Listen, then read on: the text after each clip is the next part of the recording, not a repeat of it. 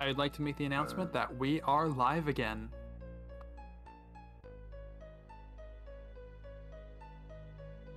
So we are out, yeah. We're now out of the gas chamber, and we have disabled, or we're not out of it yet, but we've gotten out of the chair and we've disabled the gas. Unfortunately, Tifa is not able to open up the door to actually escape the room, but luckily we have weapon, or I don't actually know if it's officially named Sapphire Weapon, but Sapphire Weapon is here to shoot it open.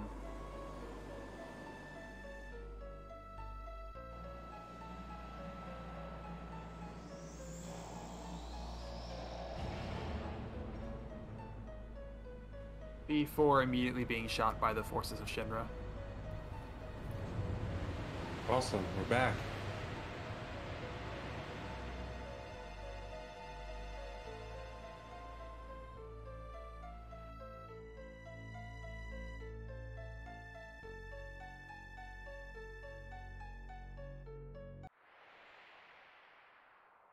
Thank you everyone for waiting patiently.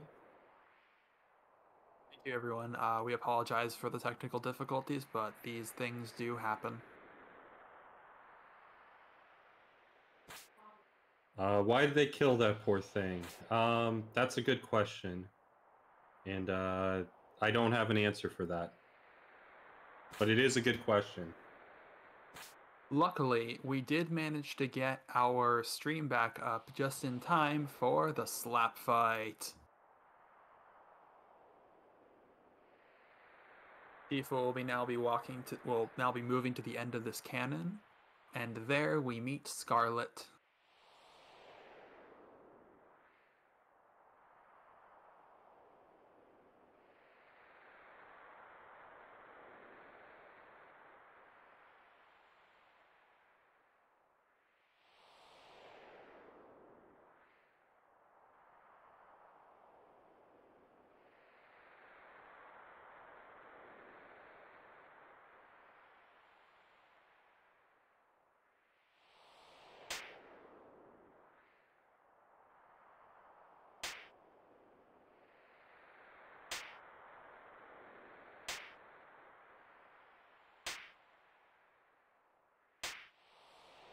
And it looks like we will be taking a beating in the slap fight and intentionally losing, as that is the fastest way to clear it consistently.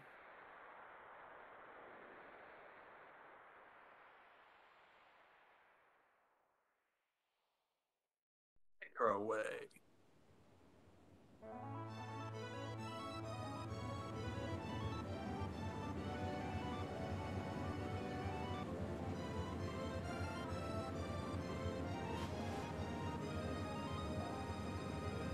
And now we have a high wind.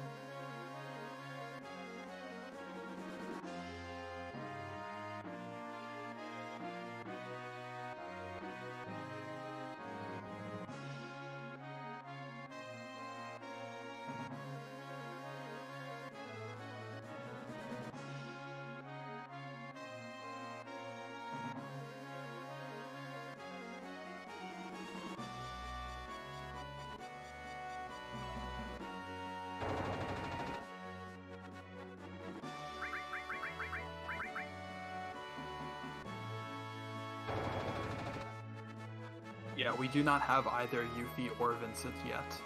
We will be getting them eventually, though.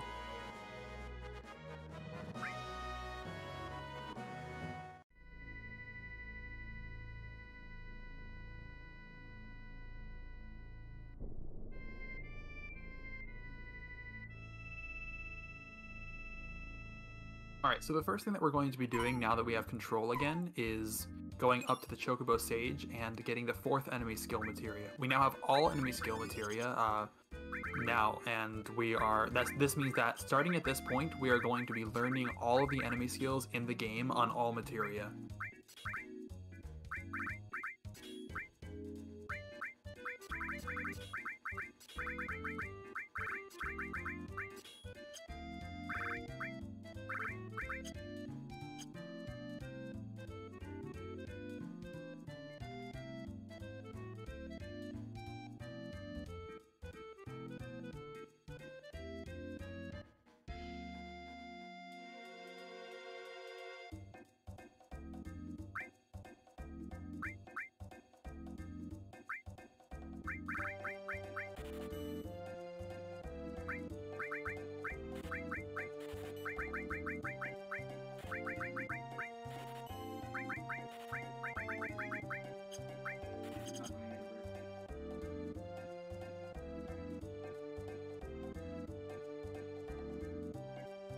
Alright, so I had to.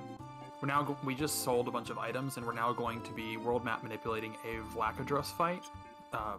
Vlakadros, I don't know what these guys are called. Oh, whatever. They have a steal that we need called a carob nut, and we need to steal a total of 3 of these throughout the run. I believe that we will be getting 2 of them now and 1 of them later.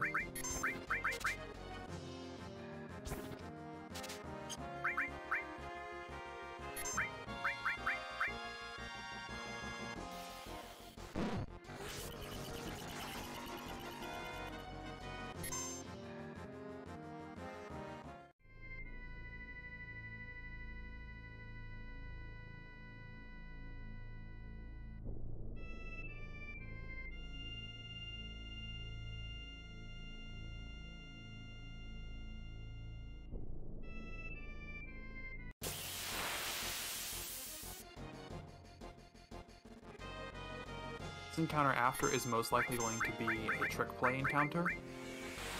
Yeah, this is against 2 trick plays. These have a 2 in 23 chance per turn of using the move level 4 Suicide, which will instantly deal 31 out of 32 of any character's HP who has a level that is a multiple of 4, as well as make them mini.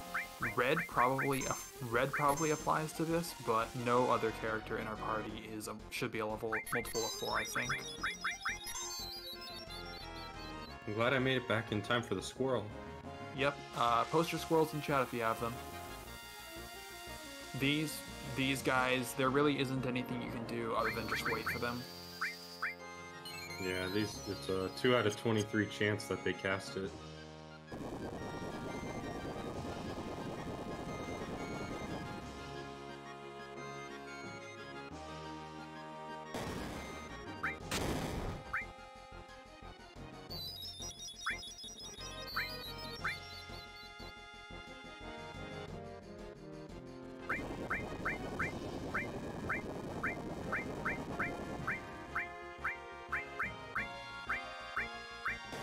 One other thing to note here with these guys is that they cast a move called Gold Mountain, and every time that they use it, it increases your reward of Gil by 800 when you finish the fight.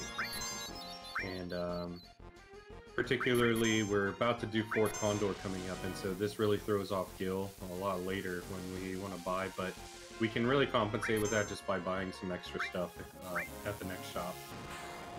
Defensive, no, the fight itself cannot be manipulated with IGT. You would need a system clock manipulation to guarantee L4S. Speaking of L4S, yeah, it looks like we have it now. Very nice. Have we had any Vlakadros encounters yet?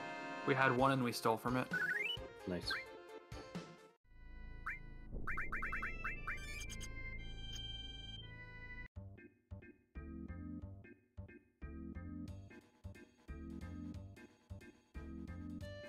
We're going to world map manip another Vlakadros, and after that, we are going to leave this area for now, I believe.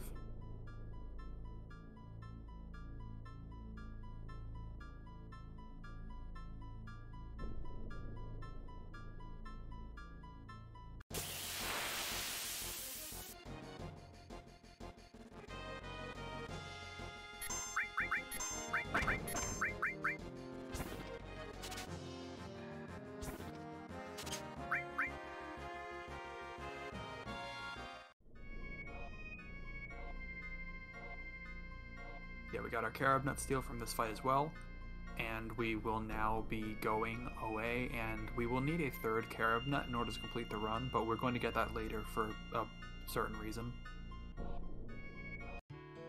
We're going to now go to the Chocobo stables, where we're going to purchase our stables, as well as collect this Chocobo lure materia that's conveniently on the ground here. We already have a Chocobo lure materia from the beginning of the run, however, this second one means that we have a higher chance of hitting Chocobos, which means that there's going to be more and easier manipulations for them.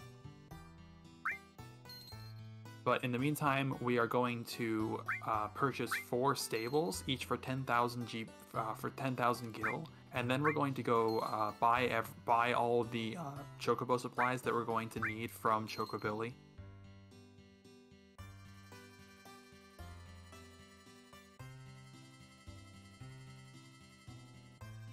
Yeah, as Dash mentioned on there, there's a maximum threshold that you would want if you're going to finish the mini game by clearing all the buildings that you have. So you don't want to exceed that, so that you're in a weird spot with your gil if you're above the minimum, where you can't afford a building thing to destroy, but you have too much that you're forced to place a regular unit. Yeah, right now we want to buy anywhere. We want to buy so our gil is between 2,700 and 3,100, or 3,099, I guess.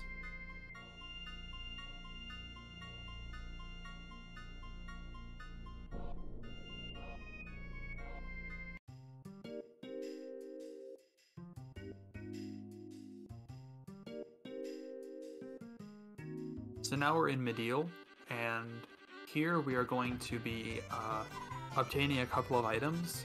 First, we're going to be talking to this door, and also this small chocobo right here, which is going to have the contain materia if we give it a Mimic Green. On the PSX version, this is mistranslated as Samolin Green.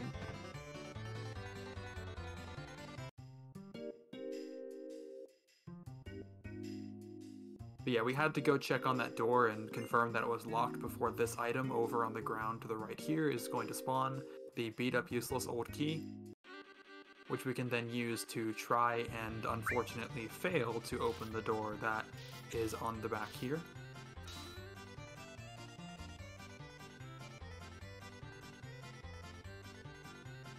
Unfortunately, we break the key, and the guy notices.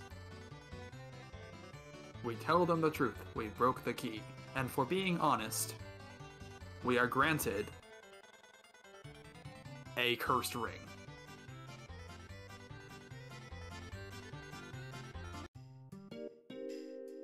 Or rather, a curse ring.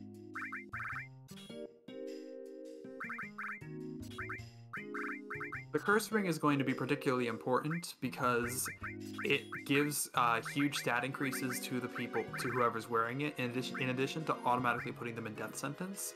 And while the death sentence bit isn't going to be super necessary for a bit, because we're not going to have Tifa, once we do, it'll be very convenient to not have to put her in death sentence all the time.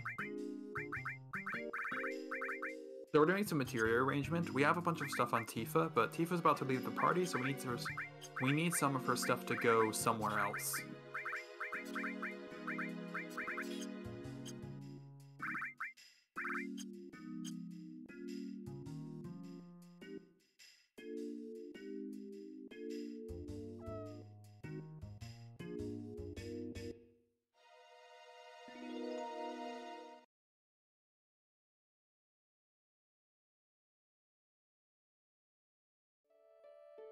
So yeah, we talk to this dog over here, and by talking to the dog, we overhear a conversation about somebody who is definitely Cloud, who is in that building behind them.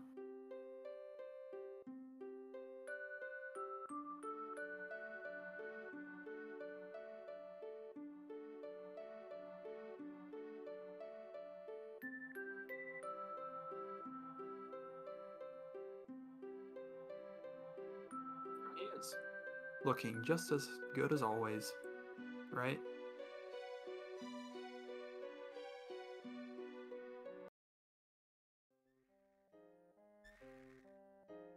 Yeah, I don't think we'll be using him anytime soon, unfortunately.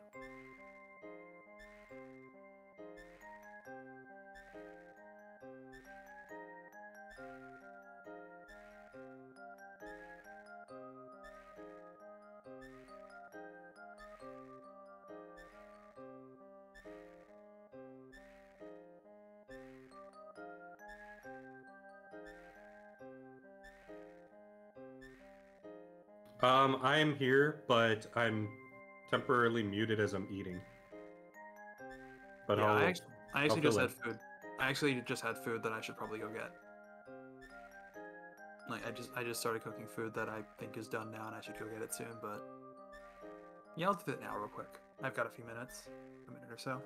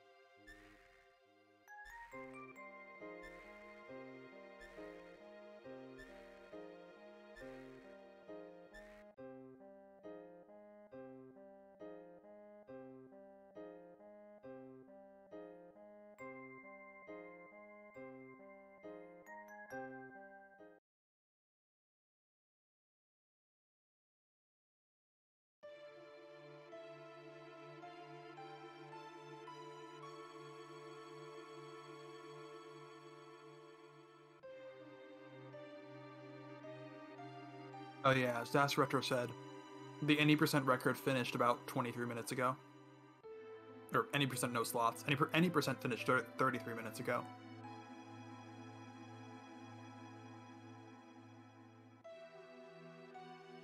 So yeah, the 100% requirements, notably having to do Reactor 5, Cosmo Canyon, and most importantly the Mithril Mines grind for Aerith,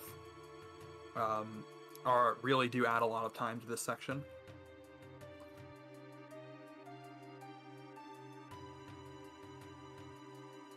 However, during the time when the stream was down, I believe Ptown said that despite having FPS issues, I think he said that he's still ahead of his of the last run that he did, which was a pretty good run. So, yeah.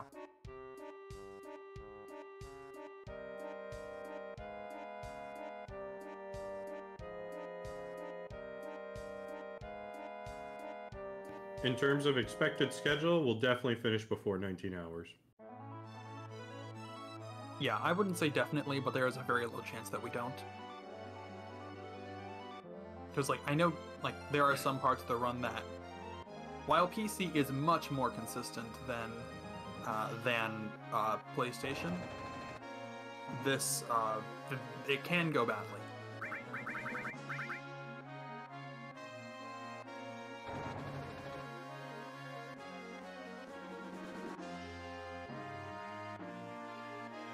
And now those stables that we bought are now coming into good use right here. As we're about to start catching some chocobos that we need for breeding. And what you're seeing right now is Ptown is opening a menu so that he can prepare himself to do a world map IGT manipulation. And given the setup that he already did, this is going to ensure that we get ourselves a great chocobo, a great quality chocobo, which are chocobos that we generally see in this area that are accompanied by an enemy called a spiral, which look like roly-polies.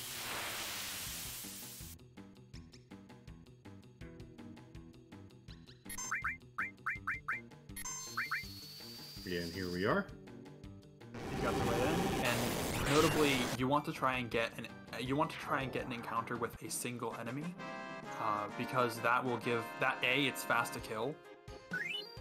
B, it means that you just have to drop a single rock on them, which also means that it's actually not necessary to throw any kinds of greens at the chocobo, because they'll never run away if you can do it in less than 1 turn, or less than 2 turns, I guess. And very important right there that we sent it back to the stables and not turned it loose. Yeah, of course, that would be not great if we did that. But also, we sold to 2,700 gil instead of 4,000 gil, or we bought to 2,700 gil instead of 4,000 gil because we knew that we were going to get 1,300 from that fight from having only a single enemy. So we're back at Fort Condor now. We're just going to go right to the minigame and immediately purchase 4 Tristoners and destroy all of them.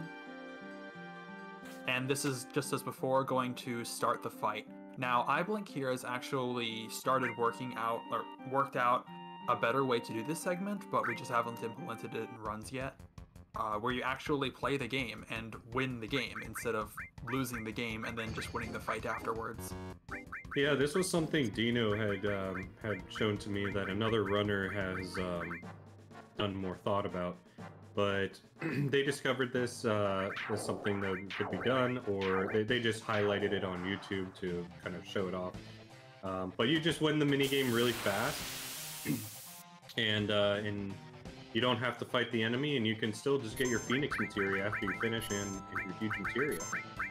Yeah, and the only issue would be that this enemy drops an item called the Imperial Guard, but there is one in a chest in North Crater that isn't far out of the way to pick up. Yes, and so it's very convenient to do that. But this is still a safe way, as this fight also gives gil.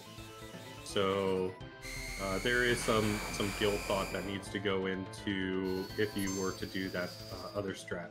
Yeah, despite the fact that we just had to give up all of our gil to do this, it actually, I think, drops so much gil. Was it like 9,600 gil? That it would give us more gil at the beginning than at the beginning, I think. Yeah, you get more gil through this fight than you start out with. Yeah, that's kind of ridiculous, actually, but yeah. It's about 10k, roughly. Let's see. Yeah, 9,600, you're right.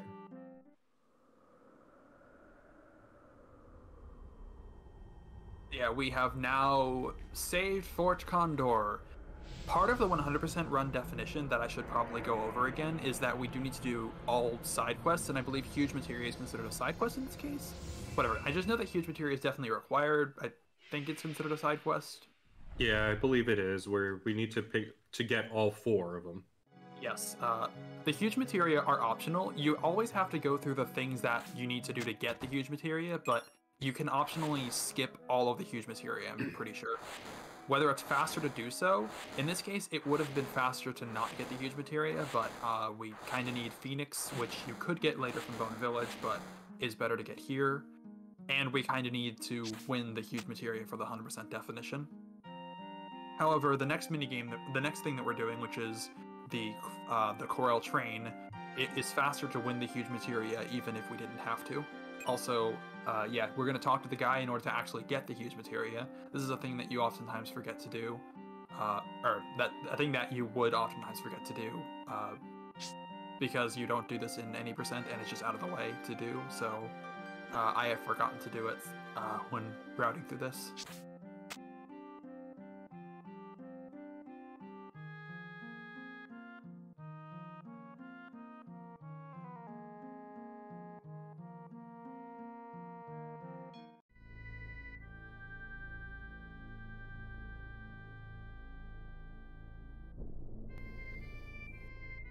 So now we're heading our way to the Icicle Inn because we want to head that way because that's where we can pick up wonderful chocobos. We definitely need to have a great and a wonderful chocobo for the whole manipulation process. So we're going to do another world map IGT in-game time manipulation using the Icicle Inn as our starting point. And in this case, you're seeing the enemies that we want to see accompanied by the chocobo, as you can only get a wonderful chocobo with those two enemies. Preferably the manipulation that we do only gets us one of them, but as long as it's only accompanied by the bunnies, then you are good to go with a wonderful chocobo. Even if it had a bunny and a wolf, that's not going to be a wonderful chocobo. So here is our manipulation. Because this is a very rare enemy, it's like 9 out of 256 to spawn or something, or each of these formations that generate it are like 9 out of 256. There are not very many times that generate this kind of encounter, so the IGTs that are between them are actually few and far between. But luckily there was one that was not too far away, and it was able to successfully generate the encounter. Now, on this encounter, we're going to throw Tontil Greens in order to prevent the chocobo from running away, because we also need to morph the jumping into an Antarctic Wind item, which we're going to use with level 4 Suicide to damage it down significantly. And also, this enemy has high evasion, so Red can miss against this enemy. So He did not, though. Yeah, thankfully he did not hear. It has happened to me, though. Yep, So, and if it misses enough, the greens can wear off and you have to throw another one, and it gets complicated, and it's annoying, and yeah. Luckily it didn't happen.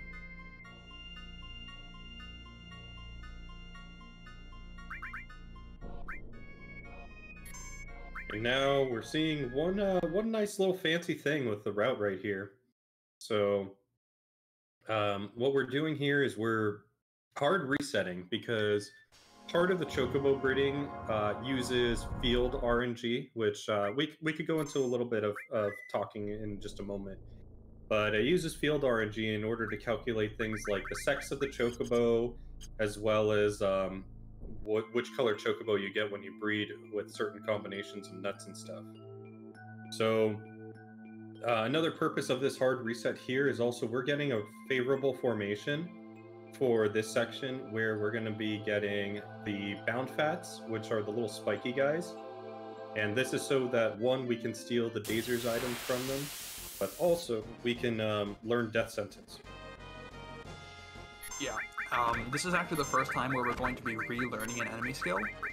Because we only got Death Sentence on 2 of our E-skills, our strong E-skills, we now need to relearn Death Sentence on our weak E-skills. We have our weak E-skills equipped to red and our strong ones on Kate and Sith so they can use them. Nice Dazer steal, by the way. Yeah, that was fast.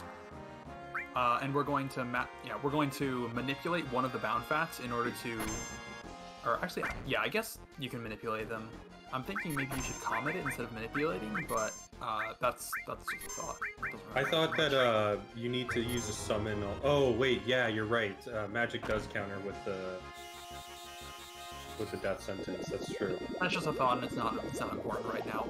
So even though Red already has the Curse Ring on, using Death Sentence still causes it to learn the enemy skill. Fortunately, I mean, not fortunately. I think that's how you'd expect it to work, but it's good that it does regardless. Yeah, anyway, that could be a good optimization, by the way. Nice thought, Ace. Yeah, you already definitely do that when there's 1 enemy, but I think that would still be worth it when there's 3. It's just that you would do that and then Aqua Lung afterwards. Whatever, I'm just thinking about the run. Point is, we got Death Sentence now.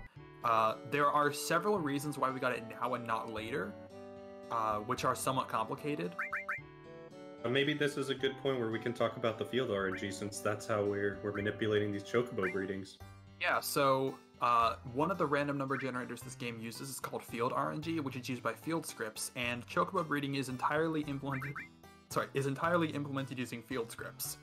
When you hard reset the game, it resets field RNG to 0, so it's at a known point that we can start from, and nothing in the previous screens we were on changed RNG until we got to the Chocobo Ranch, and so we quickly entered so that it didn't change RNG very much. And now by by feeding greens, we're able to have it accumulate stats. Those stats are determined randomly, and so they use field RNG, and so field RNG advances to a point where we want it to be to generate the proper chocobo when we breed. We're going to now breed our 2 chocobos together, have them mate using a carob nut, one of the 2 that we stole before. So the field RNG, whenever we do these actions, are advancing. So when we move chocobo into the stables, that advances field RNG by a value. Yeah, that determines it calls RNG in order to determine whether the chocobo is male or female, as well as maybe some other stuff. And then it moves the chocobo into the stable afterwards. And then the feeding as well too. Yeah, feeding causes stats to increase. Those stat increases are somewhat random, and it uses field RNG to make that randomness. So yeah, we're now off to the train fight. We're now off to the train. We're actually going to do something with our green chocobo here. We're going to park the Highwind by the southern entrance of Corel, and then take the chocobo over the mountain because we have a green chocobo that can climb mountains now. This allows us to enter via this entrance, which is closer. However, we're going to exit through the southern entrance, and so we're going to be able to use the Highwind to pick up the chocobo later. Right here we have some Needle Kiss enemies that we're going to try and kill to obtain a Bolt Plume potentially. Remember that we didn't obtain one earlier in the run when we were here the first time, so we're going to try again for one now. If we don't get it now, it's fine. It's just we need to keep track of it. So hopefully we get a Bolt Plume drop here. Let's see. We did not. And unlucky. We will have to come back for it later, or potentially win one in Chocobo Racing, but we'll worry about that later.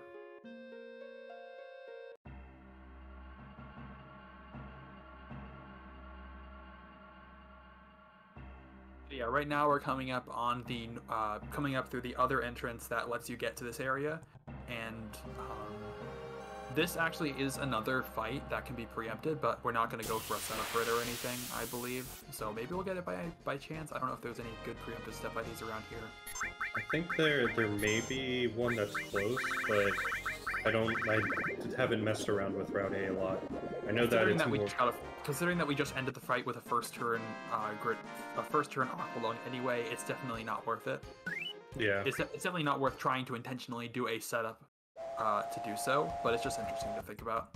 Yeah, it's like a minimal time save, if any, and then like compared to a first turn, and it's just a swag thing to get, just like slap skip. Yeah, like yeah. So here we have the train segment where we're going to be chasing one train with another train, and then getting on that first train.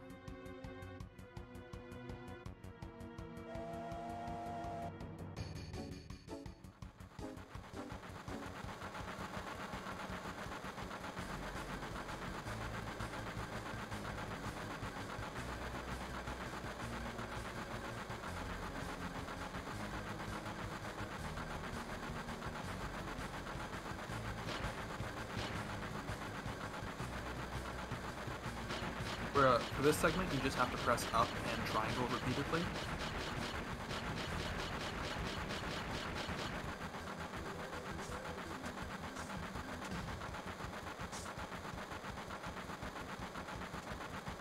This first fight is a Smogger, and I believe that we're going to use a Comet and a Freeze, or a Comet and a Molotov on it, or something like that. Yeah. Hopefully it doesn't use Silence on Red.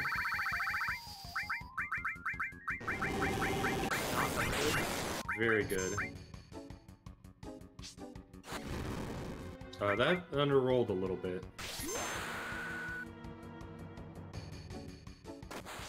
One boost jump? Yeah, one boost jump.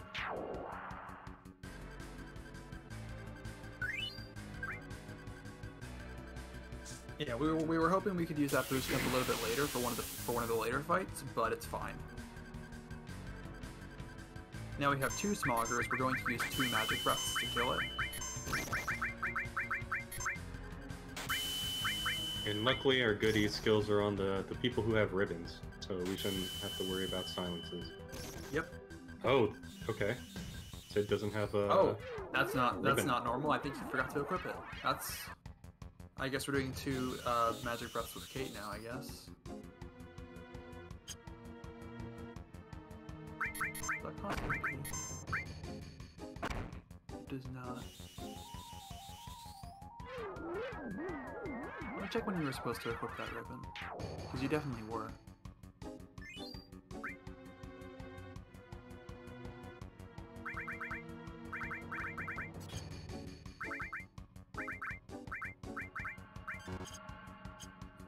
What? Yeah, he should not have equipped Hypno Crown yet. I don't know why he did that, but that was that's a small mistake.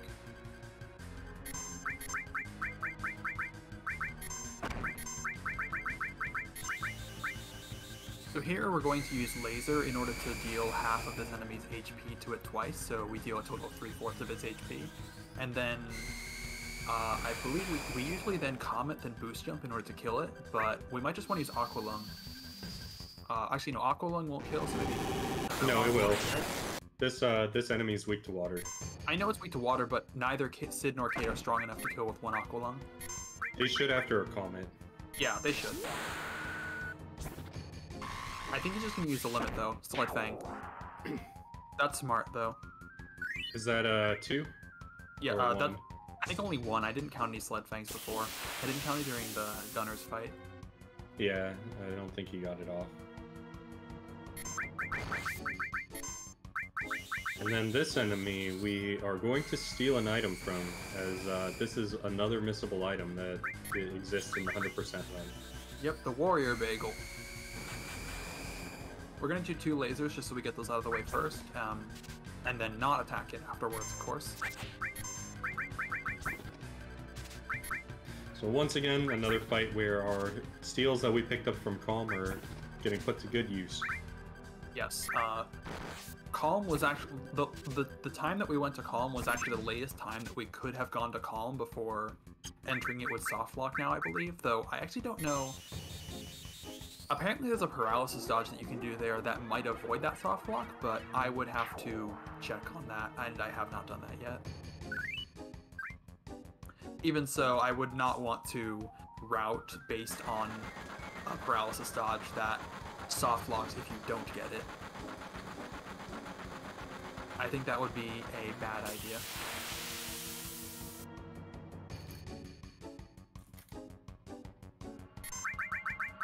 Dash, Kate, yeah, Curse Ring. We'd prefer Ribbon over Curse Ring, so no, unfortunately.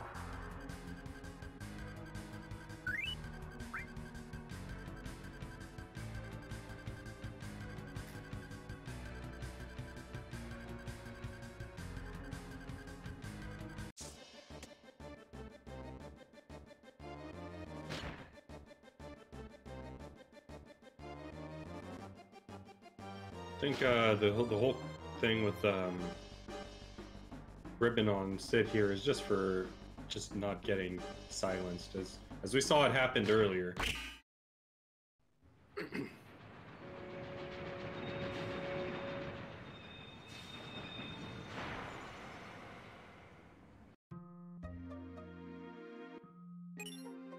So coming up here should be another skip called Corel Skip,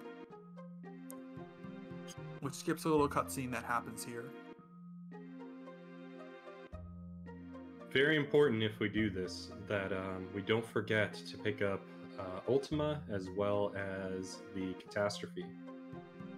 Yeah, the cutscene normally has you being given Ultima, but you can still pick it up from a boy that has it.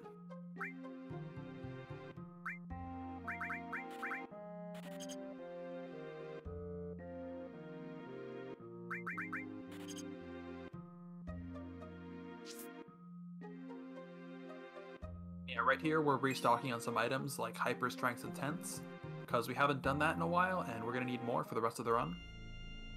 And yeah, we now have Ultima, I believe. There we go. We are never going to be using Ultima, though we will be equipping it once.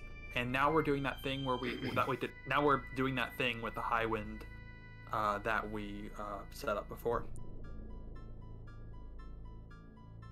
And the number of fights that we had on the train is actually routed for chocobo breeding. Because once you meet chocobos, they need a little bit of time to kind of recover so that they can breed again. And the way that the game does it is the number of encounters that you have is how it keeps track of that cooldown. So we just had, I think it's 7 fights there, so now the chocobo should be good to breed again. Yeah, that number of fights is set by RNG, which is manipulated here. And also, luckily, none of Corel calls field RNG, so we still know exactly what our field RNG is. Mm-hmm. That's actually pretty lucky that none of it calls RNG. Yeah, that is really good.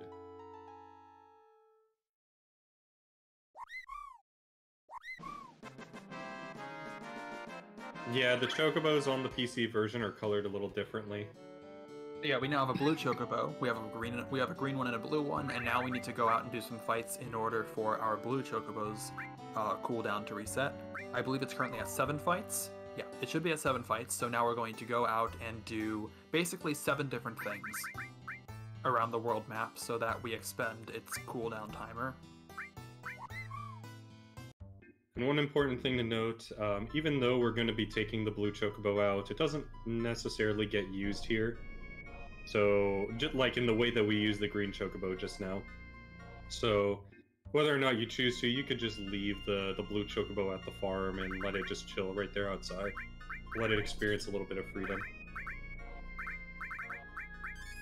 Ptown is actually going to be doing what I believe is his final IGT manip of the run, where he's going to manip a Zemzalet to appear here, which is a somewhat uncommon enemy, but we do need it to appear now, so he's just doing this for the consistency.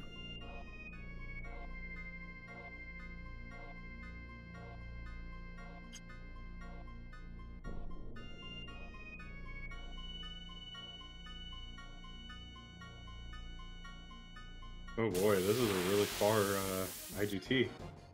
He might have just had to take a while to actually find it in his notes. Gotcha. Anyway, we have a Zemzalet here. It knows the enemy skill White Wind, and so we're going to use it on us. This is an enemy skill that will heal. That will basically heal the party, or it'll heal the entire party for the amount of HP equal to the current HP of the caster. Which is a bit interesting, I guess. So, Zemzalet, for example, had 285 HP when it used that. And then also it cures all statuses that are on the party. Oh yeah, but I think minus hyper and sadness. Yeah, fortunately those don't get cured. We're now going to get Big Guard on everyone by getting one of these beach plugs again. And so this will fill up the Big Guard slot on our bad materia or our less strong materia. Oh no, we got egged again. Unfortunately, we got egged a second time when we came here. We also got egged 4 hours ago when we came here the first time, something like that. Yeah. Yeah, Fortunately, the cooldown isn't exact in the number. So like if we overshoot the number, that it's fine. This is just time loss. Yeah, you need at least 7 battles, so more is fine.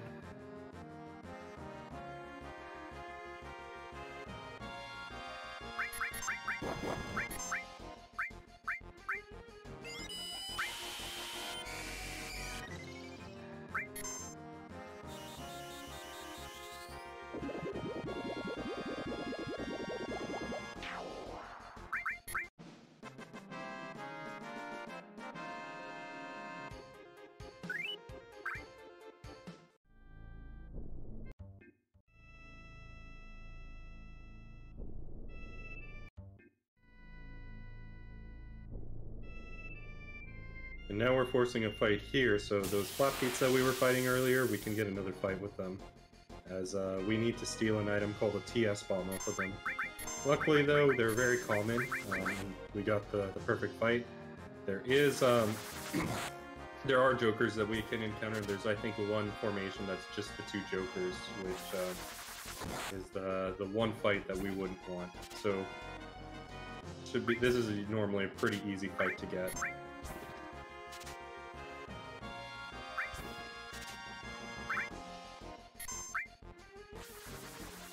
Actually, as a thought, if we're going to be trying to get this kind of fight while going to or from the gold saucer earlier, it'd probably be a good idea to do a couple of steal attempts on it then, and we'd be able to find something else to replace our setup to fight with.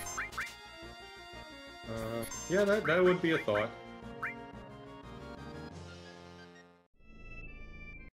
TS bomb.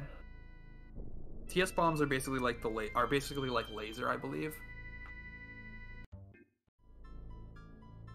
Coming over here, this small patch of forest, if you're not aware, has a 255 out of 256 chance of spawning Yuffie.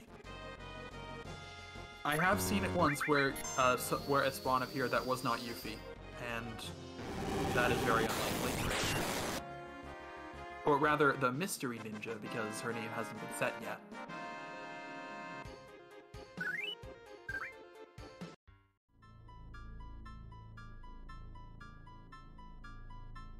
So the selections to go through this area to not have Yuffie run away are option 2, 1, 2, 1, 2. And so, yeah, you can go through it relatively easily by remembering that.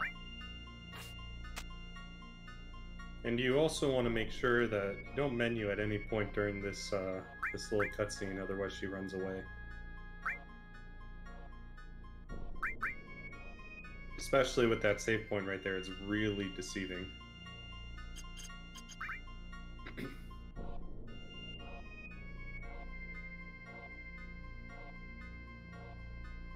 And so now we have recruited Yuffie. This is a nice little addition to the team, as she will be heavily used a lot later in Disc 2. Yeah, Probably see her more like 2 hours from now.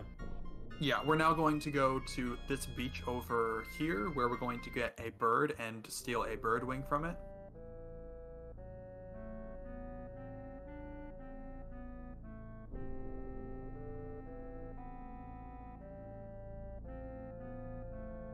I think with how many rocks we drop on people's faces during this run, we've now become Demon's Gate. I think that's fair to say. Yeah.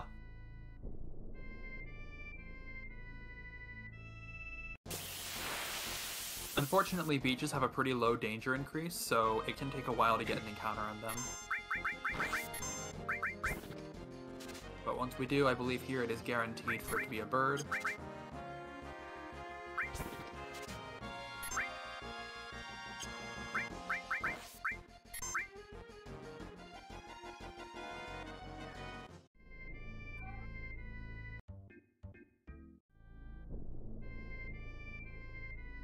And now, I believe Ptown's gonna go do his carob nut, since we do need a third one for Hundo.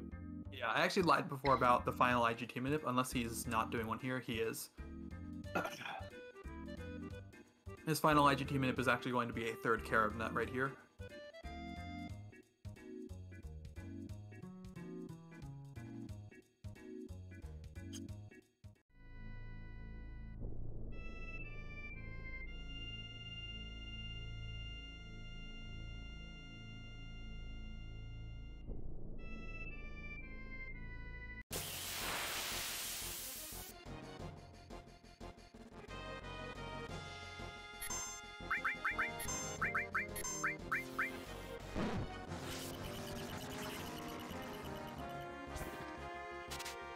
The reason we steal this one later is just so that we have a 7th fight to do.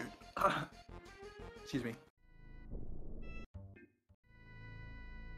The reason we steal this one later is just so we have a 7th fight to do during this segment. Because right now we're going to be... That was our 6th fight. And now we're heading over to the Goblin Island to get our 7th one. Yep, we're going to be doing goblins. And this fight right here is intended to get us two things. One, we are getting an enemy skill called Goblin Punch on all our party. And as well, we are attempting to do a Zeonut steal. So we got the side attack, which is actually interesting. And I'm kind of alarmed that we didn't get first turn somehow.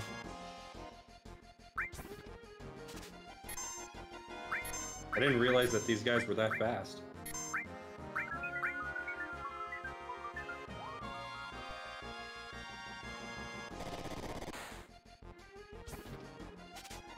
Yeah, we have to steal a goblin, a Zeonut from these guys because we're going to need it pretty soon after.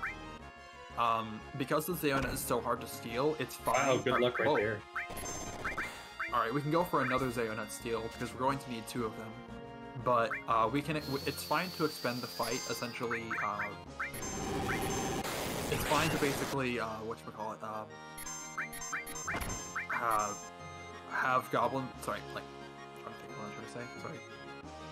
It's fine to have Goblin Punch, be done on everyone instead of, just waiting for, I think he manipulated the wrong goblins. Yeah, no, I think he just killed the goblin that didn't steal his head.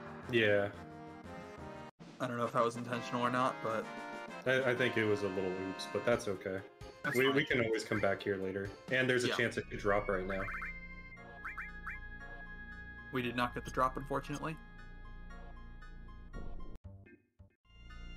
But yeah,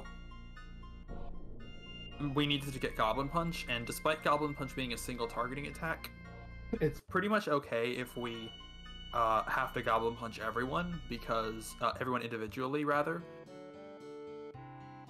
Oh, do not park the High Wind and the Chocobo so close to each other. Oh boy, that scared me. Yeah, I'm pretty sure there's a soft block you can do by doing something like that.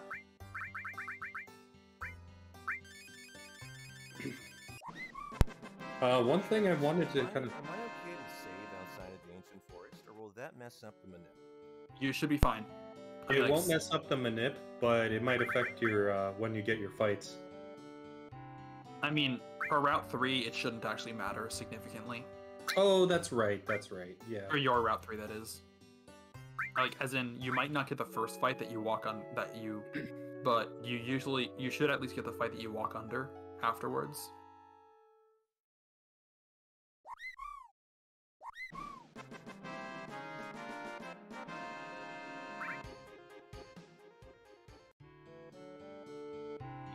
P-Town being quiet is a problem with the stream that we're not really going to try and deal with because we've already had enough trouble so far. Ace, this is just a thought right here, but something maybe to consider in the future. We could probably do those Goblin Punches later when we get our second Zeonut. Yeah, but we're not necessarily going to go get a second Zeonut. As in, like, not necessarily going to go back later to get it. I see.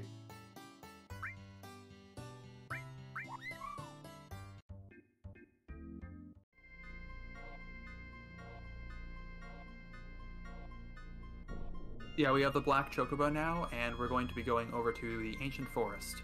This is a very difficult area of the step route.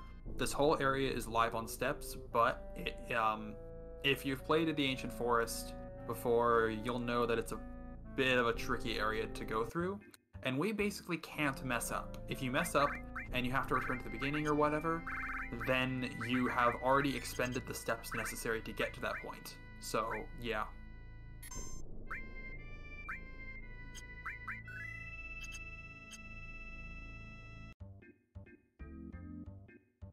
Yeah, P-Town is making a safety save. We are going to be okay if we have to load that save. As long as... Yeah, we should be fine if we have to load that save.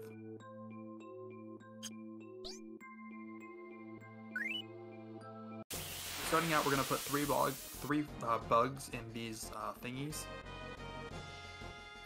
We're going to get a fight. Afterwards, P-Town may choose to walk under the next one, or may not. It doesn't really matter.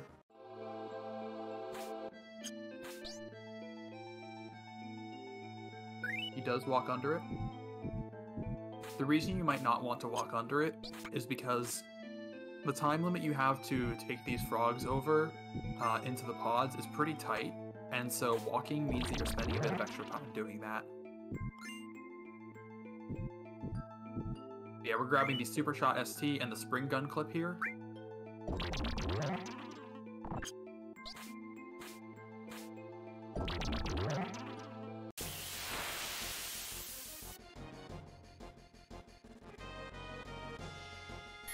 We get another fight.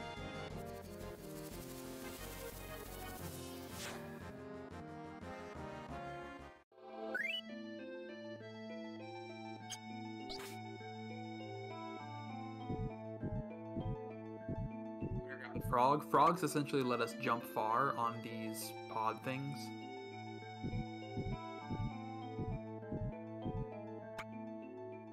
Once they finally eject out.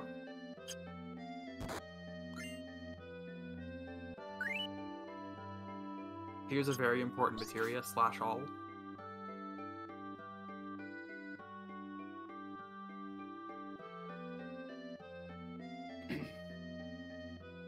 Which means this frog to now jump over this giant Venus flytrap thing.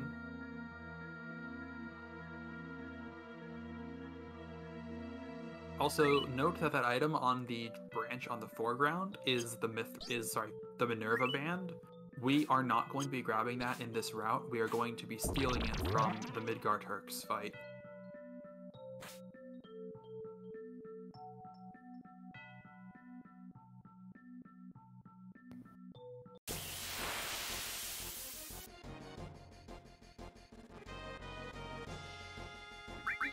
Going to be, I believe, the Leviathan summon? Or is it Typhoon. Where was Leviathan again? From Wutai, when you do the pagoda. Oh yeah, it's Typhoon, not Leviathan. This guy's doing a lot of damage. Yeah, it was a pretty slow runaway, unfortunately. Yeah. Those guys can be pretty dangerous, specifically those guys. So yeah, coming up after this is probably the hardest room. And the last room, basically.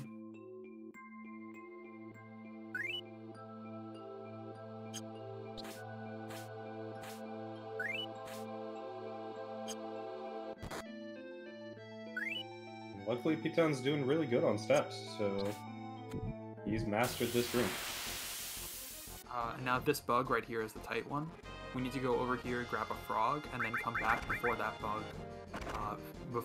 bug goes out. There is a backup if you fail it, but it is a bit slow.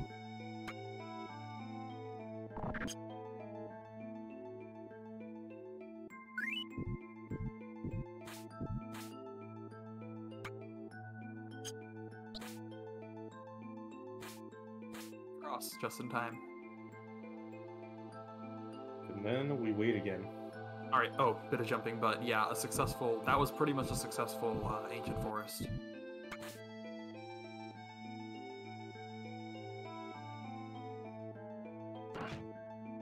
In here is going to be a very important weapon, the Apocalypse. This is a triple AP growth weapon for Cloud. We have been putting the transform materia on double AP growth weapons this entire time. The Motor Drive, the Power Soul, the White M-Phone, and the Apocalypse is the first triple AP growth weapon we can get. So we're going to put that on Cloud in order to increase Transform's AP even more.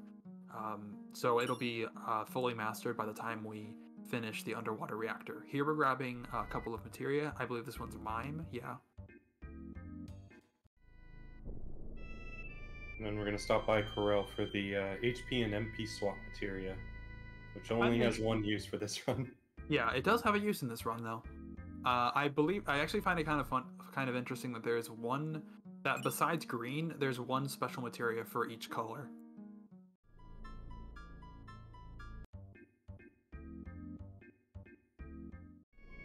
Eighth materia, I guess, I don't know what you call it.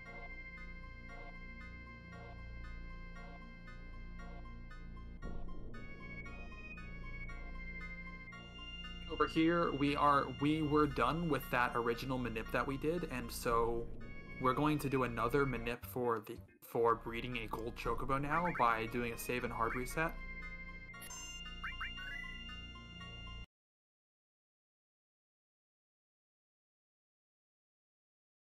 So hopefully this doesn't mess with the stream layout.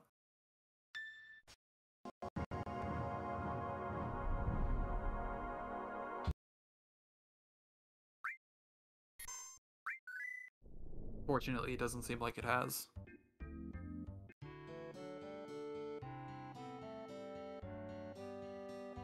And now for all of you who have mentioned it before, this is the part where we're getting the Knights of the Round. Yeah, we're getting a gold chocobo first in order to be able to. Yep. So by hard resetting the game, running into the barn, running out, running back in, and then feeding exactly one Tantal green, we are now set up to perfectly be able to breed a gold chocobo. Oh, wait, what? How did he not have enough encounters? Oh, he didn't get the final encounter in the cave.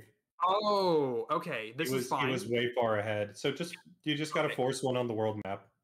Yeah, this is fine. He just... Yeah, this is fine. Okay, so he only got 4 battles in the Ancient Forest when he had to get 5 in order to clear his chocobo. Normally these routes are routed so that you're guaranteed to have gotten 5, but I guess something happened and he only got 4? He was just ahead enough on steps, so he just made it past the encounter. So I might be a bit concerned about that, though. As in, like, for our post hard reset state for underwater reactor. Oh yes, that is actually a problem. You may want to expend steps and then do a hard reset outside of Junon somewhere. Either that, or maybe I'm gonna look at a previous video to see how the step graph looks at this point, but you might just need to do some walking steps at the start of Junon.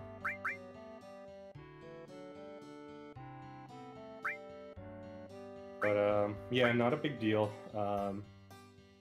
There's a lot of things with the current step route where early on when we escape Junon is another place where this happens, that typically it's a lot better to be a bit behind on the steps, so, you know, further along the encounter table than to be ahead. It's kind of a very messed up concept from when we're thinking about just kind of having some wiggle room in trying to succeed in a speed run. Yeah, yeah, I don't know what I was gonna say. We're about to now take our... we're actually releasing our chocobos, except for the gold chocobo, because when we do chocobo racing later, that means that the gold chocobo is going to be the only one that's on the list of possible chocobos we could use, which will just make it faster and easier to actually use the right chocobo. We're now going to go grab the Quadra Magic Materia. Are you going to grab the Quadra Magic Materia? I think you just had to think about it for a second. Okay. I mean, usually you take the high wind over a bit to the right, but I guess Ptown just doesn't? I don't know why. Whatever, we're at Quadra Magic now, so we can grab this. We don't end up ever using Quadra Magic, but we do need to get it. It's a nice to have, just sitting there, even though we need it for the hundo. Yeah. It's just gonna sit there and look pretty. We can now take the high wind over to Mediel and grab Knights of the Round.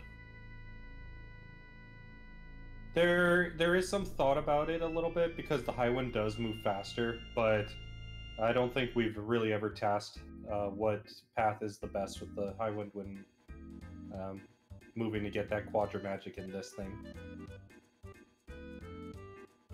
But here we go, Knights of the Round. Everyone always is excited about this materia. It's very important that we're getting it right here, as we are actually going to immediately use it once we pick it up. Yeah, unlike it's kind of weird. 2 of the cave materia are very useful, and 2 of them we barely or never use at all. We use Knights of the Round and Mime quite a bit, and we don't use HPMP or Quadra Magic like ever. Yep. And Knights of the Round is going to be used here for the ultimate weapon fight that we're going to have. Particularly, it's to set up a manipulation so that we don't have to chase Ultimate Weapon around the world by doing a good amount of damage to him on this fight. So yeah, we're about to set up for that fight. And a big important part of this is we're making sure that Red has a good amount of magic for doing a good amount of damage with Knights of the Round, as it can be... Oh, okay, I got confused for a second there. As it's building up Red's magic since he's a little bit under-leveled, and just ensuring that we do the appropriate amount of damage to get the manipulation right.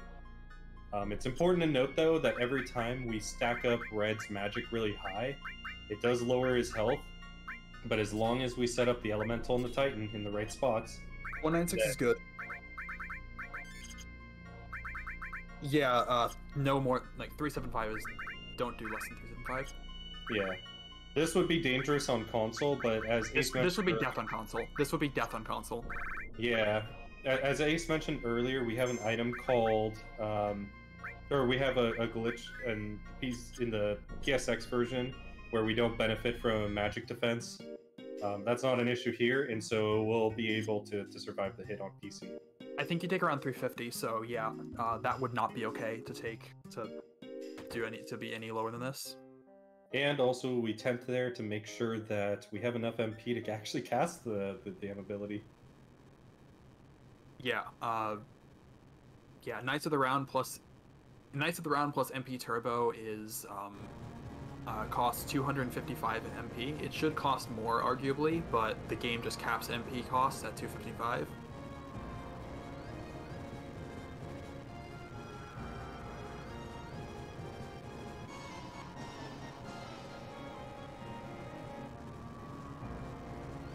So when this fight starts, I am going to be counting the amount of damage that is dealt to Ultimate Weapon, because this will inform what strategy we use later in the run. And luckily for P-Town, using Knights of the Round is a bathroom break, so enjoy. We're going to be surviving the first attack by having Elemental Titan on red. That way this first attack will do less than the amount of HP he has, fortunately. Very important. Yeah.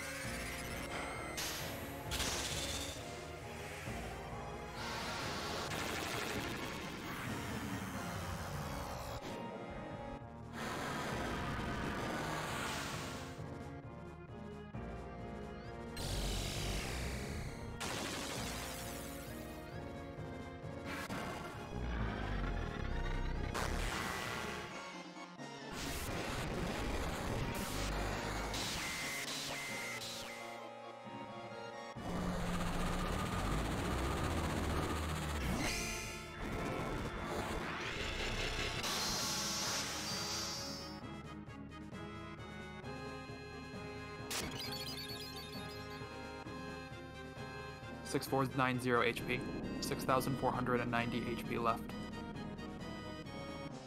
That's very good.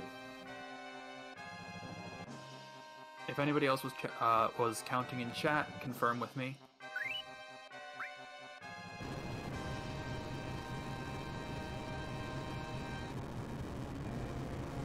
Luckily, that's a quicker strategy than if it were Empire.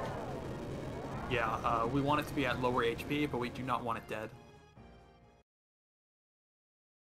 Alright, so anybody who needs another bathroom break, you have 15 or so minutes. Or 15, 20 minutes, I don't know. Live stream is happening now, there's not a whole lot to talk about unless you care about lore, which I mean is important here, but yeah, for the most part, this is a pretty big bathroom break.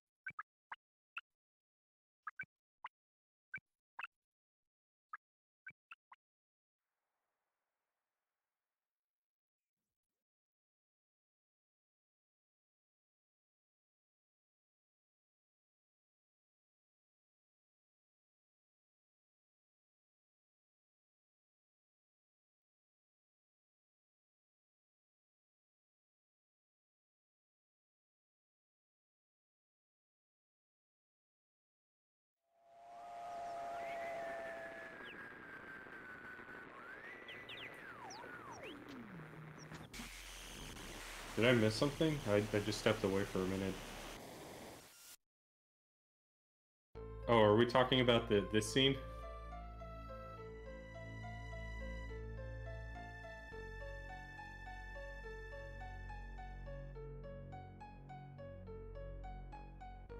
We are definitely not talking about this here, but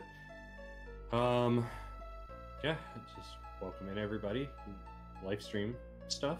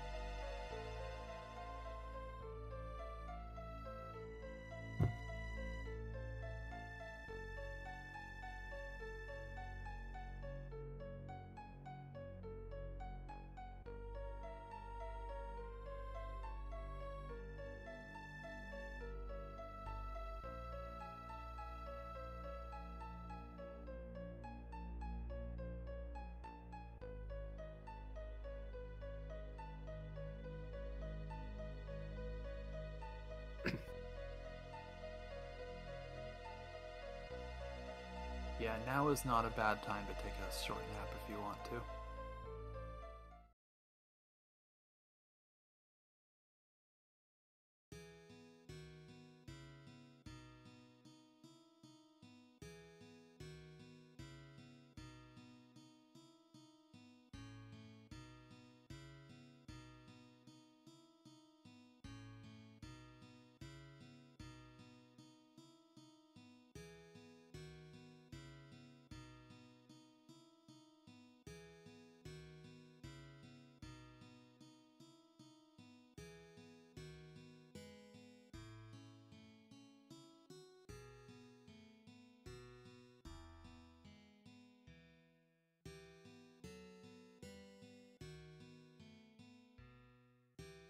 Okay, I think I found a potential solution. What's the problem? With being ahead when he left with the ancient forest. Oh, yeah, that was the problem. What's the solution? It looks like, depending on how far away he is, if he takes 5 steps right after the guards run away to go to the reactor, he should be fine. All right. Like, that should be more than enough, and he'll still make it to the door with a lot. He can even take extra steps if he wants to. Cool. Thanks for figuring that out. Yeah, I had save state, so I could just look it up really quick. We'll just let P-Town know if he stepped away.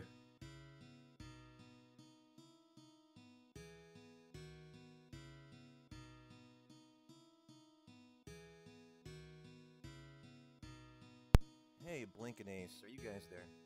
Yeah. We are. What is your recommendation about what I ought to do about not getting that encounter? I think that's an issue, right? Oh, I force a fight right there at the rock before. I mean, I'll show you a picture later on. Well, But I'm past the ancient forest, but what should I walk starting Junon, or have I already blocked Yes. my route? No, you're good. How many steps walk- do you guys think I should walk? I was just telling Ace about this. Yeah. You should have been here. You need a minimum of 5 steps, and more is totally fine. So anywhere between 5 and 10 steps will guarantee you still make it to the end of that room and get I'm your. gonna do a ton extra to make sure we're good.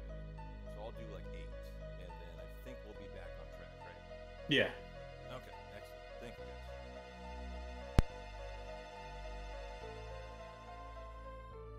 Cool, thank you, Ivalink. Yeah, no problem.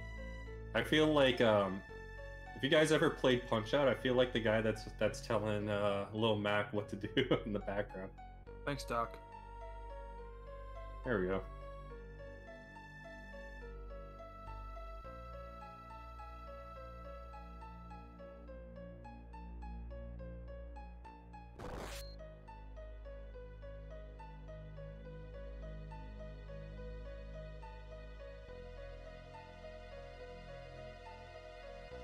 I can't do that for myself on the fly, unfortunately. But it is something that's nice to have available.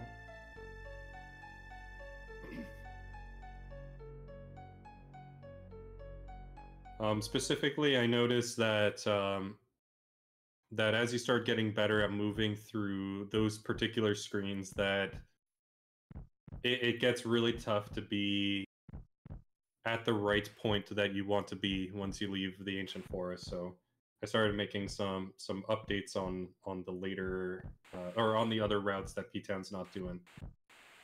I'll share it with you, Ace. All right, thank you.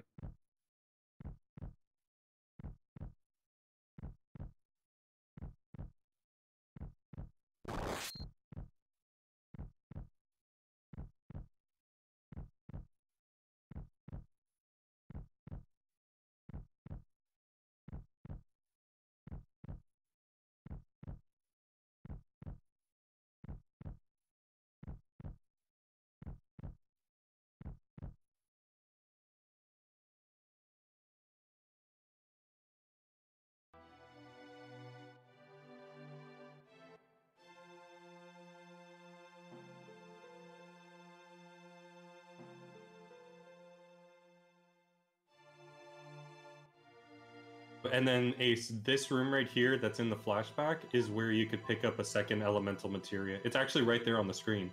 Yeah. But you would sacrifice so many steps just to get it if you didn't get the mayor's password. Yeah, definitely.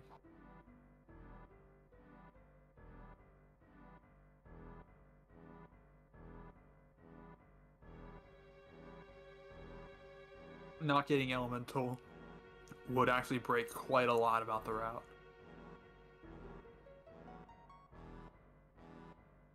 Definitely. Luckily, if you didn't care about your steps, that would be the only place I would say that at least you don't sacrifice the boss strats for it.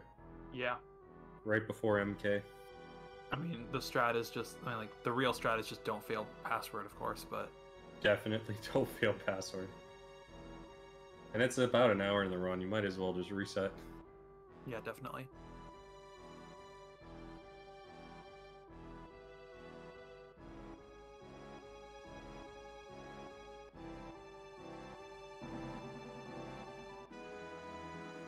And look away at the moment if you guys are trying to avoid Crisis Core spoilers.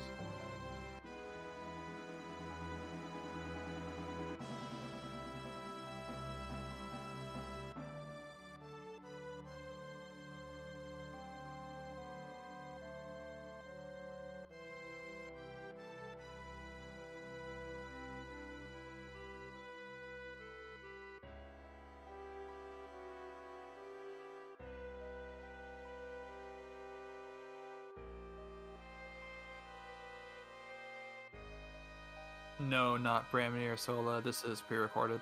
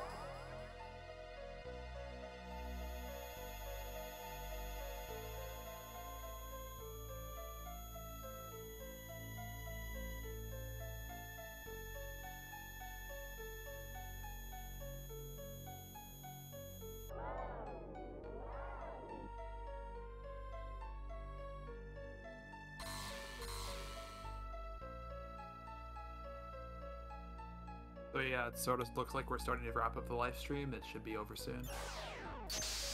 Might want to wake up from your naps.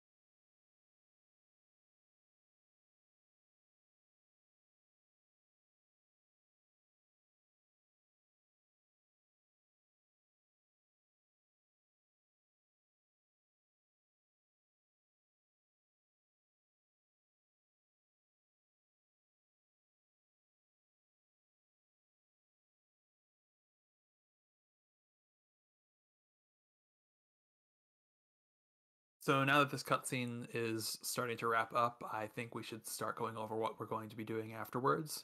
The next mission in the game is to go to the underwater reactor in Junon, and yeah, we're going to be doing that. And we're going to see one unconventional thing that you might be thinking, why are we doing that? We're about to park the Highwind near the Gold Saucer Desert as a way to make sure that the Highwind is there once we get the submarine, because the submarine vehicle is going to live there for all of its life. Yeah, so for now, we're I guess one thing to note is that because we did the hard reset for the Gold Chocobo, we reset what's called our formations, so that we now so that they're now at a known value, so that we know what encounters we're going to be getting again. This is sort of why getting a couple of extra encounters before this point in the run didn't exactly matter, or not getting a couple of encounters also didn't really matter much. Did we want to strip Red right there of the wizard bracelet? Most likely, yeah, I would think so.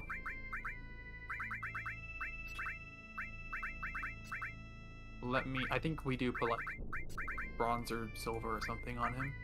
Yeah. Let me go check though.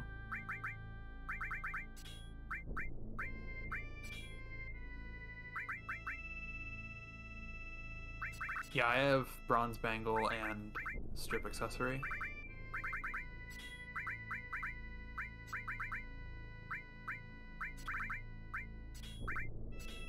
So I don't think we use it right now, but that would be something to remember for later. Yeah. For now, we're going to be equipping the 2 all materia as on Sid, and the transform materia on Cloud's Apocalypse, which is going to have it gain triple AP growth.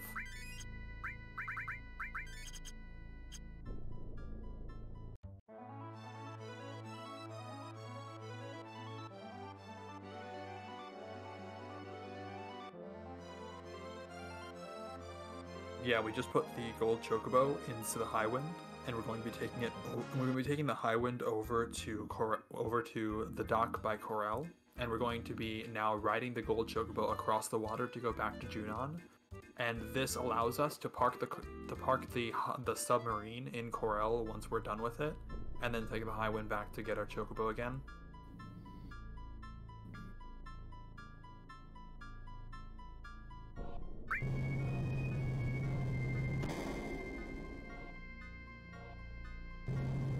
Honestly, I'm not sure if Ptown should have saved.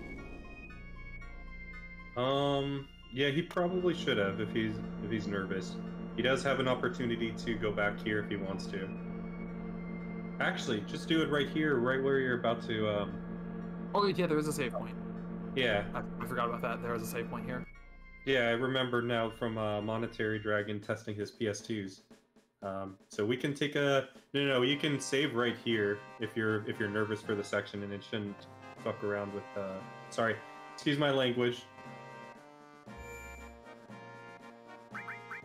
Oh boy, that room sucks.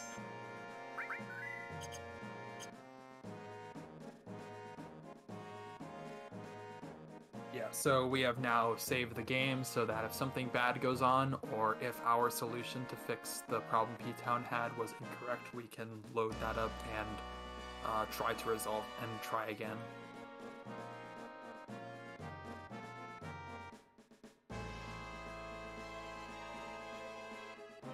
Yeah. Okay. So we're gonna add that into the list of clown rooms of the game, along with Tifa's clown house.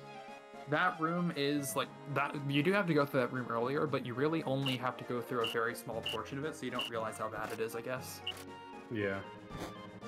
Like, you just have to go from actually, I should also mention something. We're also coming up to one of the other RNG portions that might take a long time to fulfill. I don't know why I phrased it like that, but we're going to be coming up to another pretty significant RNG portion of the run, which is the Shinra beta drop.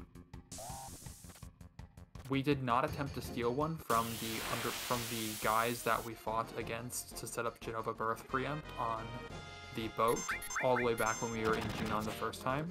So we have to get one as a drop from one of these 14 fights. We have 14 fights. Each drop is a 12% chance. We have to get at least one. And otherwise, that's another missable. So Yeah. there it is. We There don't it have is. to worry about it anymore. Or you could just do that. Just be good and get it first try. Yeah, of course. And now, as Ptown mentioned, there was no fight, so we're in a good position. We're not out of the woods yet. We'll just make sure right through this hallway that we just don't get it along the way. We should expect to still have to force the fight at the very end by the door. I believe you do need to force it for a good amount of distance before you actually get it. So, yeah. Yeah, there's a good amount of distance. I was worried if he wasn't as far back as I thought. Okay, we're good. Yep. We're definitely good. So this first fight is going to be a death machine, which has Mantra Magic, which we're going to use in order to teach it on the rest of our enemy skills that don't have it yet, which are on Tifa.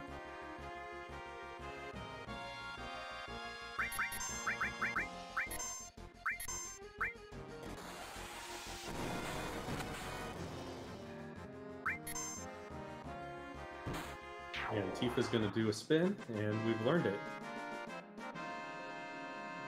Yeah, that's Mantra Magic done now. We now need to get one more encounter in the next 2 screens before going to the underwater portion. This is for formations. If we don't do that, then we kind of mess them up, I think. Yeah, we do. I think I saw this happen to Ptown once, so we gotta make sure we get the fight right here.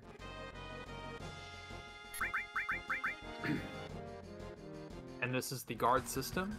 In older routes of this game, we used to get a warning board fight in the Shinra Tower, and so this is the advanced version of that enemy. What a silly enemy. Yeah. Leave at once, or something like that. I think that's what the warning board says. I don't know. Yeah, I like Caleb Hard 42's version of, like, stop, you're breaking the law.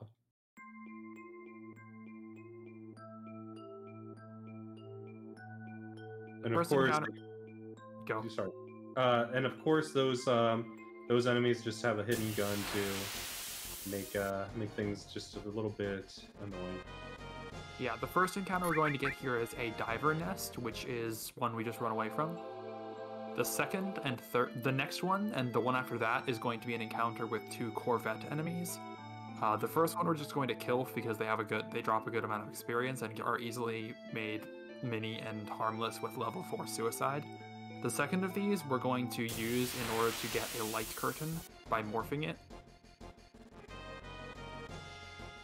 And it's very important that we're forcing these fights because it gets us just generally what we need for the run.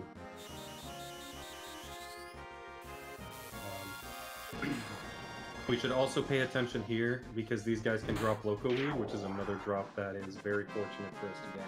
Good thing, thanks for reminding me. I'm gonna write whether we get that or not. Also might want to heal because the next fight is a pincer.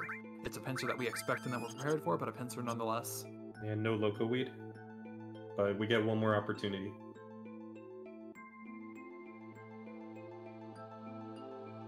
It is also very important. Actually, I'll talk about that later.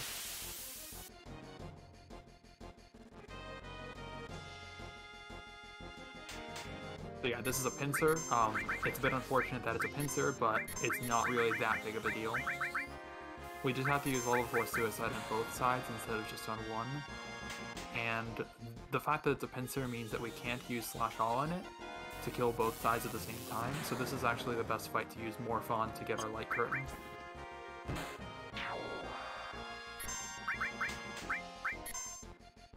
Now typically this pincer can be very deadly.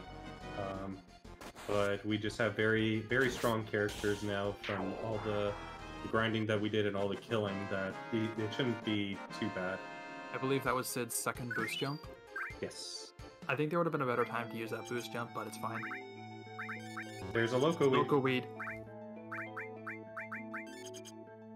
Loco Weed is another drop that we would have to grind for later if we didn't get it now. Yeah, there's one last routed opportunity that we can get that comes up after Chocobo racing. Yeah, this ghost ship is an enemy that 1/12 of the time it will throw out one party member. However, it happens to be the case that the party member it throws out is always the one with the highest HP. So we keep Sid as the highest HP slot to make sure that Tifa, who has Morph, is not thrown out. We use Tifa's Morph in order to turn this into a guidebook. We need to get 2 guidebooks because we need to trade one in for the underwater materia with the Column Traveler, and the other one we keep in our inventory to fulfill 100%. Sad. And after we get our second guidebook, we can actually progress on through the rest of this section. Yeah, luckily with these formation routes, you just get 2 ghost ships in a row, so you can get your second guidebook easily. And we also did not get anyone thrown out, so that's nice.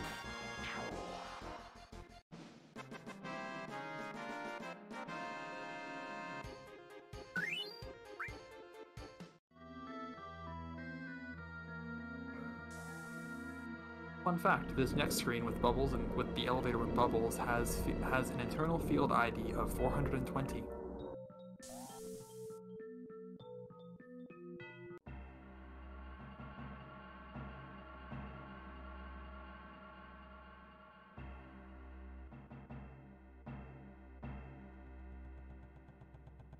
And it's very good that P-Town took steps there. Yeah, it is very easy to forget at this point of the game some of the walking steps that you need to do at certain points. And it's very important from now until roughly the start of Disc 3 that we keep a lot of our formations the way that they are, because while steps are not as important here, after the Chocobo racing, it is super important that we keep the formations. We were actually slightly behind. I think P-Town took too many steps there. Yeah. It's still safe because from what I remember when asking P-Town about this, he does force the fight before carry armor. Yeah, and I think it shouldn't be a problem if he gets it a bit early. Yeah. Oh, it should be? It should not be in this route.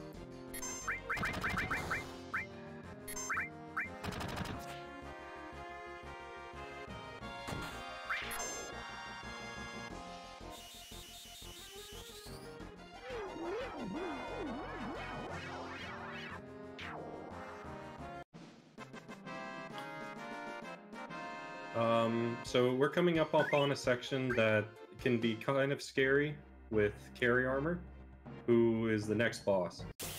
If you guys have played casually, this is the boss that has the arms that can grab you and take characters out of the fight. Now, the boss will typically have a small chance to do a move, to do 2 moves consecutively that can normally kill your party. However, we equip Cloud to have Protect Ring on so that he can survive that ability, because Protect Ring automatically starts you off at the beginning of the fight with barriers. And the only thing that would stop us, because we have to use Cloud to use Knights of the Round, would be if carry armor grabs him. And that's the only risk that we have in this fight, where things can start getting hairy. And there actually is a very small chance that we've seen happen once before where he could arm grab Cloud and then just do the double laser to kill off your party.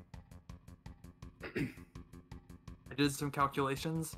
That has about a 0.6% chance of happening. So hopefully we don't see it now.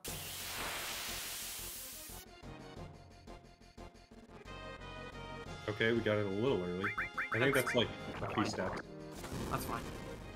Okay. Yeah, the 2 hard attackers fight.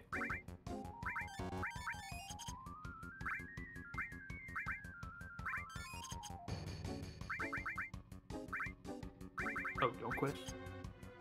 Boy, the double input glitch has been really crazy here today. Heart attacks not only for B-Town, but for the commentators as well. Yep. So, yeah, this is carry armor. It does very powerful laser attacks, and in normal, in sort of normal any percent like runs, there's a chance for it to use laser attack twice, there's a chance for it to use its laser attack twice right out of the gate, which is too powerful for your team to be able to survive. Yeah, this boss is really hard on casual. And on any percent, he can definitely just end runs. So no joke, and it's good that we have some safety for this on 100%. Yeah, luckily the only character that needs to be alive is Cloud. So if anybody else dies, their AP on their materia or their experience doesn't really matter as much. So we just need Cloud to survive and to cast Knights, and everything should be good.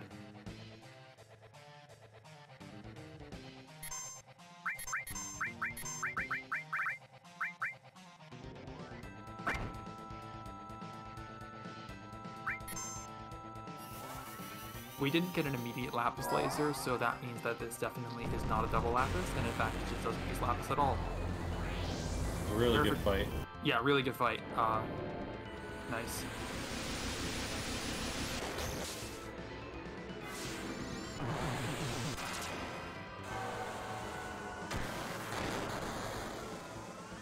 It is actually important that we're doing this strat with Knights of the Round as opposed to doing a more traditional kill strat, because if we were to try and kill it, we would probably only kill the body and not the arms. And in order to get the AP from the arms, we actually have to kill them, and Knights does that. So we do want that AP. It's a good amount of AP between the arms, and 100 something-ish per arm, I think. I don't know the exact number, but given what Ace mentioned earlier in the run, Transform is a very tight materia to master on the minimum number of attempts that we have on Gigas. So, and some other things too. But definitely for this part, we do want to make sure we kill those arms. Otherwise, Transform won't master when we want it to be, and that can just throw things off. Yeah, SDRN, Knights of the Round damage is significantly lower because we didn't put all of that materia on Cloud in order to bump up his magic stat. Yeah, so that's why we did the things with Red, with giving him a Spring Gun clip, Wizard Bracelet, and just giving him a bunch of summons. Yeah, we didn't do that with Cloud because he doesn't need it. We're gonna grab 3 very important items right here: the Battle Trumpet, the Leviathan Scales, and the Scimitar. All of these are in chests now. All of these would be missable if we didn't get them now, and all of them are required for 100%.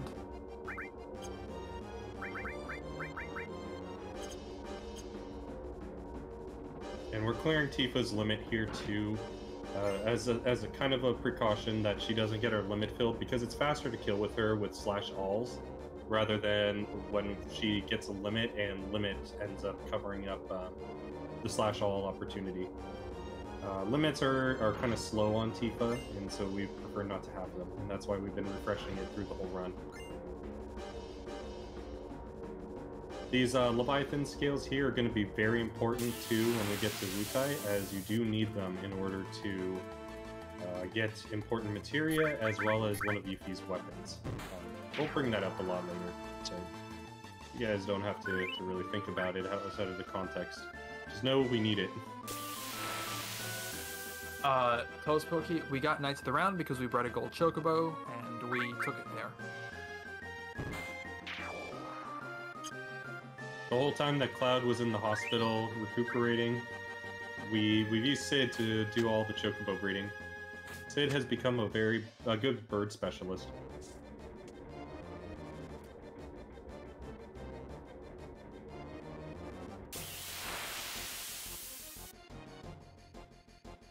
Yes, you can get Knights of the Round that early. As soon as you get the Highland, you're able to get Knights of the Round. As long as you can successfully breed your gold chocobo.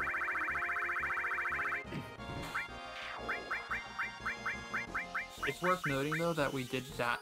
Part of the reason why we were able to get it so early is because we RNG manipulated our chocobo by which meant that we didn't have to do races in order to guarantee a gold chocobo to be bred.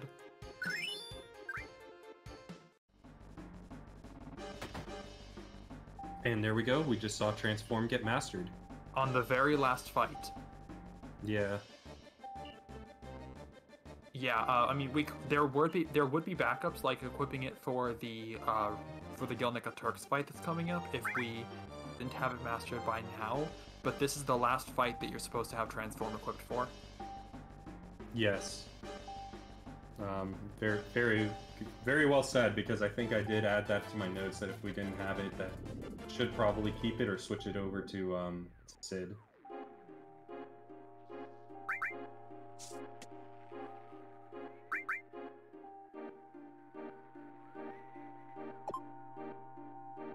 Also very good to note that Transform is on Cloud for carry armor, so that way we know he's supposed to be alive for that. That was intended because of that fact that he could die. Anyone else could die during that fight.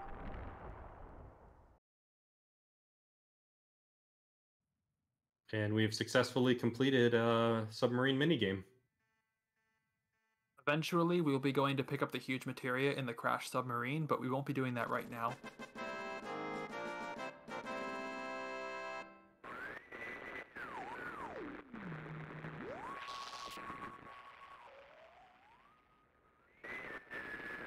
Yes, good point. P-Town is bringing up the nice little 20-minute warning till Choco Racing. Might be even less than that. But, yeah, like 15 even maybe. I'm not certain exactly, but definitely very soon. We only have a couple of more things to do between then and now. One of them being to go grab the key to the City of the Ancients, and then go to the Gelnica.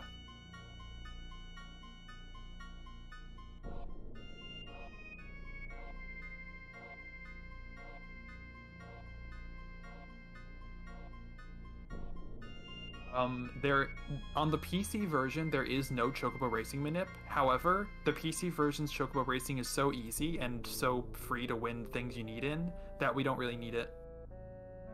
yeah, I've seen P-Town do Choco Racing in like 30 minutes time. Like pretty consistently too. Yeah, like 30 minutes would be a perfect Chocobo, would be like effectively a perfect Chocobo Racing if it were on PSX.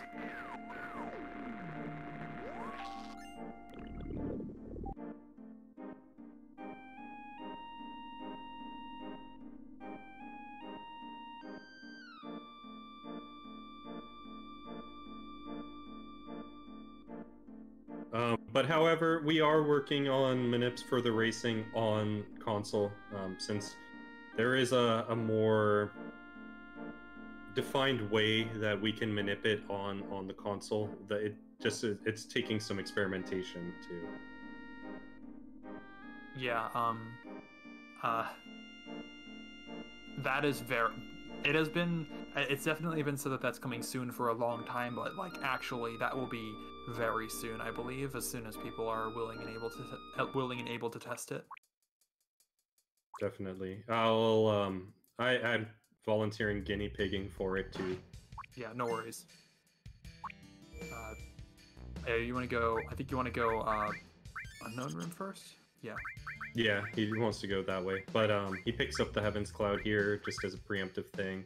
Yeah. It is a missable item that you can have at the end of your hundo just by not remembering to pick up that chest. He has missed it before. Yep. It is very easy to miss, I can say that for sure. So, yeah, this room, unfortunately we are going to be getting one pretty difficult fight in this room against an enemy called an Unknown. Luckily, of the Unknowns, this is the best one to get. Like, this is the least dangerous. Unfortunately, I tried routing this one out of the step route here, but it wasn't possible to. So we're probably just going to be running and defending from it. Changes. Unless you feel ballsy enough to change. Okay, we're fine. Yeah, they do a lot of damage, and that was Tifa while Backroad and in Sadness, so they do a lot of damage, yeah.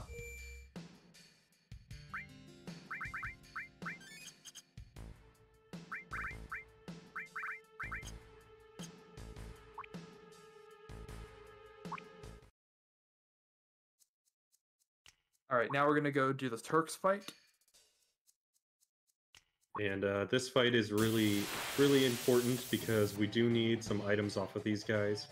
Yeah. While we could get it later, this is actually a very efficient spot to get it, as one of the guys in this fight actually stops doing stuff for a good portion of the time.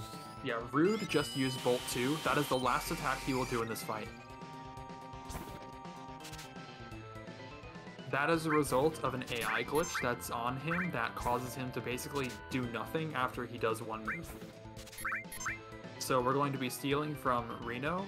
We need to get the tooth ring, the tough ring, however you want to spell it. I think they spell it correctly on the PC version. Yeah, they do. There it is. And now we're going to take care of Reno. Actually, also you can probably use cross slash on this fight in order to land death blows easier once. Yeah, he might save it for Rude if. Oh yeah, that's good. You don't really get any fights between now and Rude, so it's probably better to do it then.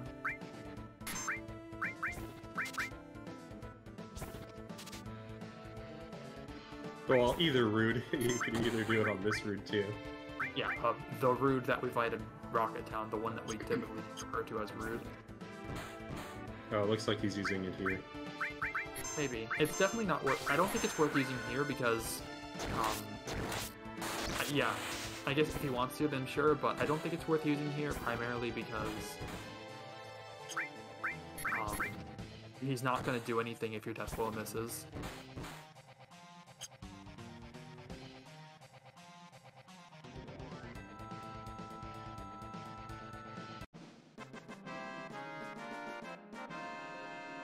The item stolen from Rude was the Z-Trick. Yeah, the other Rude later, since he does more animations. It would be nice to do it on Reno at the start, after you steal his tough ring. And, but otherwise you could just use it on the Rocket Town Rude. So we parked the high wind here earlier, so we can park the submarine over here. The submarine moves very slowly in water compared to the high wind, so the less traveling we have to do with the submarine, the better. And so we place the submarine there, so it has easy access to the Gelnica, which we're going to be going to later. So yeah. And right now we're buying a few things that we're preparing. First things here are we're buying 2 armor pieces, 2 separate types of armor pieces, I should say. One for Hundo and the other one is for AP growth that we're going to use in a little bit after Choco racing. And the second thing that we're doing here is we're buying Chocobo steroids. So these particular greens that we buy are going to ensure that we never lose in Chocobo racing. Oh, yeah, you might want to sell Transform. That's kind of how we get our money. Yeah. Oh my god, that's a lot. Don't buy 60. In fact, 46 is still a bit much if you're doing PC. But we should be good. Yeah, I think we should be.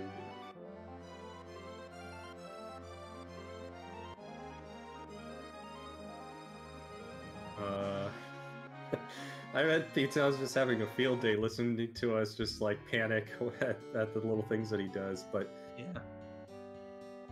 Yeah, our Silkus Green steroids right here are going to be able to give us enough stamina and enough speed and everything that we're going to be okay when it comes to doing any of the higher ranked races in Chocobo racing.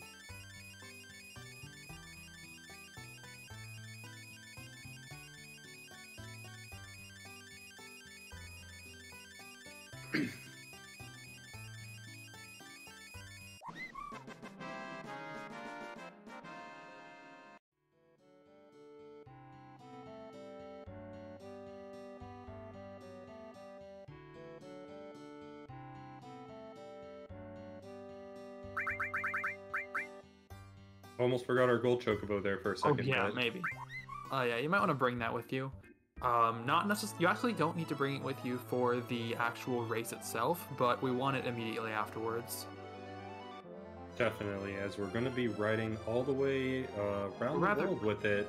Yeah, well, rather we actually want it a long time afterwards, but we still eventually want it. Yeah, we like giving our chocobos and making them free range. Yeah. We will leave it in a moment as we move through a bunch of places that are easier to just not have the chocobo for. But as I said, moving with the chocobo around places that the high one can't get to is a very nice, handy utility in So that chocobo is going to be coming with us for the rest of the game, except for one minor section. So yeah, we welcome to the Gold Saucer again. We're going to be picking up what we call the big boy ticket. Who's going to count today? I mean, I assume you... Oh, GP. I mean, if someone in chat is able to count, I can try and count as well. If someone in chat can back me up, then go ahead. Yeah, I'll open a spreadsheet. So will I.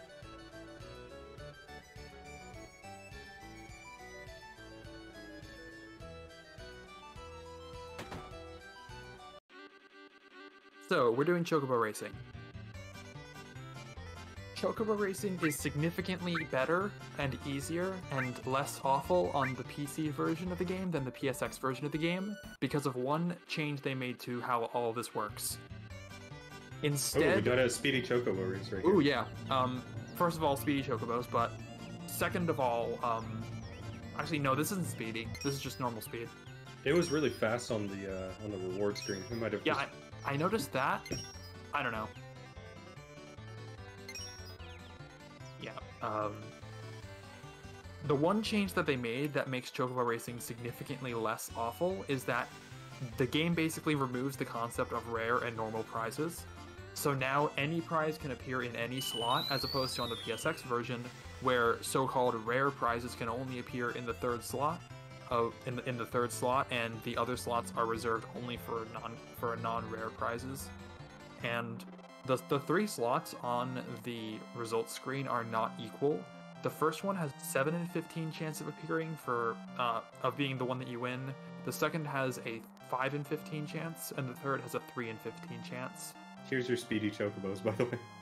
And that's just under a half for the first one, a third for the second one, and a fifth for the third one. So on PSX, you have a very small chance to get either SA or EA in a race, followed by a 1 in 5 chance to actually win it, assuming you get it. However, here... Ooh, that was 300. Mega. That's really nice. 300? Yeah, 300 for a Mega Elixir. And also the reward pool is a little bit... This is fast chocobos, though. The reward pool is a little bit different also on PC, as normally on the PSX, Mega Elixirs are not going to be in the reward pool until S rank. But they can appear as early as C rank on the PC version. Yeah, the reward pools are all different on PC for some reason. Like, for example, Enemy Away... Like, it's also weird. Enemy Away can appear in B rank on PSX, but not on PC.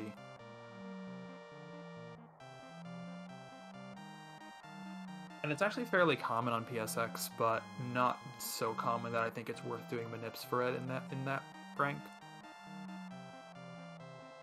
We'll have to, like, really experiment and do research. Yeah. It's still a baby concept right now in terms of how we want to optimize it.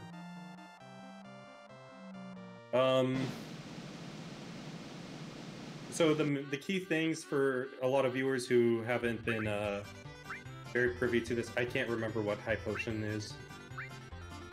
15? Okay. For people who aren't familiar with Chocobo Racing, we start out in C rank, and one, you can never D rank when it comes to Chocobo Racing. However, you can always graduate to the next rank. So when you finish and win 3 races, you will graduate to the next rank. So from C, we'll go to B, from B to A, from A to S. And the main important thing that we want to do here, since this is one of the side quests that's required for 100%, is 1, we want to make sure we win 10 S rank races, because then we get a huge prize pool that normally would be kind of inefficient to grind for when we're racing, and they only appear here in Chocobo Square. I think there's a caveat to that with a couple of the items, but for the most part, this is one of the big places to get them. And then the second thing, as Ace was saying, there are 2 materia that we really care for. One is EA, which is Enemy Away materia, which we actually do use in the run, and we use it pretty shortly after this. And the second one is Sneak Attack Materia, which we never use in the run, but this is the only places to get those two.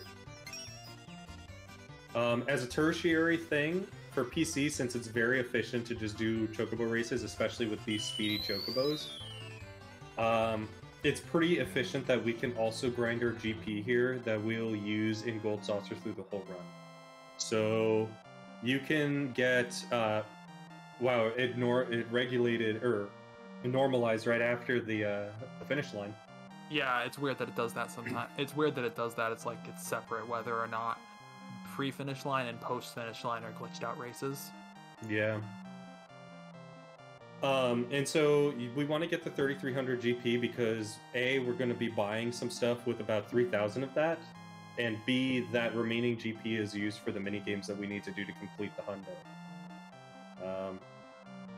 In PSX, it's not quite as efficient to do it that way, and we have an alternative. But given glitched out races and the reward pools you can have on PC, this is really fast. Yeah, Chocobo Racing is actually good. Hero drink 15. Okay. Yeah, a hero drink is only worth 15 GP. Let that sink in. A rare item that is so good to how it boosts your character's stats. I don't think it's rare, like as in like rare. I mean, it's rare in the game, but it's not like considered a rare item by the Chocobo Racing. I know, unfortunately. Yeah. They have a really skewed opinion of how to play this game.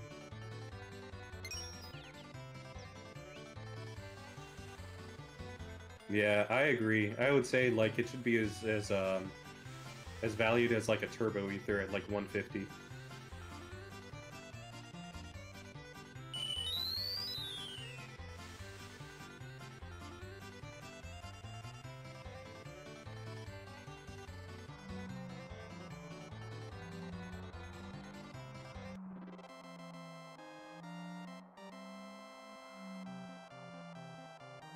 There it is, glitched out finish. So the other chocos should get here a lot faster than we expect. This is a good time save right here, getting these.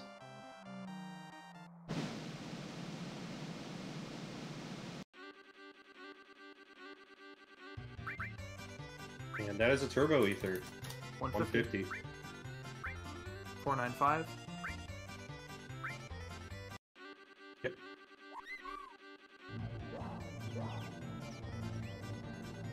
Also, another speedy race. Yeah, speedy race with tail. Right now, this is the first race where we're seeing Joe, the jockey, and Tail, his chocobo, race against us. They have a random chance to appear and replace the second racer in each of B, A, and S ranks. In B rank, they have a 1 in 8 chance per race to appear. In A rank, they have a 1 in 4 chance, and in S rank, they have a 1 in 2 chance. Ooh, and that's a Fire Fang. Fire Fang. I should take this today? If you want to. Yeah, go ahead. I don't think he'll be an option. Or a GP will be a problem. He took the GP. It's okay. For those who don't know, P-Town lost his last practice hundo, and it was only a 99% run. Oh, another tail, wow. And glitch. It was only a 99% run because he forgot the he missed out getting the Fire Fang for a pretty stupid reason that we will point out when it's relevant in a few hours.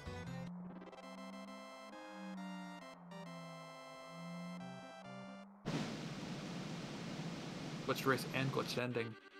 Yeah. Very quick race. I guess this was an That's A rank. good. Counter. 3 hundo.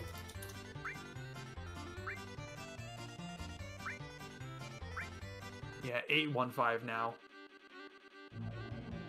This is really good Choco racing.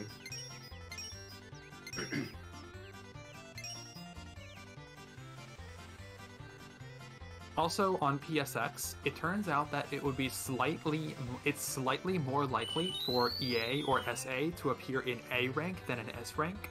So if you have a race in A rank that does not have EA or SA on the PSX version, you would actually intentionally lose that race to not rank up to S rank, and only win races where you had a chance to win EA or SA.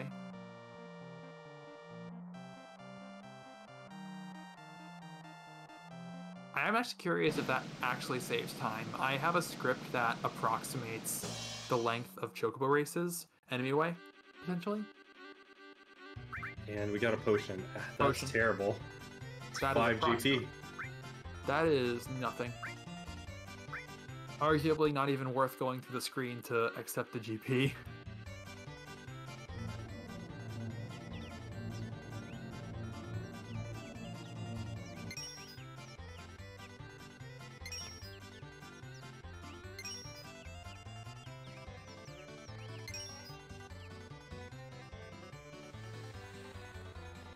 Yeah, I was thinking of doing a thing where I donate $2 per chocobo race that we have to go through. Like $2 per extra or $2 per total? Per total. So far right now we're on race number 9.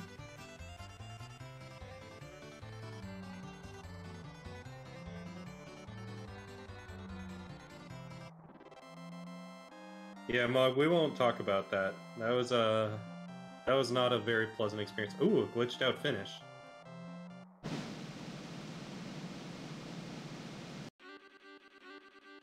Sneak attack in a good spot, and we got the Fire Fang. The run really wants you to have it. We don't take it. We don't take it. We graduate to S, I believe? Yep, we're now in S rank. This is race number 10 that we're starting. Another important thing to note, which we just saw, and I think Ace was about to point it out just now too, Yep. is in S rank, Tifa and Sid do want to occasionally race, and it's prioritized by Tifa then Sid. So since we have both of them in our party, Tifa is always going to want to come out to race whenever that chance comes up. And Ace, you might be able to have a number to that, but there's a chance whenever we initiate the race that we can get Tifa to do the race. Phoenix down.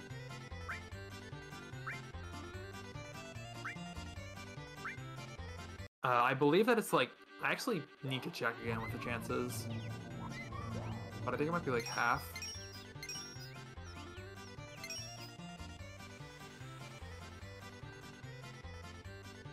But if we didn't have Tifa in our party, Sid would be the one to come out instead and ask to race. Yeah, no other. Only Tifa or Sid will request to race. Yeah. No one else will, and so on the PSX version, especially when you have chocobo races that could go on for a long time, it's almost certainly worth swapping them out of the party for this segment. And that one's a 50 GP. 900.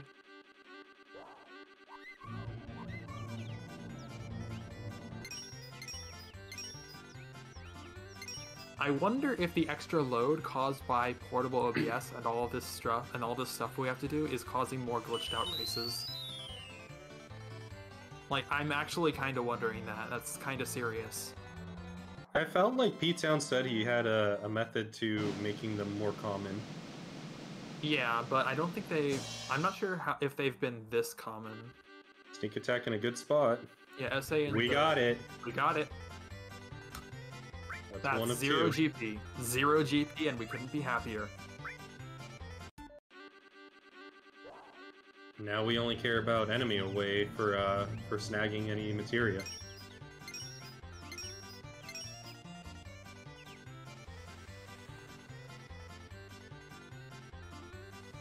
If we can get it within the next 7 races, we'll still be in good time save. Or a perfect chocobo racing category. And as well, if we can also get some good prizes too and finish as close to 3,300, we should be fine. Phoenix down, that's 10.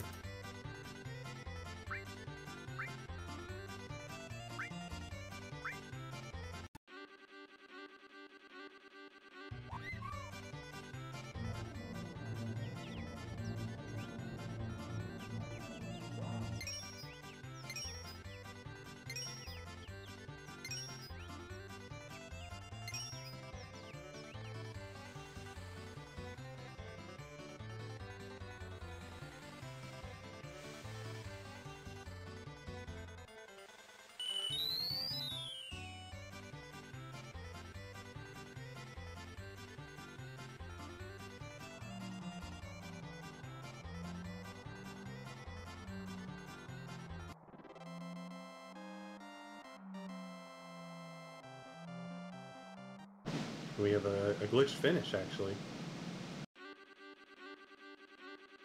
Another sneak attack. And we got a cat spell! That's Whoa. 5 hundo, right? Yep, 500. We should now have 1410.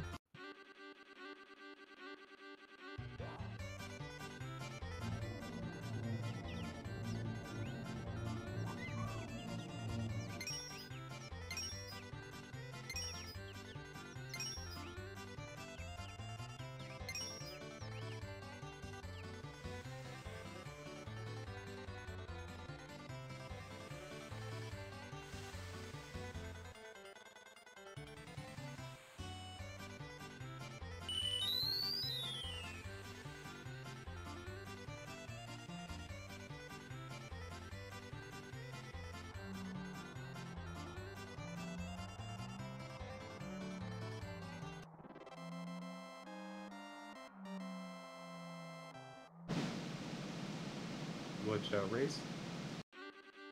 There we go. Ooh, and sprint shoes. That's another 500 if I'm not mistaken. Let me double check, but I believe so. Yeah. Yeah. 1910. Still need that enemy away, though.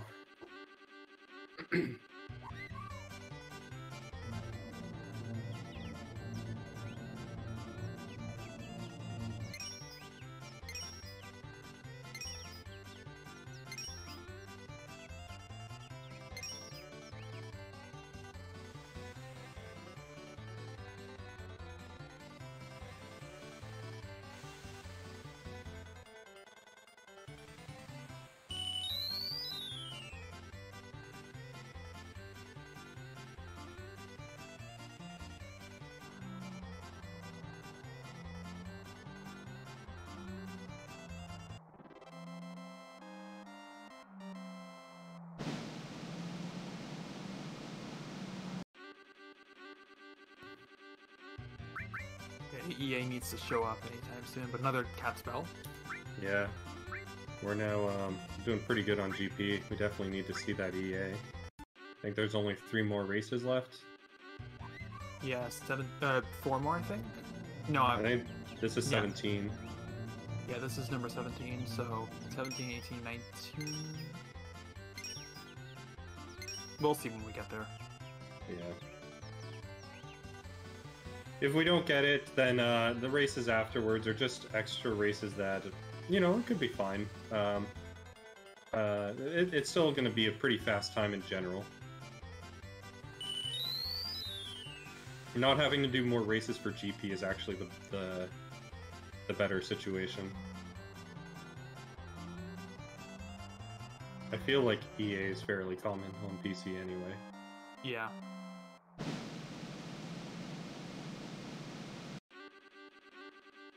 And there it is. Hopefully. Oh, but that's a 400 prize.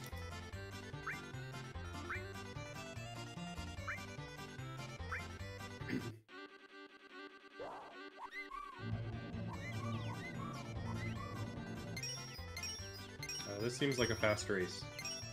Yep.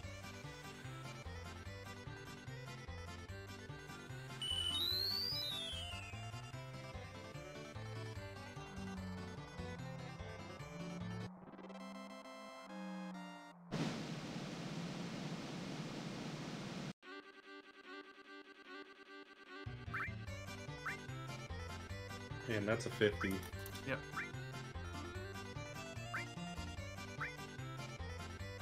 So yeah, this will definitely not be perfect racing at this point, but it is still good.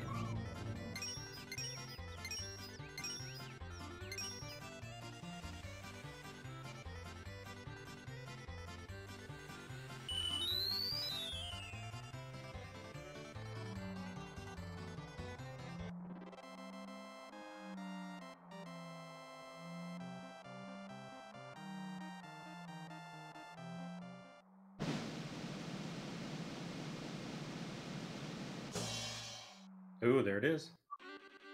1 to 3 spot. Ooh, and a Mega Elixir. Elixir's not bad. 300.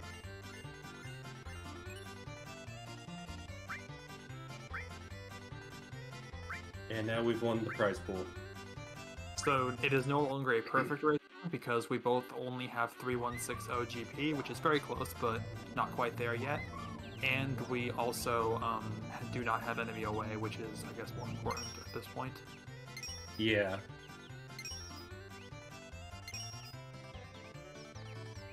Now it's concerning.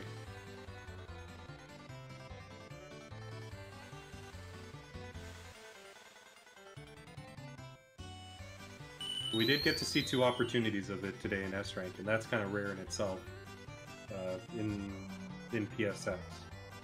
Yeah, absolutely. I believe that on PSX, because it can only appear in the last slot, enemy away has only about a 6% chance of appearing, and about an 8% chance of appearing in A rank. Here we go. Enemy away, 1/3. Swift Ball, ball. 50. I think any one item that we get at this point would cap us on good GP. Yeah. Like, we'd have to be significantly unlucky in Battle Square not to be good with 3250 GP.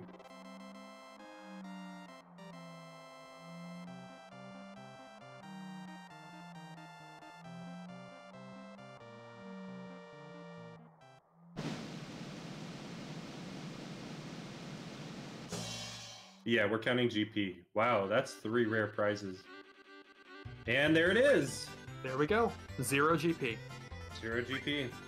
This is still pretty good Choco racing, guys. Now we just need to win 1 more prize, and we're good on GP for the rest of the run. As long as it's not a Phoenix down.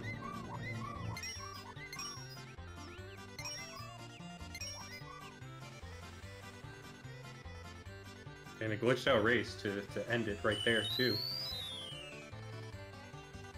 This could very well be sub 9-hour Chocobo racing. No, we already got sneak attack. We are done, pretty much. Yeah, this was 22 races. Great, we're good on GP. Final count of 3,710 GP. And a total of 22 races. Very nicely done.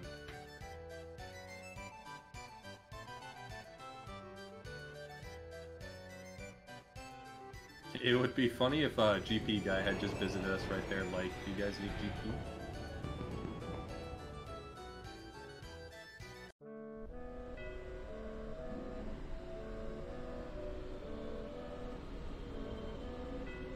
And now we get to play more FF7.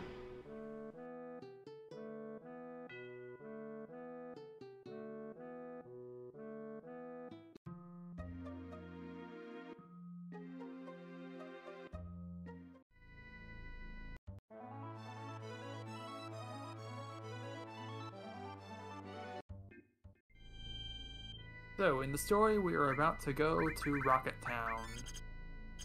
So, we're going to go to Rocket Town.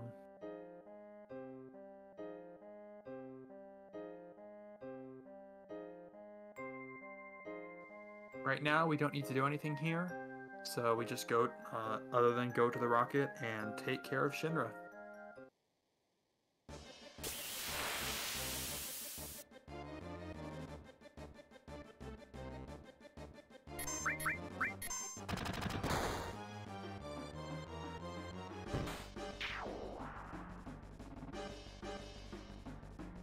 In the any percent category, this can be very frustrating of a section because we usually keep Tifa on critical here.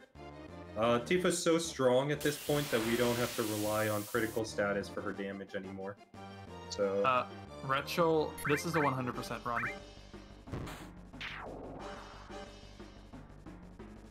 Yes, this is 100% FF7.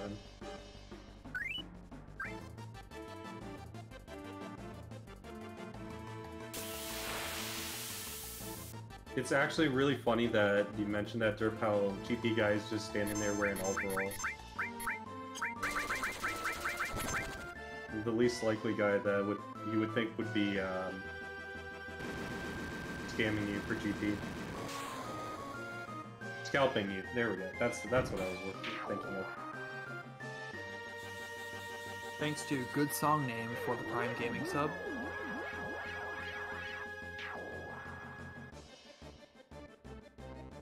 Isn't there just getting ultimate weapons and beating the weapons lab? There's more because for the 100% category, we actually have to get one of every item and one of every materia as a minimum. And we also have to build limits, which we haven't done yet except for Aerith, who's now not in the party anymore. Luckily, on PC, the limit grinding stuff is a lot faster due to just faster loading. And so we can save a little bit of time.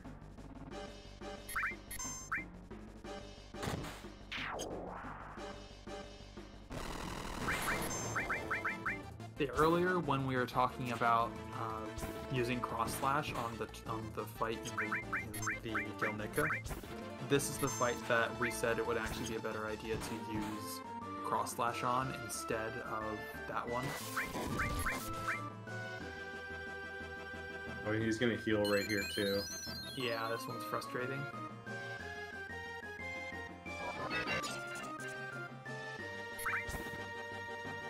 Wow, that's a lot of animations. Yeah.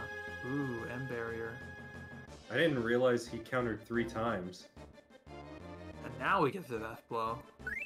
Yeah. The useless death blow. Because I think he would have killed with just a regular attack. Yeah, maybe.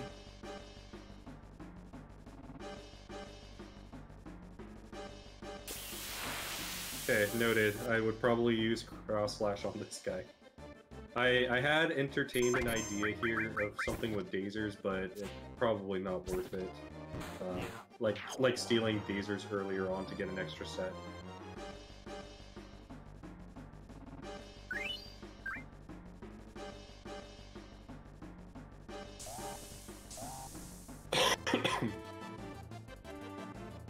And coming up, we are going to be flying this rocket into the meteor. But before we end up leaving the rocket before the crash, we are going to secure the huge materia upstairs. Because this is part of our side quest that we have to complete for the 100%.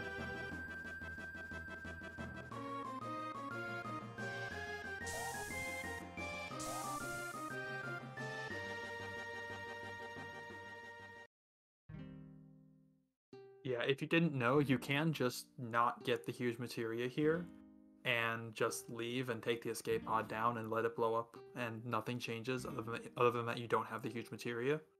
That's what we do in any percent runs, but this is 100% and we kind of need that huge materia. Yeah, the code is always the same.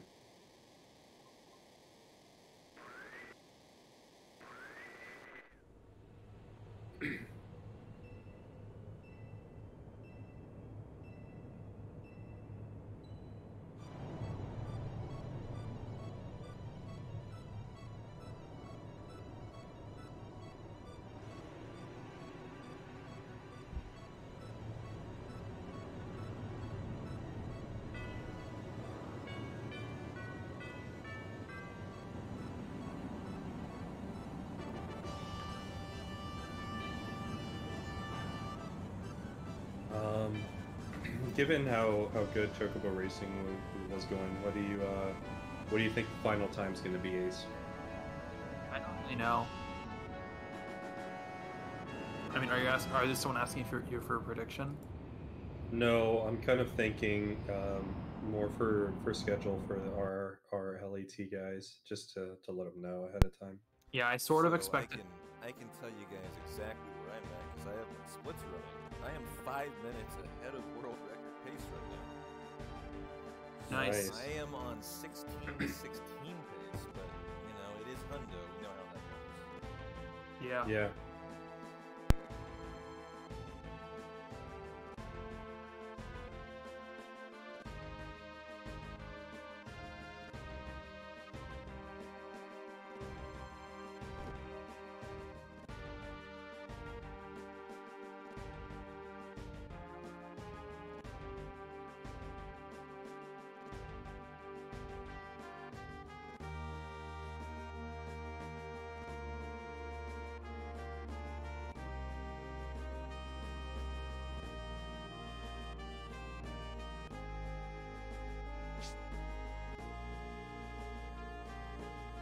So, who here remembers the huge materia code?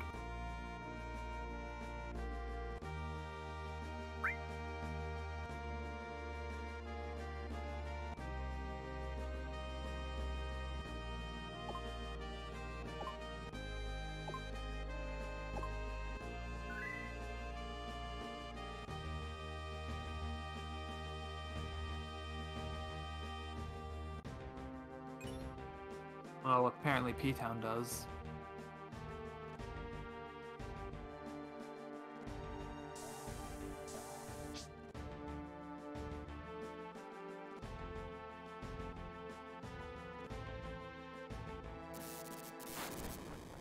Saying maybe it might be embarrassing if he didn't. Yeah, just a little.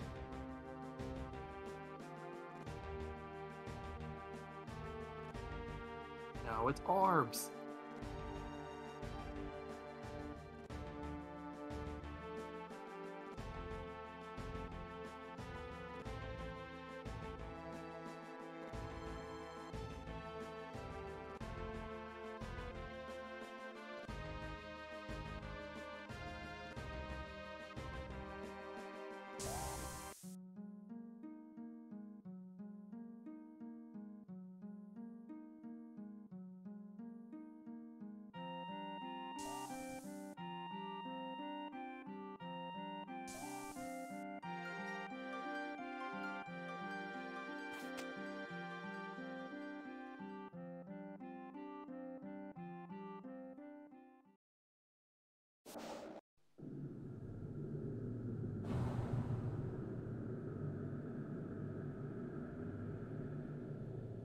And now we question if the physics of the escape pod somehow not moving upwards with the rocket as it ejects from the rocket. I mean, it is constantly accelerating, but is it accelerating that fast?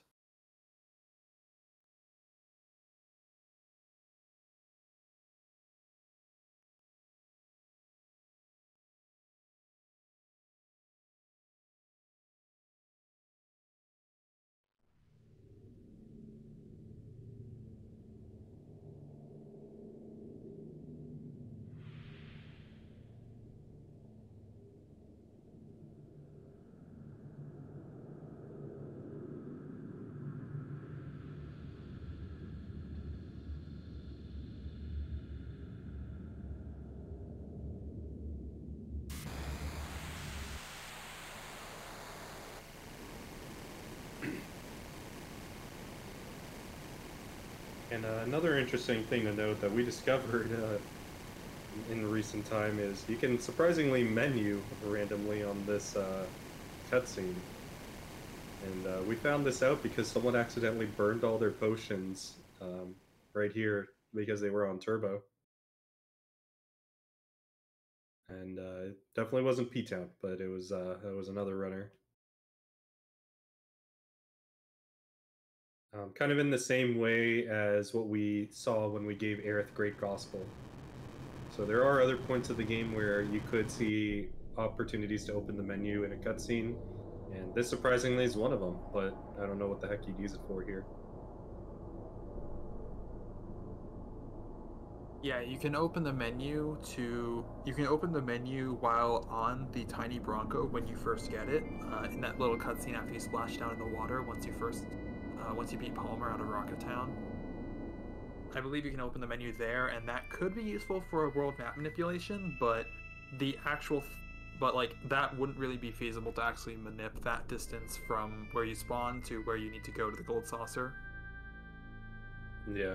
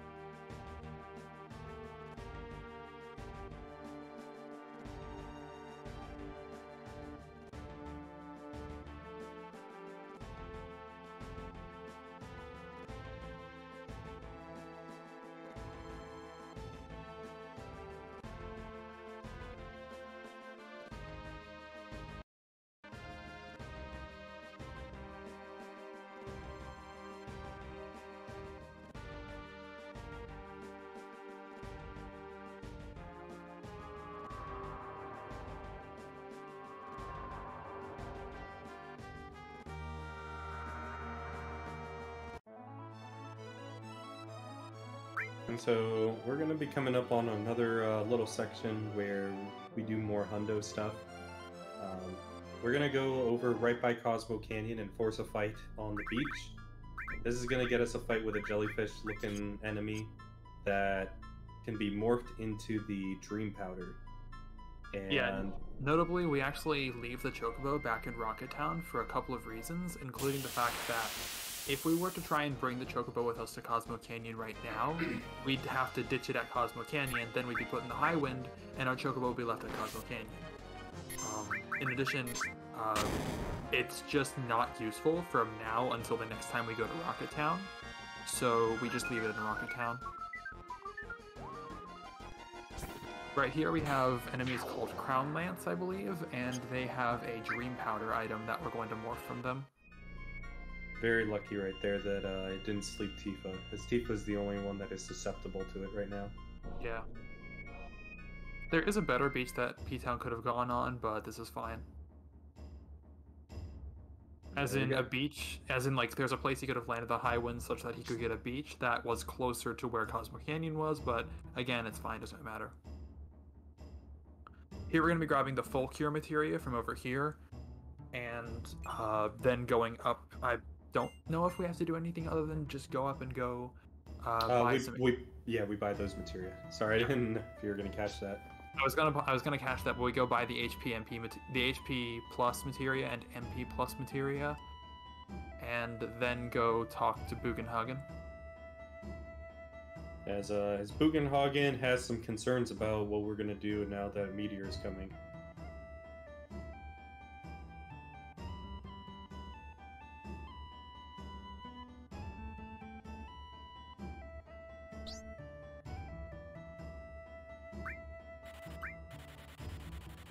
And so this is where we spend the rest of our money that we got from Transform here, as we are going to use these HP and MP plus in the room armlets that we picked up. And the rune armlet has double growth, just like some of the items that we've been using to master Transform. We're going to use it to level up some HP pluses, and that way we don't have to really worry about HP as much for the rest of the game. We'll only need to really worry about it for the sake of healing, so...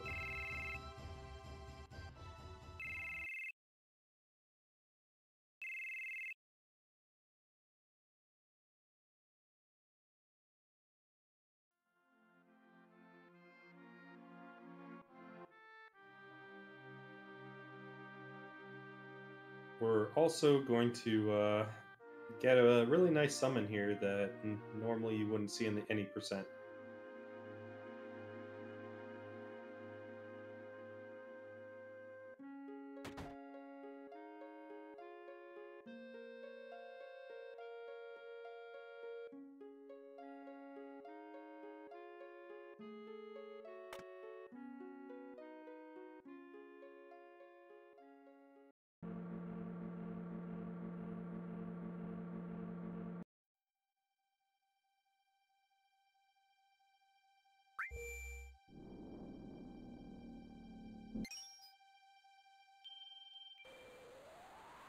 Here we go, we have acquired Bahamut Zero. And you can only get this if you have completed the Huge Materia quest. As you see, you don't need to necessarily pick up the Huge Materia in the submarine in order to get this, even though we're going to pick it up later. But you do also need to have Bahamut and Neo Bahamut in order to pick this up.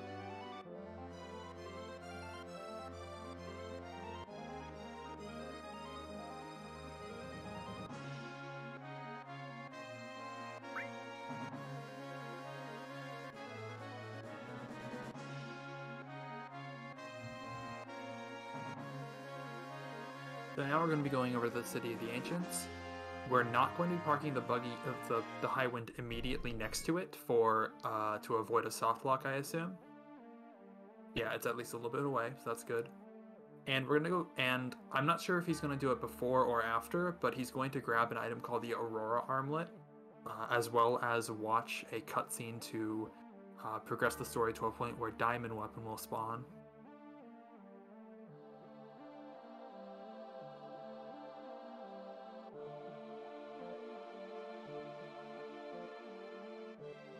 Alright, yeah, P-Town will be picking up the Aurora Armlet afterwards. There's a weird thing that can happen if you pick up the Aurora Armlet at a specific time, I think. It's right there when Cloud turns and responds. Yeah, something like that, where it just disables that staircase that P-Town had used to get over to this area, and you have to reload the screen for it to work again. But if you pick up the Aurora Armlet afterwards, that fixes everything, basically. Yeah. Luckily, you can just zone out of the room to fix it, so it's not like a permanent soft lock like some of the other things in the run. But it's just a major time loss, and I'd rather not have to do extra things that we don't have to. So it's better to be cautious there. If you knew that you'd gotten it, then it would just be a very minor time loss to fix it. But it's a more major time loss to get it, get the Aurora Armlet, then go over there, then fiddle with the staircase for a bit, realize what happened, go back, reload the room, then go back to the staircase. Yeah.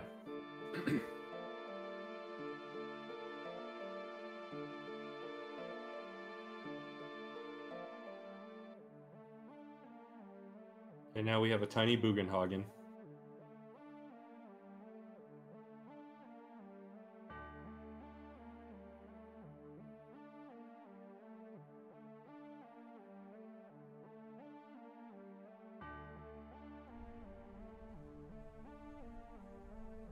So, alright, chatters, is anyone in the chat a Yuffie fan?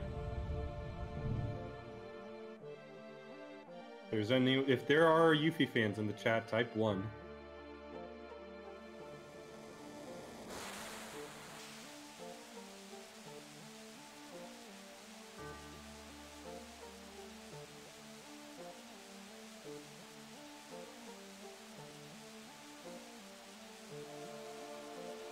Well, good. We have actually quite a few Yuffie lovers here, but all right, Yuffie fans. Good news is, after we get out of this, the City of the Ancients, Yuffie becomes now our resident Tifa, where no more is Tifa really useful to the run. Yuffie now dominates for whatever else we're going to be doing.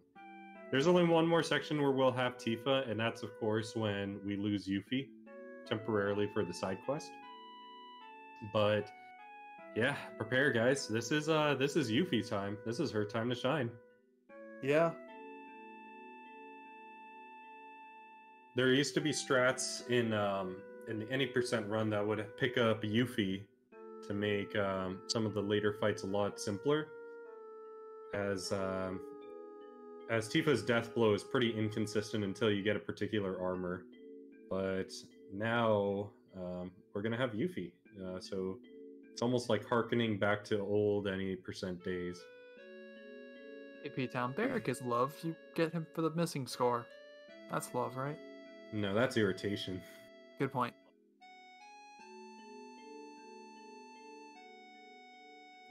Good phrase that I heard recently is Barrett's just not a good speedrunning character, unfortunately. Yeah.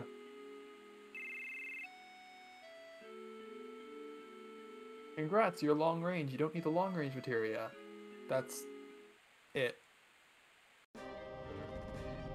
Yeah, because you got Yuffie and Sid for that.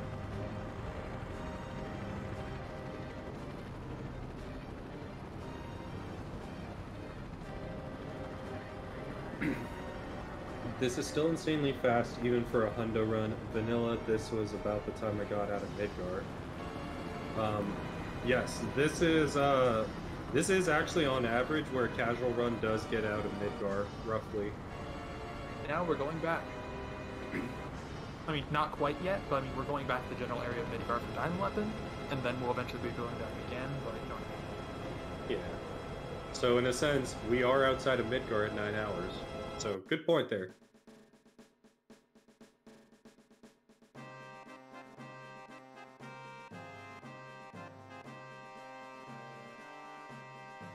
This is absolutely true, actually, as PC does run faster than PSX, and currently PC has the fastest time.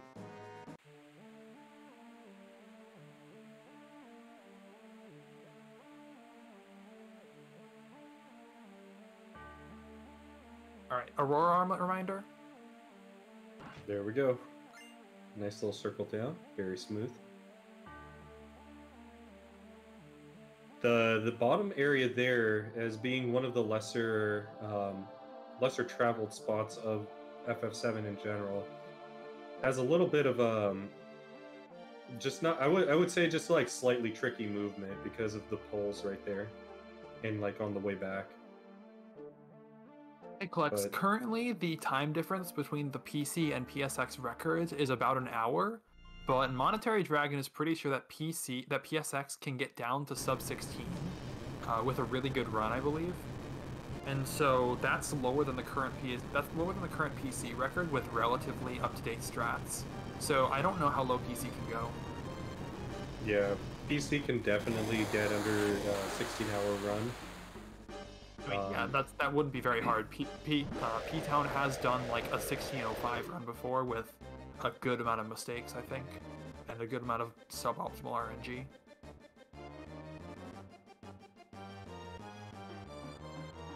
So here's Diamond Weapon. And so this is our opportunity because Diamond Weapon likes to move really slowly. He's kind of like, well, I shouldn't say that. Sapphire Weapon actually swims, so he swims fast. Yeah. But during this time, Diamond Weapon is very slow, and we're able to get some stuff that we haven't already gotten in this little bit of time. And so what we do here is we actually use our time to pick up that materia that we left in the red sub. For the most part, that expends a lot of the time that we are waiting for Diamond to reach the shore. And it gives us enough time to prepare before the fight and just start it. Yeah, we don't have anything else we need to do at the... No, go ahead. Sorry, I'm still a little sick. It turns out that it is it's quite a bit faster to get to the sunken ship from Junon if you were to take the submarine from Junon. But because Diamond Weapon we still need to wait for Diamond Weapon, it doesn't really matter if it takes longer from Corel as long as we get there in time. And we can get there in time with like a couple of seconds to spare, I think.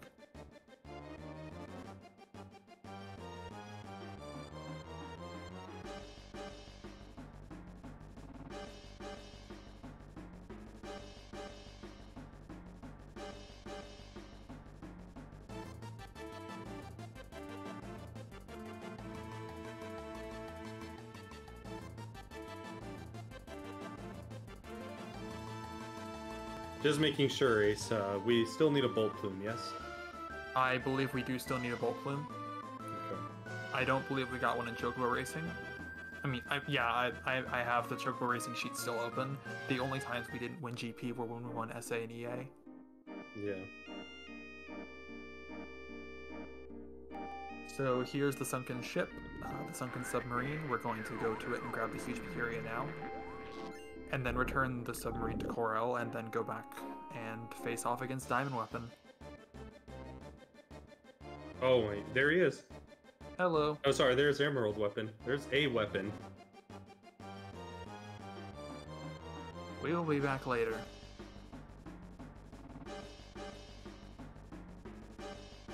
Also, here's just an early reminder to steal the Rising Sun, which is a weapon that is on Diamond Weapon. And it's a Yuffie weapon that's on Diamond Weapon. It's a fairly easy steal, but you could get unlucky and take a bit of time on it. But another pretty easy fight for the Hundo now that we have Knights of the Round. The important thing, however, is this menu that we're about to do beforehand. Absolutely. This is arguably a lot more important than the fight itself, because the fight is relatively trivial assuming you don't mess up too badly. So here we go. We're replacing lady for girl.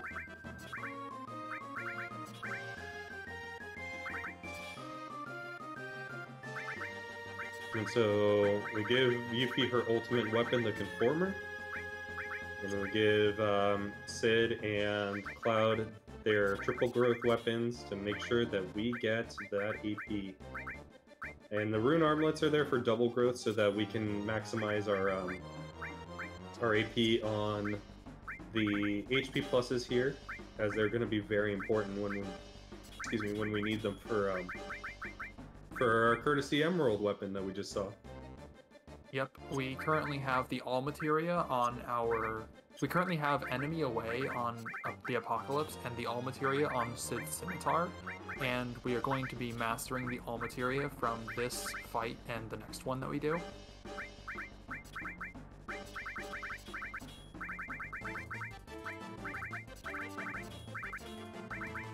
And we also have the enemy away because we want to level it up off of this first fight here. Just because that way, when it's leveled up once, we get the maximum benefit out of it. And it's going to be very important for good parts of the run pretty soon. Yeah, good save here. So we're going to steal, and we're going to then drop Knights of the Round. Just like most of the other boss fights have been so far in this section of the Hundo.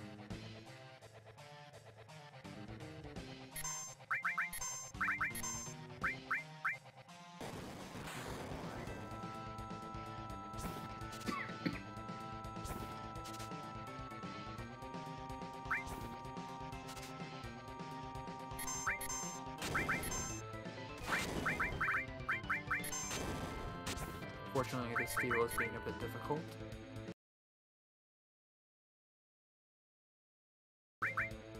Don't. Okay. There it is. There we go. Alright, the rest is pretty trivial, and there's a cutscene after, so I'm gonna go use the bathroom.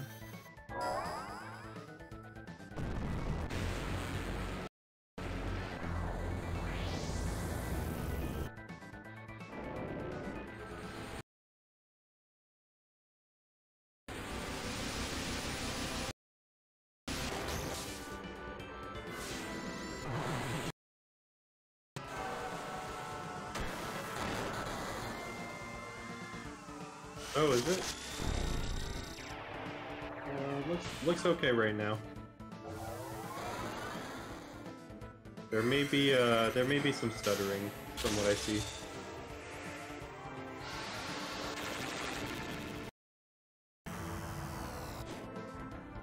Okay, it came back.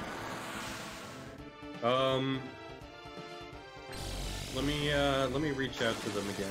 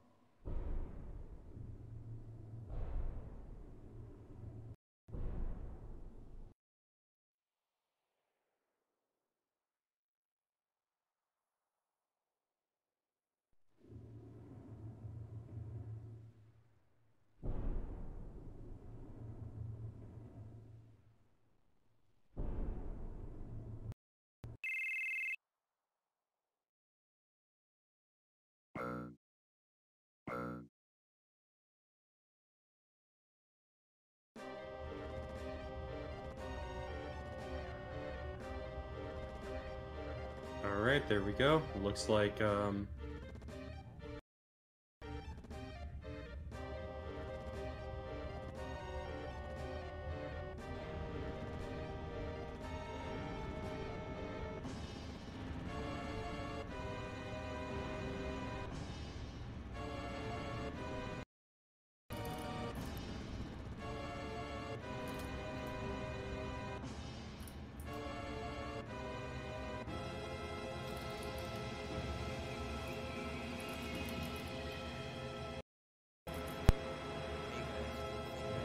or do you think that's on RRLAT's end again? I think it's on RRLAT. The RTMP is working. But it looks like the stream is fixing up right now. It's a bit of stuttering from what it looks like.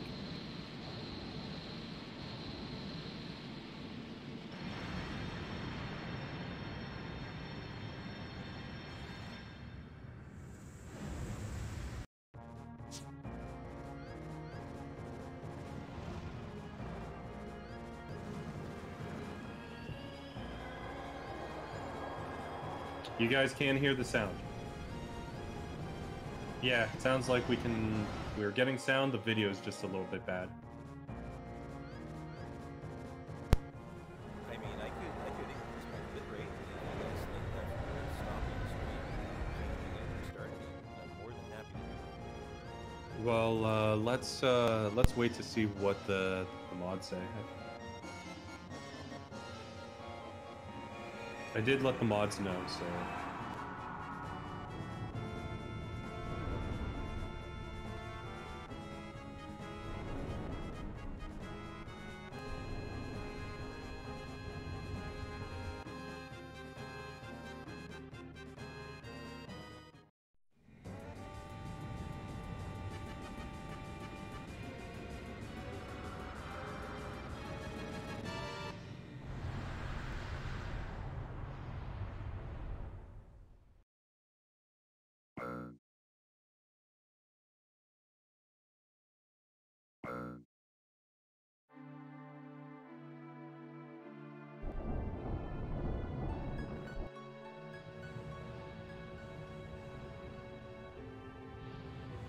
And so for those of you that can still hear me, we are going to prepare. Like, we're still in the cutscene right now, but pretty soon we're going to prepare to go back and kill Ultimate Weapon, who spawns again after we have defeated Diamond Weapon. But because of what we did earlier in Medial, he should be just sitting right there on top of Cosmo Canyon waiting for us. So we just got out of the cutscene. Ptown is doing his menu that he needs to do.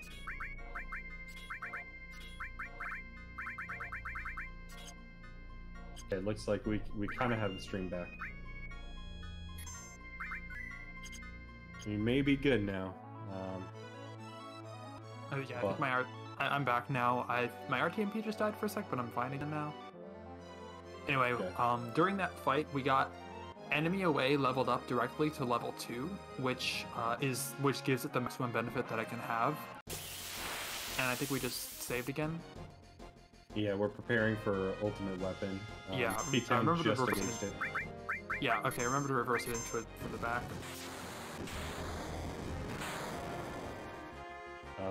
So we swapped out the spot with enemy away so we can get some AP now on our Magic Plus. And this is very important because we do want to get some Magic Plus bonus for a lot later on in the run. Enemy away we don't really care so much for having beyond level 2, so we got maximum benefit out of it now, and now we should just focus on getting Magic Plus up. Ultimate Weapon now has been manipulated to be over Cosmo Canyon from what we did earlier in Medial, and we're using Fire 2 to set him into an appropriate health range that we can almost assuredly kill him on the second fight with 2 attacks. I am trying to get my RTMP back. So here's the second fight. We are setting up with Fire 2, and Fire 2 will get Ultimate Weapon low enough that Yuffie can kill it with double cut. And this is very important because Yuffie getting the kill while she has the Reflect Ring means that we will reflect Shadow Flare back onto Ultimate Weapon and still learn it. So here we see it right here. It got reflected, and now we've learned it. We've learned it on all 4 enemy skills. Someone much earlier was asking about Shadow Flare, and this is how we learn it. Yes. And this is the best way to learn it, but there is a backup. I would only ever worry about that if you made a mistake. In the backup, there is a way you can do it on the Dragon Zombie enemies, but since it's not part of the run, this is something that could just be discussed in, like, I guess a message or something. But essentially, the Dragon Zombie has a script for the Shadow Flare to target specific people under certain criteria. E-Town, your audio is fine on the RTMP, so it's not your fault.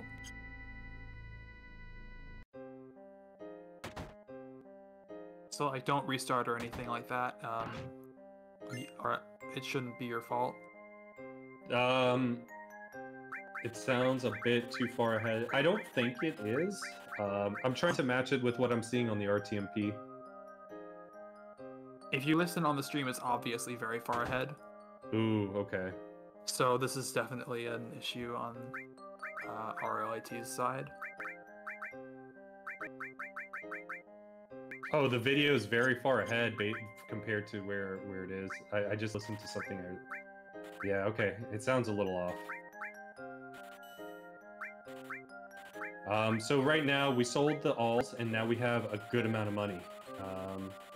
Or I think maybe we sold just one all, but I may want to double check that. But right now we're at the point where we're buying stuff from every shop, and we're trying to get everything 100% that we need. We picked up an extra item in one of the shops called a fourth bracelet, as that's one of the only places that you can get it. And also, we are picking up an item called the Venus Gospel off of the same guy who gave us the Yoshiyuki, and we're about seeing that right now. Yeah, good that he's going back to get it. Mm-hmm. And the last thing that we're doing here is we're buying materia from one of the shops. We pick up 36 manipulates. This is a manipulation.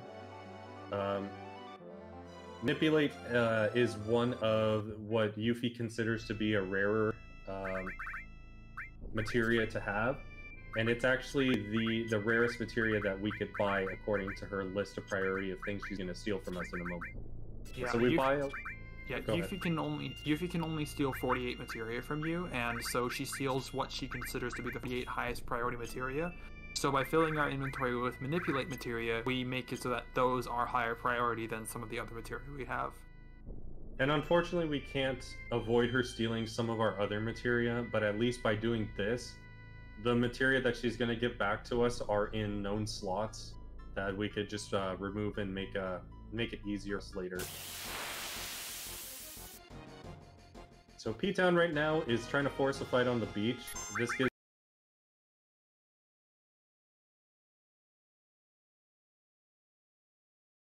angle that we want to steal, and as well, he has an enemy skill to teach us. Now, that's kind of risky right there, what we just saw. But typically, we want to learn the Death Force E skill here, and we just got the Adaman Bangle right there, so we're in a good spot.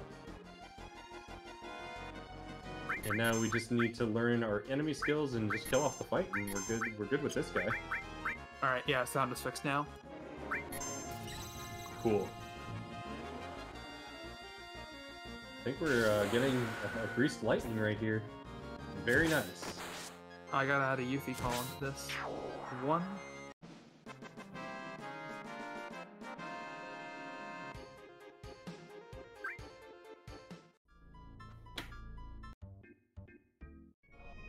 And the next fight we're going to have right here is with Razor Weeds. Now, the Razor Weeds are kind of similar to the plant enemies we saw earlier with the Calm Skip Chocobo fight.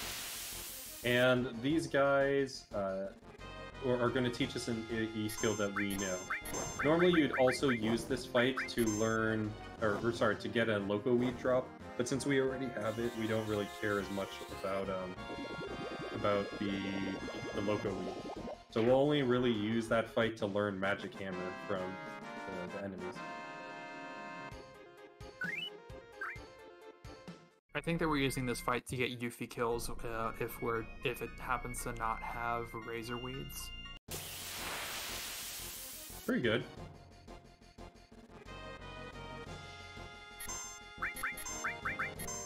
This one might have them. Nice. Yep.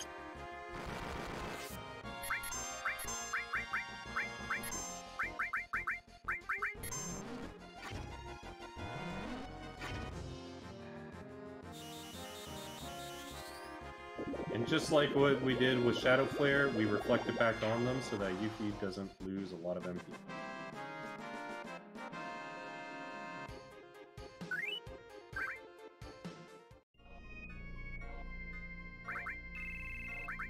Oh, I didn't even know they could drop tranks. Something to learn. So now for the next bit, we want to have Tifa in our party because we're not going to be able to use Yuffie for the next bit, so Tifa's going to get a little bit more use as an attacker.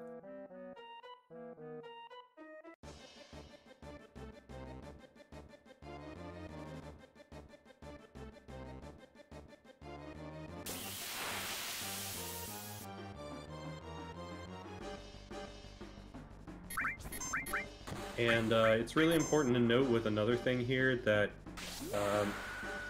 that Sid and Tifa are going to be our main attackers for this section because they have really strong weapons. And Cloud's Apocalypse is very puny, minus unless we use a limit break on him. But it's just typically faster to just use Tifa and Sid for the most part. That's another Sid limit break.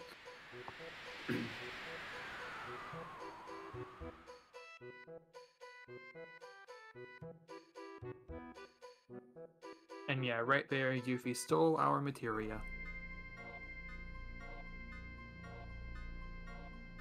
I believe usually in this section of the game tries to encourage you to use items.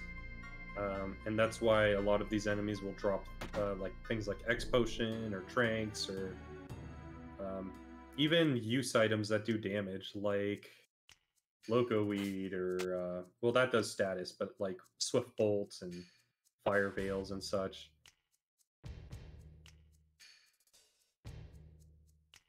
One particular item that we're coming up on that is another RNG section of the game. We're going to be doing this on the statues in this area where we fight an enemy that will drop a lunar curtain.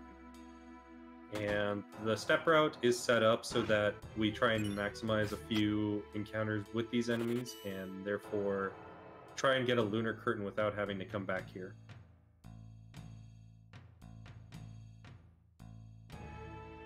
So there we got the MP Absorb materia, which Yuffie immediately took from us, and because she took it from us, she's going to give it back to us at the end.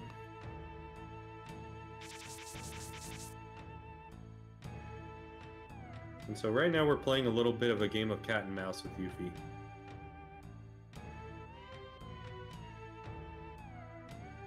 And also we are in Wutai, so now we are almost done with our Turtles Paradise side quest.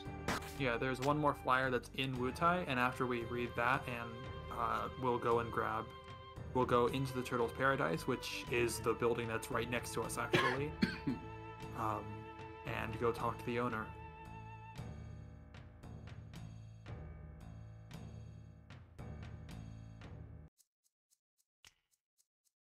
I think the one I didn't see is whether we got number 3, but we definitely got the others. Yeah, I'll double check that actually right now. Yeah, that's the one that says Turtles Paradise, or at least it does so on the PSX version. I don't know if they fixed that for PC. They did. Okay. It's a very sad moment in PC times. Yeah.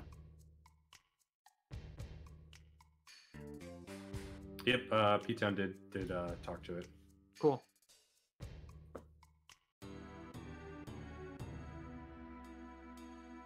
So we should have all of them at this point.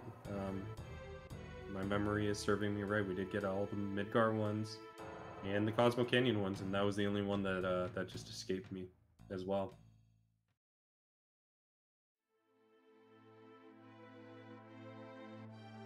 And yeah, this is that one right there was the very last one that we hit. Which is very interesting that Yuffie has it. I can understand a kid in the slums stealing it to think it's cool or something.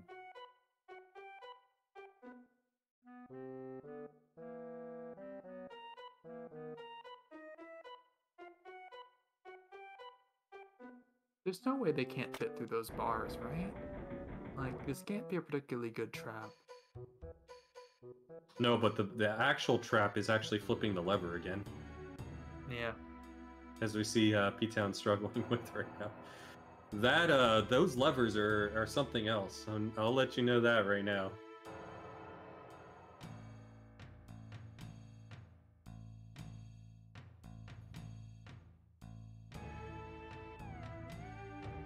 Alright, so, no, we're going to the pagoda now in order to ring a bell.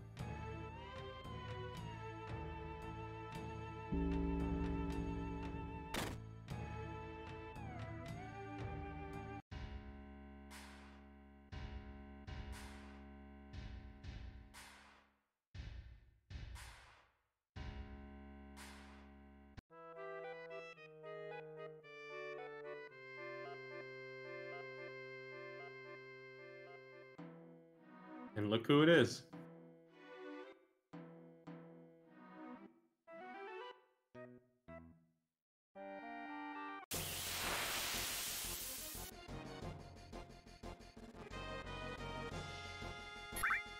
And the guards come after us, apparently.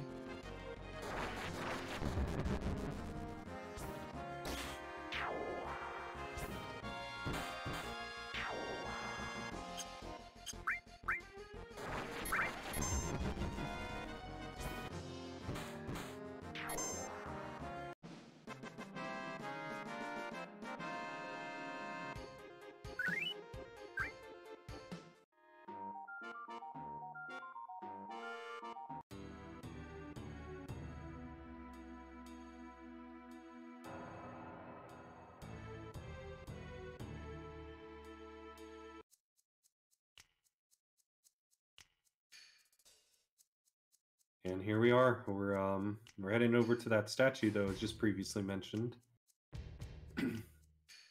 And this is that little RNG bit that still exists in the run, and it would be very good if we could get that lunar curtain right now. Yeah, in total there are 6 attempts that we have to get the lunar curtain, because we're gonna get 6 total foul landers in 3 fights.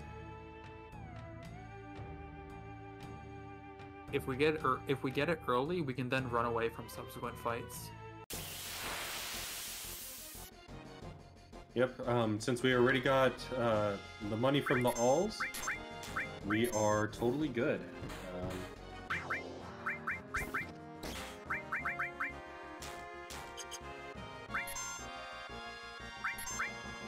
Sid just attacked himself.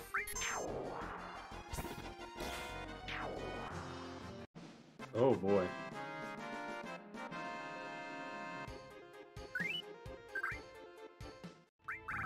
Good thing you didn't death blow. Lunar curtain. All right, that was very good. It dropped? I didn't Yeah. see. That is very good indeed. Let's go, guys. This is a pretty good run. Definitely. We can just run away from these fights now. We do have to get them because otherwise formations won't advance. I don't think I actually talked about formations in the 9 hours it's been so far of the run. But effectively, there's a counter in the game that sort of keeps track of whenever you get an encounter, and it goes up whenever you get one, and is what determines what encounters you get. And that's what we call our formation value, and we needed it to increase for each of those 3 battles that we just got. Oh my god, I thought he soft locked for a second. Yeah, that was concerning.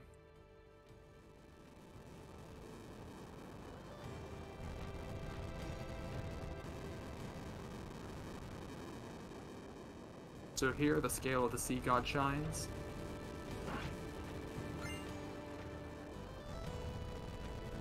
This is referring to the Leviathan scales that we obtained earlier in the underwater reactor, which are used here in order to grab the Oritsuru and the steel as well materia.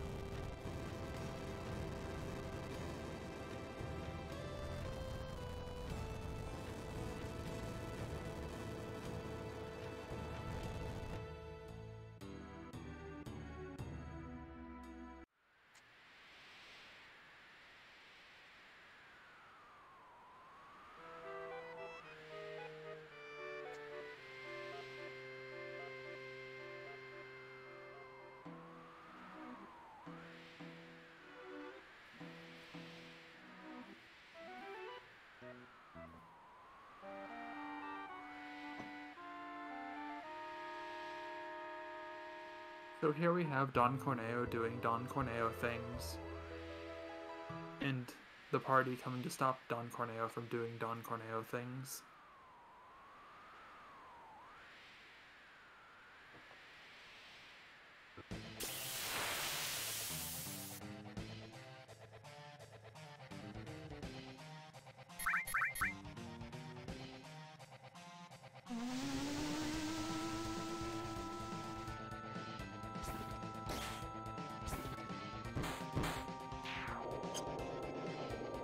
So now that we've gotten a lunar curtain, and the only remaining thing that we kind of want in this area is a bolt plume, we might actually see P-Town maneuver down to the bolt plume after we get done with Wutai.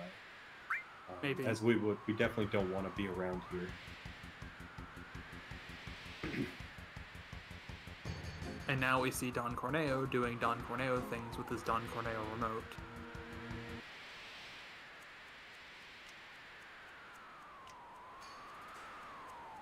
But in come the Turks to ruin the day.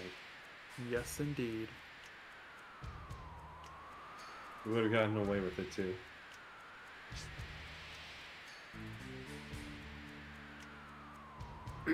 Rude comes from behind and throws a Don Corneo ruck at Don Corneo's Don Corneo remote, and Don Corneo falls off. Holding on for his Don Corneo life.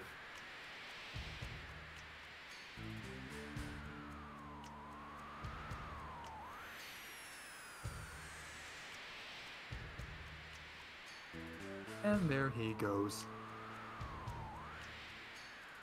It's okay, he went up to the farm in the northern crater.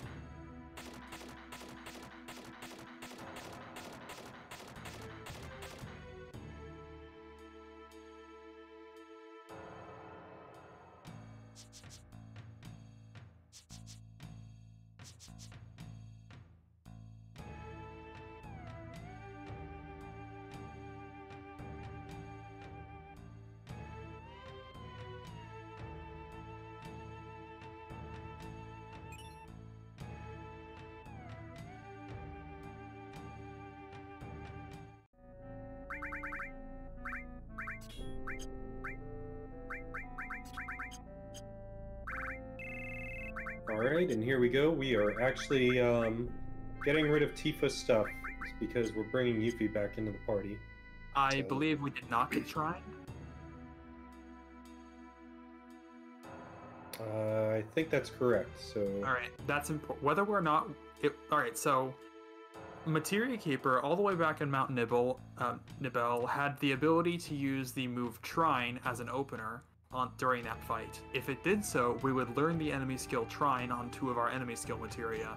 That would mean that right now, we are going to be going to the Godo fight, where he is going to be the last place in the game where we are able to learn Trine, and so we have to learn that on all 4 enemy skills right now.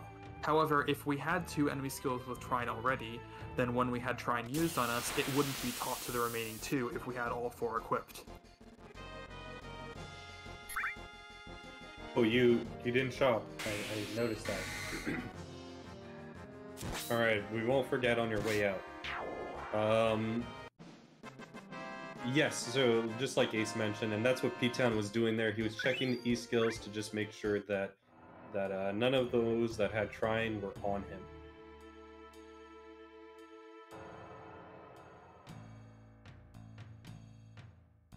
Now, technically, if you didn't learn Trine off of Godo, you could lose and it doesn't result in a game over, but might as well just make sure that you just don't have Trine on any of your E-skills before engaging him.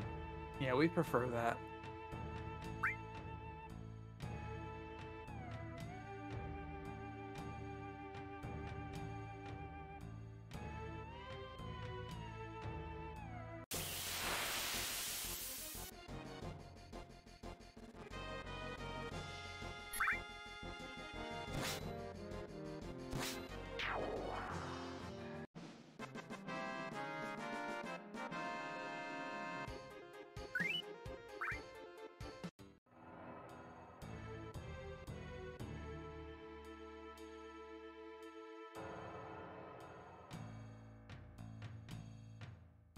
I didn't check either. Did he go into the cat house? He did not. Okay. Thanks for reminding me of that too. I don't think he did anything. He just went up here.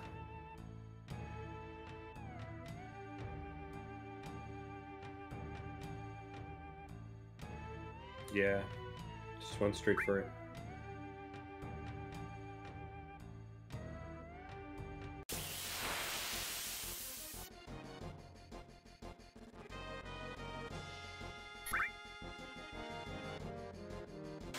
So this particular fight is actually kind of annoying for this reason that we're seeing right here.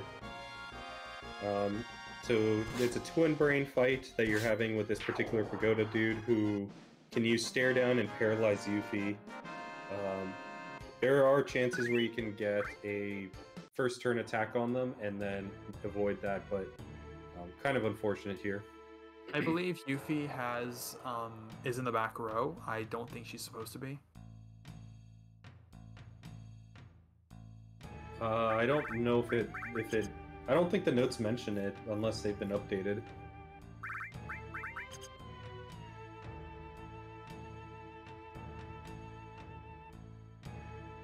But I thought her weapon is long range anyway. Well, she's not. She's doing half damage on the second attack, I think, or something like that. I have noticed that, so I'm curious.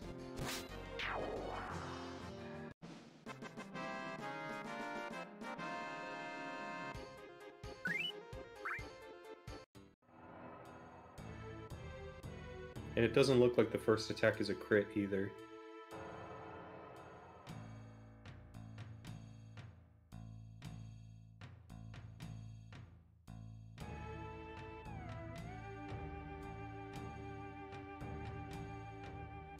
I don't know.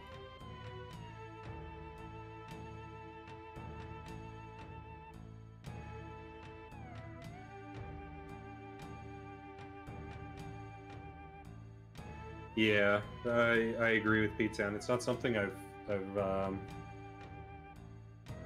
seen or remembered.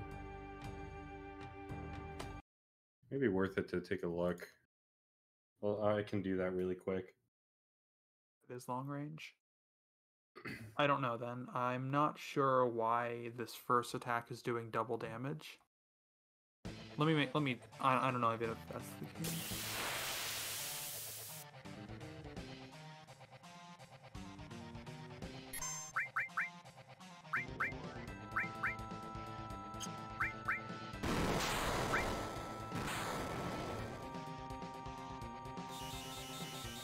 And here we go with Godo. So we're expecting him to do a trine on us.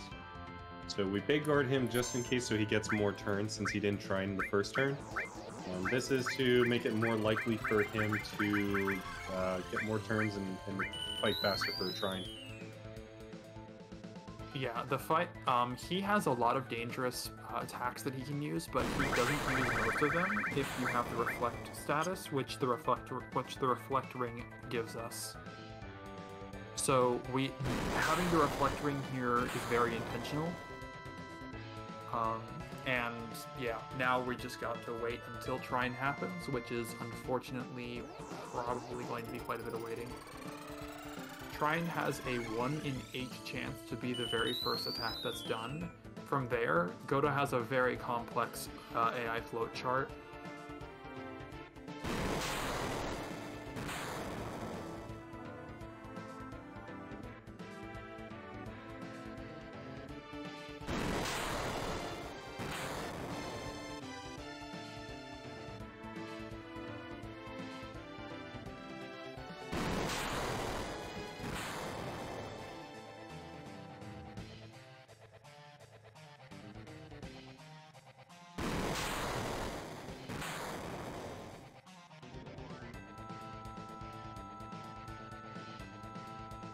So unfortunately, this is not a great trine so far. A good trine would be in like the first couple of attacks, but this is not that unexpected. Oh, and we got Demi 3'd. Yeah, definitely gotta throw an X pot on that. Usually we'll use White Wind for healing, though that was a lot of damage, and White Wind only heals half. Counter Bagel, this run involved the Tifa Power Soul Death Sentence trick, because we are now using Yuffie instead for the rest of the run.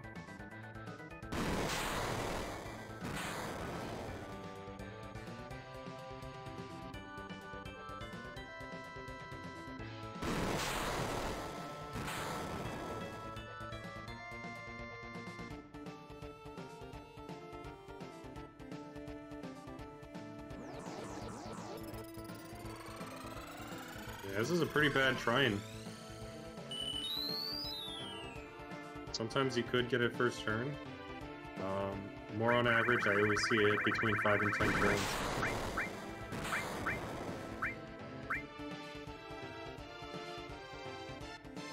This is part of FF7. Sometimes you get good RNG, and sometimes it just tries your patience. And sometimes it trines you. There we go.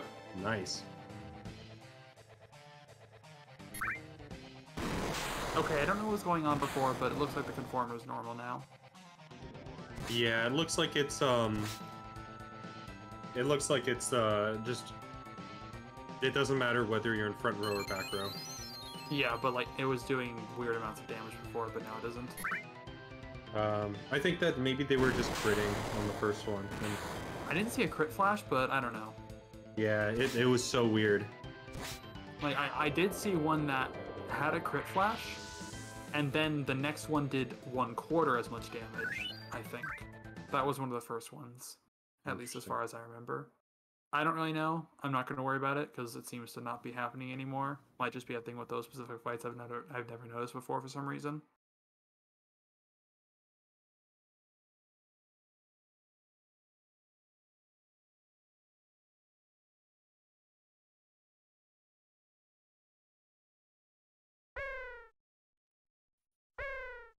No, we're in a minor cutscene right now, but P-Town, how is it looking? Things still looking good on your end?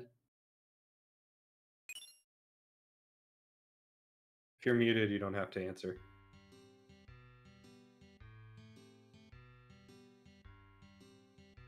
Awesome. We still got a good pace, guys.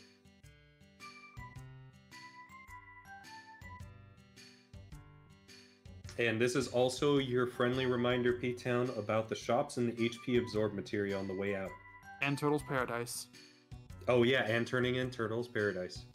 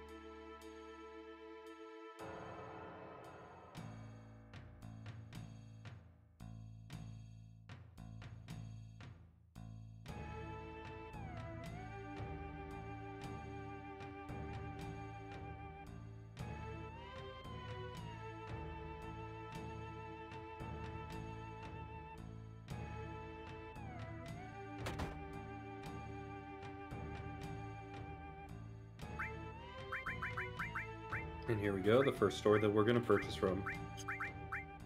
We only really care about a few items here, really. Looks like P-Town's just stocking up on some extras. But we care about this Choco Feather, Swift Bolt, and Fire Veil. As while we can get this in Chocobo Racing normally, we choose to get the GP, and so this is the best place that we can get it because the whole Wutai section emphasizes using damage items when Yuffie steals your stuff. And now we're turning in our Turtles of Paradise mini side quest. And all the rewards that we get are one of every source and a Mega Elixir. So just showing us right there that we just did complete the side quest. And now we are purchasing our Wutai weapons. Because you can't leave a ninja town without being a ninja with weapons. And now we're going to go to a particular house with... It's a house. There are things in it. Things that meow. Yeah. And nicely done, we have acquired the HP Absorb. Yes, best house in the game. Definitely. There's also a HP Absorb that in Northern Crater that doesn't take too long to go to and might be faster? I don't know. Potentially. It may be a thought. It could affect steps. We should see. Depending on like what offset and stuff you get here. Yeah, maybe.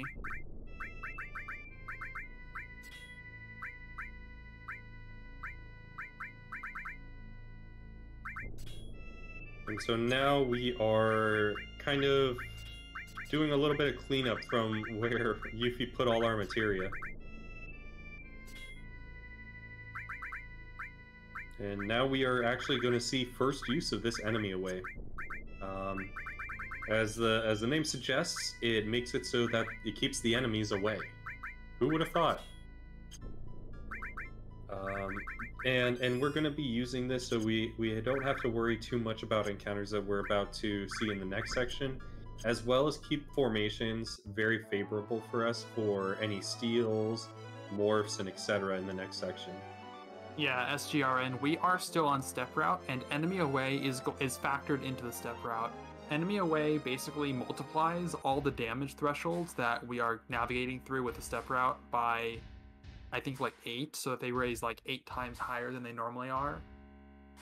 So we do not get many encounters, and in fact, this particular step route happens to be in a part of the encounter table that gets a particularly low number of encounters for this next segment. Yeah, there are some enemies that you could fight in this section that are very painful, and the step route helps to really avoid those, and enemy away really is factored into how we maneuver through this section. Yeah, definitely.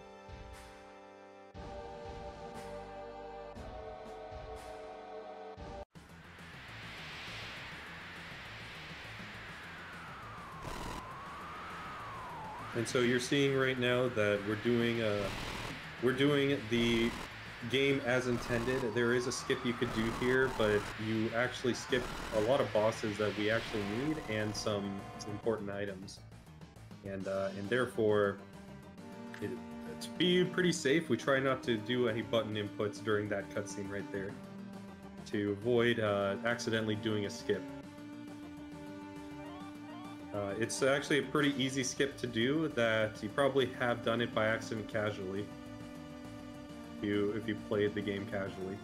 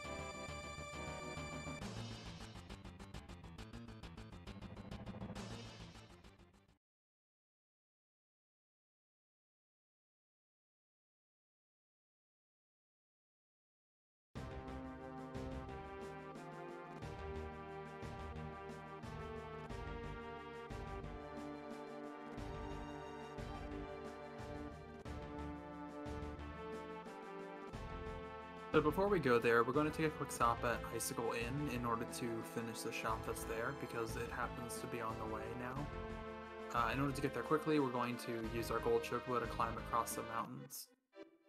And this is important because the high wind can only land in grassy areas. Such as like what we saw at Cosmo Canyon and landing outside of forests and such. So there is a nice little grassy patch right there next to the Chocobo Sage.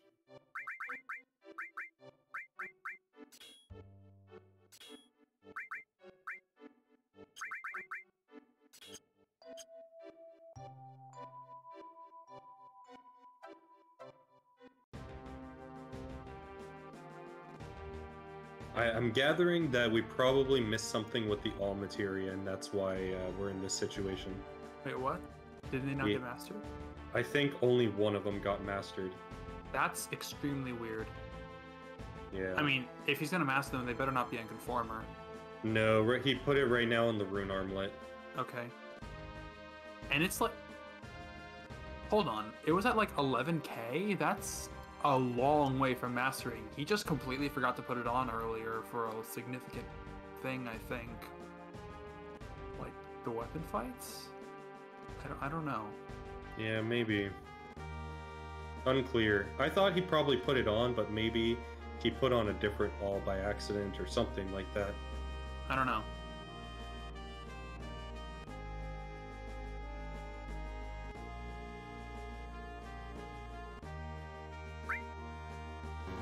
Yeah, it should be fine.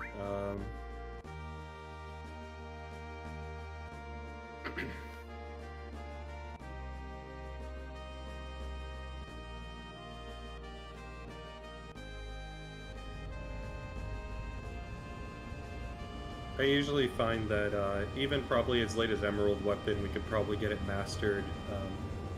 Since we get a significant amount of HP pluses that are pretty high level, that you might have a spot in a Rune Armlet on someone to put it on.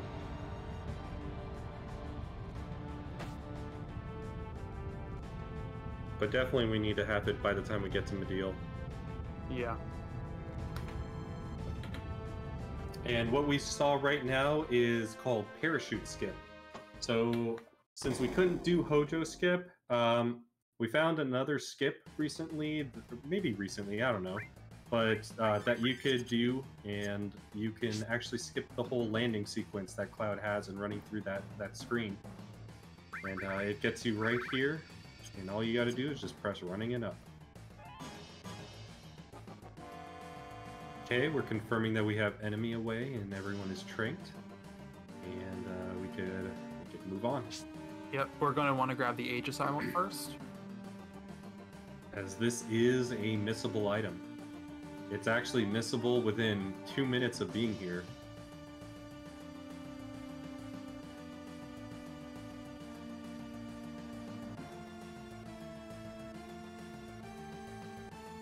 So for the less seasoned Hundo runners, if you had actually run left there, the bridge kind of right. collapses. Oh, sorry, right, yeah. The bridge collapses and you can't get back up. And this is the item right here that we're trying to avoid missing.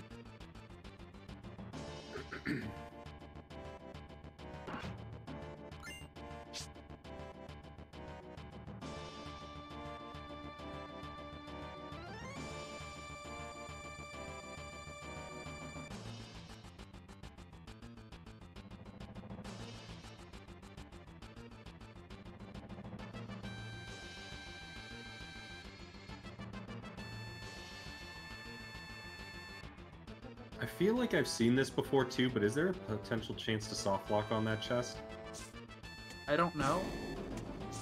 I think I randomly saw it happen once on a Caleb Hart VOD. I'd have to see that if that was the case.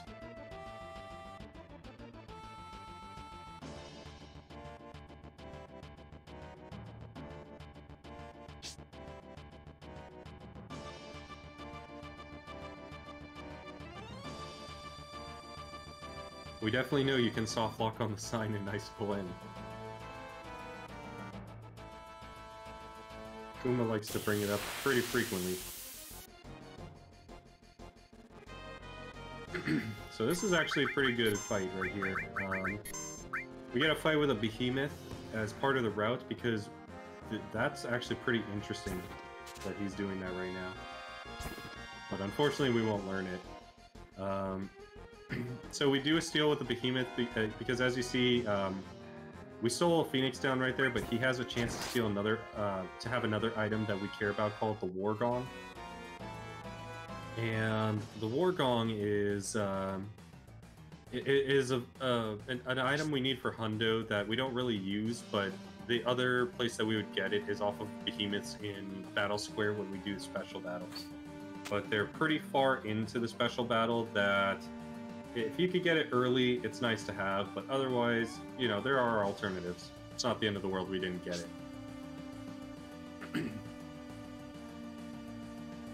And the last item that we're getting that's kind of out of the way is this this Max Ray. Not much to really say about it. I believe it's a Barrett weapon, and that's really about it. As Barrett's not a speedrunning character that's very efficient at all.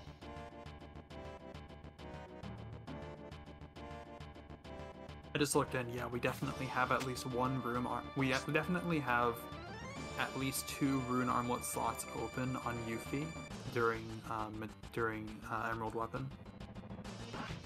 All right, that's good. Here we go. We're grabbing this. This is the Starlight phone, and that's one of Kate Sith's weapons. Coming up here is going to be the last encounter with the Turks, I believe. Yeah. Yeah, I don't think we see him anymore. In addition to being the last preemptible fight. Funny enough, the fact that we did Wutai, there is an opportunity to actually skip them, so make sure you don't accidentally do that if you're trying to complete your hundo. Yeah, they are considered a boss, and skipping them is not beating them. Also, we did not get the Minerva band from Ancient Forest, so we now have to make sure that we get it from these guys by stealing it from Elaine.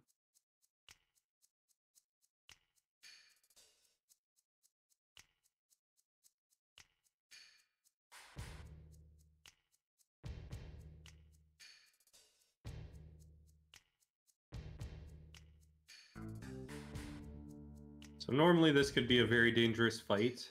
However, because it's Hundo, we have 2 ribbons, and we're in a very comfy place to not have to worry about confusions or actually massive amounts of damage in general. Yeah, these guys are pretty strong, but we should be fine.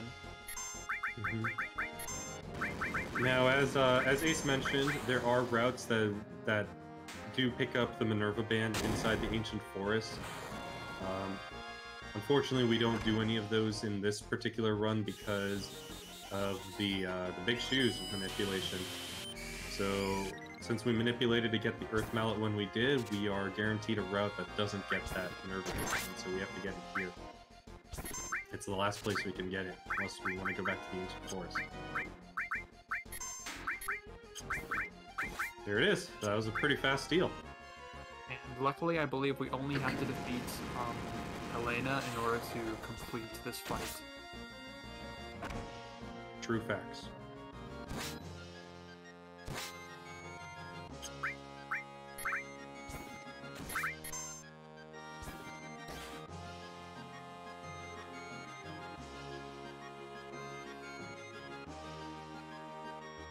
So there they are. That was the Turks in the raid to Midgar. So now we're still on the step route, and many of you might be asking something that you're going to see in just a moment, and rest assured, everything here is pretty planned out. We're going up this way rather than going the other way, because even though in the other direction there is some prizes that we may want, they're not necessary because one of those is called W item, and we can actually dig it up in Bone Village. Yeah, it happens to be a hidden item that's underneath another item, so it's not quite as intuitive that we could get it there. But it does exist, and we can get it from Bone Village. So here, If you remember all the way back, about 9 hours ago, when we took the stairs up Shinra Tower instead of taking the elevator, this is one of the reasons why. The game essentially, to make these stairs, it does a bit of a trick. It only has 3 screens in its actual memory for the stairs. It has the bottom screen, the top screen, and then it repeats the middle screen over and over again and keeps a count of how many times it's done so. However,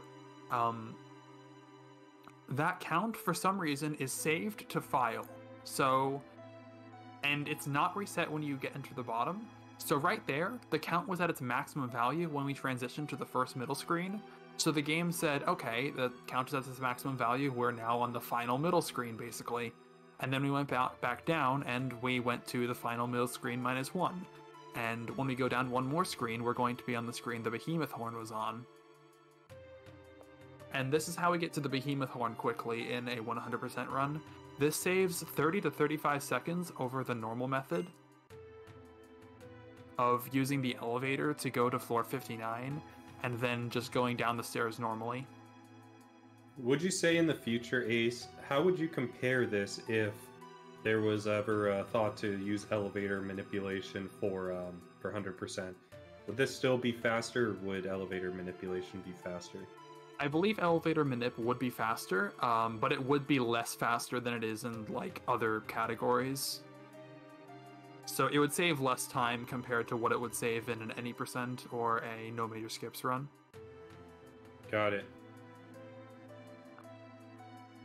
It wouldn't save a full 35 seconds because elevator actually gains about 15 seconds of time save by not needing to go out of their way before Motorball to go read the Turtles Paradise 2 poster, because you can just read it on the way to the elevator the first time. However, that's not as much of a time save as the stairs glitches.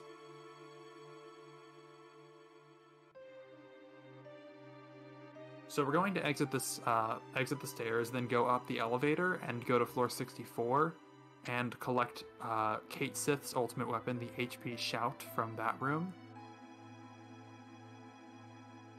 And just another thing to hit this stair thing, hit the nail on the head, but this was something that we actually just found this year and really incorporated into runs. Before this, it may have existed on forums and it may have been just subtle knowledge, but there was a streamer that's not part of the FF7 community that played this, and someone in his chat showed it, and you know, it got clipped, and now it's part of our route. The internet's a fascinating thing. Yeah.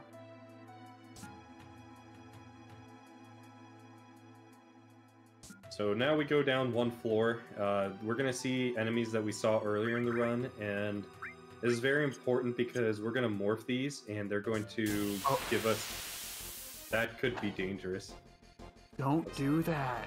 Don't scare us, D-Town. That could have been an accidental... We have not talked about it yet, but if you menu on the same frame that you get a random encounter, you will skip the random encounter, and it just won't happen, but it'll pretend that... It'll basically be like it did happen, in that your formations increase in the same way. And I was very scared, because that is about when you're supposed to get that encounter. As in, he got the encounter a lot later than I was expecting him to, so I was surprised that he hadn't gotten the encounter by when he did. So that very well could have been a menu skip. So yeah, now we take the elevator all the way to the bottom and grab a couple final items before making our way out. And we made sure to grab that Grow Lance up there because that's very important, as we need that to get Hundo. And the last items we're coming up on right here. We're getting Tifa's Master Fist and Barrett's Pile Bunker. When we exit, we're going to want to force an encounter right before the ladder down, just for formations reasons. It means that the next encounter that we get is going to be a particularly good one.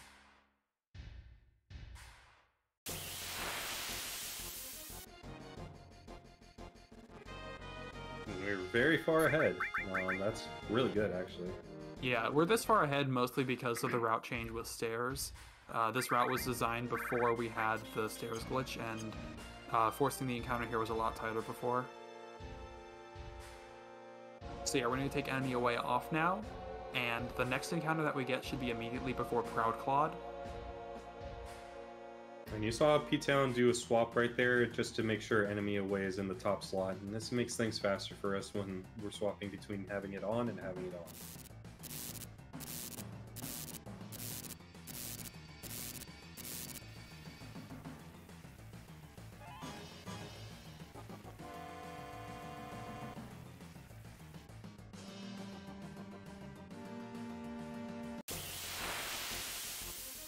Very nice.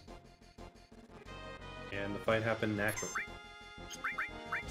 So here we have a preemptive fight against these enemies that have the Gravaball item, and luckily we managed to steal it from our first attempt.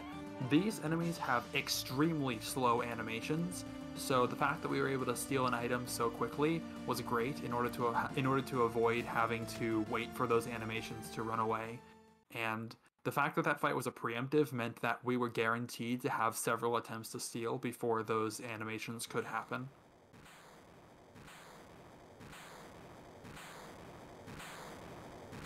That was a minute of time saved just on that fight. That's really good. I can totally believe it. Yeah, escaping those dudes is awful because if they even get one animation off, the thing is that they're not just getting one attack off, it's that they're getting 3 off to slow all your characters. Sometimes it can be 2. So here's Proud Claude. Hi, Proud Claude.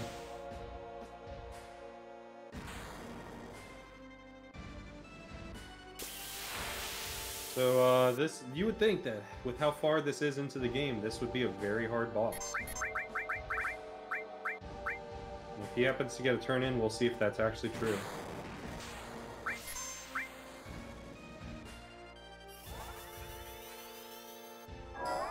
And 200 damage. Bye, Proud Claude.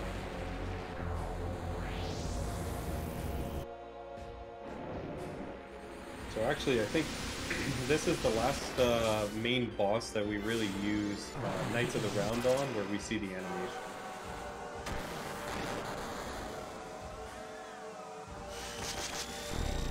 After this, we do see another Proud Claude for the special Battle Square battles. And yeah, we see 4 of them. Can't believe they built 5 of these things in total. And we will use Knights of the Round there, as we only have Cloud as solo. So, but pretty soon we're going to start implementing something that will be somewhat of a time save, called the Mug Glitch. And we'll talk about it again once we get to Vincent, but that's likely the reason why we're not going to see a lot of Knights of the Round at this point. So we get 4 more chances of Knights of the Round to really see it in all its glory. No, it would not be faster to get Vincent earlier. At least it would not be viable in a run to get Vincent earlier.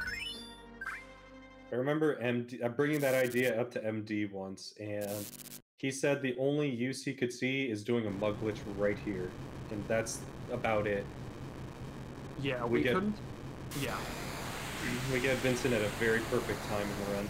Notably, we only just got our steel materia leveled up enough to unlock Mug. So if we had Vincent earlier, he wouldn't have been able to use Mug because we wouldn't have had the high enough level steel materia yet. And right here we have Mug. In fact, we just mastered our steel materia, and so we have a new one. Yeah, technically, we get Mug right at about ultimate weapon through the AP there. So right here, we are going to do a little menu to swap out. As you might have noticed, there is about to be a weapon that only Barrett can pick up, because it only spawns for Barrett. So we're going to put him in the party and go grab it real quick.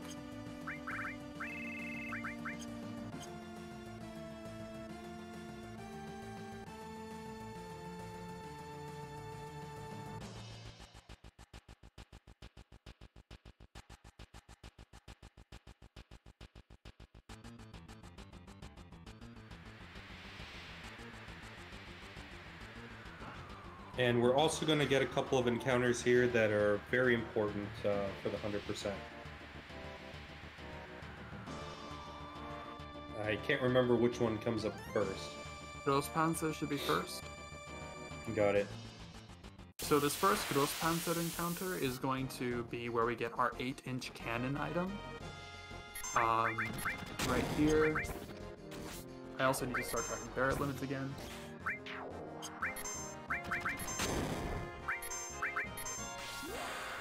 In order to guarantee that we actually get it, we're going to have to kill all of the elements of the body from the top down. Technically, it's not necessary to do this, but it definitely makes sure that we absolutely do not let this thing die without us getting it. Oh, and he built another limit on Barrett. Very nice. Yeah, that's 5 big shots. And there's our 8-inch cannon.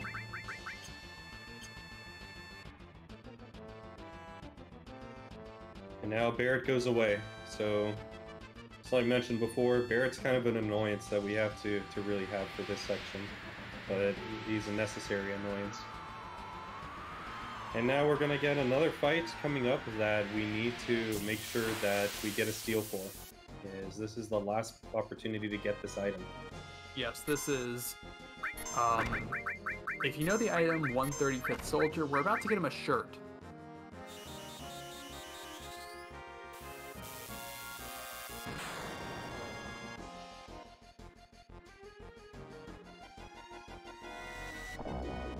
There he is, there's a tiny little soldier.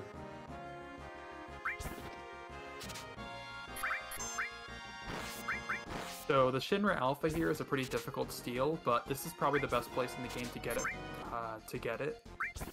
As using level 4 suicide on these guys makes them pretty harmless, and they still have pretty fast attack animations, so we don't really need to worry about them too much.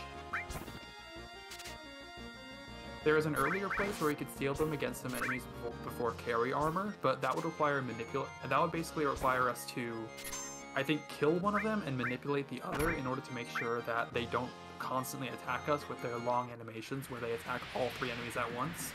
And at that point we're a lower level, and so we have a lesser chance to steal, as well as one of our characters having to manipulate them and keep them in manipulation status, and so not being able to steal. It's not too much of a time difference, but it's arguably better to do so here. So here we have the Hojo fight. For the most part, this is just going to be Yuffie and Sid attacking with their powerful attacks. And us using White Wind to cure any statuses if they happen to Yuffie.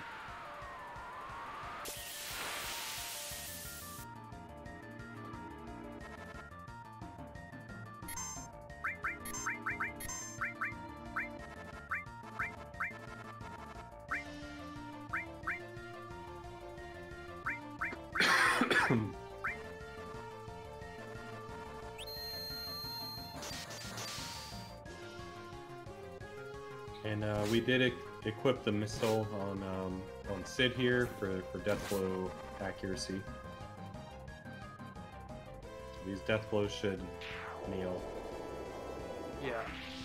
Yeah, now death blows should never, or maybe only very rarely miss.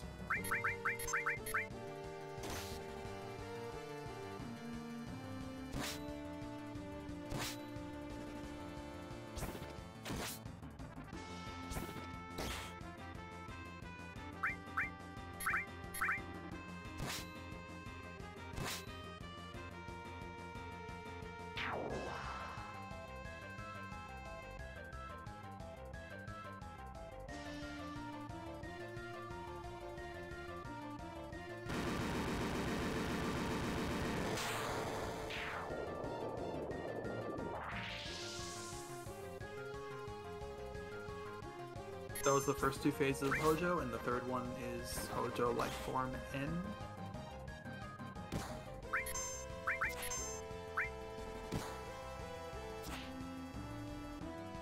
And it's a good thing we also equipped the ribbon on Sid here, so he doesn't get put to sleep, as this boss can inflict sleep during combo.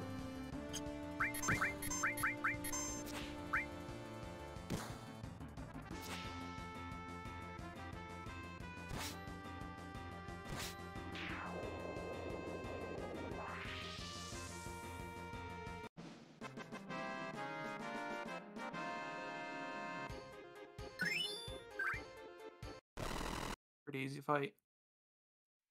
Very easy, in fact. All right, we got a pretty extensive cutscene coming up here, so yeah, break time. Take a stretch break. Take a wipe your eyes out break or whatever. Get some food if you want. Because we're going to disc 3, or at least we would be if this were PSX.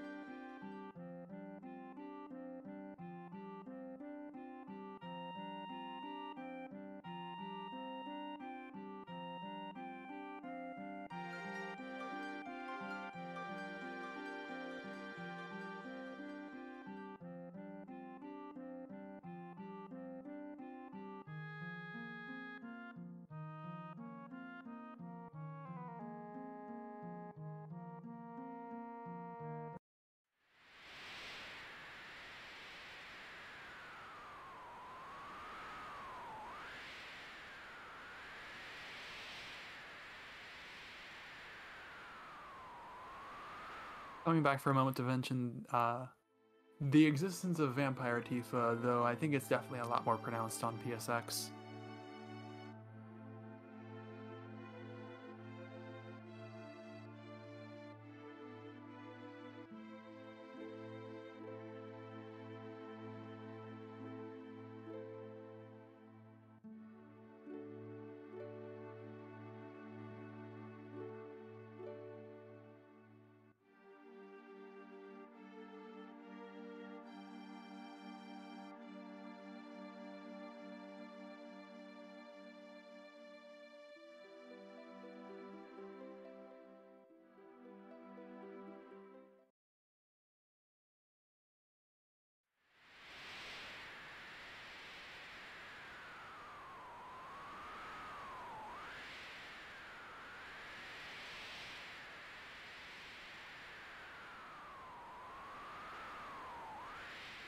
Stalkor, Chocobo races have been done and completed, and we're done with them.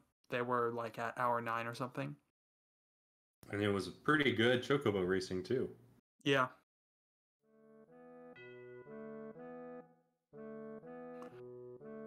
And the weapons. Don't forget the weapons. That is a big part of this run, utterly. Yeah, so we are coming up to the final third of the run, I guess you could say, because we're going from disc 2 to disc 3, and a lot of it is going to be completing up those longer hundo quests, like the weapons, the limit grind, battle square. Yeah. It tends to be a little bit more favorable in PC, where there are more drops that do happen.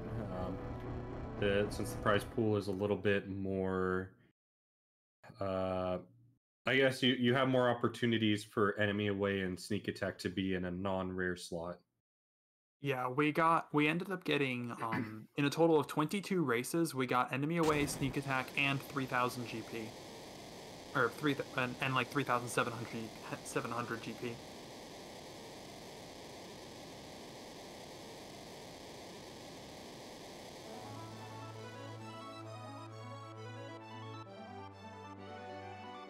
So yeah, P-Town's saying he's switching to his controller now. That is going to be for the next thing we're going to do, which will be in the Gilnika. We are about to do something called W item duplication, though for that we first have to get the W item materia at Bone Village. And while we're also there, since it's convenient to get it at that spot, we'll also pick up the key to Sector 5 so that we can go back to Midyar and gather up any loose items that we haven't gotten yet.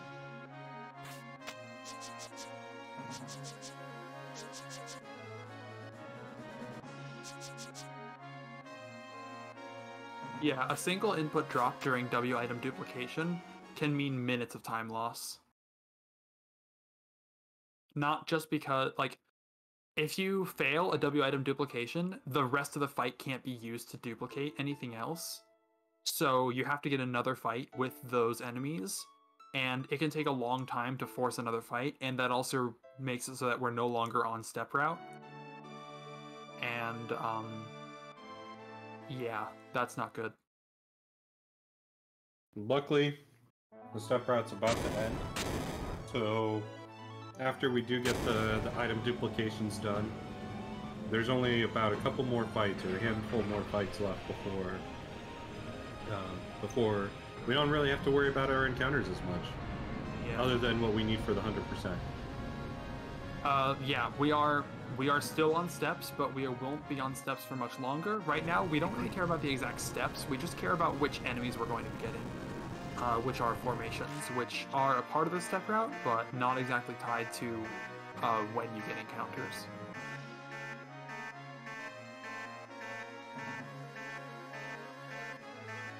Exactly what Ace said. Pretty much that's true once we put on the enemy away materia. That as long as we're keeping the formations through, steps are just secondary. They're good to have.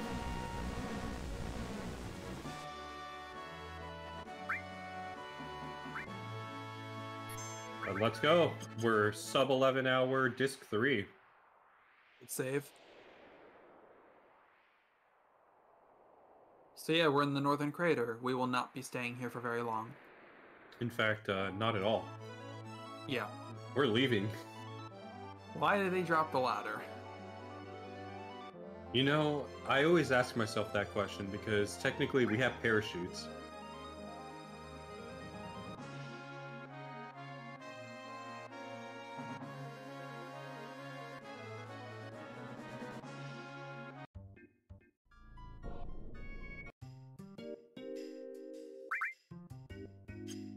And so here we are for the main digs that we want to do.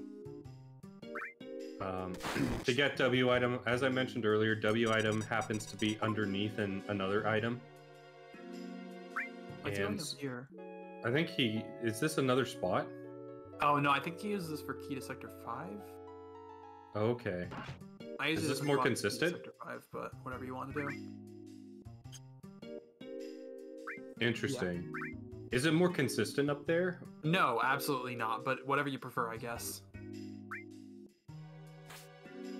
And now we are going to dig up a mop, because the mop is actually the first item, the first item that we see here.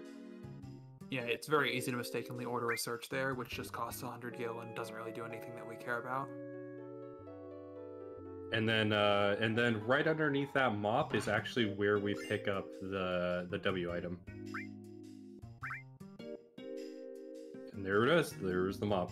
Yeah, the mop dig spot, like the mop and W item dig spot, is sort of on top of that X that he's on top of right now, though it is kind of precise.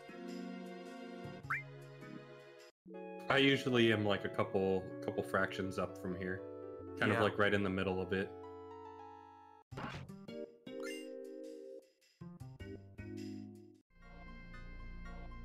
And there we go. We're done here. Yeah, luckily we got both. P-Town has had some runs, or some times where he wasn't able to get one of them. Like, it just didn't... Like, immediately, he means.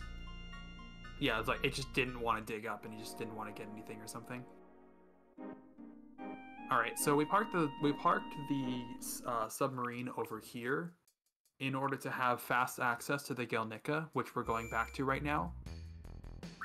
And right now, We're about to perform W item duplication to duplicate speed sources.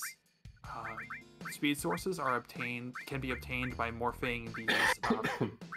I believe these are called poodlers or poodles. Yeah, they're poodlers. Yeah. And in order to do this, we need to make sure that we use our items so that we have room to be able to get new speed sources. This won't work if they already exist in our inventory. In addition, if you remember all the way back in the first trip we made to Gongaga, we purchased 1 Maiden's Kiss, 1 Cornucopia, and 1 soft item. Those are going to be what we're going to call our sacrifice items, which are going to be a part of the W item duplication glitch.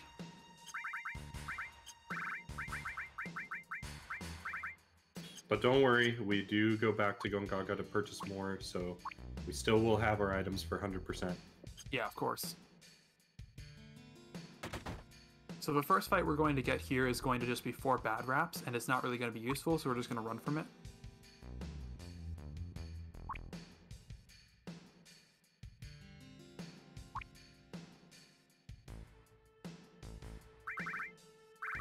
However, the second fight is where we're going to be starting to use... I think he realized he had enemy away on. Oh yeah, that shouldn't be a big problem. That just means that his steps are now dead. Like, Isn't I that had... supposed to be on, guys, or is this supposed No, it's not supposed to be on here. Yeah. Your steps are dead now, but they're fine. Just keep EA on when you don't want inks. Not a big deal. I might just take it off here for this room and then put it back on in the next one. Yeah, definitely. So the first ink is supposed to have 4 bad raps. The second encounter is supposed to have a poodler and 2 bad raps. And here we're going to be morphing the poodler and then morph the poodler, and then we're going to be using an item that the speed source is going to go into, and then repeatedly select and deselect another item, which with using W item has the glitch where it essentially adds one of the item that you had previously used.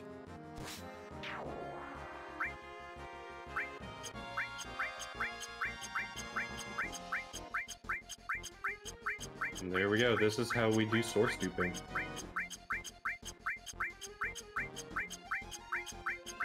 So we're gonna do this for 2 fights. I'll actually stop talking right now so Ptown can concentrate.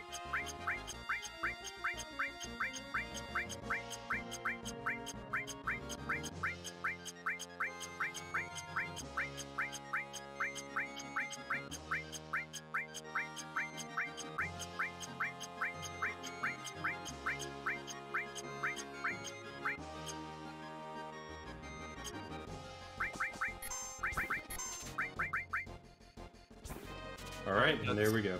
That's 99 speed sources, and now we're going to... We're stealing an ink. Oh yeah, we need to steal an ink. And those speed sources will be used because we have to do another fight, and this is to make Cloud really fast for the rest of the run. Cloud needs to be really fast so that enemies don't get turns when we're at Battle Square, and also really important for the Emerald Weapon fight so we can also minimize the number of turns he has.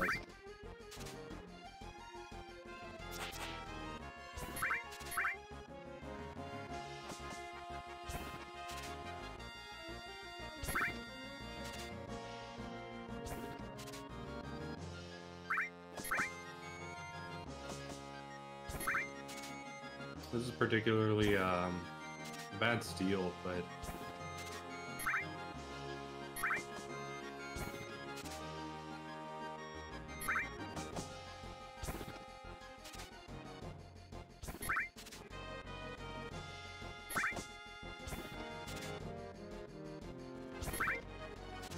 wow, such as FF7 though.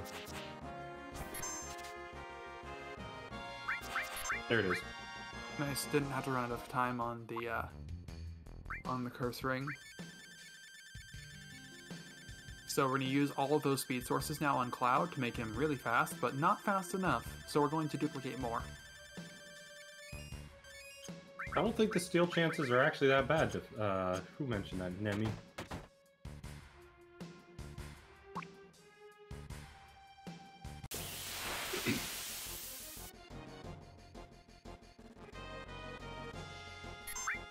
It is a. It looks like it is a Steel Chance 8 item. So, but we're also somewhat of a higher level against these guys.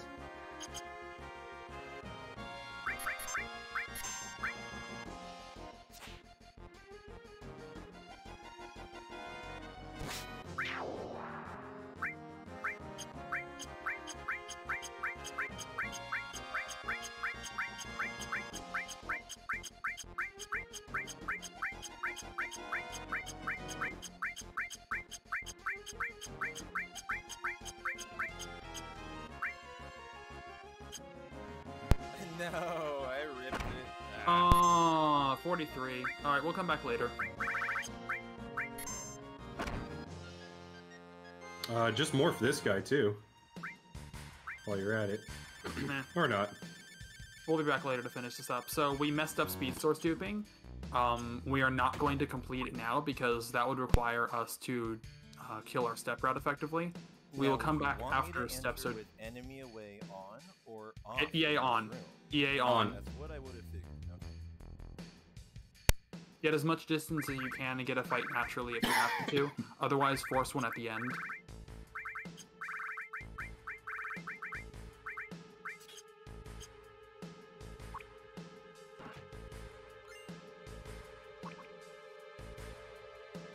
So in this back room, we're going to collect several items.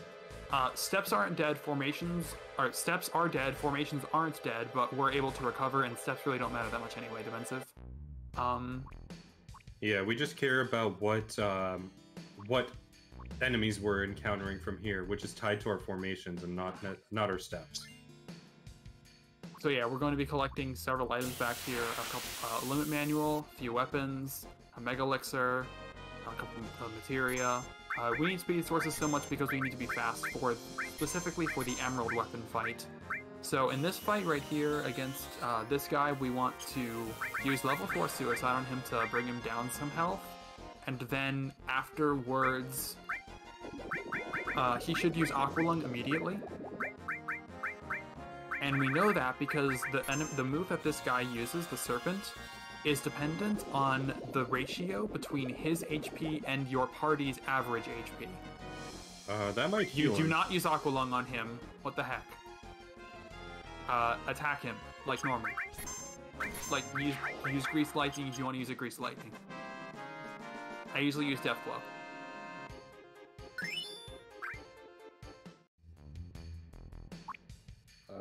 Definitely P-Town is beaming. Ooh, Dragon Scales.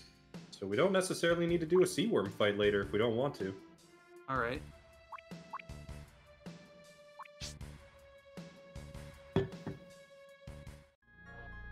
That's like a lucky drop right there. Yeah.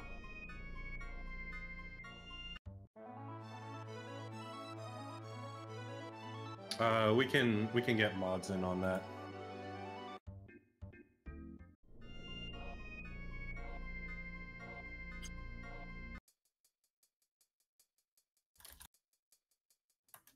Okay, so we're still on formations, and we're gonna come over to Mount Nebel right now, where Enemy away off right away, right? keep EA on for a bit, and then just play, and then take it off once you're in the dragon room. Once I got the dragon, yeah. Okay, got it. Once you're in the dragon room, keep EA.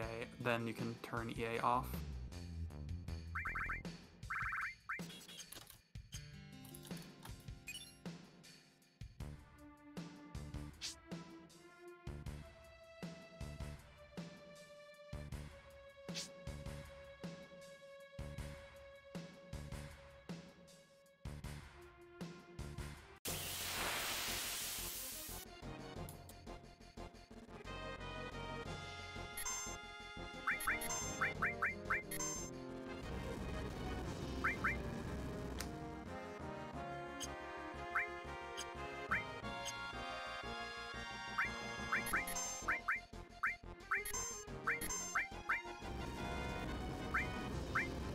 So here we're going to have the dragon use Flamethrower on Yuffie to populate our weak E skills with it, and then kill it using Grease Lightning and get a Fire Fang drop.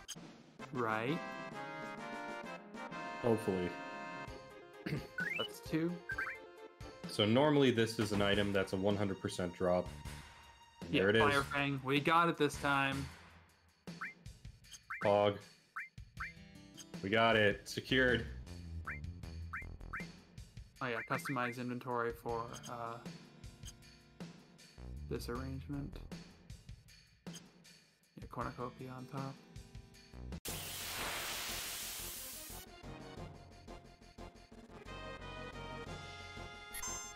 And here's our first fight. We get an encounter with these screamers.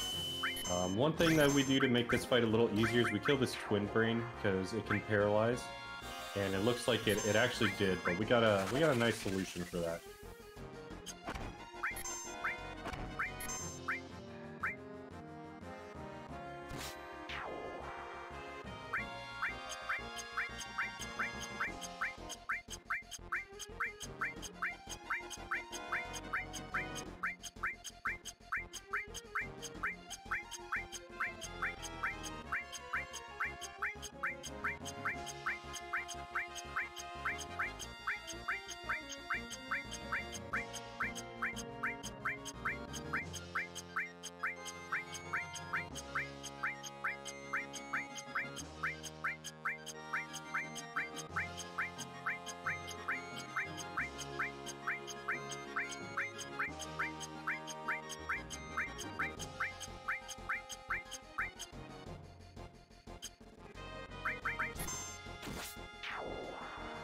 Alright, and we got our power sources.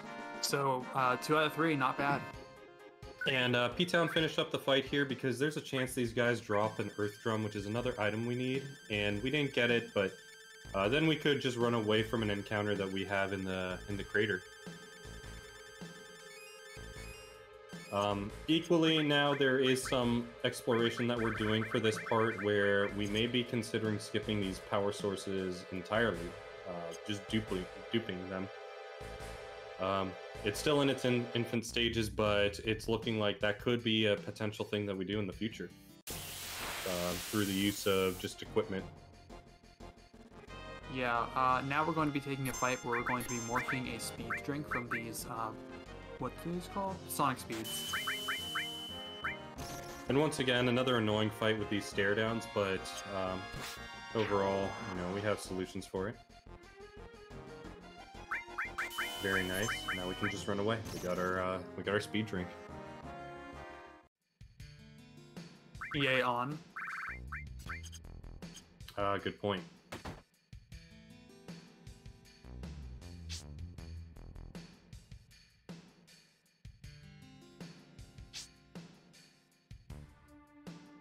And now there would only be 2 more real encounters that we would need to track if we were on steps, and but now that we're on formations, we're still good to get them.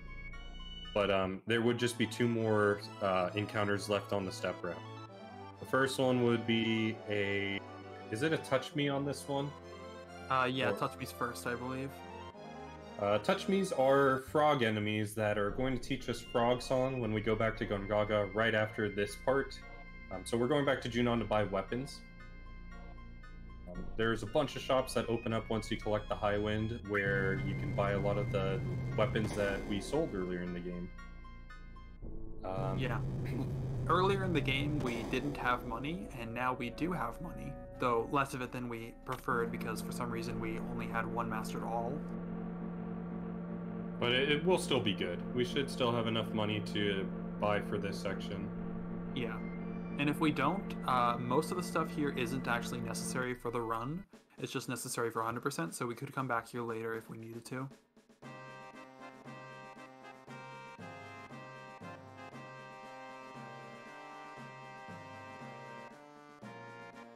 But then we're going to go to Gongaga immediately after this to also restock on the sacrifice items that we had, as well as buy a couple more new weapons and some shrivels, which shrivels inflict the mini status, and that's going to be very important when we're doing limit grinding.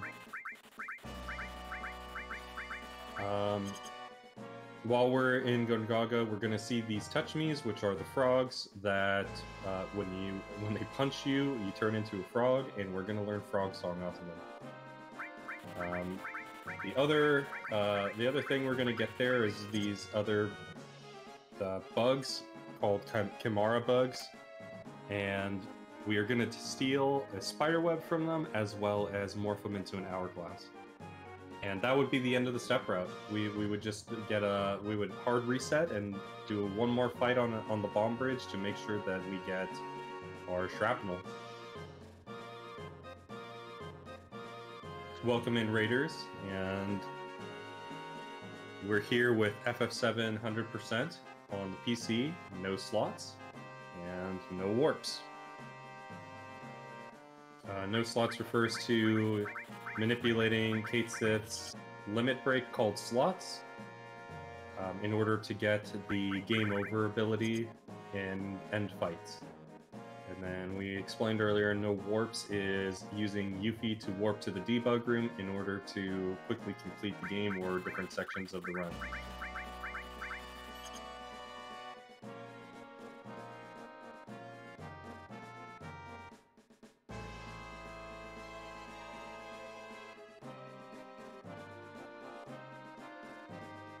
Alright, there should only be 2 more buildings to go into. This one has a 135th soldier, which is an item that is a part of the inventory, but yeah, it's an item that's a part of the inventory, but doesn't really do anything. And yeah, I believe this is right here, our last shop. And then just like at the beginning of the game, we will use the air taxi to leave. Yes, you can buy the mop here in Junon. The only reason we needed to get the mop earlier was because you can't get the W item materia from Bone Village without first getting the mop. It's just on top of it effectively. And rather than skipping the mop here, it's kind of just easier to just buy everything in the shop than really have to think about it. Yeah, you just buy everything. Gold armlet comes with Sid. You could also buy it in Rocket Town if you actually really cared about it, but we don't need to ever buy it. You could also get it from that house that we just passed, but that's also not a very good idea for obvious reasons. All right, we're now going to be We're now going to be moving our enemy skills to Yuffie, so so they're all on Yuffie now. So we just have to use Frog Song once on Yuffie. Yeah.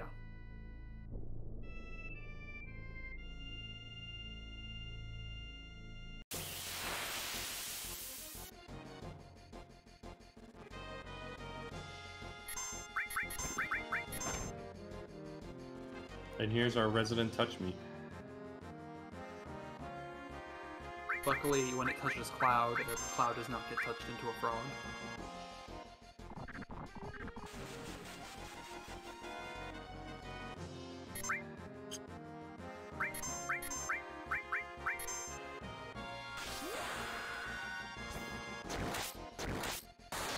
And if ever there was a time to use it, this is the most cathartic limit break.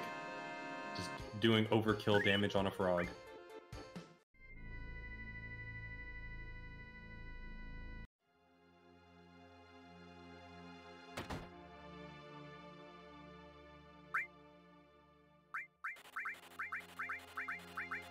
Yes, Yuffie does have all 4 limit break, or sorry, E skills. So very important that you mentioned that, and that's why we did consolidate them right before entering town. And so now we just bought all our accessories as well as some leftover materia that we needed. We're going here and we're buying some weapons. What are shrivels? Do you need to buy 99 of them? You need to buy. We buy 91. Yeah.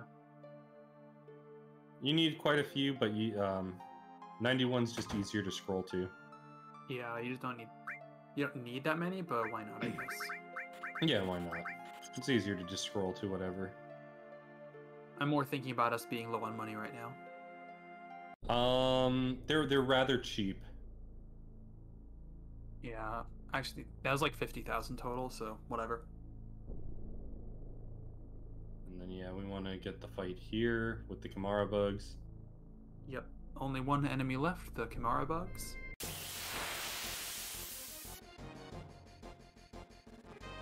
You still have the A on? Yeah, probably. Whatever, we got the fight, so it doesn't matter at this point.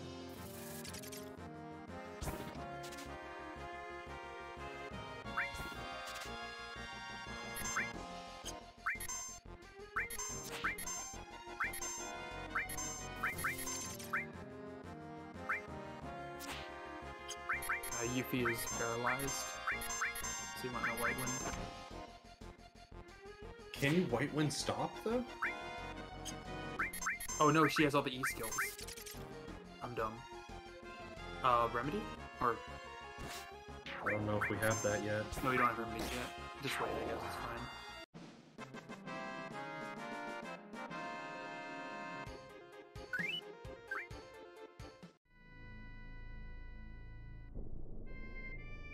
Well, I think we go back to the Gelnica and finish off the speed sources, huh?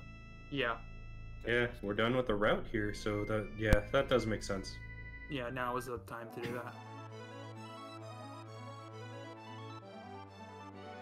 Be careful of any emerald sightings. Yeah. Ruby spotted, by the way.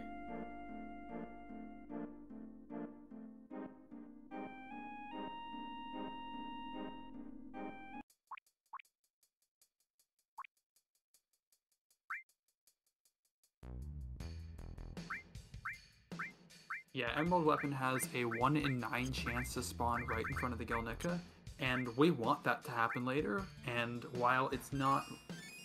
it isn't unavoidable. Yeah, he isn't unavoidable now, but yeah. So we're going to be using potions to do duplication as our sacrifice item, so I gotta remember to get potions again.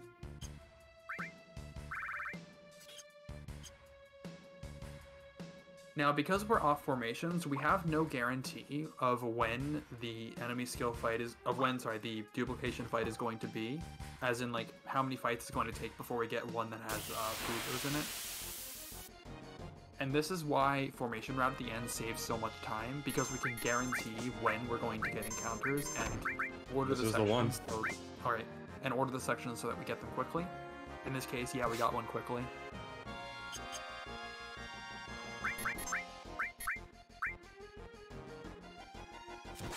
And I think you only need like 50 or so now.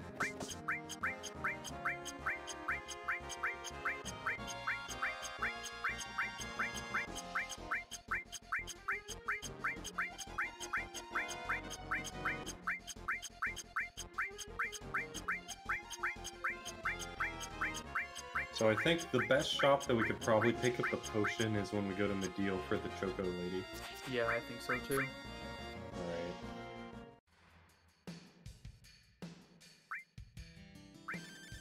Yeah, 56 sounds about right for the number of speed sources. Just make sure to have one left over. Oh. Oh, that's not one left over. Are we gonna go morph another one, or is there one more we can get somewhere? He could go to Junon.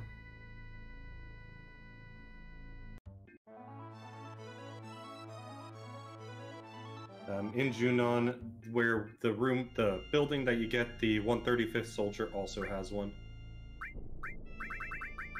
But it's like in its lobby.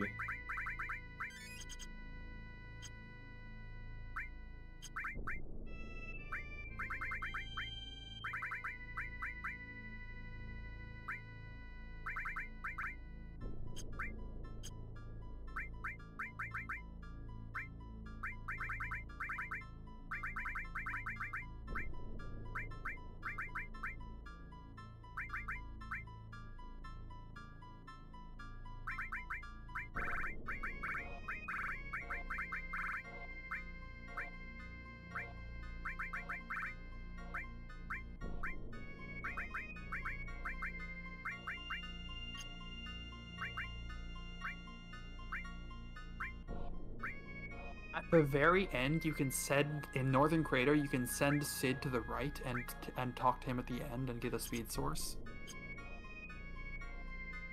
Okay, that's pretty good. As long as we remember it, that'll be minimal time loss. The problem is we have to remember it at 5 minutes before the end of the run. Yeah. Well, yes, you're right. We would just need to talk to him before we go down. Yeah. All right, we're doing another hard reset, which is for an RNG manipulation for one of the games, as well as just saving in general before doing speed source duping. Or not source duping, just normal W item duping.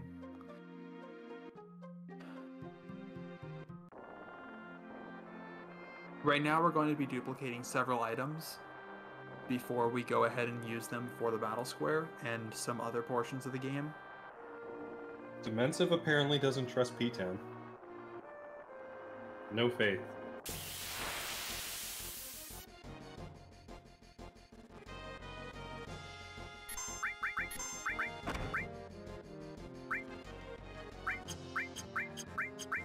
Alright, we get this bomb enemy here.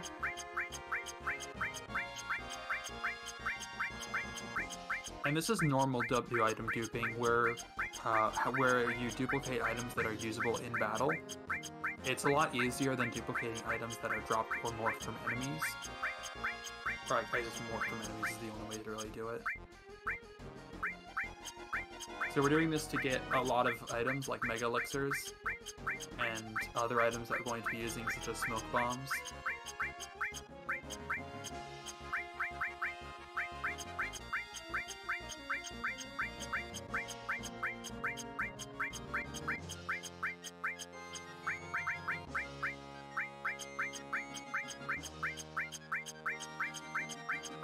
And this is very important in preparing us for, not only for Speed Square with the smoke bombs and the Mega Elixirs, but also the rest of the items are really good to have for the weapon fights and for the limit grind, so we want to make sure we have these pretty much prepared for us about right here in this part of the run.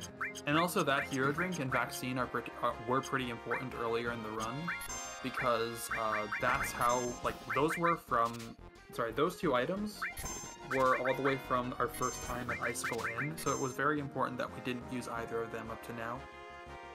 Yeah. We're going to attempt to steal a right arm, but not succeed and just morph it into a shrapnel. We can purchase a right arm later for a very little time loss.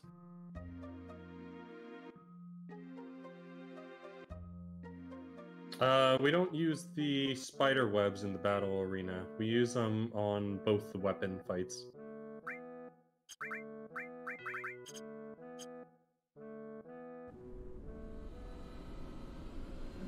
Yeah, smoke bombs on top is useful for a strategy in battle arena. Yep. So right now we're going to be doing an RNG manipulation to make sure that the prizes that we win from Speed Square are both the Super Sweeper and the Masamune Blade. We have a little meme about the blade and call it a burrito. And the Stupid Sweeper. And the Stupid Sweeper. When we first were starting to get exposed to Final Fantasy VII, one of the funniest things I ever saw was that this is something I learned, but one of the funniest things that I learned was that there was someone who brought it over and tried to translate it themselves into Japanese, and the Japanese word they used for blade was literally how a Japanese person would try and say the English word blade. So, yeah, burrito. And so, from reading that, the person thought that they were getting a burrito, and wrote it that way when they made some bootleg copies of FF7 mistranslated. Or, sorry, in making a guide for FF7. For people who got the Japanese version early. That was what it was.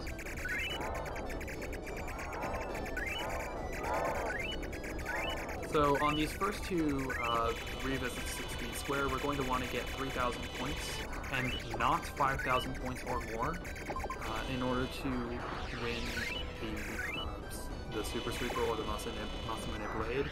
If we were to get any more, we would win the Flayer instead. We also need to get that, but we want to get that after the Super Sweeper and the Masamune Blade.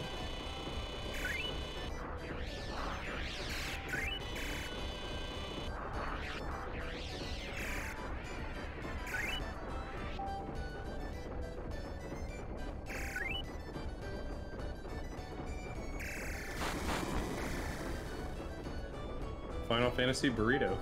There you go. It's an epic adventure for burritos.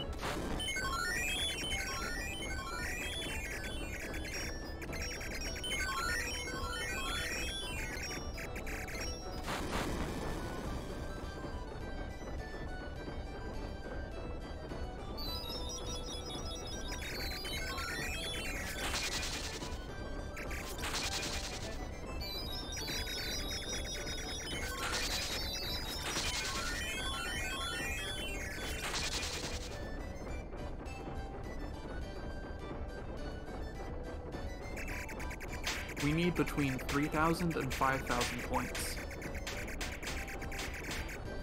And as we're seeing here, we will be comfortably above 3,000, and now this is pretty much a bathroom break for the rest of this little speed score section. Yeah. Hey, whoop! P-Town read my mind apparently, or maybe I read his bladder.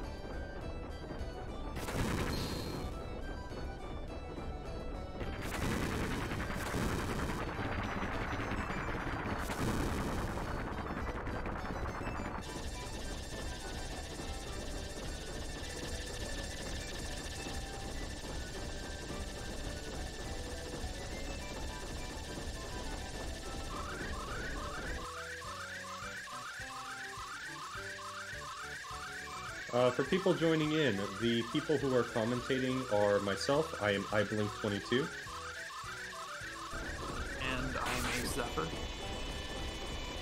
And we have P-Town running for the really, really long-a-thon FF7 100% no sauce.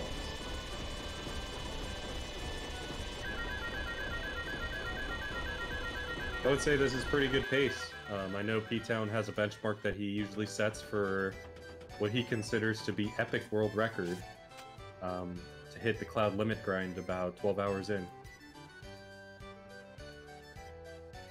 I think we're going to get pretty close to that. And we got our burrito.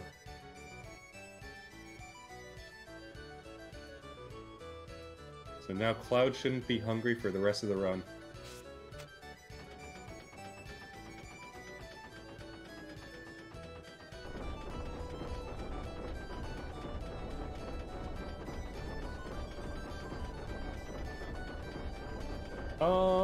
We have been doing some safe stuff, like safety saves.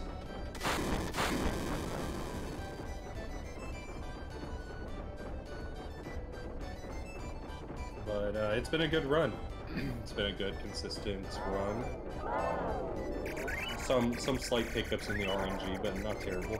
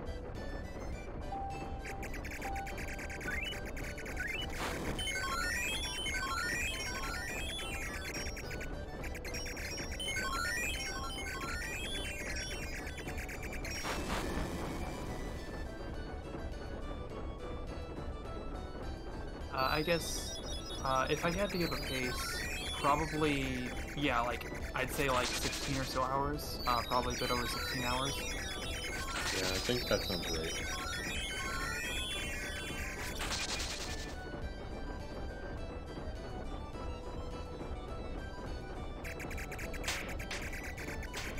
But P-Town does have a timer, and so he knows what his pace is.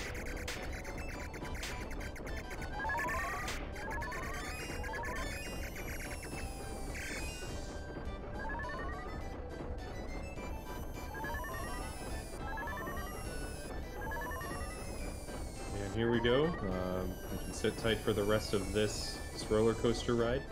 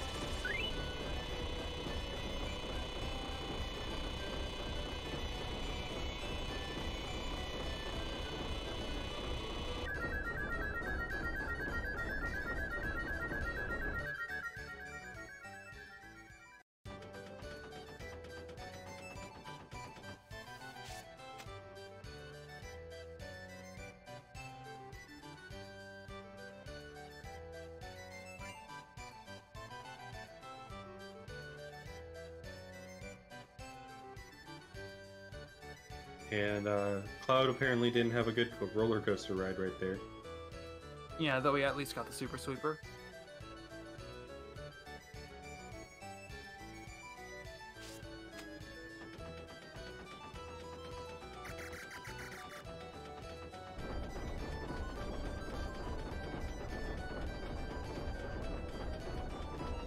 So, on this last one, P-Town has to get the full 5,000 points this time in order to be able to get the player. Though this time, it's not critical that he gets it first try, so if for whatever reason he fails to get it, it's fine if he gets it on the next attempt.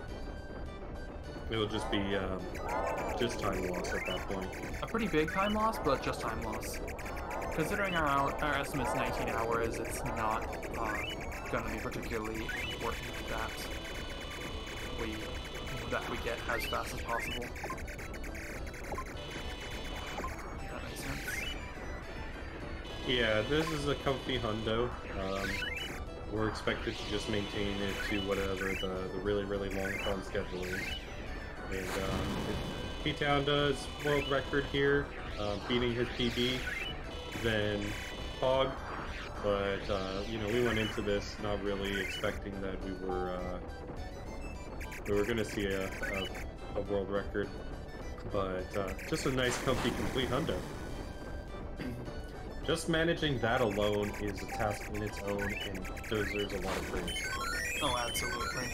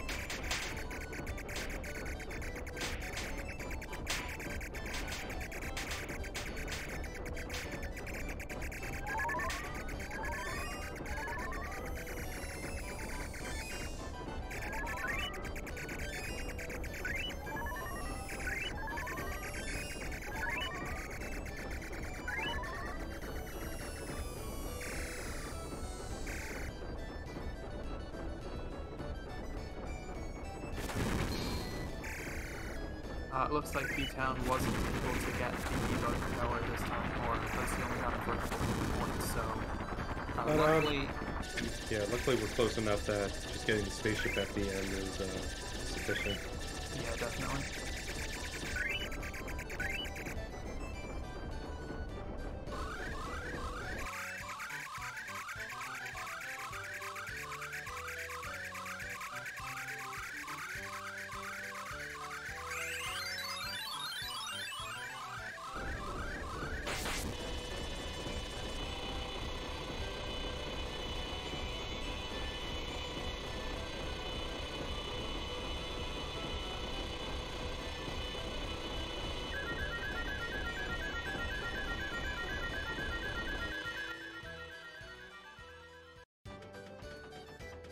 So now that Speed Square is complete, we're going to be going to Battle Square, and we're going to be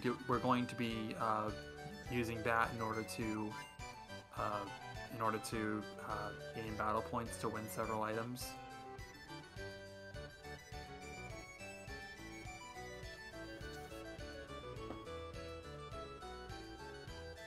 We're gonna see a very nice exploitation of the game right here. First, we're talking to this lady right here because this activates a possibility for later in the game to pick up sprint shoes. It's nice to have an extra pair for later when we're doing the limit grind, and she gives us a free pair so we don't have to go back to Speed Square or Chocobo Square anymore. But we're gonna see a nice little exploitation that of how reels work in this game. So if you guys remember, Tifa's limit break looks like a slot machine, and if you press the square, it essentially halts where the slot machine is, and with enough practice you could use the square button in order to properly manipulate the slot reels to be in a way to get an outcome that you want. And we're gonna use that here in order to minimize the bad handicaps and avoid wasting a lot of time here. Some of the bad handicaps would be if we seal our use of items in the run, because then we can't use another glitch called Smoke Bomb glitch. And Smoke Bomb glitch just allows us to get maximum BP if we use it on the last enemy and run away from the fight without having to kill him. Yeah, you keep your BP and are able to escape the fight without having to kill the last enemy. As we really just care about the BP, so that's good. And there are some other ones that are pretty nasty too, like getting rid of your command materia and such, but... So, I believe we need to do about 10 rounds of Battle Square in order to get enough, 10, maybe 11 or 12 or so rounds of Battle Square. I'm not exactly, if I remember correctly, in order to get enough BP to purchase the items that we need. We're not going to get all the items now, we're going to get most of them, but we're going to get we're going to finish up getting the items when we come back later to do Special Battle. I think if you're lucky, you could get it maybe in... Oh no, because you still need the speed plus. Never mind. So yeah, 10 is the minimum. Yeah.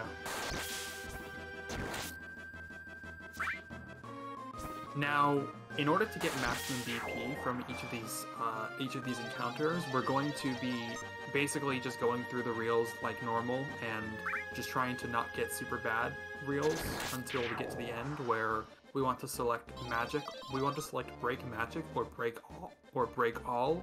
That's present in almost every reel at the very end and will grant us nearly 10,000 points.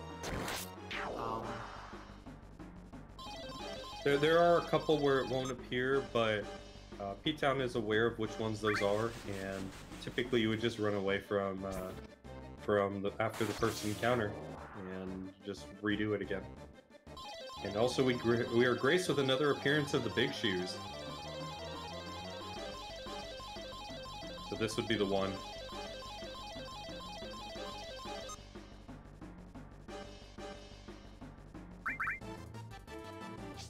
Nice, you got it. And now, because we put smoke bombs at the top, we can just hold up and circle in order to select smoke bombs and use them.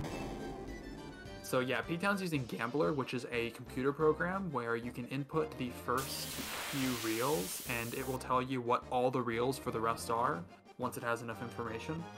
Because it turns out the game only has a very limited selection of possible reels that it'll choose from.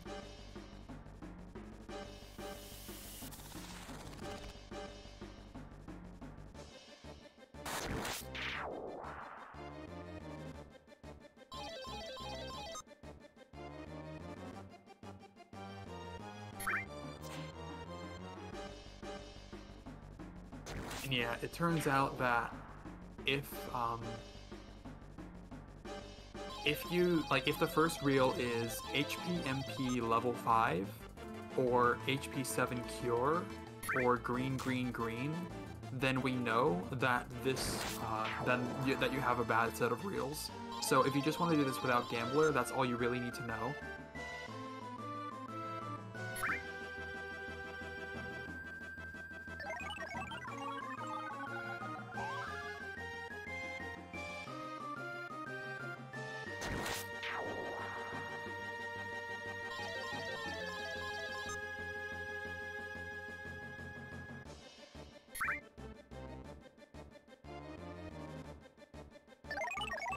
We're also choosing whether we use slash all or death blow in each fight, depending on what the enemies are.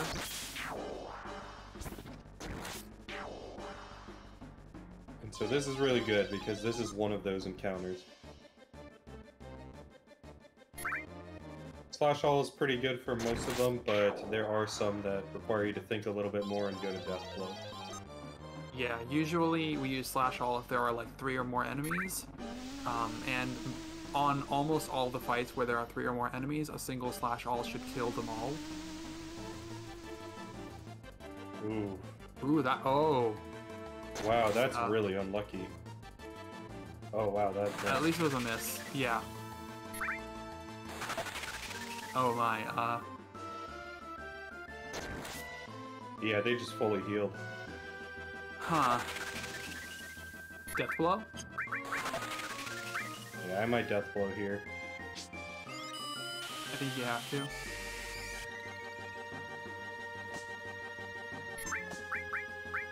He just hero drinked.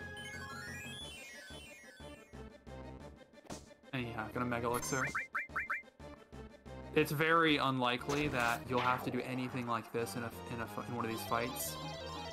He just got very unlucky with those first two attacks not getting first turns at the beginning. Yeah, Very nice. Magic Materia broken, and we're done.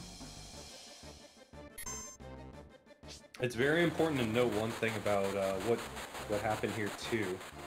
A lot of the time on these battle arena fights, your cursor is always going to reset to the main attack position when you're on the main battle menu. However, your sub-menus within those do retain cursor memory. And I have had it before where I had to 8-inch cannon something, and I tried to do this buffered smoke bomb, and then instead accidentally used a Mega Elixir.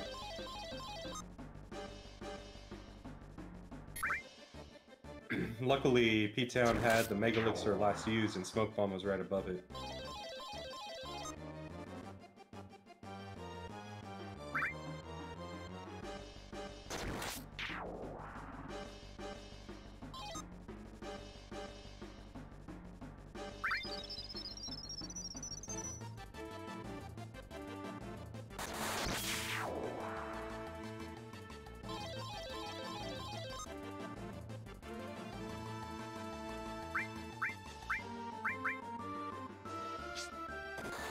This guy right here is the one that you want to use an 8-inch cannon on. Yes. This guy has very, very high evasion, to the point where it's very difficult to get even a single hit on him. So we just do an 8-inch cannon, which never misses.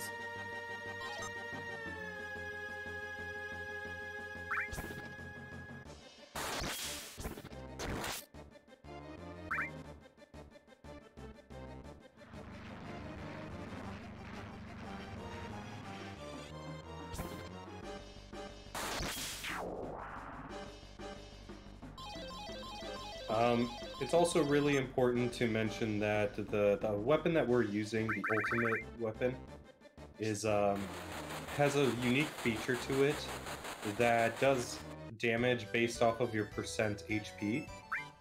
And so as Cloud is taking damage here, it is actually reducing his attack power.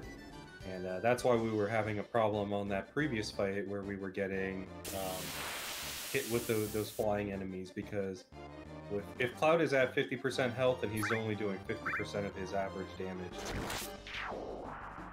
Yeah, or something like that. What was I gonna say? That last enemy was kind of risky. If you get thrown out of the battle, then you don't get GP. BP, whatever it is.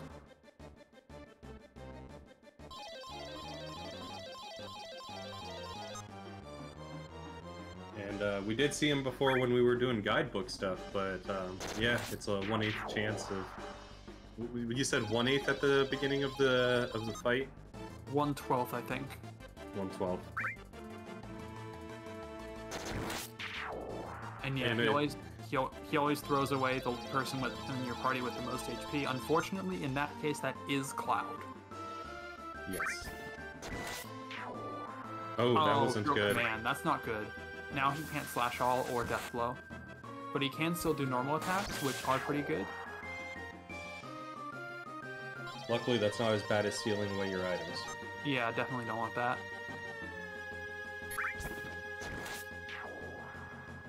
I guess what I was going to say is that because Ultimate Weapon does an amount of damage that's based on your current HP as a proportion of your max HP, getting half HP actually essentially heals you in terms of your Ultimate Weapon power. Until you get hit. Yeah, of course, but if you had some damage on you, now you don't. Yeah. Unless you had more than half of your HP gone, but Oh, in this that is a case, critical reel right here. At least he got armor taken away. Yeah, that you would definitely want to do armor or broken. This is actually scary. I might want to escape now. I think he can make it. He's doing some pretty good damage. No, he's doing like a quarter of the damage he would need 4 hits to deal. He only needs 16 hits to kill. Wait, what? That was quicker than I thought it was. Never mind. Yeah, they don't have much health. It's like 30k.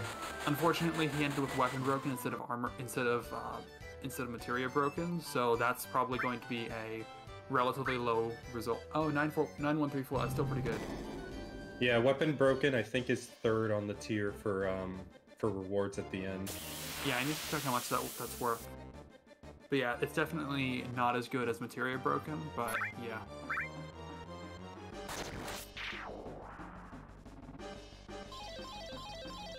I think we were just having this discussion on the last monetary stream.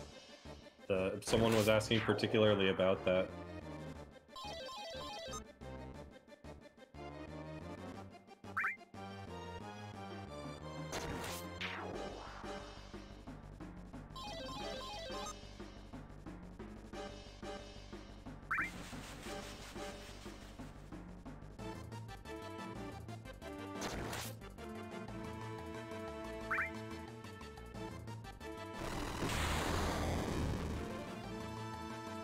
Yeah, you actually want to death blow these guys.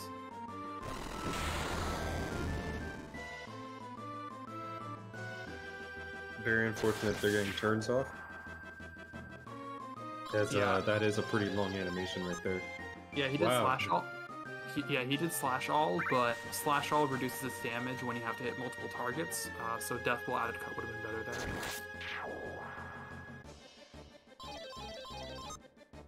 This cloud's a little bit beefier than I would have expected, because yeah, I agree. Here's another enemy that's a pain that can have high evasion, but looks like that was not a problem. Yeah, it's not super high like jumpings or especially the magnate enemy. And then these guys again. But luckily we have enough damage to kill them. Oh, we got We get minimum mini. there.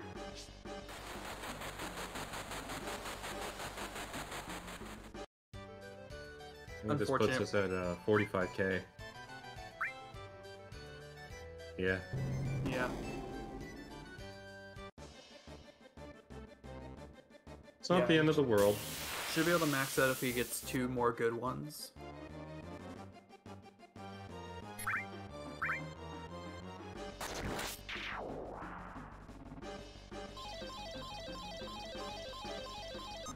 Yep, 2 more for 64k.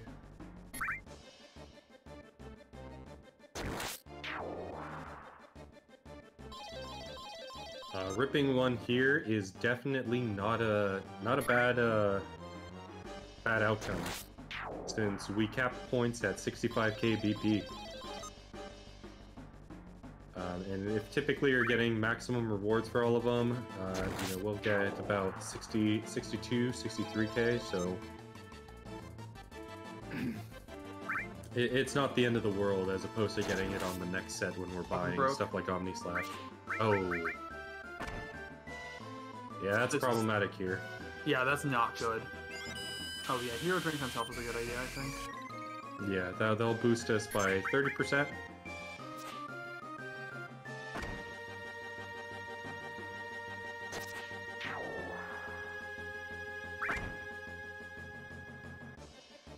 Oh boy, and misses. Yeah.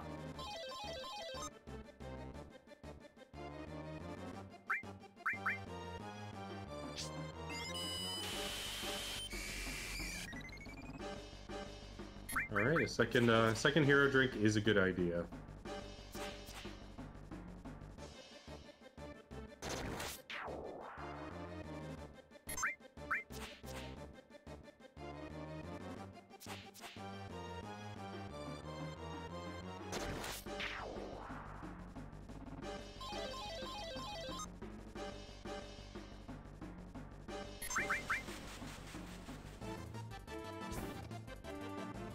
friend Big Shoes makes another appearance. Look at those shoes.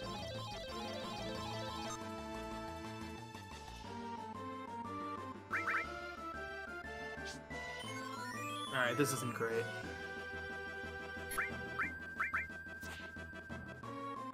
Oh, and he uses a Mega Elixir by accident, which is a bit unfortunate, but not the end of the world. A little bit risky, considering that he could have gotten thrown out there, but he didn't, so that's good. 4,000 BP. Yeah, he's gonna go over and use the machine and trade in some.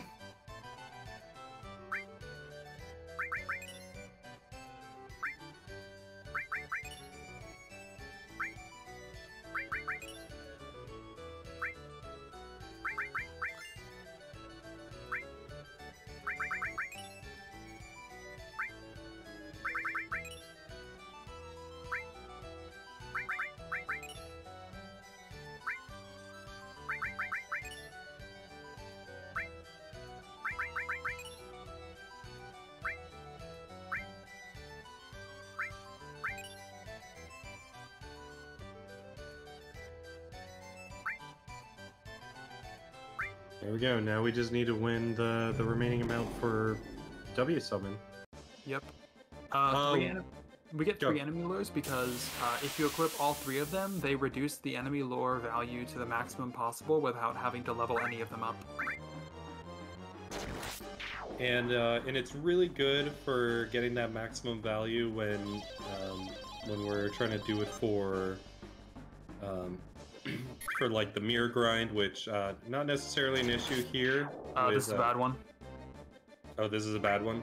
Yeah, HPMP 5.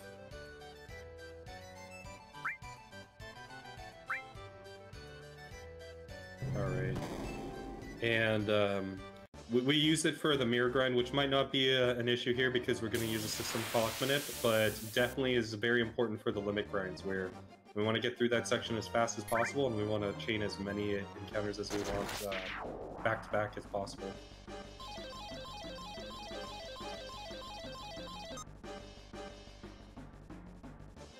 And this is a good one.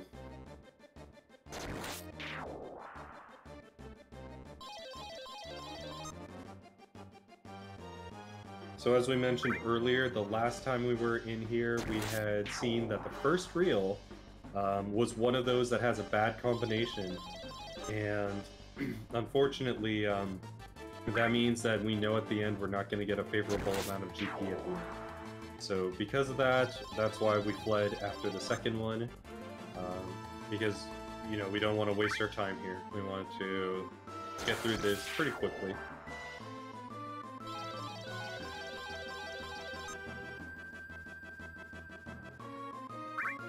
This is a very crazy one right here.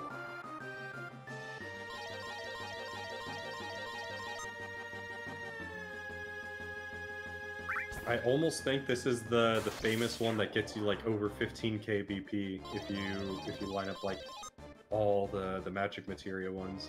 I looked, and as far as I can tell, the maximum you can get from any of these is like 12k. Like 12.4 something.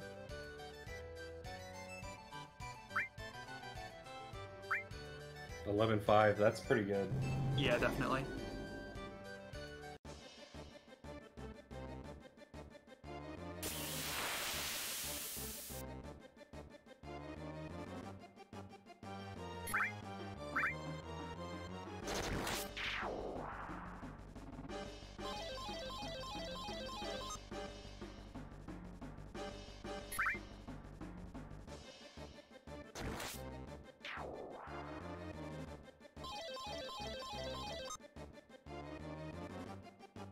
That particular enemy has a really slow death animation.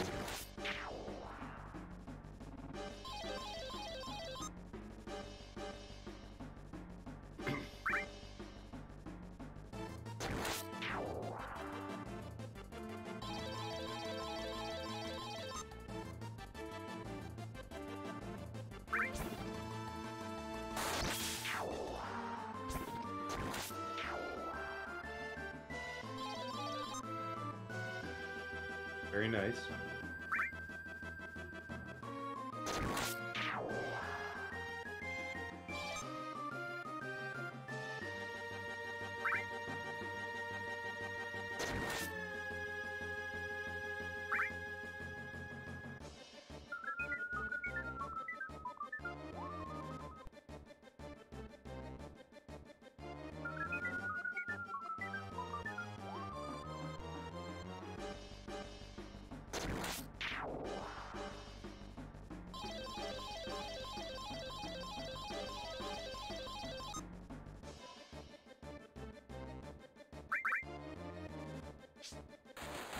Magic was very broken.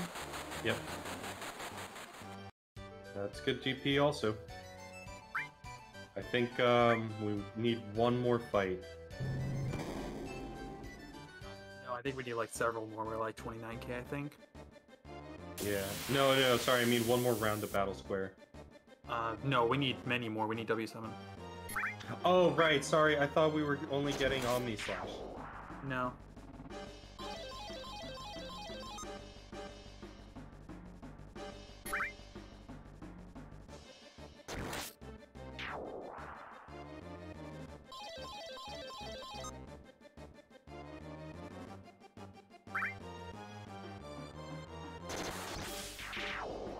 Time times 30 damage is a bit of an interesting one. It actually damages you based on your current IGT, but luckily we're speedrunners, so it doesn't do a whole lot.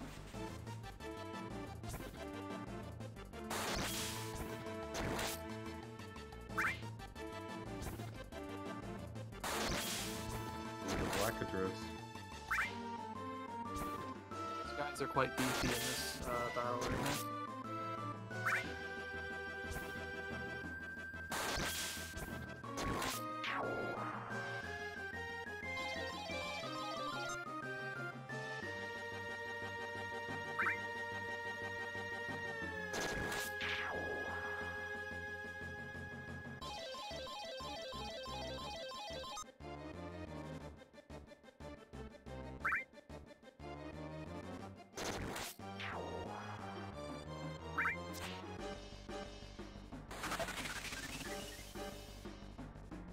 Very interesting. Oh, wow, they barely lived that. I wonder if now...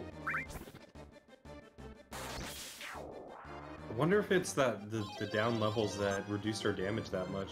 Yeah, level down is definitely, like level down, especially level down 10, does reduce your damage by quite a bit.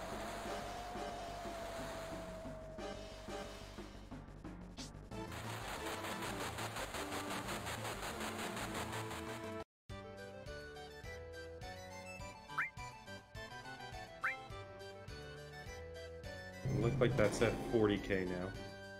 Yeah.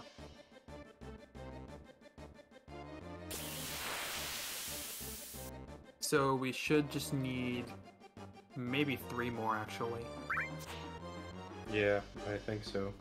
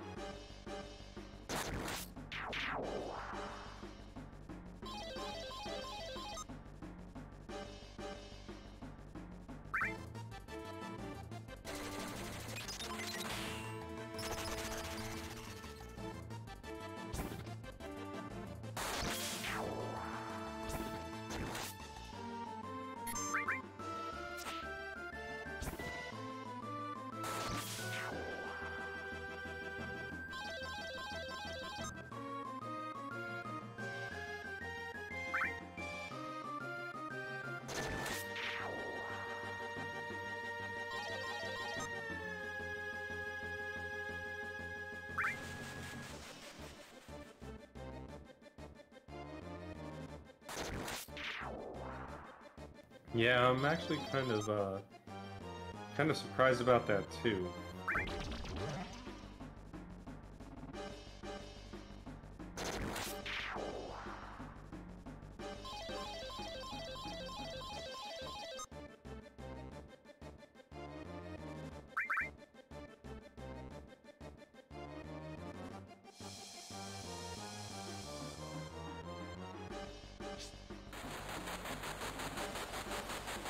Oh no, you know what? It's because of the level 10 down.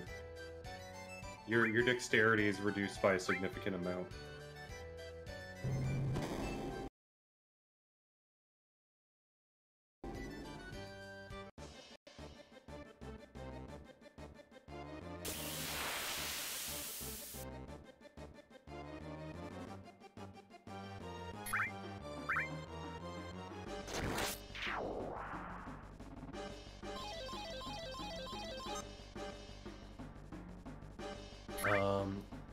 Now there seems to be some stuttering going on Ptown's side. Yeah, I'm noticing that too. Yeah, and Ultimate Rayo, it says, "The brave do not fear the grave."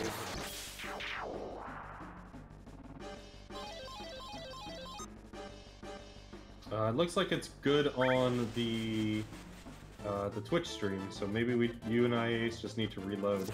No, I'm good on TMP also now. I think it was just for a bit. Okay.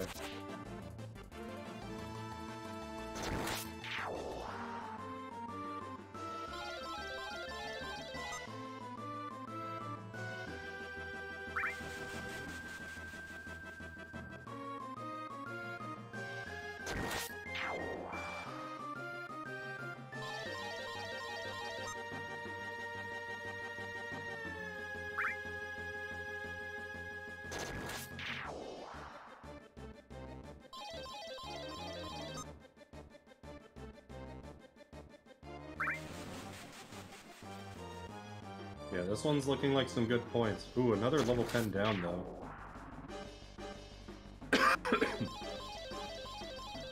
But it looks like you're still fast enough that you're getting first turns, so this is still pretty good. And luckily we avoided item seal, so this is still pretty good. Wow, that thing is slow enough that you got an attack in and still smoke bomb. Wow. Yeah, we hit 60k now. Yeah, not quite enough, so we gotta do one more round.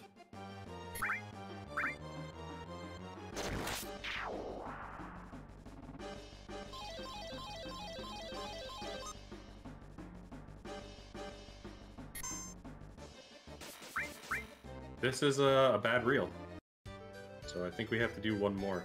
Yeah. Oh no, not these. Well, luckily we're wearing a ribbon this time. Yeah, they're annoying though. I mean, technically that one might have been good enough for the 4K we need, but I guess it's better not to risk it. That was an accident. Run. That is a hard one. Run.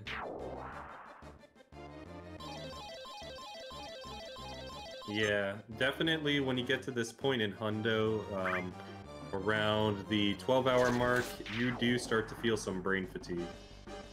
For sure. I'm not even running and I also do.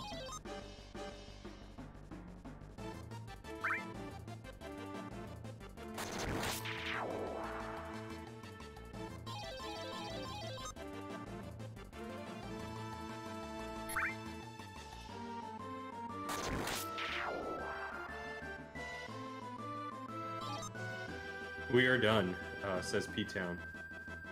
I don't think I've caught up to that point, but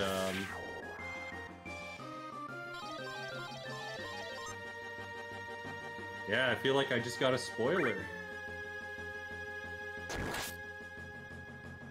I'm watching the stream right now, and I feel like I'm only one fight ahead of you guys, and even that feels like a spoiler. Oh yeah, the reels are definitely looking good. And Blue Dragon casts Dragon Fang on us.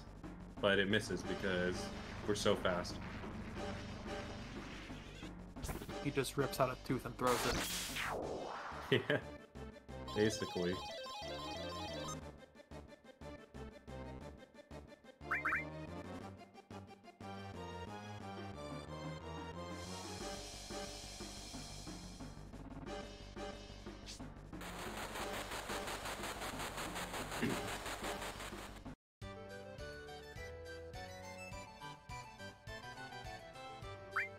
are we having audio desync stuff again? No, this is just the fact that, like, we're commentating stuff based on the RTMP stream, but our audio is going directly back into the stream. Oh, okay. So whatever lag is between Ptown and our RTMP is going to be present in the commentary. I see. Okay.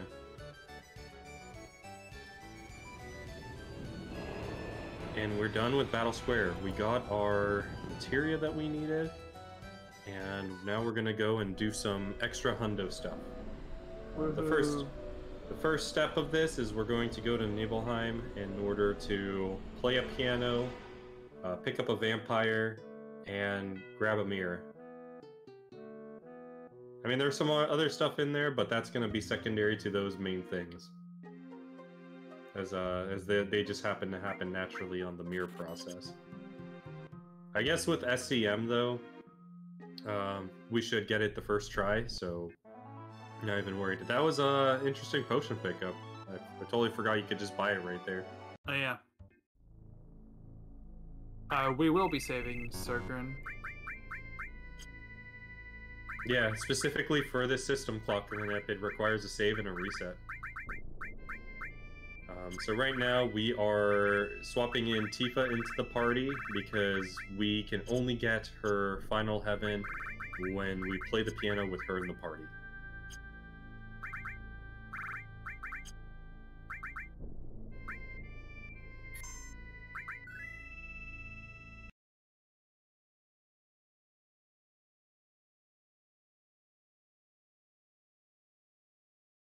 And here we go. Here's the hard reset for system clock manip. And it's important to say at this point, we don't step route. So this is actually not very dangerous for us to do here. It doesn't affect anything because we technically don't have to be on a step route for this section. There is one that exists for PSX to get more favorable mirrors, but since Ptown is getting his mirror first try, it doesn't really matter here.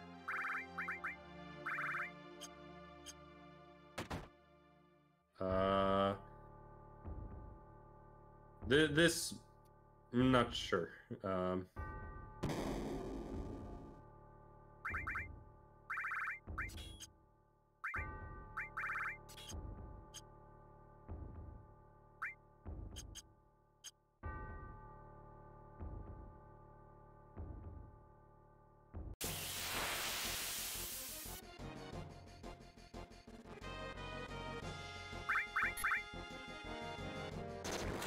And here is our mirror encounter.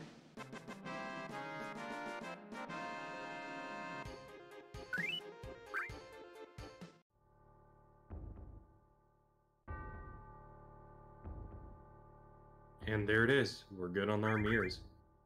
Here is a reminder to resync your clock. Yes, that is a very good reminder.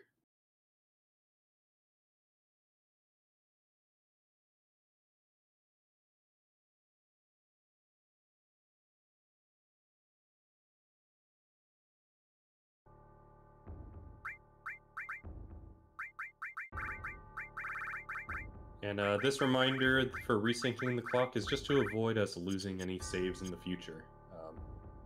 We've noticed that that was a potential problem for system clock manip that resulted in us losing a save during a hundo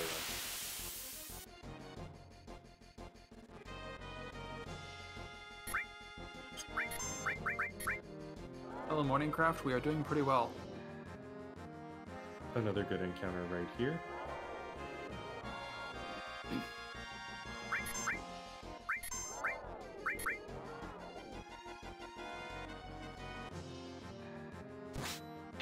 Horses.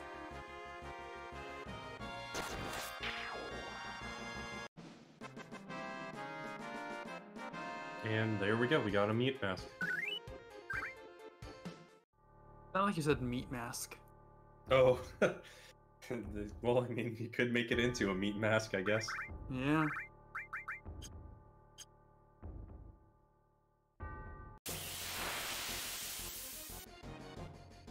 Okay, and we are checking that we have our enemy skills because we are about to learn the 4 question mark move. Once we get the fight with the Jersey enemies, which look like they're tipping scales, like weight scales.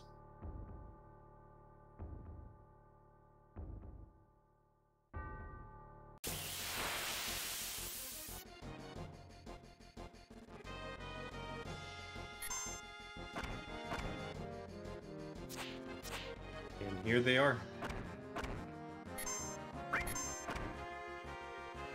And there's nothing, unfortunately, that we can do here. We just have to allow them to smack us until they decide to cast quad question marks on Yuffie.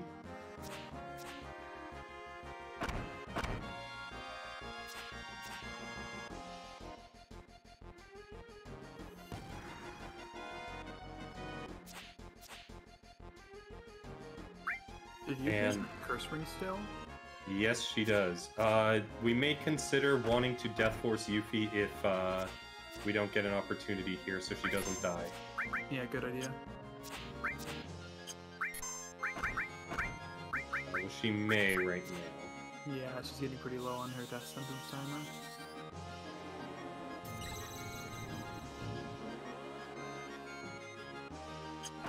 Okay, and this is going to bypass the death animation that we were just worried about. Actually, notably, it might have been a good idea to change it back to HB weight for this fight.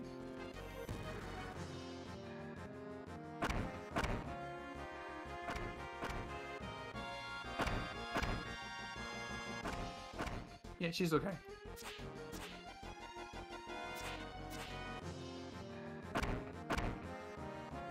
Yeah, I think generally it might be a good idea to just take off Curse Ring for this part. Well, it went down. The timer went down so fast because we're on ATB active because he was doing SCM. Mm-hmm. It wouldn't go down so fast if we were on weight. Yeah, P-Town, Death Force makes it so you don't die to instant death mechanics. Yeah, we still get the benefits of Curse Ring. We could kill Tifa and Cloud to do that. That'll just take a long time. I guess you could HP MP swap and then just kill them off. Oh yeah, that would be a good idea.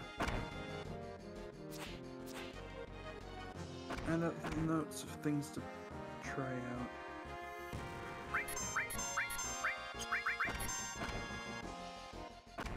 Oh, here it is. Perfect. Don't turn around like that. You're gonna run away by accident.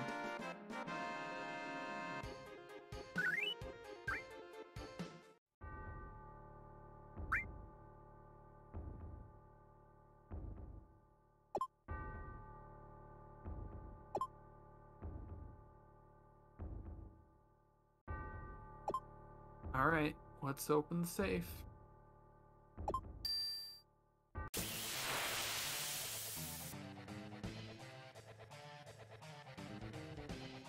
There we go, and now we're gonna have a boss fight with, technically this is an optional boss, but, this is a very tough boss fight. And you know, the boss is very... It can hit really hard, and he has a lot of defense, but we come here so late in the run that we could just kill him with attacks. Yeah. Between him and Materia Keeper, who would you say is harder? Huh. Technically, you could 777 this boss too. Yeah, you can.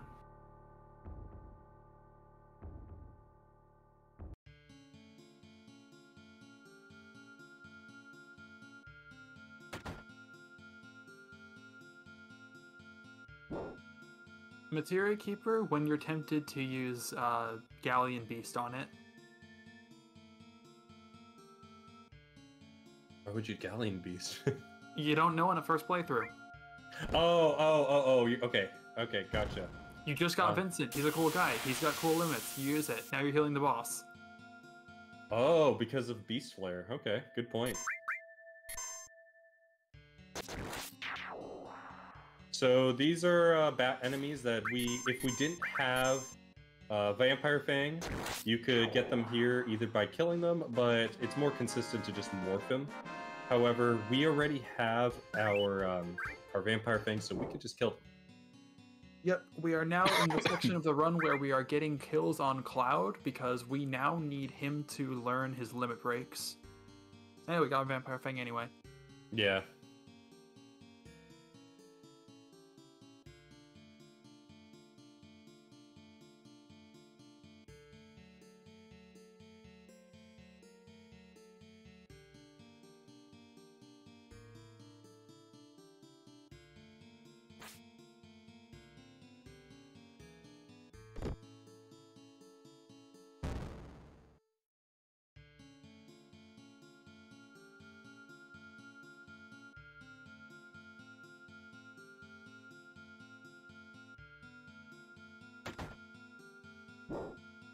Did you talk to him again?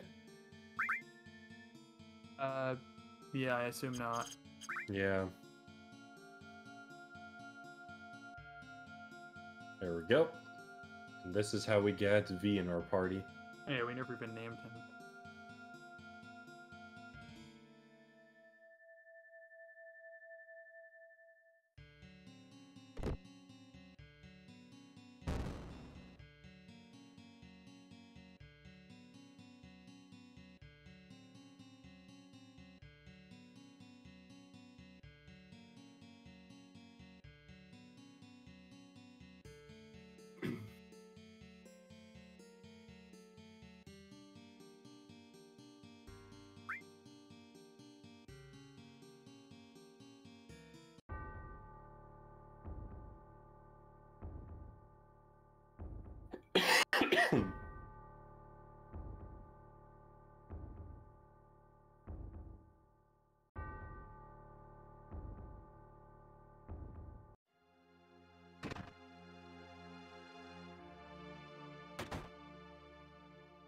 And we're good. Now, off to go play a piano.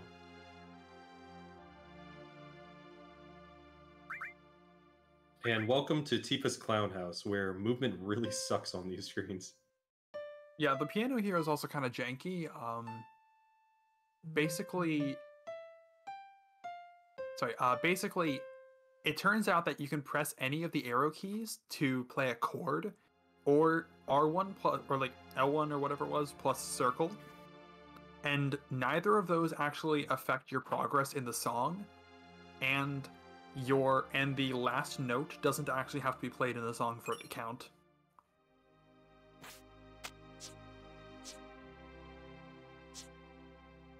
That is a pretty jank piano.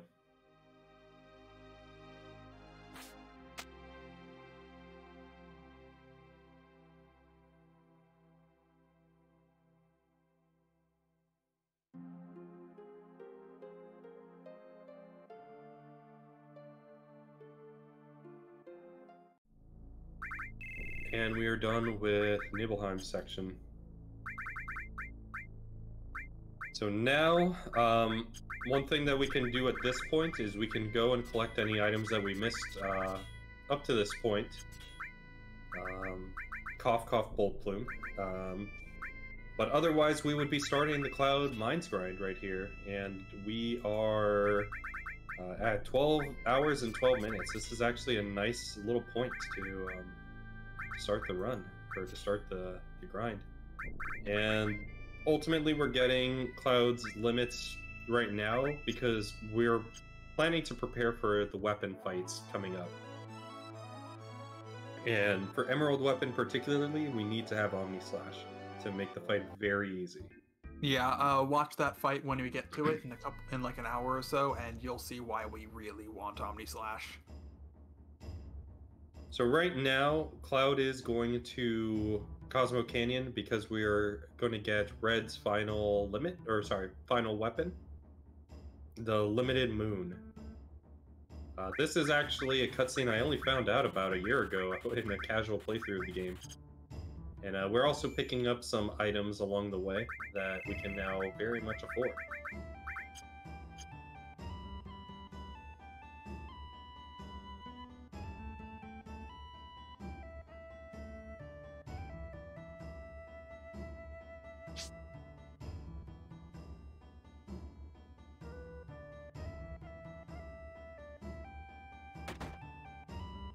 Yeah, we saved the grinding for last as it's the most brainless part of the run, I would say.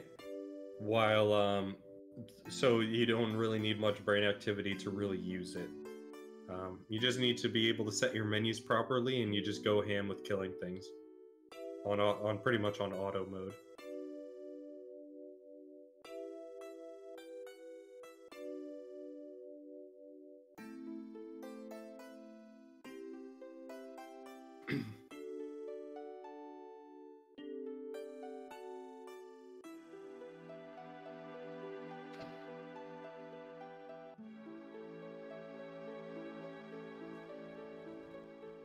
We also put Vincent in the party as we're about to initiate the side quest to pick up his final weapon and his final limit. Man, we just got him. I know, we just got him, and he's getting all his best gear. Gee, I mean that just sounds like getting hooked up.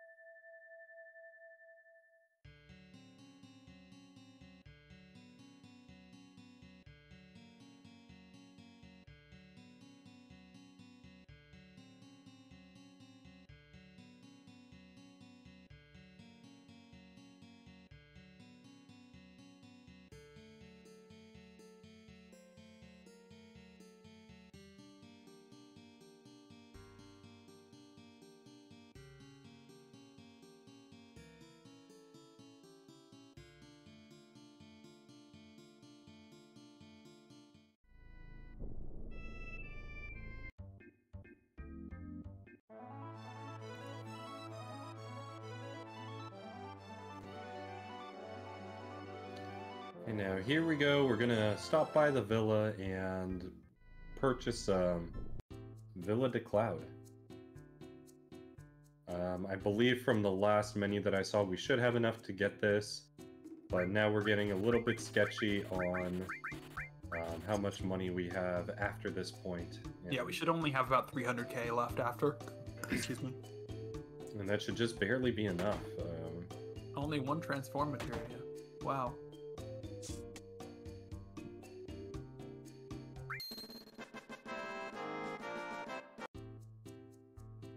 But luckily, there will be a way to make sure that our second to all materia is mastered before we need to sell it. So, yeah. And luckily, we go to a shop right after we may potentially master it. Man, RRLAT has its own villa. I know. In the coast by the sun.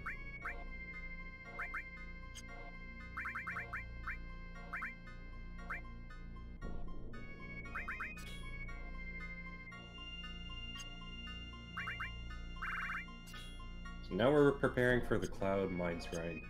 And to some extent, this is kind of on automatic mode.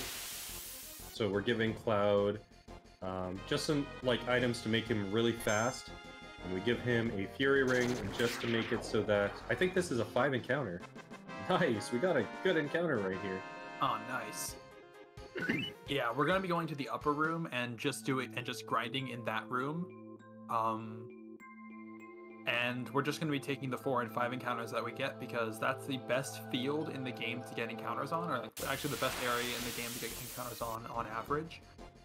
There would be ways to more consistently get more enemies if we wanted to think about it, but we don't want to think about it. We're in a 100% run, 12 hours in. I think we're done. I think thinking is kind of hard at this point. Yeah, thinking is now definitely hard, and that's why we put Cloud on auto mode. By 1, giving him a Fury Ring, and 2, he's already super fast, so he should be able to get through these pretty quickly. So yeah, we put on enemy lures to make sure that we get fights quickly. We put on preemptives to make it so that there's a high chance that enemies are facing the wrong way. And Cloud is very fast, so even if they aren't facing the wrong way, we should kill them regardless.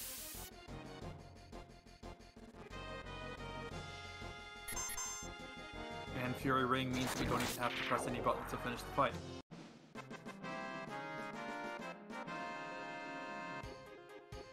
And typically these enemies are weak anyway, that making Cloud really fast is all we really need. And, he doesn't need to have a lot of damage or a lot of health, so it's good to have these things here to prepare us for Emerald Weapon anyway. So you'll see eventually later on in the run that we do the same thing with all the characters that we've not really used before, like Barret and Tifa. Well, not Tifa, sorry, Red. That's who I was thinking.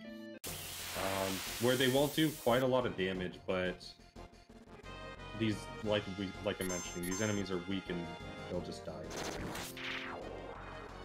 And we just overlevel this place a lot.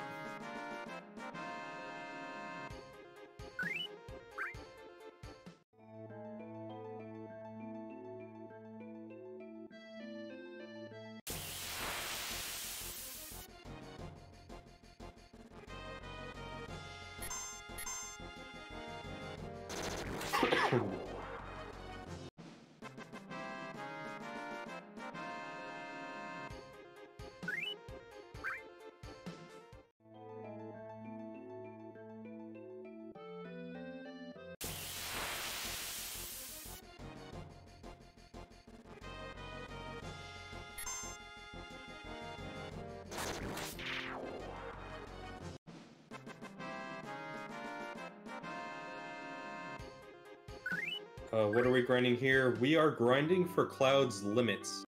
So limits have 2 ways to be learned, and we did this with Aerith earlier in the run. You can either learn limits by using the ones you already know, or you can get a certain number of kills to learn the other limit slot. And so that's what we're doing here, is by getting these kills, we're unlocking Cloud's level 2 and level 3 limit. And this is all in preparation for us to teach him Omni Slash. Just for reference, we need 120 kills to learn the level 2 limit, and 320 to learn Meteor Rain. And these are total kills.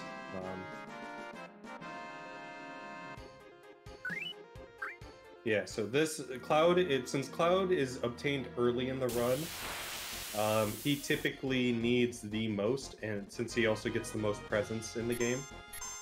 Everyone else requires about 50% of that or less of what Cloud needs. So characters like Kate Sith, for instance, are special and only need like 40 kills. But like someone like Vince, who is the last character that you can obtain in the actual storyline at the point where you can obtain him, that he requires the least number of kills.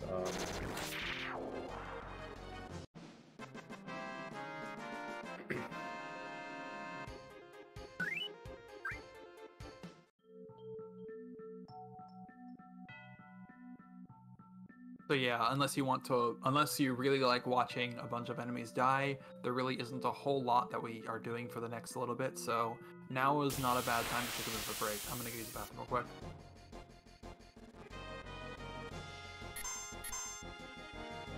Cloud doesn't have a timer on him, that's Yuffie. Yuffie still has a curse ring on. Paging Sai, sorry, I didn't see if you were saying something. Were you saying something? Sorry. Yeah. To Paging Sai, Yuffie still has a curse ring on, and so she's in Doom status, which is why she has a timer, because eventually she'll die. So it's Yuffie that has it.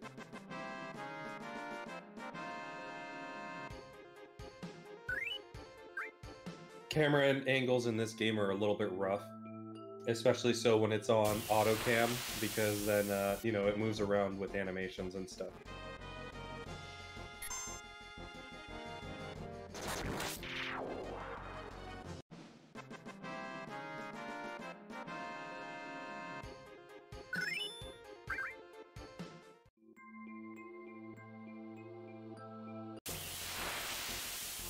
And there's Bleed Beam, so we only need the remaining 200 kills in order to get Cloud's last limit.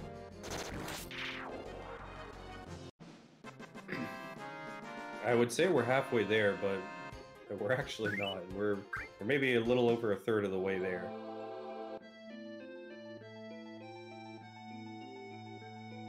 Blade Beam is definitely a nice threshold to have.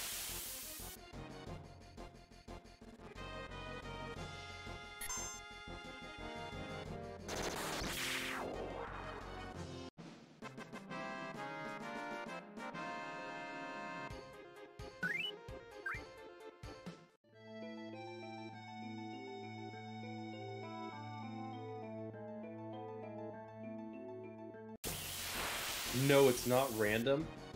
However, we're not tracking our encounter manipulation anymore, and so it is random to us.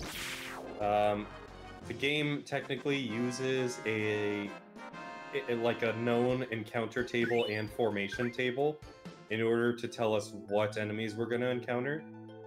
And essentially in this room, because we're trying to force as many fights as possible, and we don't know how many kills really Cloud may get up to this point, it doesn't really seem feasible to keep track of encounters anymore. So, theoretically you could keep track of them, but we just choose not to because at this point our brains are slowly rotting due to how long we've been awake. And we try to make the run a little bit more thoughtless as possible. But when we were doing Aerith's grind about a little under 10 hours ago, that was something that we were doing. P-Town, I mean, the runner's brain is definitely being rotted, just to the tedium of just running in place for a little bit and letting Cloud kill.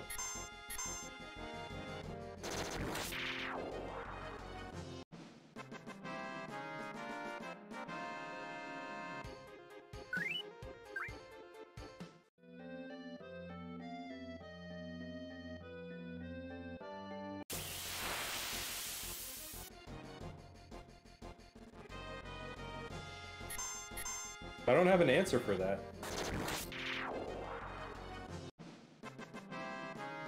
Yeah, definitely won't know after tonight. Definitely hundos are a type of marathon that require a nice little rest period afterwards so that you can recuperate. We buffed Aerith up with a lot of magic early on, so that way she can kill with a particular ability And these enemies are very weak anyway, and she eventually gets levels to be able to kill things a little easier. But if you are at all interested in looking at that, you can rewatch the VOD and get an idea of what it looks like.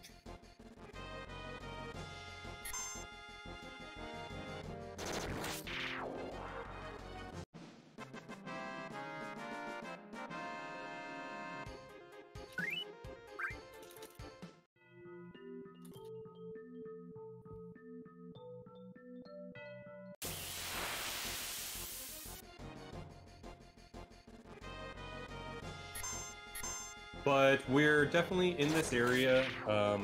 As Ace mentioned earlier, in case anyone's missed it, we're in this area because typically this location in the game has, on average, a little bit over 4 enemies per fight. Most of the formations here are 4 enemies, and there are a few that are 5 enemy encounters. But this is the quickest area to consistently get kills for a character in order to learn your limits pretty fast. There are other areas, but they take a little bit more, thought that we are capable of having this late into the run in order to get more than 4 to 5 encounters per fight.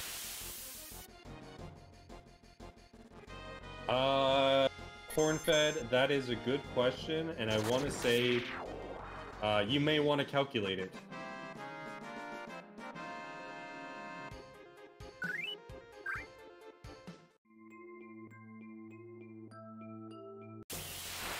If you can assume that there are 256 steps, so divide that by 2, and that's the real number of cloud steps.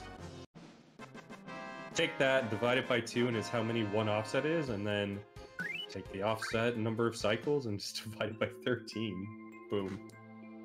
I mean, I could give you a step ID, and you could try and figure it out from there.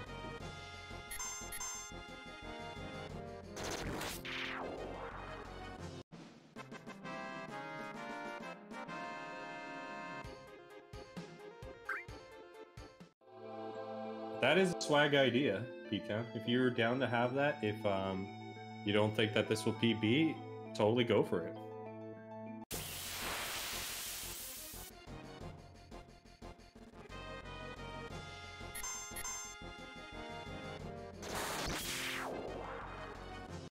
It's your run. It's not about the PB, it's about the swag. We did do a swag slide on the way here.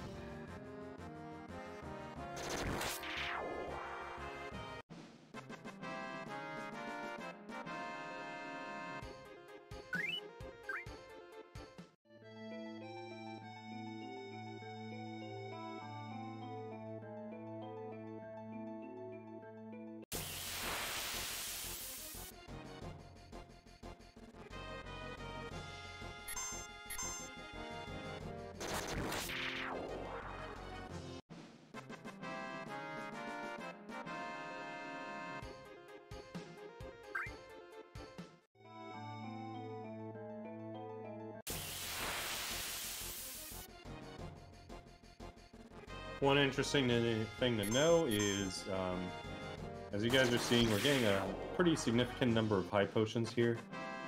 Typically, early on, high potions are a nice little crutch for us to have in order to heal up without using up MP in the fight. But typically with the mines grinds and stuff, we end up not really needing to go out of our way to buy high potions, because We're just littered with them here.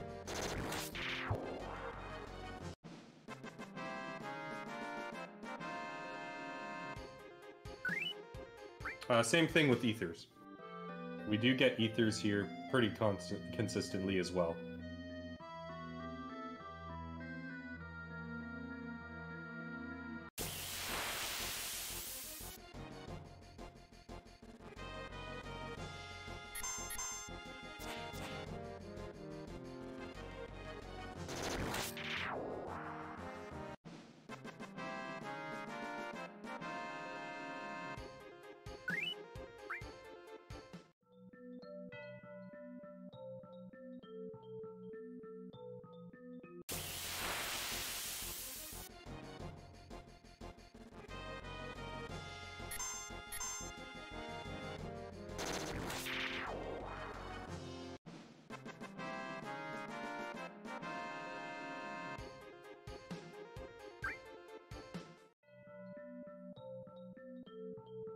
And it's kind of hard to know where we are on this. I think maybe about 12 minutes ago we did see the blade beam.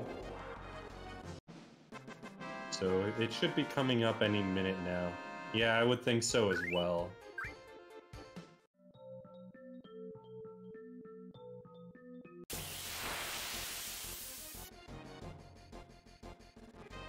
And this is still pretty fast. This is a really fast mines grind.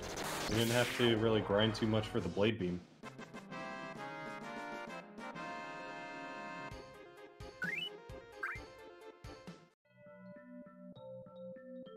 What do you mean exactly by that? By dropping to the bottom of the room, Ptown? Oh, you drop to the bottom instead of being at the top of this room. Got it. Never mind. I got it. I got it after a bit. Brain activity is a little low.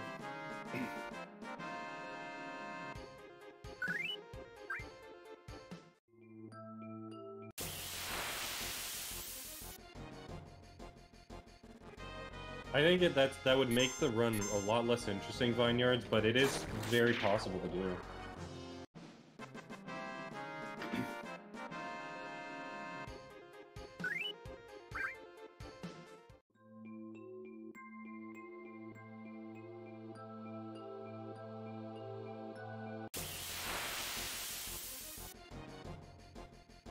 I do see it happening.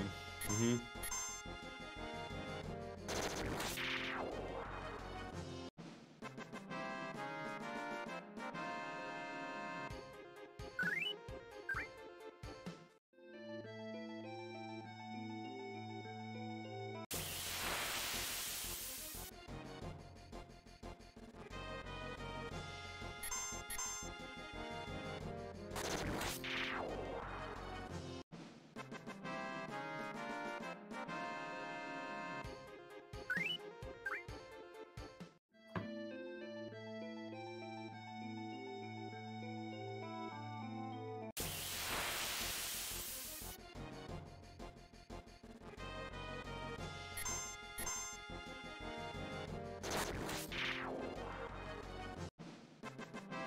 I think that is something that could be possible for PC with the system clock manip. However, I don't think that's very realizable for the PSX with how we have to do mirrors. I guess theoretically you could do the mirror stuff later after Battle Square rather than because we have to go and do the force grind anyway.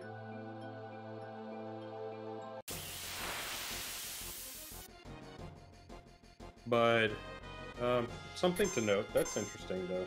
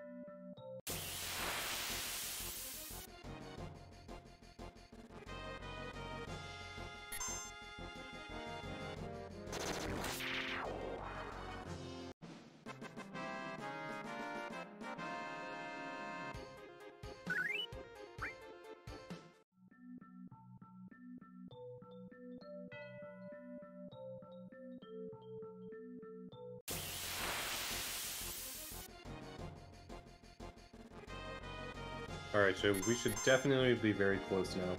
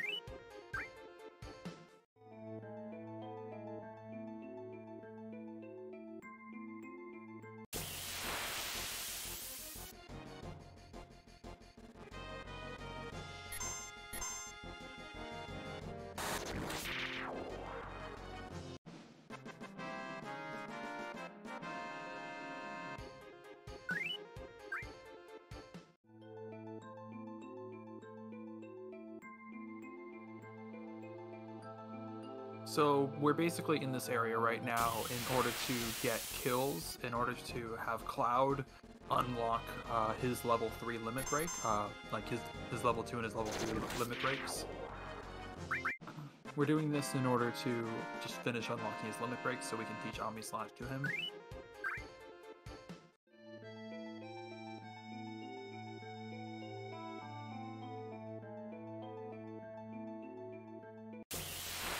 No, we do need the Master Materia, and we do get the Master Materia in this run. Those are Materia, and so we need to get them because we need one of every Materia. And luckily, we get those as rewards for killing Emerald Weapon, which is actually coming up pretty soon.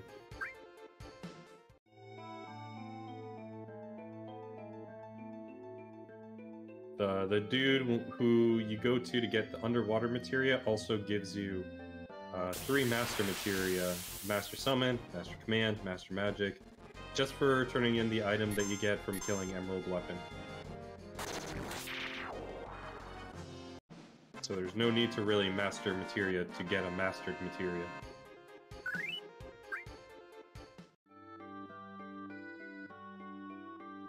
No, he didn't say there's no need to master materia. He said there's no need for the master materia, which means that there's no reason to get the master materia, which is wrong.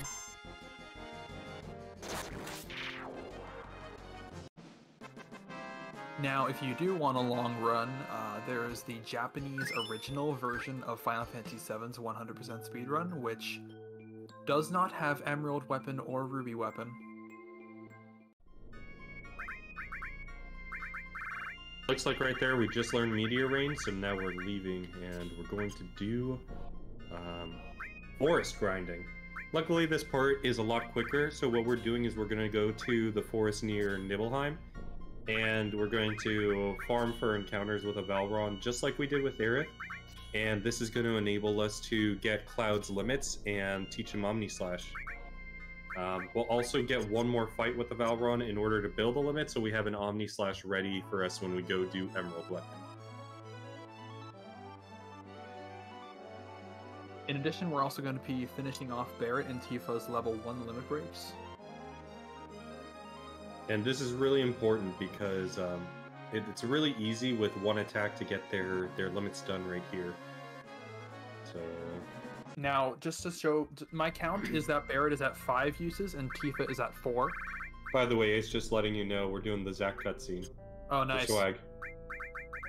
Cool.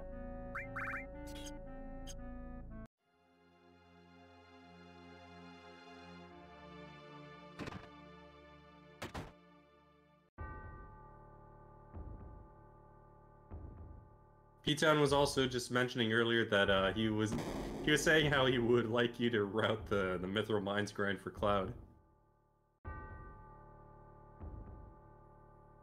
But he knows that you know, that's up to you totally.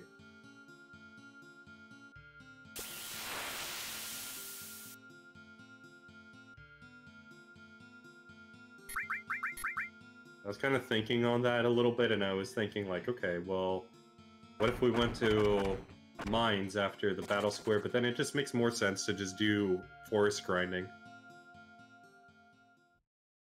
and never need to come over here to the mines.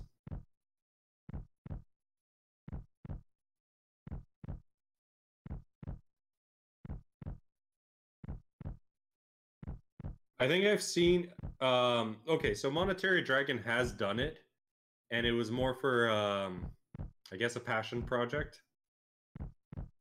And also people donated as incentive for it too, I'm sure.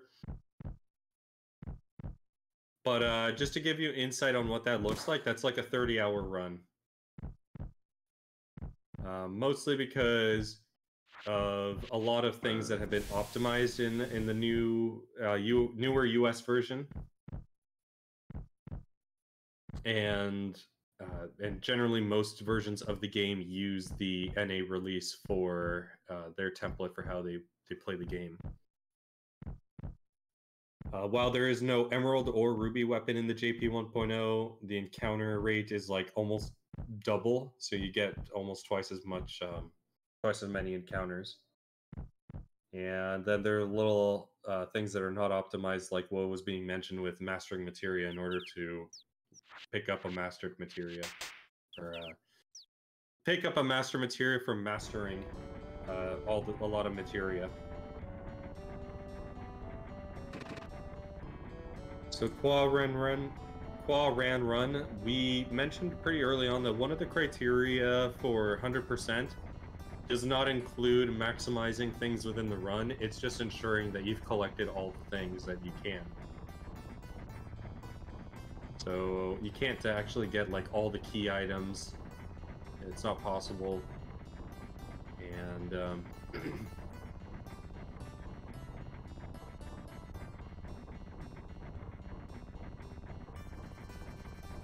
So yeah, now we're taking the truck that goes directly from Nibel to Midgar.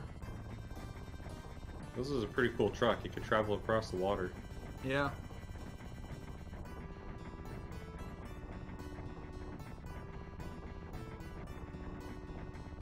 We should have got this truck at the beginning of the game. Oh, definitely.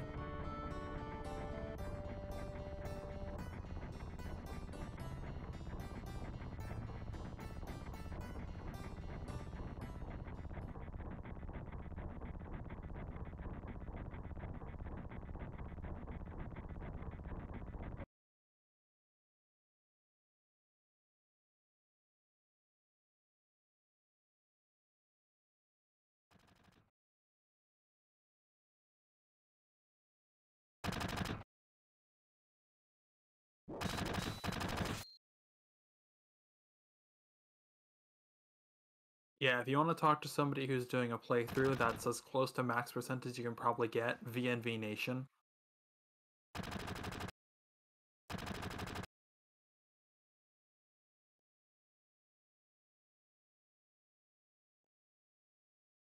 Spoilers. Do not look. If you are playing Crisis Core, avoid.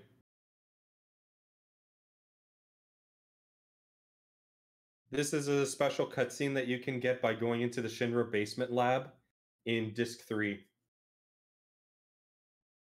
Once you get to Disc 3, a lot of cutscenes are available to you that you can do that aren't part of a regular playthrough. such as the Vincent side quest that we started about almost an hour ago, as well as the Cosmo Canyon one with Red, and some of the other ones in like Nibelheim.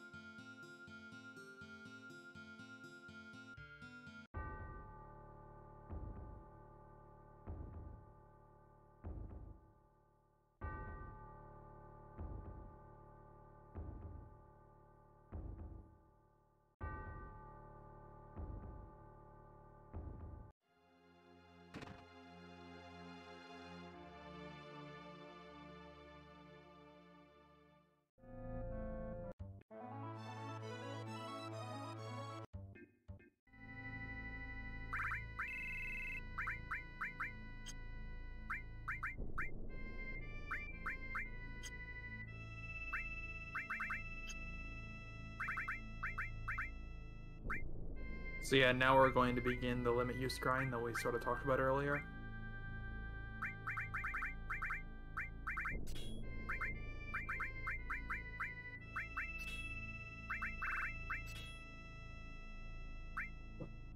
That is correct, Kaio. Something kind of like that after Cloud was kind of comatose for 5 years.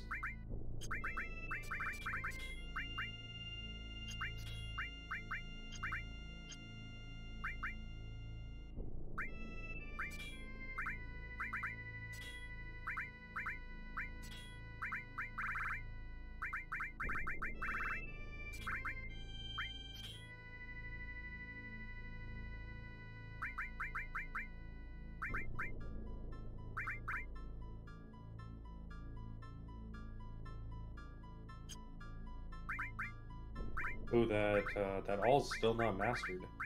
Yeah, we'll definitely be getting it mastered on Emerald though, but it's getting kind of close-ish. We should have a brand new all to use there and still put it on Armlet for the fights that we're gonna kill. Yeah.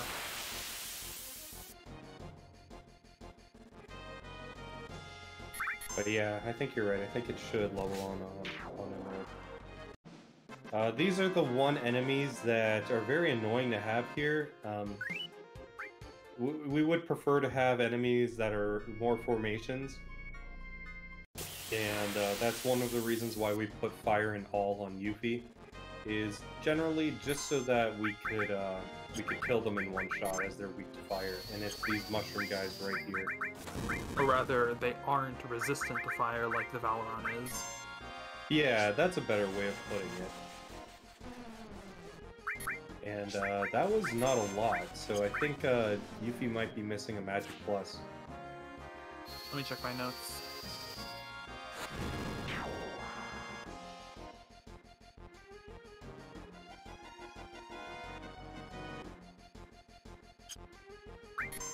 Yeah, wait, Magic?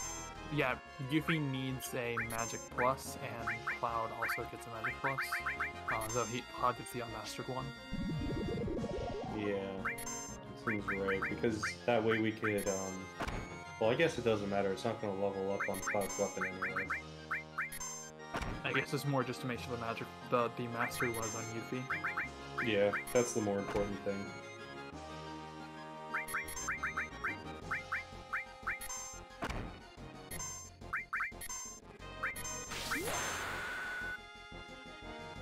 It already has a limit. Yeah, I think he missed.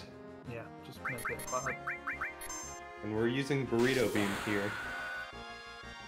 I'm just kidding. This move has a totally different name in Japanese, but you know, continuing the thought of the Masamune Burrito, this is now Burrito Beam.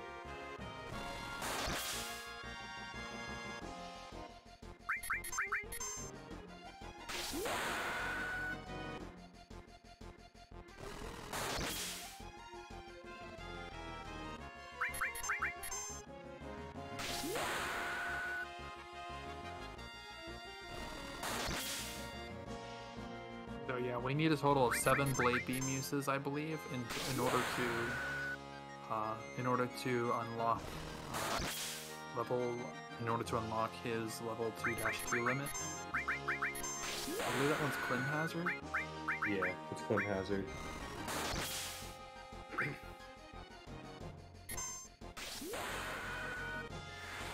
Or possibly also pronounced Clim Hazard. I don't know.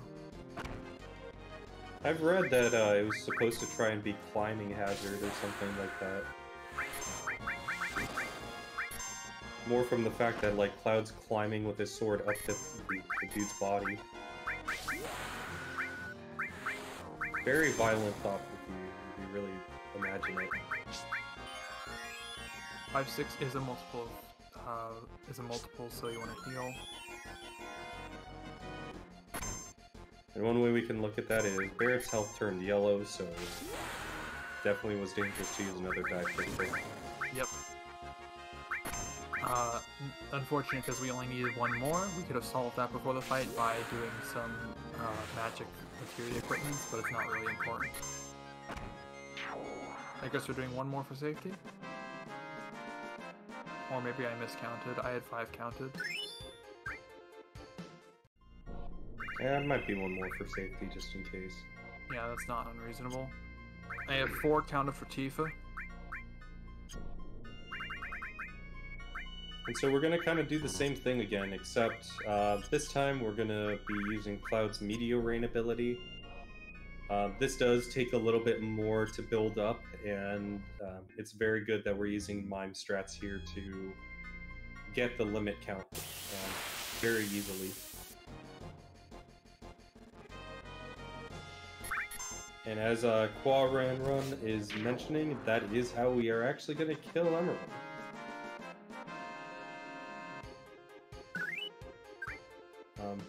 With a little more thought to it, but yes, that is how we are going to kill Emerald.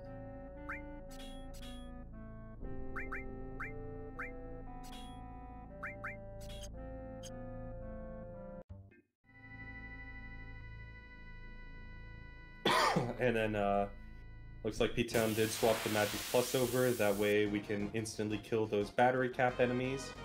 Very important. But it looks like we're getting more of these, it's pretty dumb enemies. They're called something like Baba Velanu. Yeah, these guys, if you don't want to morph for a mute mask, then I believe that you can kill these guys and try and grind one here. This looks like the Valron fight. Oh no, it's the battery cap fight. Yeah, still good though, because this is a nice 6 kills. Yes. And so this would be the other formation we were talking about where you could attempt to do some sort of grind, but as Ace mentioned, we're somewhat less thinking going on upstairs. Yeah, my brain hurt. I don't want. And it's just much easier to just run around in circles and let Cloud kill things than try to do a chain manipulation to get that. Maybe if the 100% run ever gets to like 12 hours, that could be something in the future, but for now this is definitely out of the realm of what we want to do.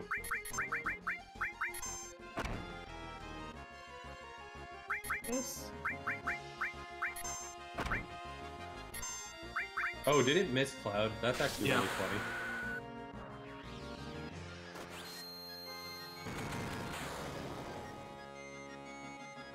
Alright, now we need to use a total of... Looks like, 6. 6. So use once and mine 5 times.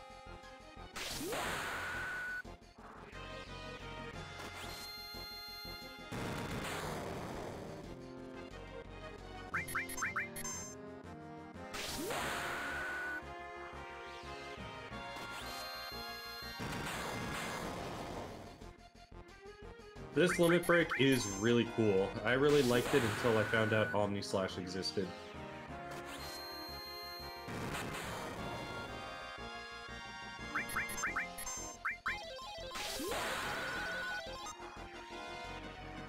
And funny enough, if you actually sequentially get Cloud's limits, it's very off-putting that this one exists and then the next one is not a very useful one since it only hits the enemy once. The only benefit to his finishing touch is that it could instantly kill enemies that are susceptible to instant death. Yeah, Tifa had 4 before this, so she should just need to do 1 round where she gets all the way down to min health.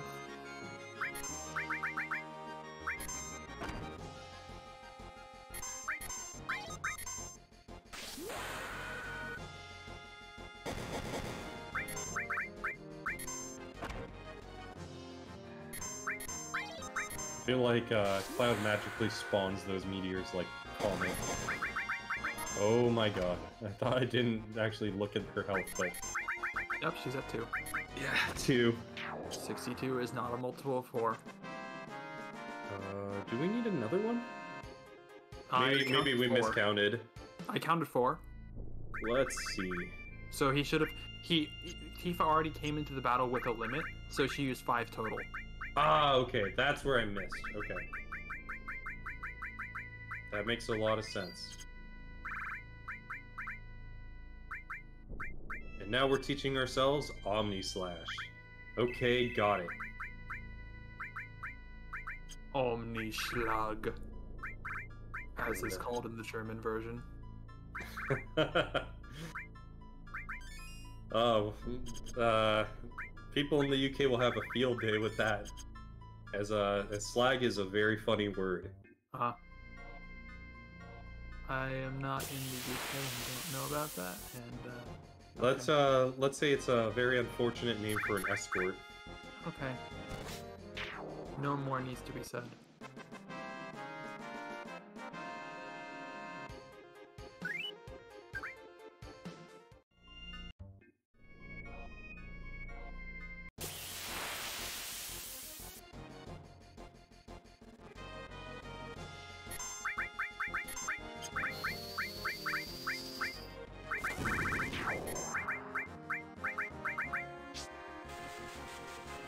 Yes. I believe you were the one who mentioned it, Kao, that this is what we use in the same way that you used to kill Ruby, or someone mentioned that they killed Ruby this way, or sorry, Emerald, not Ruby.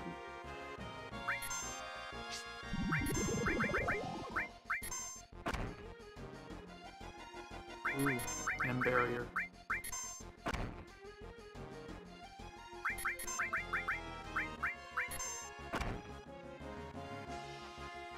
Can't, I thought, did he vaccine the Balron? We don't need to this for this fight. It's just getting Cloud a limit.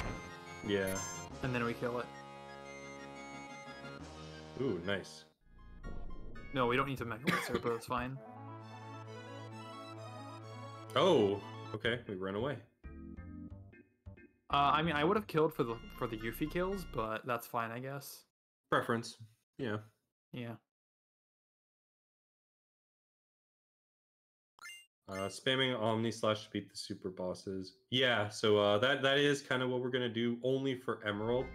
We do have a different strat for Yuffie that's gonna blow mine, so I say stick around for the next 15 minutes as we're gonna kill both of them.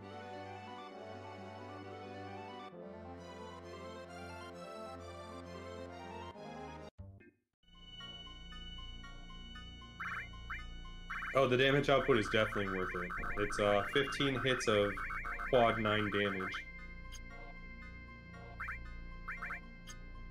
And so we're doing a menu here where we're setting the battle speed to really slow so that we have time to react to certain things a little bit better. And this way we can also ensure that Emerald Weapon is not getting turns at all.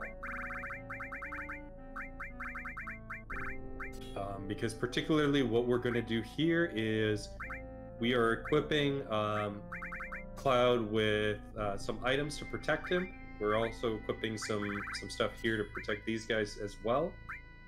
But the most important thing is for the Emerald Weapon fight, we're going to use Spiderweb so that he is in a slow state. And that combined with the battle speed is going to allow us to do what was mentioned and minimize the amount of time that he can gain ATB. This makes the fight a lot safer, as there are moves that Emerald Weapon has that will that could devastate us. If you're remembering 13, you're thinking Knights of the Round.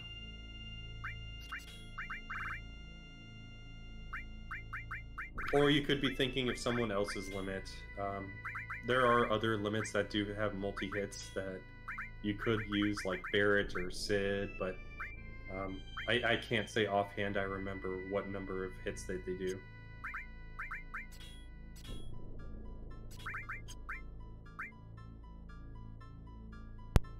Sorry guys, I forgot to remove all. I'm gonna do it all again. Okay. That's a good idea.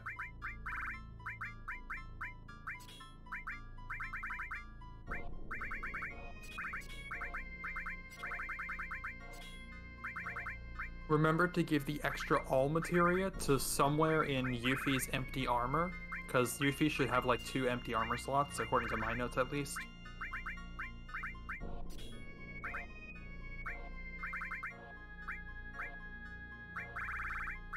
Does Yuffie have a rune armlet here, or is she using the Choco bracelet? Choco feather, but oh no, Choco bracelet, but that shouldn't be 0 MP, right? It might be just regular though. 0 AP. Regular's fine. Regular would instantly master 1 from 0. Okay.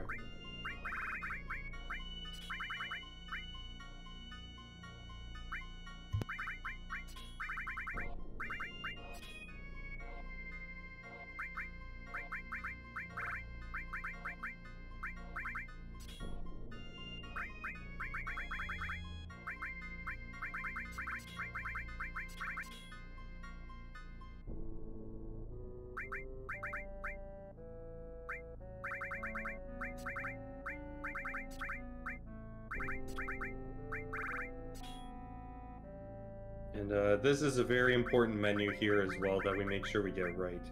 So we're distributing HP pluses in such a way that we get maximum benefit out of them for the other characters. Yeah, remember to put all on Yuffie.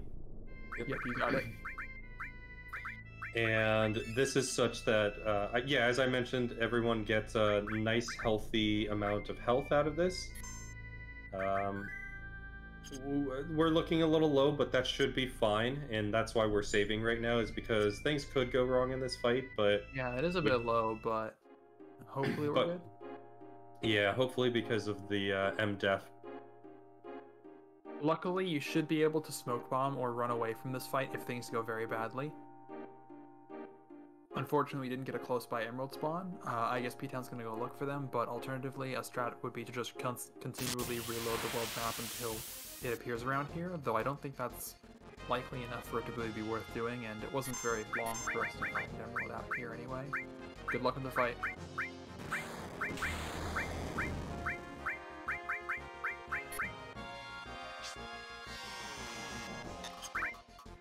Alright, instantly we're gonna slow it down with the spider web.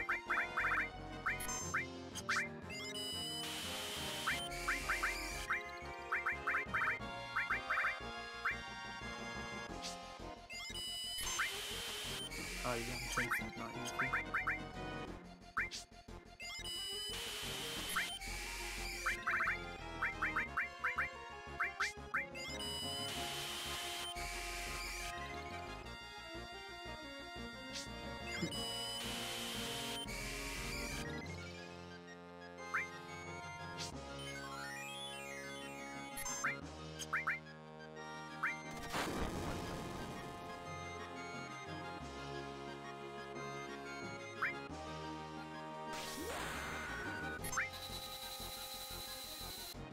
Megalixir first.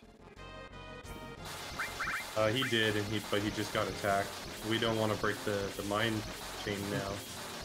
No, you're supposed to Megalixir first. I considered Megalixir before on the flag, but I decided to YOLO. Yeah, we're good anyway, I'm pretty sure. Maybe, because we're also not big guarded. No. Oh, yeah, I guess you're right about that. Oh, actually, that means no haste. That's a problem. Yeah, that's actually a huge problem. I forgot the big guard. I think I'm hitting the reset button right now. All right, run away. Let me Orb smoke bomb or whatever. Yeah. To be clear, on the second turn of the fight, you use a hero drink with Vincent. You were supposed to big guard with him. I think they read the notes wrong. That was my fault. We'll get it next time. No worries. I would probably just reset because you don't have a limit anymore. Did we save? Yeah, we saved. Okay. Actually, yeah, formations and stuff don't matter, so...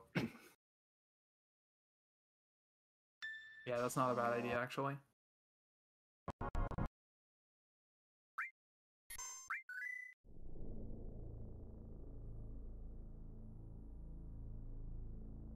Assuming we reset time, of course. Yeah, I'm pretty sure we did. Yeah, we're good.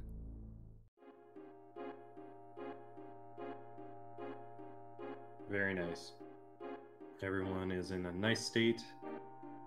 And do we get a quick emerald weapon right here? No, unfortunately.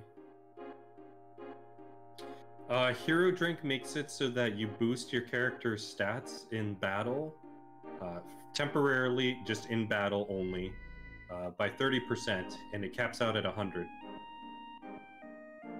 And it's additive, so... This will increase their strength, but I believe also dexterity and maybe luck, but I would need to look into it again.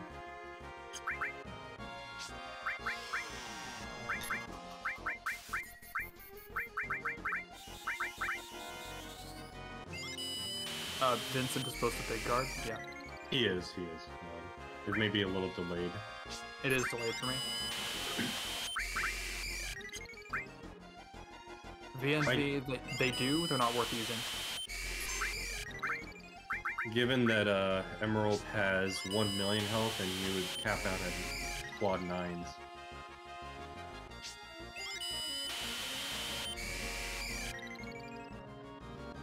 They are very... Actually, I go won't have to talk.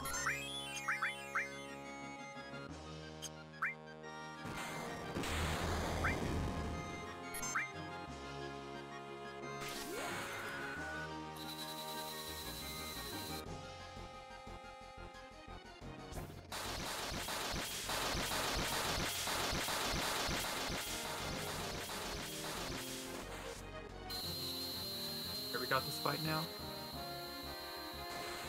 We gotta just make sure we don't break the mind chain whatsoever. No defending, mostly. Yeah.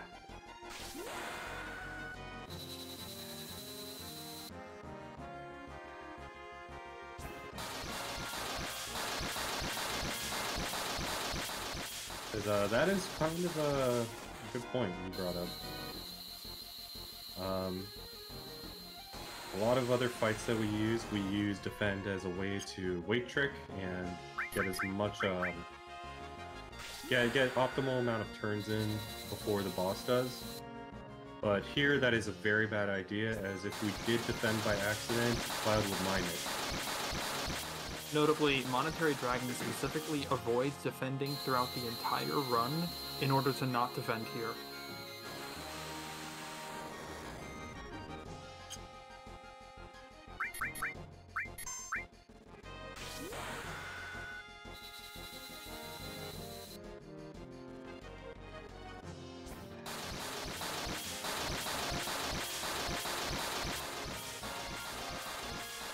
That is true, Kyle. However, we do the hero drink in order to account for that deficit. That's why we're doing quad 9 damage right now. Yeah, it turns out that half of our damage is still quad 9s. It could be way more than 9999 that he would actually do. That is a reset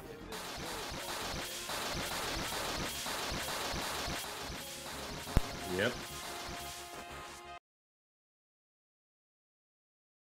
That is very unfortunate. that was incredibly unlucky right there.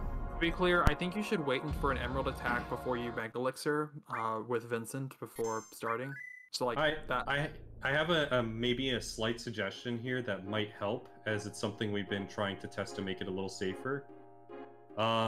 You may want to consider just changing out their accessories really quick, just so that they don't die. The other two. I don't care about Cloud.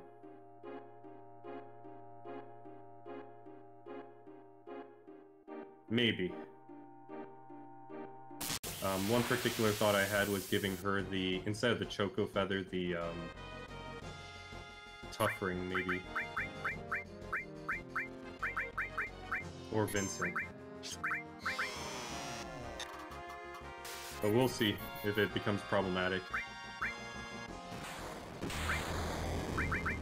Oh, that's not good. That's a problem. Yeah, we accidentally just slowed Yuffie just now. That's just a runaway.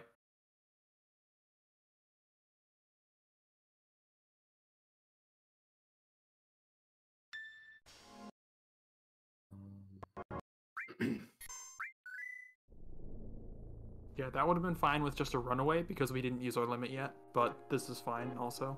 Though I guess Vincent taking damage might have been an issue.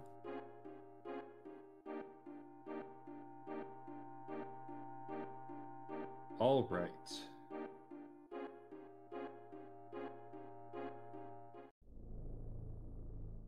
To be fair, it is a little unfortunate. Normally, or I guess on average, both Vincent and Yuffie may have more health than in this case, and we just happen to have a very low health Vincent.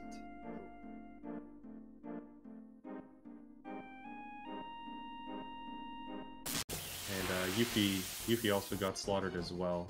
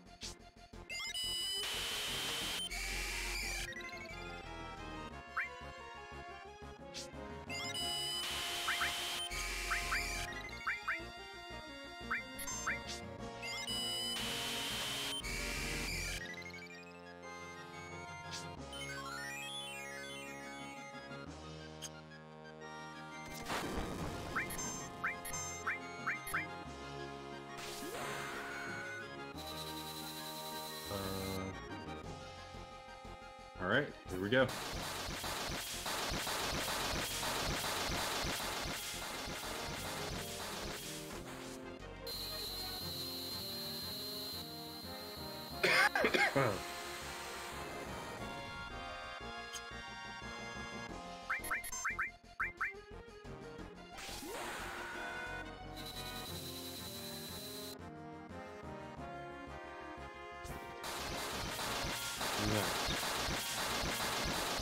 And sit back and watch all the Omni Slashes, guys.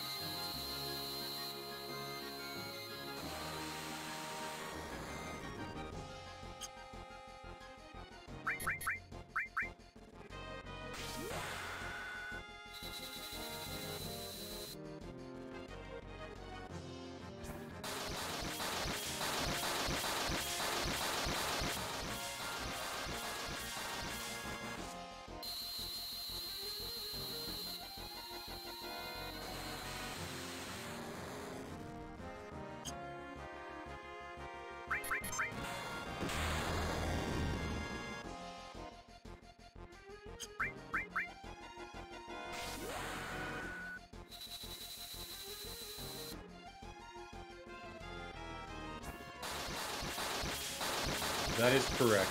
It should be 7 Omni Slashes to win. And the only way that that changes is if he opens up his shoulders whatsoever.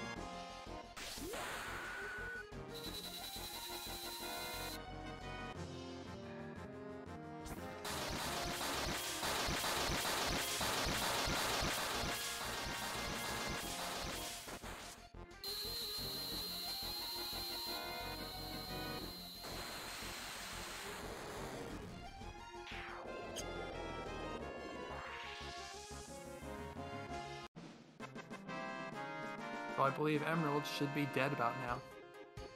And there he goes. Even with the resets, that was still a very fast fight. And now with Emerald, we did level up our double cut, where it's now 4x cut. This is very important for later, as this makes it very trivial for us to kill things.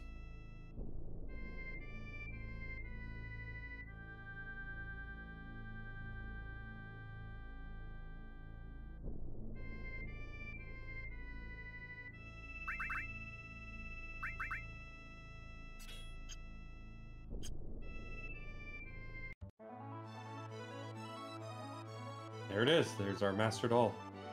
We can now sell it and get money. And luckily we're visiting Calm, where we do need to buy some stuff, so this is really good for us.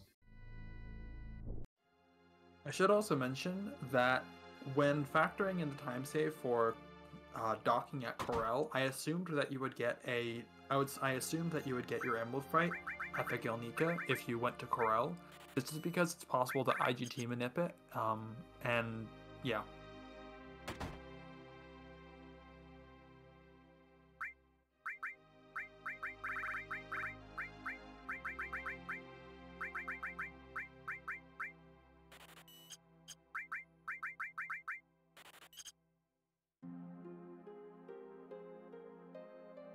There we go. Now we don't need to worry about Gil anymore.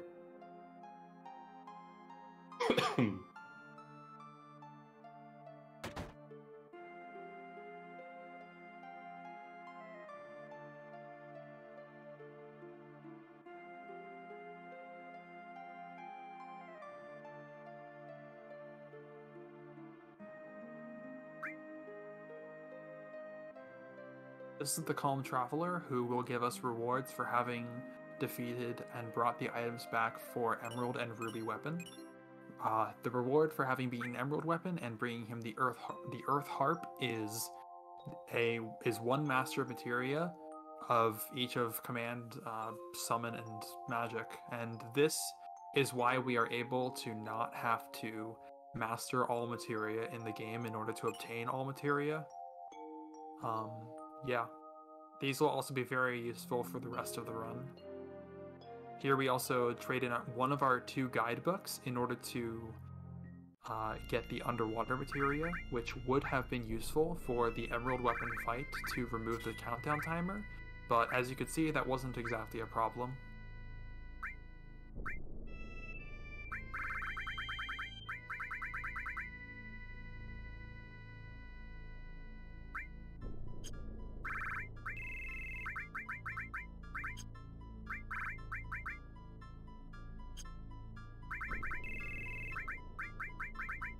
Oh, the wizard bracelet is on Red 13, I believe. Oh. So this is our... Good memory. Yeah, I had to look at like what he was looking for.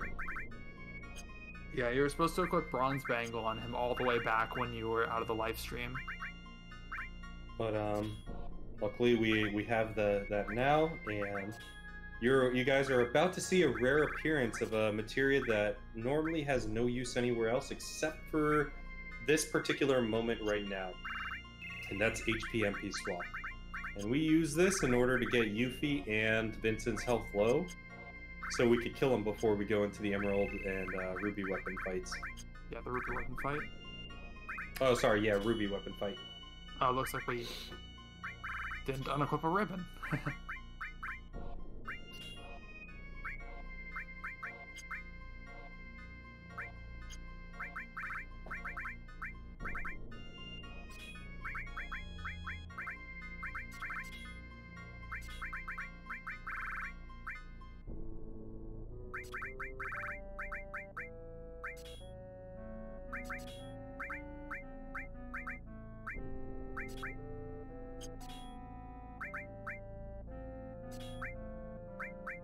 And so as you see, Ptown is equipping Added Effect and Hades.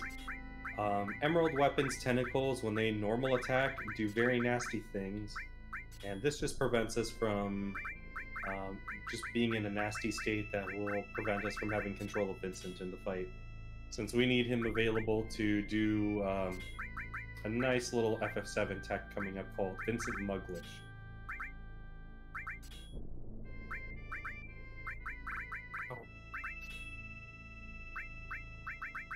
I normally don't equip Time All there, because that's just for haste all, but you can use Big Guard instead. Is that an old menu? I think so. Master Summon, MP Absorb, All Revive.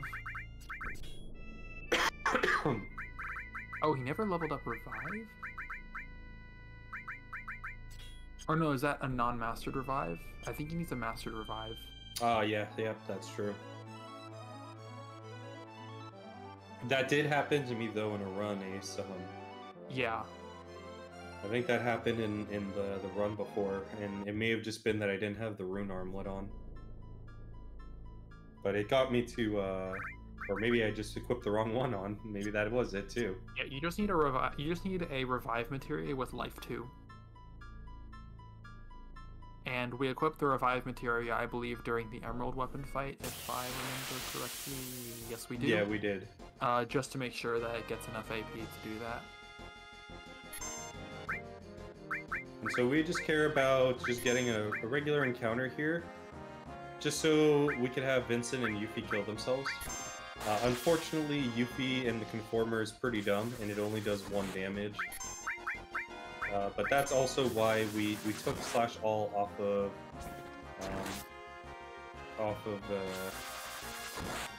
what's his name? Off of Cloud. Yeah. Also, what we probably should have done here is reset Vincent's limit break to so that he would be able to attack himself. Yes, and I did recently add that to my notes too. Funny enough. I should also.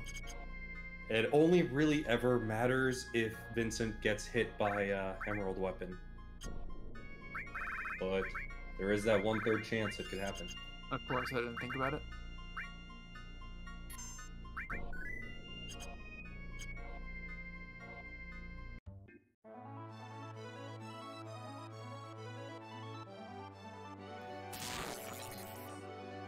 But yeah, you're about to see, or rather not see, a Ruby weapon kill. And exactly like Ace says, we're doing some Muglish stuff. And if anyone doesn't know what Muglish is, it's a very funky mechanic that happens with Vincent, where using his Mug ability while he's holding a rifle-type weapon, which I think there are like either 4 or 5 of those in the game, but Death Penalty is the main one that we use. It causes the next battle animation to be skipped. Meaning the damage calculation happens, but you'll never see what actually happened. It's almost like a mystery game. But we try and control it in such a way that that was kind of scary right there.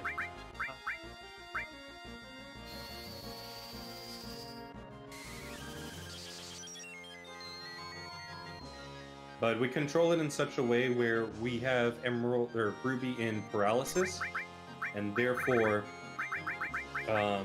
we can ensure that Cloud's next ability is one that is We can ensure that the we care next about. move in the queue will be Cloud's ability. Yeah. And just for safety here, we're doing some hero drinks so that way we have enough damage to be able to do maximum damage and hit the damage cap for each hit.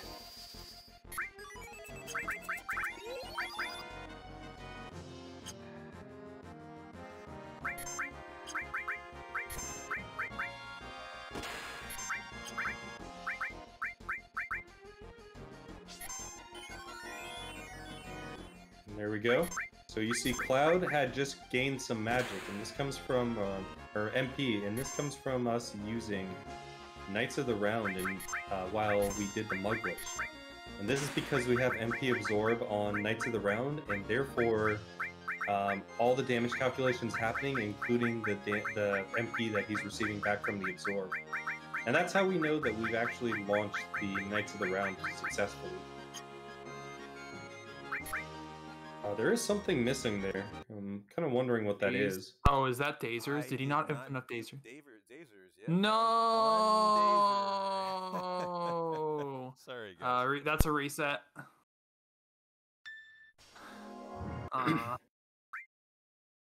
Well, we're going into a random battle in order to dupe Dazers now, because we need more than one of those. Also Hundo. It's like, get a bunch. I'm curious... Actually, never mind. We should have W item on Cloud. So we're good here just to force it. So, Kahlo, what happened was P-Town forgot to duplicate Dazers, and so we were not able to re-paralyze Ruby Weapon after we had paralyzed it the first time. Also, we kind of need Dazers in our inventory at the end of the run to count for this to count as 100%, so we want more than one regardless. And this is a good fight for that. Luckily, it's no jokers. Yeah. No chance for the run to just die by a Joker pulling a Joker card. Yeah. So we're just going to duplicate a couple of Dazers in order to have some. And then get back on our way.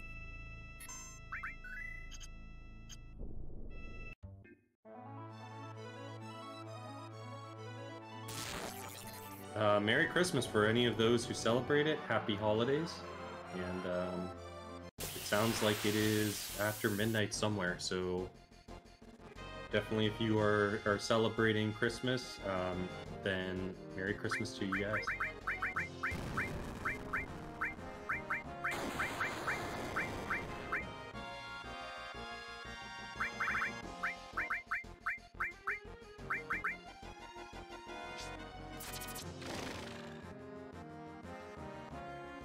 Yes, now we have 8 Dazers. Now we have 7, but that's more than 1. So I learned the hard way why you wanted Dazers first when you're doing this particular part. Yeah. Ruby Weapon has a counter mechanic for things that you do, and if you fired a spider web first before the Dazers, he could hit you with that tentacle, and it actually can kill you. That is what happened in the last run. I'm pretty sure.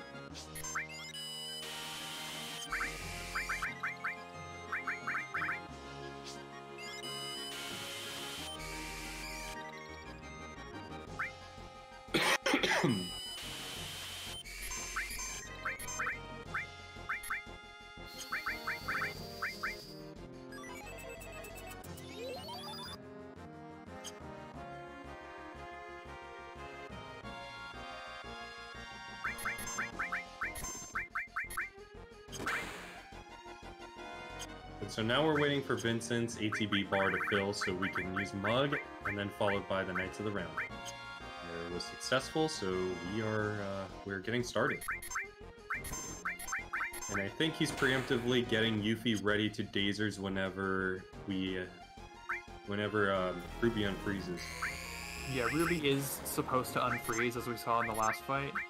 It's just the Dazers does not last nearly long enough for us to kill all of Ruby, which is fine. And also, if you happen to Knights of the Round when he's not frozen, he will counter with an Ultima. That could be pretty dangerous too.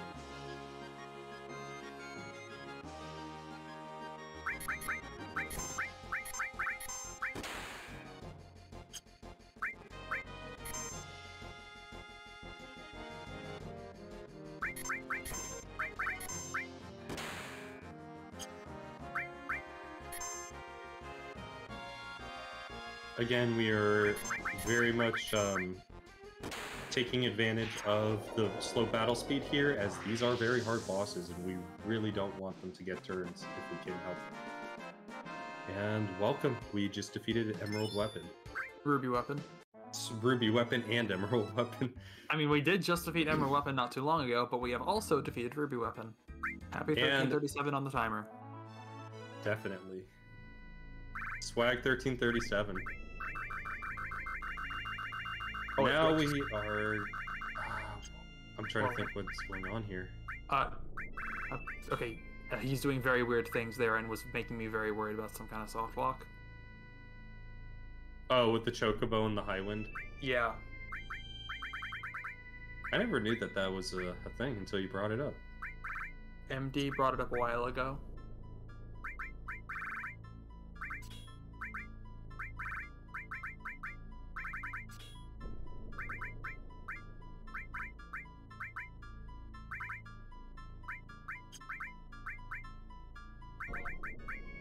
Okay, it looks like he's just preemptively setting up his menu for the next section before we go turn in the Desert Rose.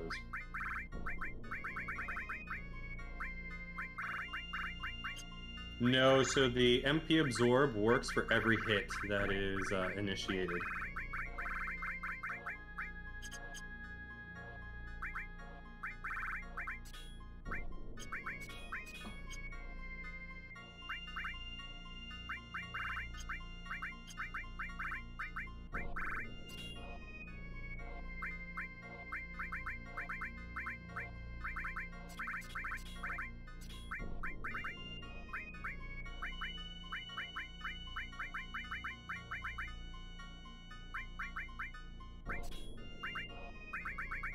And basically, what we do at this point on from the rest of the game, up until we grind limits, is just do cleanup.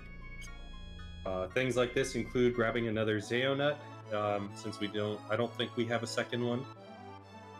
We now collect Beta, since someone brought that up earlier about the early Beta. This is the opportunity that we take to get Beta. We actually go back into Midgar now, too.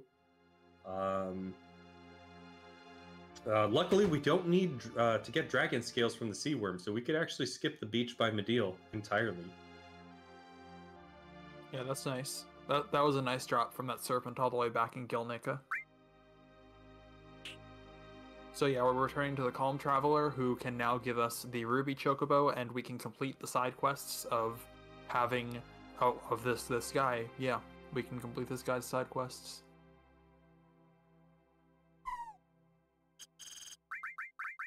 And yeah, this guy gives us a free gold chocobo. The rules for 100% require us to breed one. However, because it wouldn't have really been possible to get Knights of the Round until this late in the run without beating Ruby Weapon, I do think that it would still be optimal to breed the gold chocobo, even if it wasn't required by the rules. Yeah. Agreed, because also this doesn't get any stats that we get from breeding the previous chocobo. Yeah, oh yeah, you would have to breed a gold chocobo regardless, but you could shortcut it by using this one as a gold chocobo to breed with. Because it would just not really be possible or feasible to win the chocobo races without having a gold chocobo that's better than this one. You would also need to beat Ultima Weapon, Diamond Weapon, before you could even unlock Ruby Weapon. Yeah. Ruby Weapon doesn't spawn until Ultimate Weapon's dead. So we're going back into Midgard because we have a couple of things we need to grab. There is the ridiculously expensive, not actually that expensive Sneak Glove, and a couple of things including the classic Premium Heart. And then just any leftover weapons that we may want from here that are like early game weapons. Just so we can complete our hundo. Yes, we're in the item building, which does indeed have an item. And we almost wanted to go back to do more squats. But that, I think we did enough for today, said P-Town.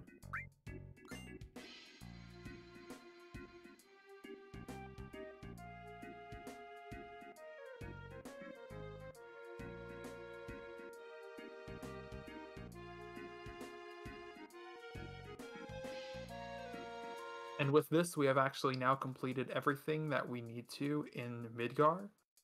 And so we will now leave for the final time.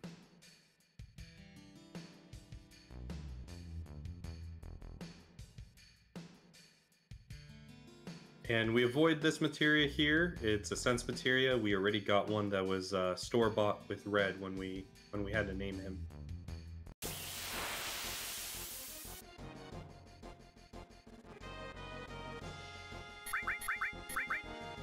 All right, what did we get here?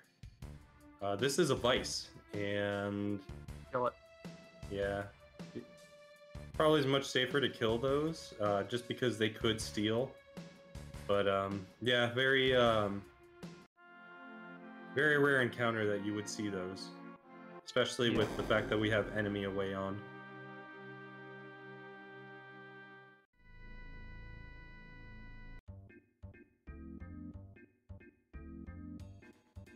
All right, and now we leave Midgar. On to our collection stuff. I believe first we're going to go to grab a Zeonut. It looks like he's going to beta first. Alright, I have in my notes to grab Zeonut first, but this is fine.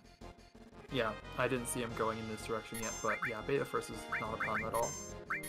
Actually, no, I'm stupid. No, I am...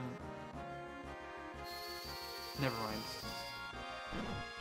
This could actually be optimal, given that he still needs to get a bolt plume so he could fly from Goblin Island over to Wutai. Good point.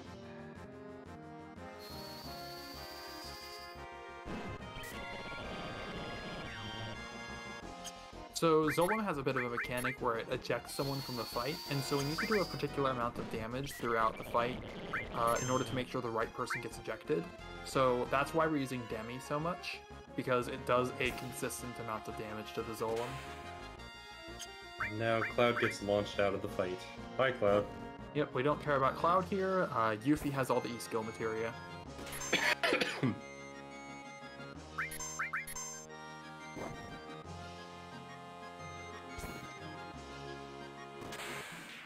And it looks like Vincent underrolled here with what damage did he do? I didn't quite see. And that was a crit, but that doesn't count.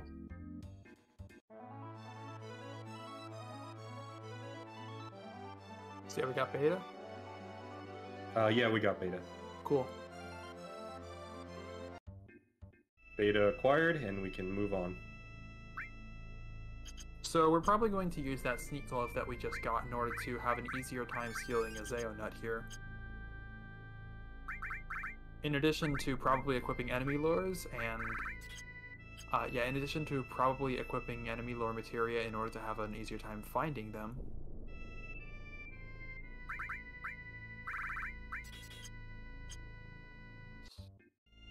Alright, I guess Yuffie is fine.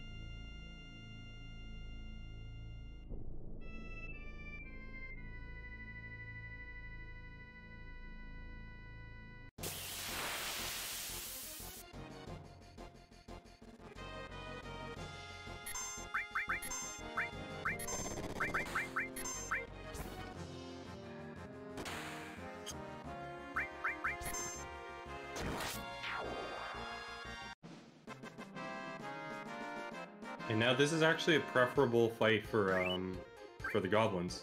Having one goblin is very useful. We only need to steal from it. We got one Zeonut immediately. Wow. Was the sneak glove on Vincent or? No, it was on Yuffie. It should be on Cloud, but it was on Yuffie. That was rather interesting. Very good steal. First try with Vincent. Definitely. More enemies during that fight just means more animations to have to wait for, and the Zeonut can be quite a long steal, but luckily that was some really good RNG. And so now... we're going to Medial? Yeah, it looks like we're going to Medial, and we can actually skip the fight on the beach because we got the dragon scales again. We're instead going to go right to Chocobuckle. And that's a very fun fight. Don't quit.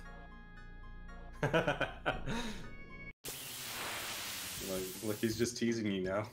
Yeah.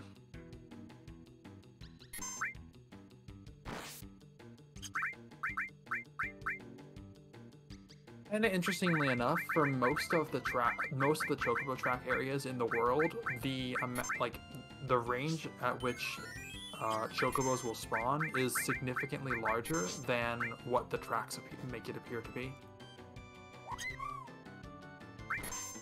So in order to get this, we need to use Mimic Greens and level 4 Suicide.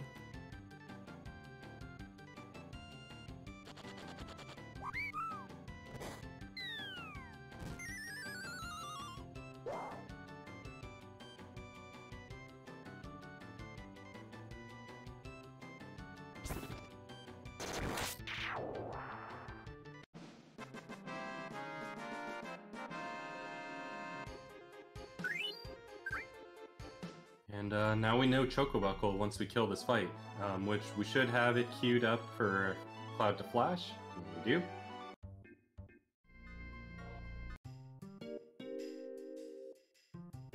There is a mod that exists for the PC version called it's like Necro something, where you start out with quad 9 health and any damage you take throughout the run is not healable. Yeah, Necrosis. Yeah, Necrosis. There we go. So we have to talk to a couple of shopkeepers here in order to unlock all of the options in the Crazed Consumers shop up the thing to the left. Mm-hmm. So we might be talking to one guy and not buying anything from him. Interesting. I didn't know you could talk to that lady from there. Yeah. I always went around the long way. I also think that you only need to talk to that guy to unlock the Choco Lady, because I saw Dash Retro do that before. I'm not sure, but I can try that. You still do need to talk to the lady to pick up the accessories there.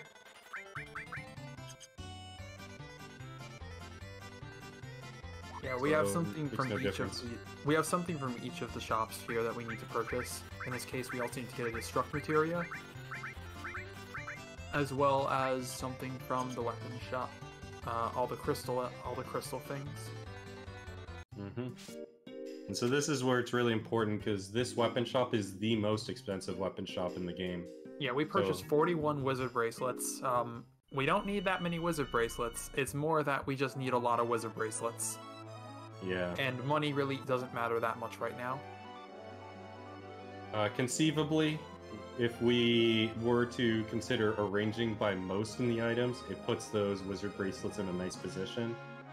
We could put some thought into that and how we want to make that work. Yeah, notably, we're doing that so we have the ability to equip one on everyone at the same time, which means everyone has an 8-slot thing that they can equip at the same time. Alright, we're now going to Special Battle.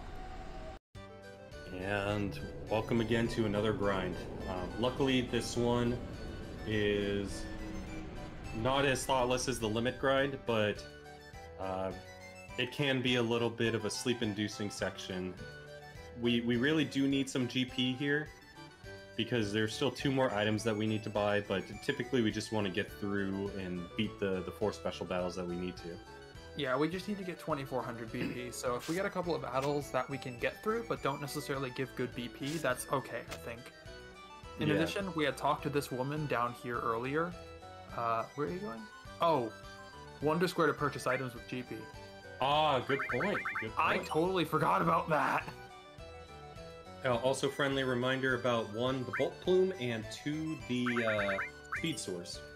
Oh yeah, that's also important. I have that squared away, like I have that pretty visibly notified on my notes.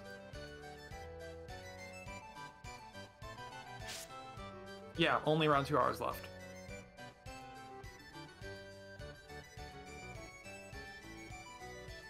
The only way that could be any longer is if we do get unlucky and we don't get a Wargon here or a Circlet. So those are the only 2 things that we kind of have to think about here, other than just having Cloud kill with just abilities.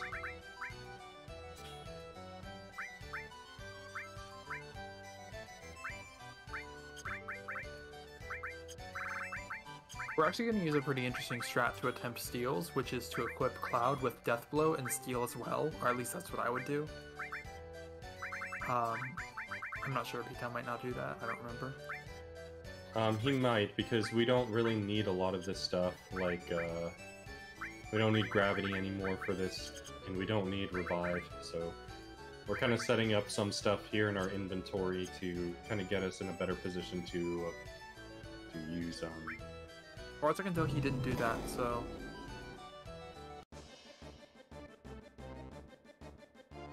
Alright, never mind, I guess he has a different setup for me.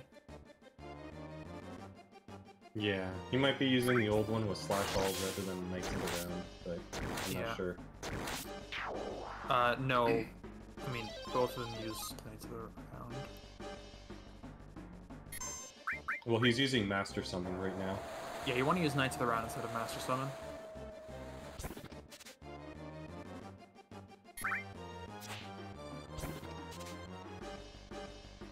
So the idea would be that we would be able to Death Blow and instantly kill this Holchi right here, and also have a steal attempt to try and get the circlet. And we do that for the first 3 fights until, assuming that we didn't get one, and on the 4th fight we would then just get it normally by stealing it.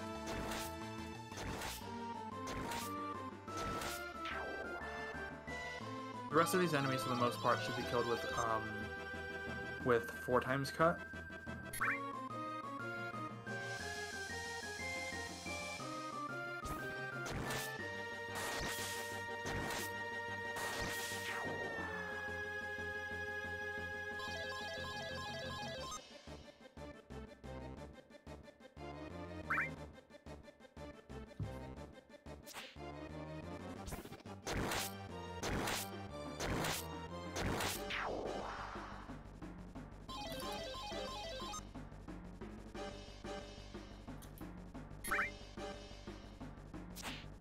I'm gonna preemptively let the admins know we might finish early than the anticipated. I think it's a safe enough point in the run that we can say that. Yeah, we will definitely finish earlier than 17 hours, most likely. Mm-hmm. We do have to account for the verification points, which may take like 20 minutes, but I think it's safe to say that we won't take the whole 19 hours.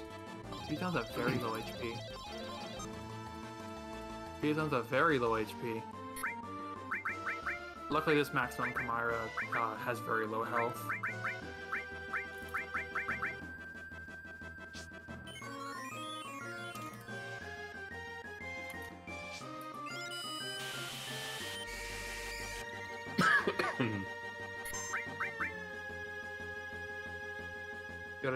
Good idea to Mega Elixir and Hero Drink here, because we're going to be using Knights of the Round.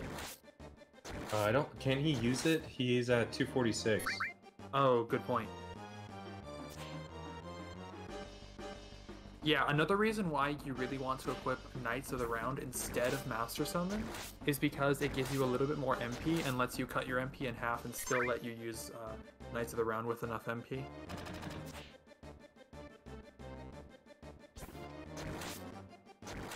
Yeah, we definitely want to get a war gong, like Otterly is saying.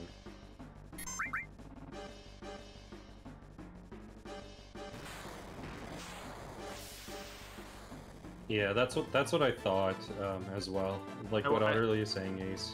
Yeah, I think Ptown's saying I'm gonna 4-cut at this round. I think he means Proud Claw at the end. Yeah, which is fine and reasonable. This is some pretty hype swag though, with 500 health Cloud. Yeah, Misstyle's really putting in some work. If you're not aware, the reason why all these attacks are missing is because the Misstyle greatly increases your evasion. And in turn, that actually makes it so death blows are very likely and pretty much guaranteed to hit.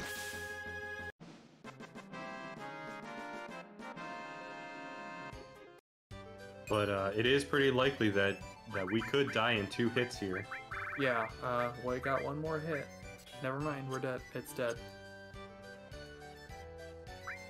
Excellent.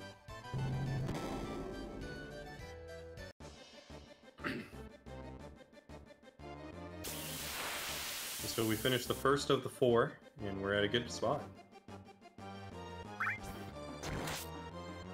Proud Cloud kills Proud Claw.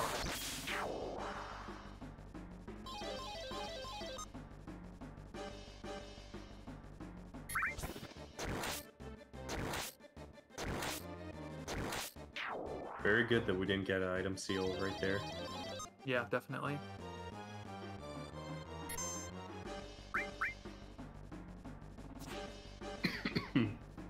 Ooh, weapon broken. That's not good. No, not at all. And P-Town made a good choice right there. He is running away. As Yeah. That's definitely not a good thing to have for the special battles if you're going to forecut your way through it. We do need to steal a circlet from the Hochu, so that is an item that we want to get here. Yeah, Circlet Seal is the main reason I equipped Death Blow Steel as well.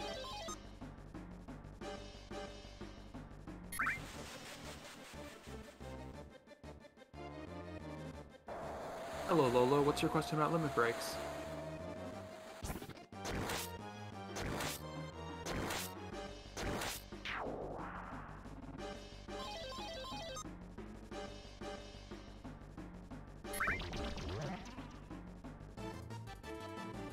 So you need, in order to get the second level of limit breaks, you need to have a character do enough kills.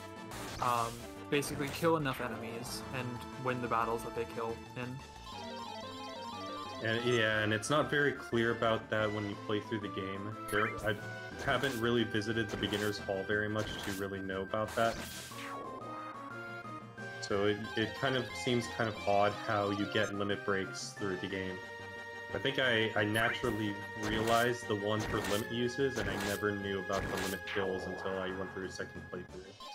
Yeah, Lola, the amount of kills that you need to do can vary from like 40 to like 120 for level 2, and usually it'll be around like 100 to 150 for level 3, except Cloud requires 320.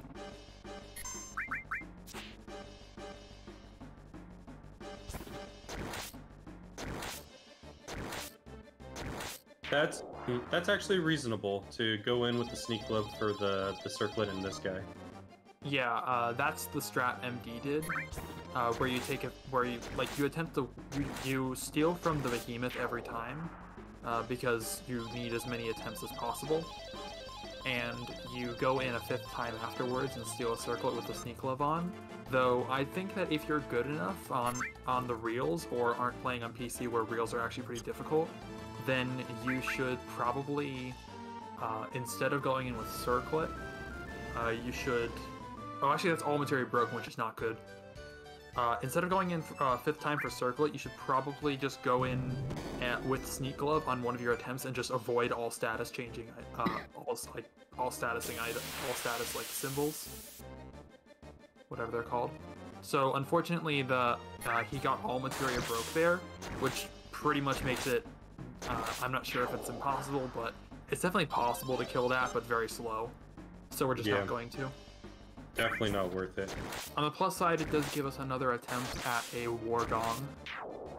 Basically, if it wasn't described earlier, the Behemoth enemies have a chance to steal a Phoenix Down or a War Gong, and once an item has been stolen from an enemy, you are not able to steal any more items from them.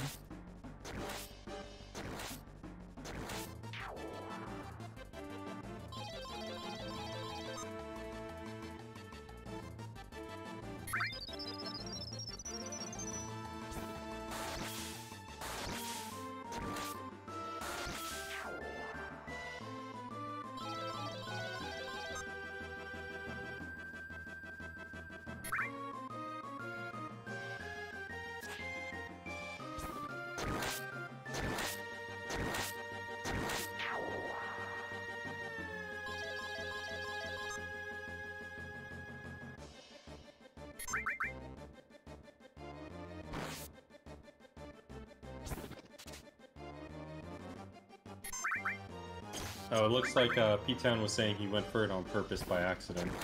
Yeah. A very weird way of saying that. Yeah, mistakenly went for it on purpose. Very interesting way to phrase that.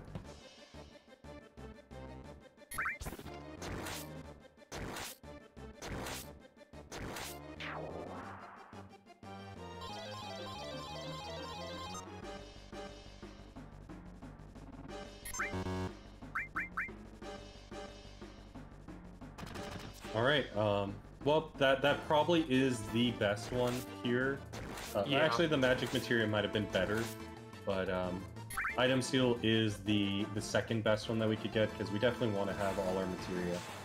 No, we definitely should have gotten magic. We definitely should have gotten magic, but this isn't actually the worst time you could get item seal. Assuming, of course, that we don't get pummeled too badly. And maybe we got down 10 levels from the looks of it. Yeah, we might have. Oh, P-Town's a little worried. I think it'll be fine, given that the flames may hit only for 250. But if enough of them start hitting, this could be problematic.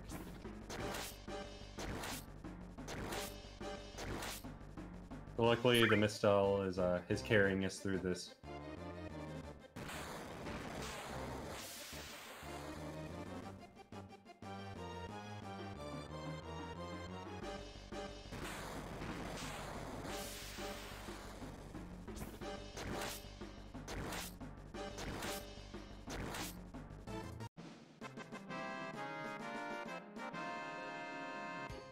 And now you guys are seeing the effect of how missing health... Ooh, but we beat it, so that's a good thing.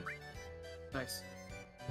But you guys saw the effect right there, how even taking a little bit of damage did reduce our damage significantly. And that's just an effect of having the Ultima weapon, which we mentioned before, but for any new people that come in, it makes it very much a risk when you have your item sealed, but you will only output maximum damage if you're at max health, because it does damage based off of how your current health is relative to your maximum HP. So being at 50% HP means that you'll be doing just about 50% damage. You know, there's a little more math that goes into it, but you could kind of think of it that way.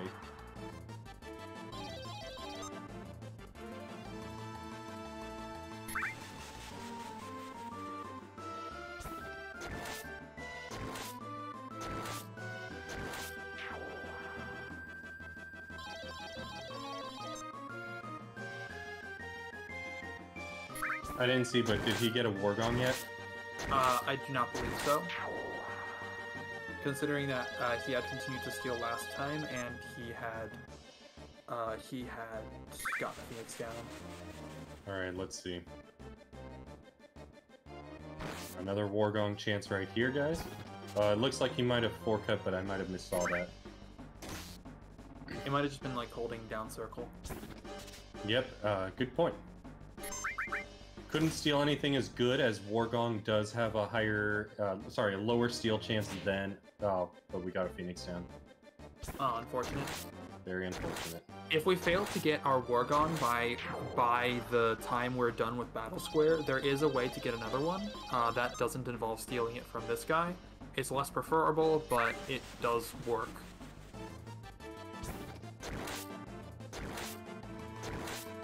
And it probably is quicker than having to redo this over and over for that guy. Yeah, definitely.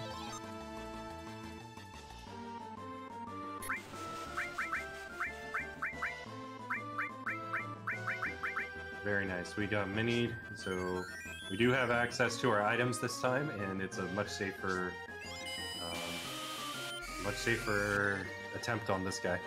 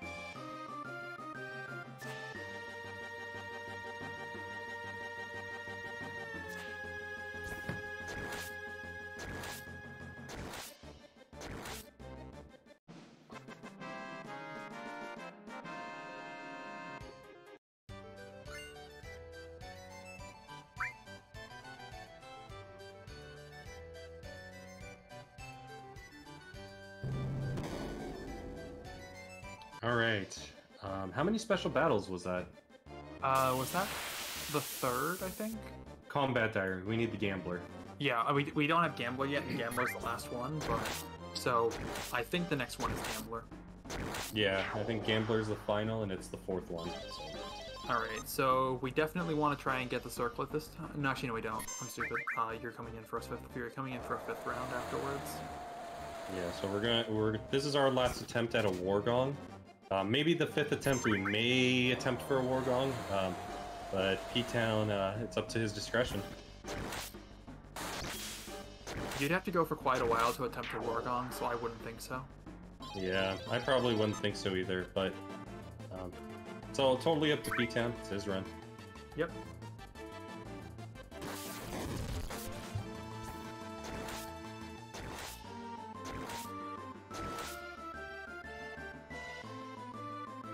That was a pretty nasty bolt right there. Oof. And now we get touched a little bit by this guy. Normally this puts you in sadness. Which would be a good thing. Yeah, which would be a good thing. You'd expect that a weird monster touching you would definitely make you sad. And if you're already sad, then it just makes you more sad.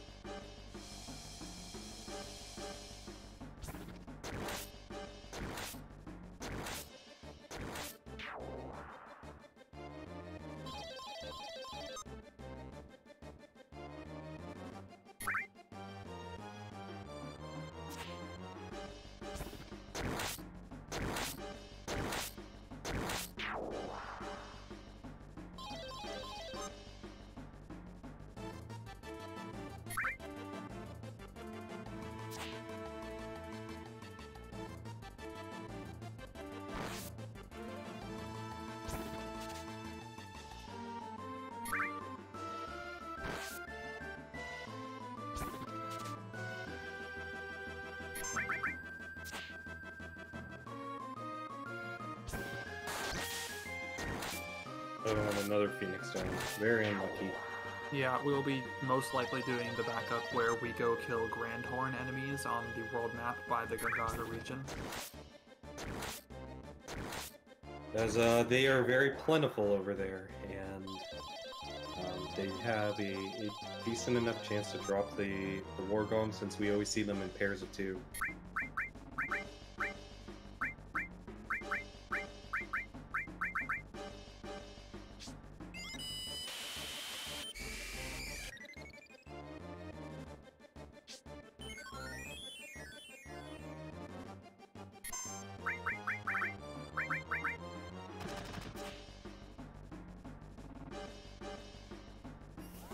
Yeah, there are some days that are like that, guys. Ooh, we're doing Knights of the Round. Well, Pog. This is the final time we get to see Knights of the Round in the run. Every other time from this point on is Mudboy. Yeah, you're right.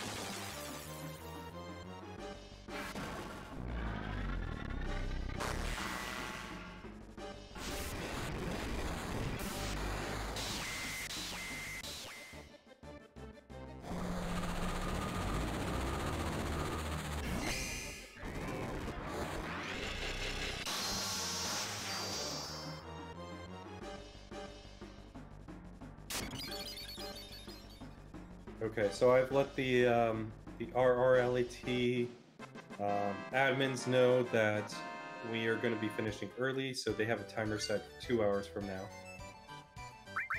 Alright.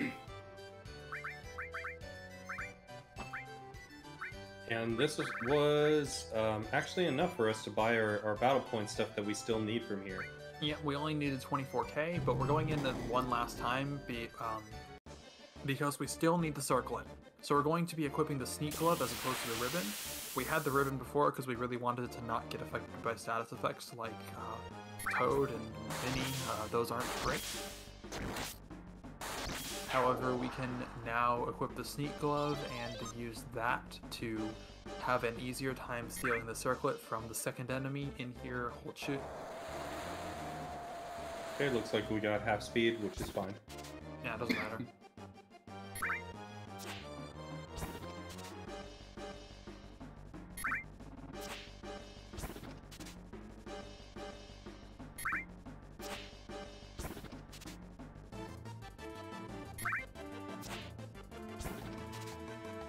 Very unfortunate for the steel luck this run.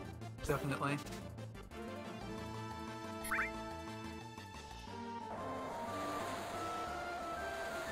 Chocobo Racing was very good, armorized. Well, sorry, let me rephrase that. Cloud's steel luck has been very unfortunate. That's not good either. But luckily he could just wake us up with a hit. Looks like we're also paralyzed. There we go. That's a circlet. Circlet down. Gorgong remaining. As you can see, we get quite a lot of tissues in this run.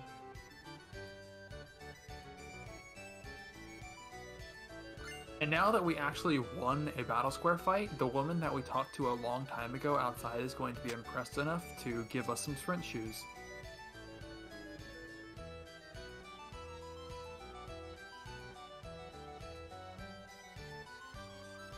Because I'm pretty sure she doesn't give, she doesn't give it to us any other time, because we never actually won a battle square battle before special battle. Hey guys, I think I'd like to go clean up my bolt plume and my war gun. What do you guys say? Go, I think go, that's a do it. good idea. Let's go. Yeah. I see no reason why not to. Like, I would do this now if I were you, so it's good that you're doing it now. No Omni Slash. We do have Omni Slash. We already have that Durangelus. Yeah, we already have it, and we have already used it multiple times. In fact, you need Omni Slash learned in order to even be able to do special battle. Interestingly enough, we used it 7 times, and this is Final Fantasy VII.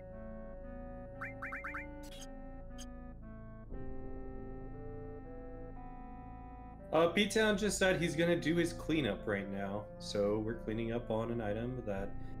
Do we have an enemy away on? I don't know if that's. It should be pretty fast since we're on the dirt. Yeah, and definitely also probably should also go get himself set up as if he's doing the kill grind with Yuffie. There's no reason not to, as far as I can tell. Yeah, there wouldn't be any reason to, but it's so late in the run that probably could stick to the notes for now. I mean, then just go to the part of the notes where it says to equip the stuff that you equipped for. That's true. Through the Yuffie grind. Because we kind of want to get these kills with the Yuffie and not with Cloud. Actually, very true.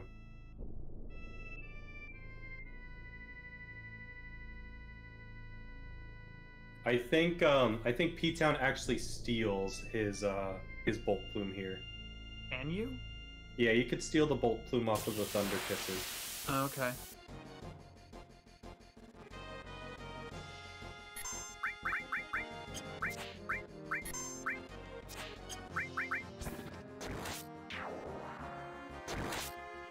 Now that's a kind of a sucky situation because they're in the back row and we don't have long range equipped.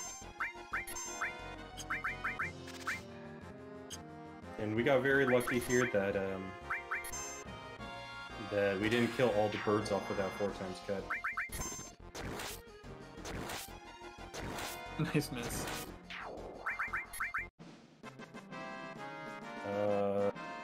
Did he attack it or steal? He attacked the back one. Fasten. Oh, and we got a bolt plume, so luckily we did get it there. Nice. Fasten, the run is going for... Notice, guys, did we get it drop? Yes, we did. We Yeah, did. Lovely. All right, I love that. So yeah, now we're gonna start the War Gong grind, where we're gonna go have probably start having Yuffie kill enemies around Gungaga in order to get a War Gong.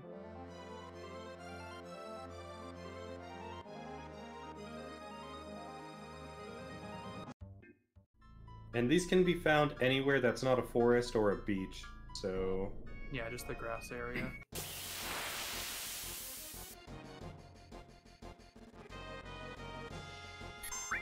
Yeah, you want to set up so that you're about to start doing the kill grind with Yuffie, so she starts killing them quickly. Even if they're not the enemies you want, you should kill them for extra kills. And now we got this queued up, so this is 2 chances at a War Gong.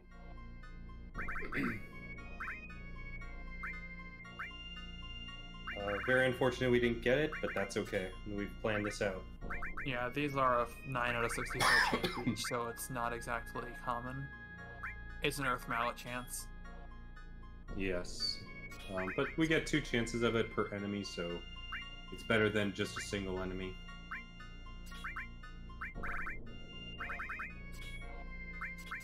And here we go.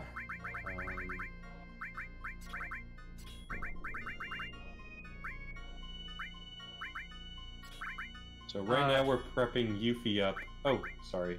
No, go ahead.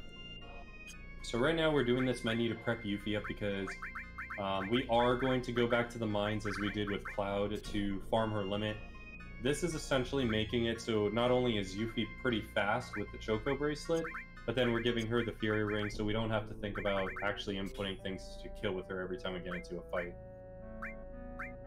Also, we're setting up other characters to have enemy lures.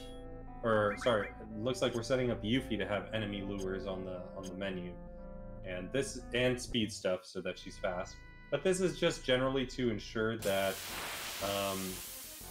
she will be fast enough to get pretty early turns before the enemies, but also that the enemy lures mean we get to enemies faster.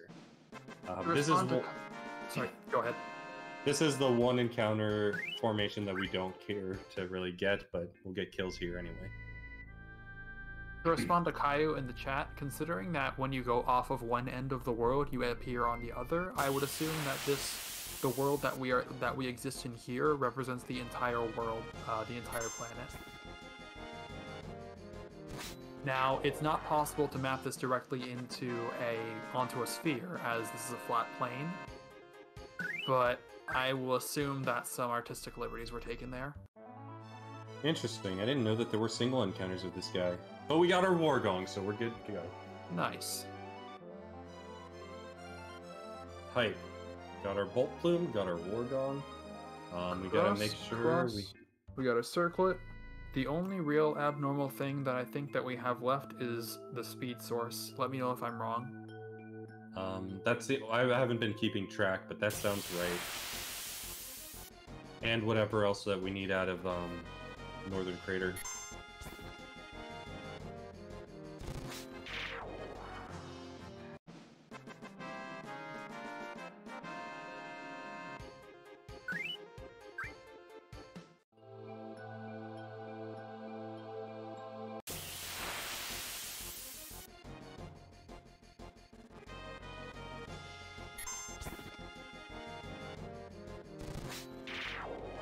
Yeah, I think that, Kaio, I think that's the final part of the game, but I've never gone through FF4 all the way.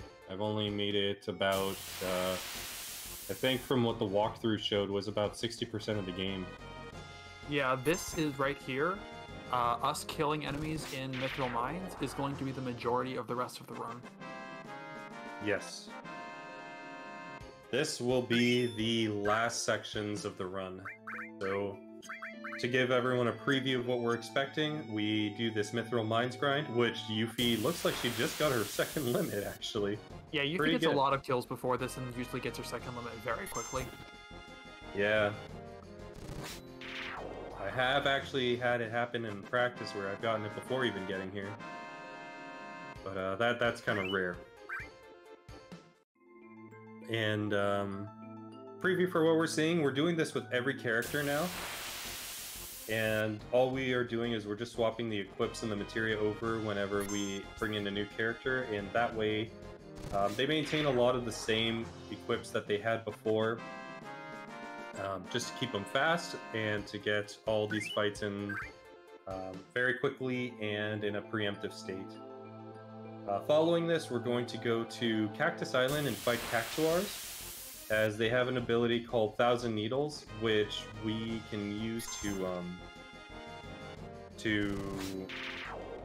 essentially get our limits pretty quickly, within one hit, once we start getting to our level 1, 2, and 3 limits. And the importance of that, we do have to bring everyone to low health, which you're going to see pretty soon, so that we can ensure that Thousand Needles does do that, because it does a consistent 1,000 damage every time. And then finally, after that, we go to the Northern Crater. And we're going to collect all the things in there, such as remaining E-skills, items, and then kill Sephiroth. Hog Champ.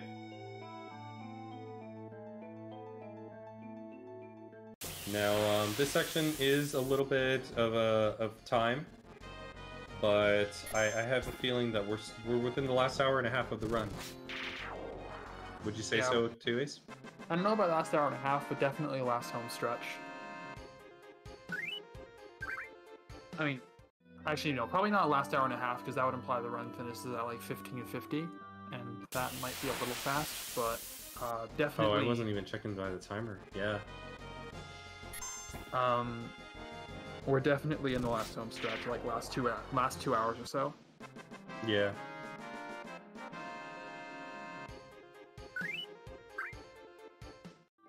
In this case, it looks like the Earth is flat. We just magically appear on the other side of the Earth when we move. Or I should say, on the other side of the Gaia. Yeah, I do believe that the world here, like, if you had to map it onto a shape such that the world transitions make sense, I believe somebody in chat was correct when they said that this would be a torus.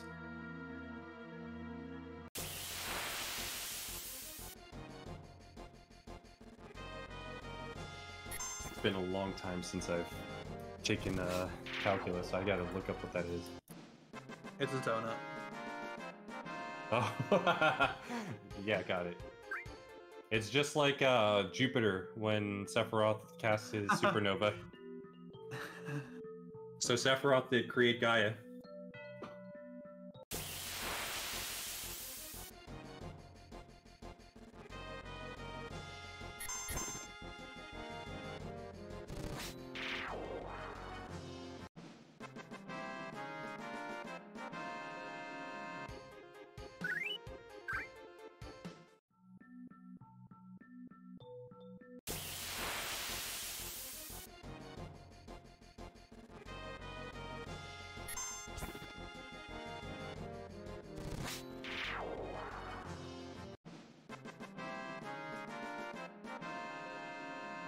So luckily, Yuffie is one of those characters that doesn't need very many kills in order to get her limits, but it's still quite a considerable number. Like, I think it's more than Vincent for sure.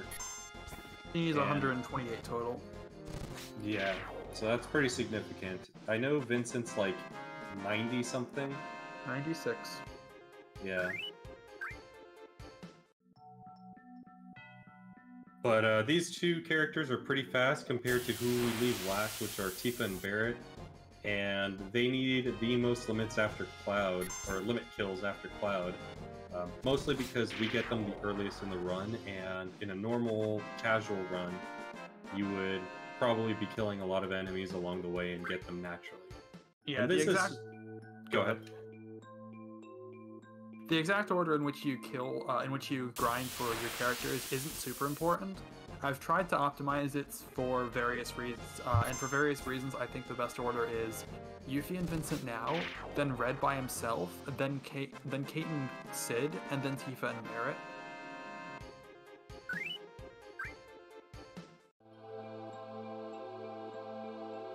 I'm wondering if maybe what if we did Kate and Sid last because of that alteration with the slash all. I take that into account. The reason why I do that is because I want to start the is because I think it's best to because you started with the limit grind, the limit use grind with Tifa Barrett. That does make sense. Notably, you want if you were going to have Sid in here, you'd want to have him with Vincent, so you'd bring him out and you have Sid and Vincent together at the limit use grind. And because of that, because I want Vincent eventually in the party, I put Sid and Vincent last. And yeah. I think I put Tifa Barrett first. Why do I actually put Tifa Barrett first? I don't know if there's a specific reason. Mostly because we come out of here with them, but... well, mostly because it is the only pair... Actually, no, I could separate Tifa and Barrett if I think about it. I don't know, this is getting complicated. Yeah, not too long into a run, too much thought to really put into it. Yeah.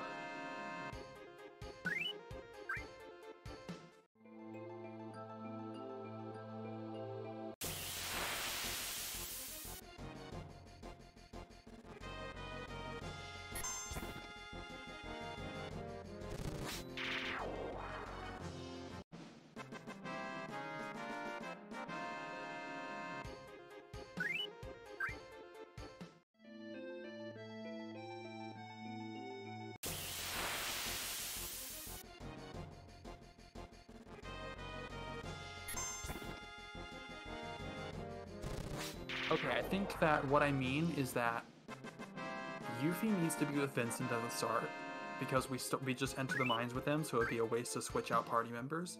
Red needs to come immediately after Vincent to do a trick where you equip the spring gun clip on Red, which only has 6 armor slots, which allows you to move all of your materia off of Vincent and onto Red, while keeping enemy skills, the weak enemy skills on Vincent. So you want Red after Vincent, and you want Red solo because you want Sid and Kate together, because they are the 2 characters that you would optimally want to have flash on, and you want to have everyone else do slash all. But I want to end with Tifa and Barrett so that they start the limit use grind together. So they're the only pair of characters that I can get to start together. That would end up working together in the limit use grind. So then in the limit use grind, I have Tifa Barrett, and then Yuffie Red, and then Sid plus Vincent. I want to end with Sid and Vincent, so I have Vincent in the party at the end. So I just have to swap in Yuffie. And then also, Sid's limits are also pretty long too, and we can make use of the mug glitch there, and he doesn't really need very many limits to be used to. There are 2 reasons why we want Sid plus Vincent, and it's entirely for the Vincent mug glitch. The level 2 limit hyper dive? I don't know what it was called. I think it's hyper jump. Hyper jump. His level 2 limit hyper jump has a chance to crash the game if the animation is seen against an enemy with some certain conditions that the Cactuaire that we will be fighting against satisfies. So we need to mug glitch that in order to not crash the game. And the second reason is that Dragon Dive is a ridiculously long limit with a long animation, so long that doing the grind slower while using mug glitches is like 30 seconds faster.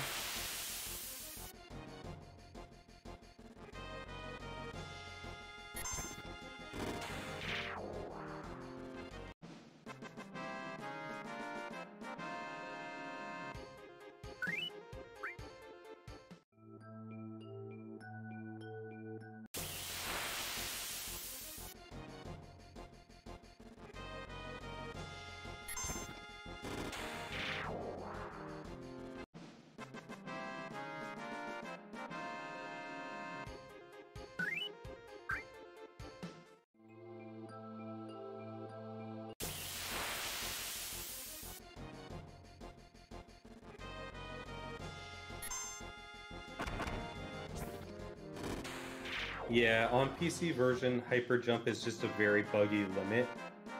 One of the unoptimized things that is part of FF7 PC.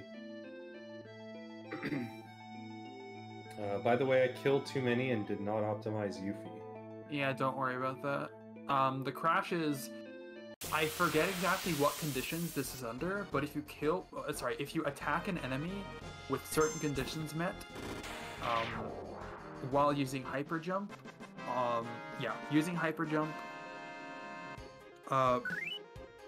then the animation will crash the game sometimes. And the only thing that's important is that the Cactuaire always fulfills those conditions.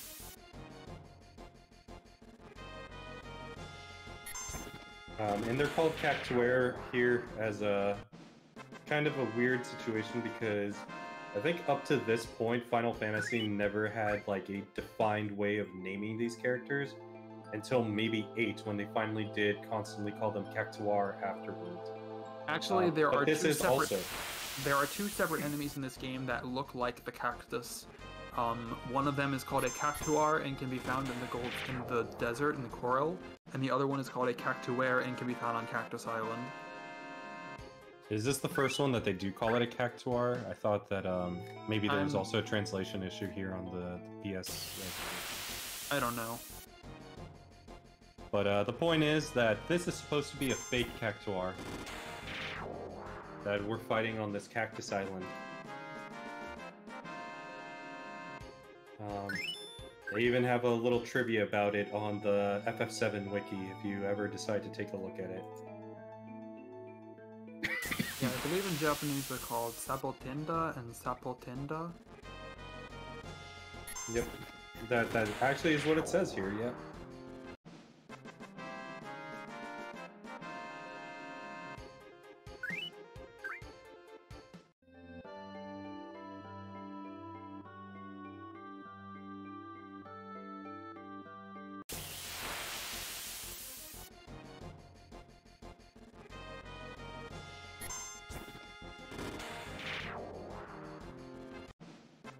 Okay, now I remember what it is. The one in this game that is called Cactuar, which is supposed to be the real one, is actually the one that is the fake one in the Japanese version.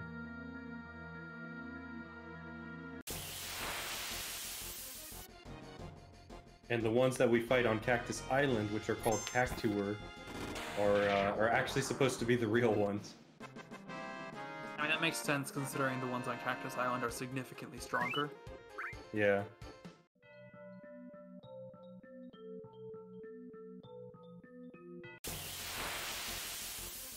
Very funny. And so I think that part of that comes from the fact that there were, like, some enemies that are constant through the Final Fantasy franchise didn't have defined names, even though they came from some of the more recent games. And I think it was either this one or some of them are in this one, and others are in some later later games that did finally cement what the English name is going to be for these.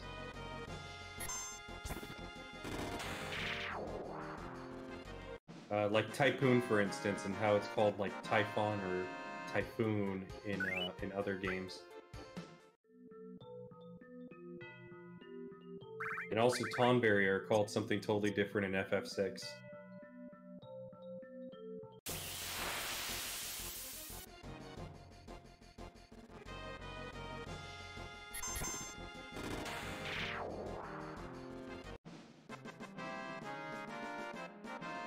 Let me just double check what they were called, just for trivia purposes. They called them pugs in FF6.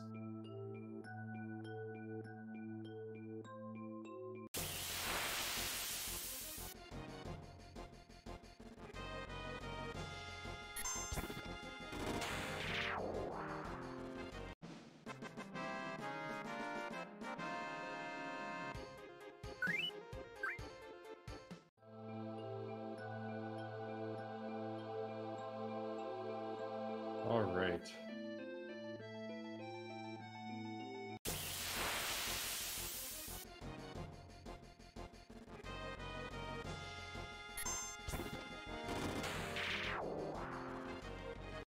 Looks like Test Zero mentions that is there another animation that crashes the game for a similar reason? There potentially may be, but none comes to mind other than the hyper jump. Yeah, none that I'm aware of at least, so I'm not sure. But I wouldn't put it past FF7 PC. Definitely not.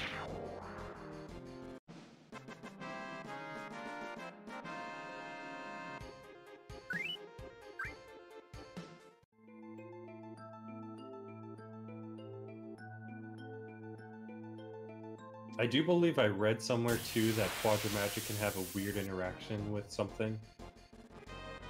Maybe?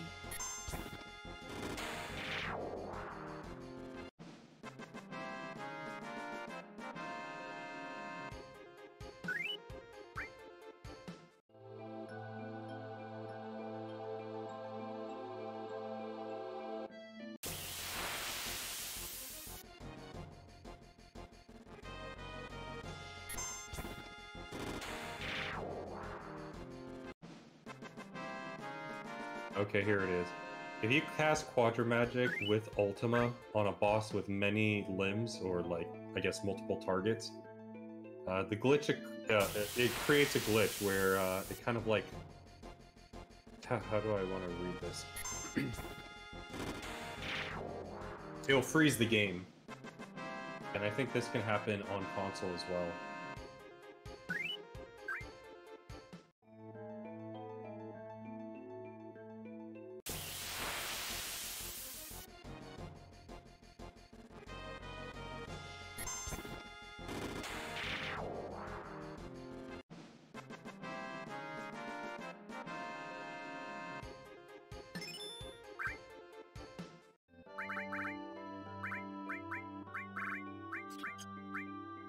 And there was a limit right there on Vincent. I think that was it.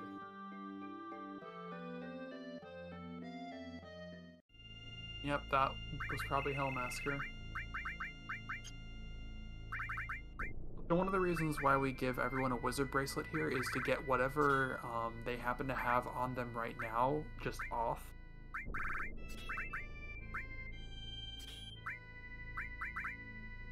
And yeah, P-Town's gonna do Tifa and Barrett next.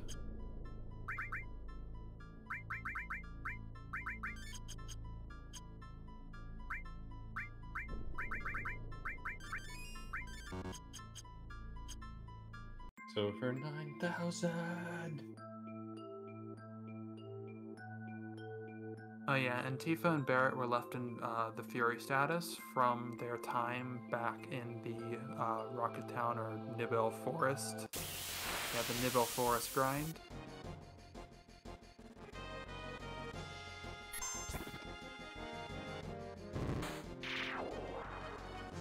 And I'm gonna step away just for a moment, but should be seeing more of the same from what we did before. However, Tifa and Barrett are definitely the longest characters for this grind, so Definitely. this is pretty much the hump of the limit grind right here, if we put it this way. Just goes downhill from here. Yeah, Sid, Cade especially, but Sid and Red are faster at least.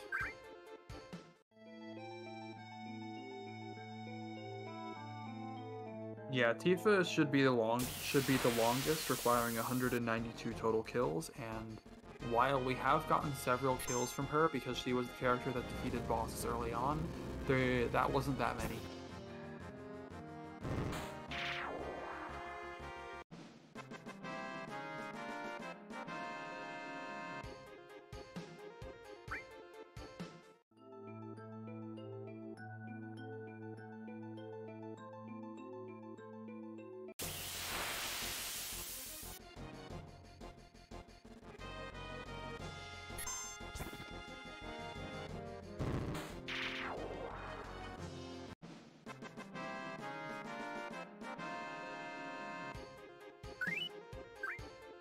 As a very rough estimate, I think it'll take about 45 fights for Tifa to get her limit.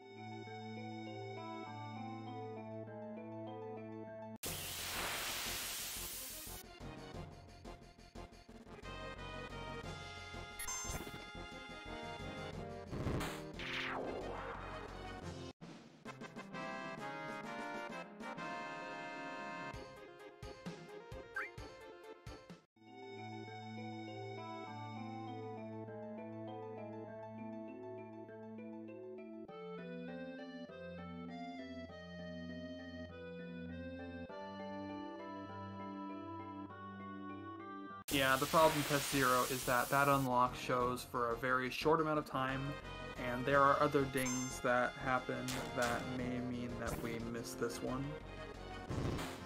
It's a very short queue when you're just mashing past the reward screen that it's hard to tell when it happens, so you gotta sort of be paying attention.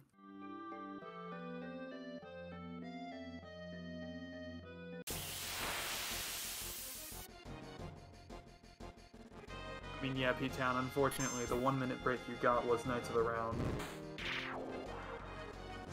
Back on Proud Quad.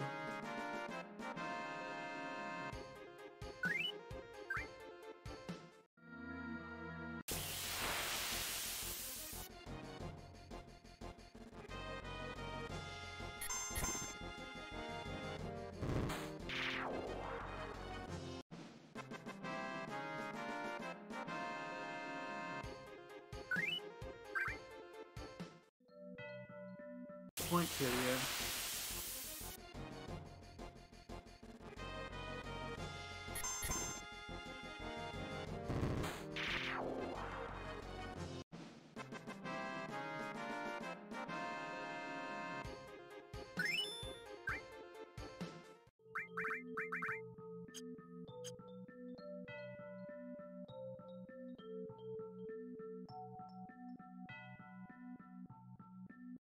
Oh, was it the first moment? Yeah. So we're a bit under halfway done Tifa now.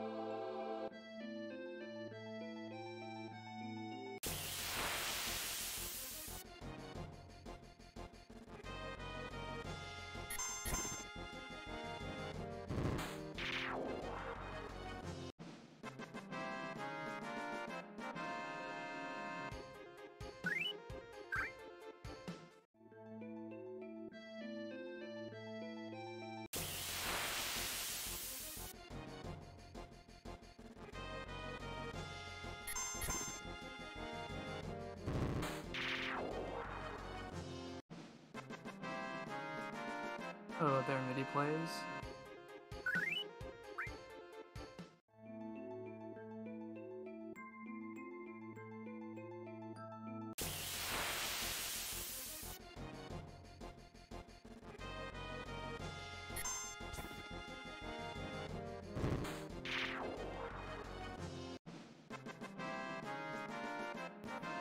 Alright, I'm back for a little bit.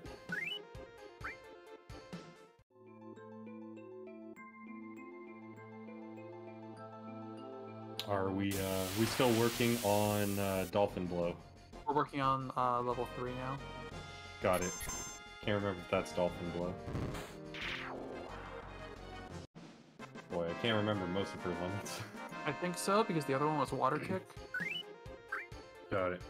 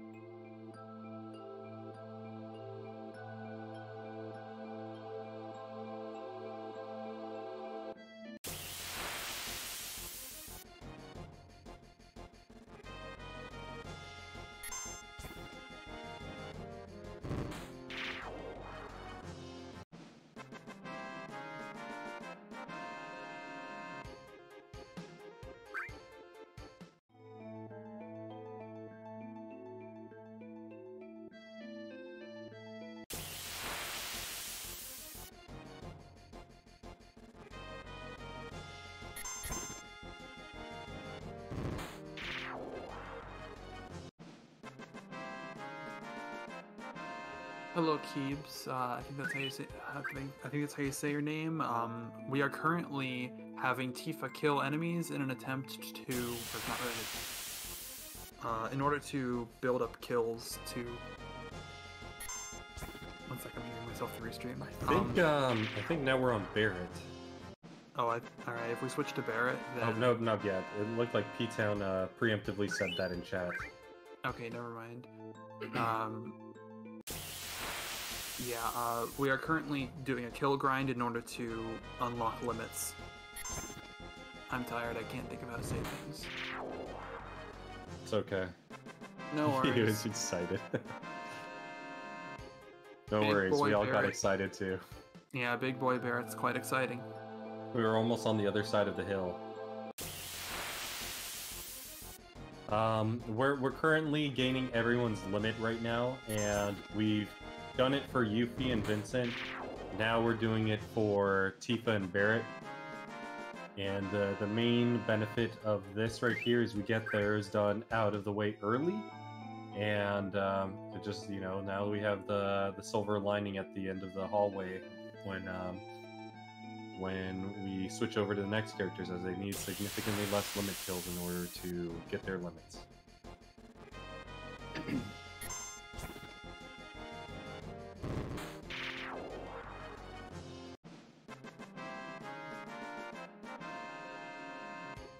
There we go, getting some kills.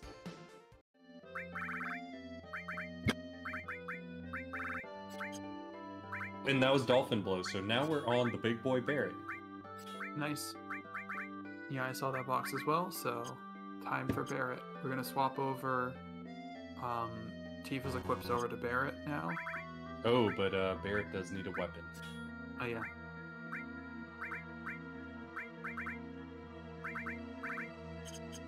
Solid bazooka, I believe. Yeah. Chonky rocket launcher.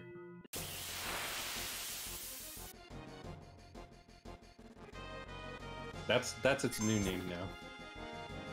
Oh yeah, of course.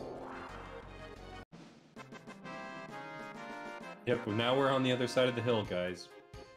We're on the second half of the 2 longest characters limit grinds. Chunky rocket launcher? Let's just use my left fist. Yeah. That's flash materia. It would Who be needs to use Who needs to use it when you can just fist your enemy with it? Of course, it would be slightly more optimal to have an unmastered / all materia on Barrett here as opposed to the mastered flash materia. However, it really doesn't matter that much. Yeah, you're saving maybe a couple, like, within a few seconds of time save for each fight, maybe. Yeah, basically Barrett and the 2 characters that benefit from Flash are Sid and Kate Sith. Everyone else, Flash is a slight detriment to their attack speed, or is equal or whatnot. And very interestingly, it's noticeable mostly with Sid, as Sid using /all waves his stick around like a baton. So imagine if he's like, as if he's in a marching band, but with bad posture.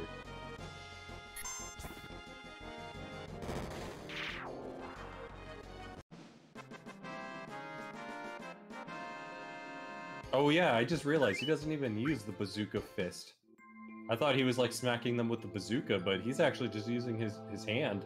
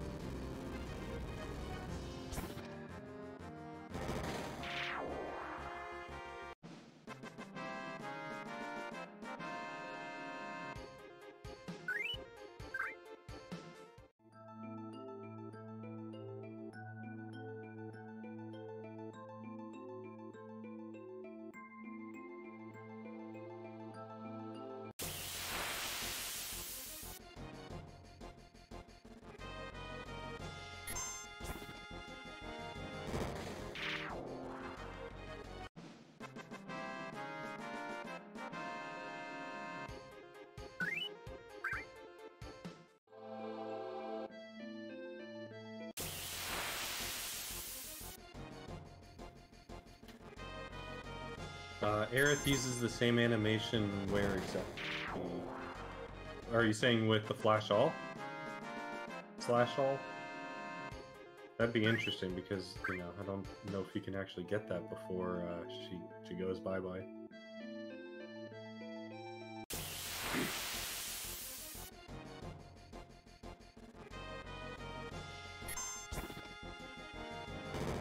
Honestly, you probably could now with some kind of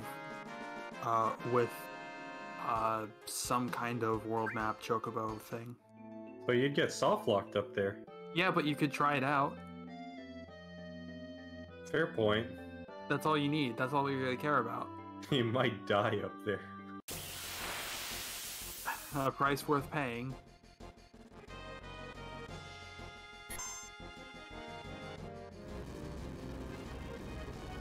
New strats. Get Aerith the Slash All to make the limit grind easier.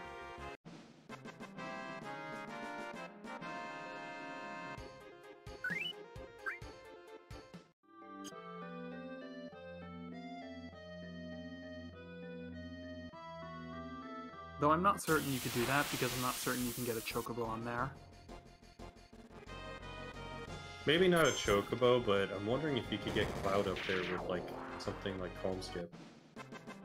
I mean, like, you need to get a chocobo there in order to be able to do that. Oh, fair, fair.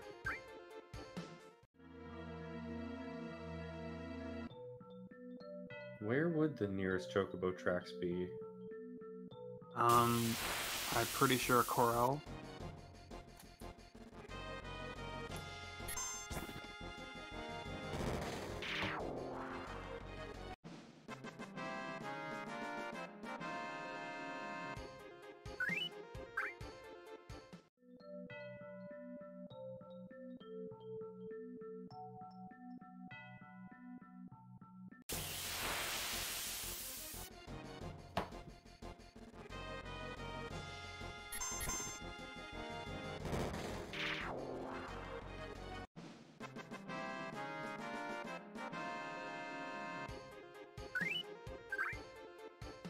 Yeah, that is right. It is Pharrell.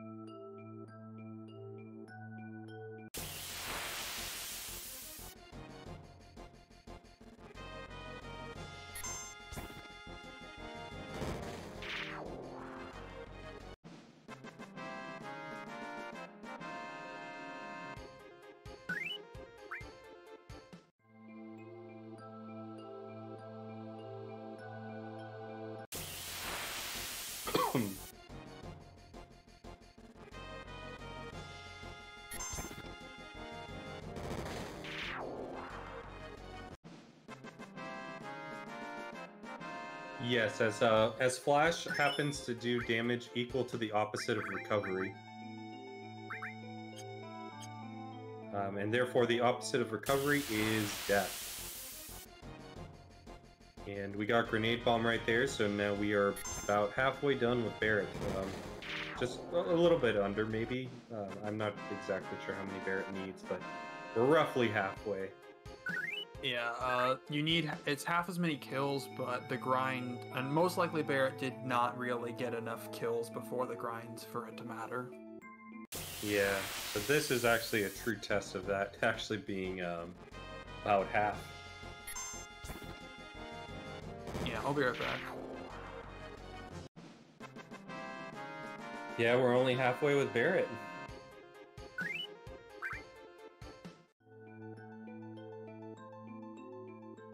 Barret is a very needy guy. He needs a lot of kills for a lot of limit.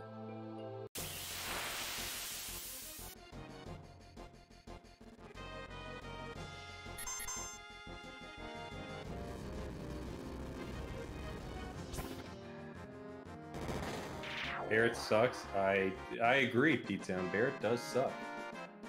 He is definitely not a speedrun character, and almost everything about him in the run is an annoyance.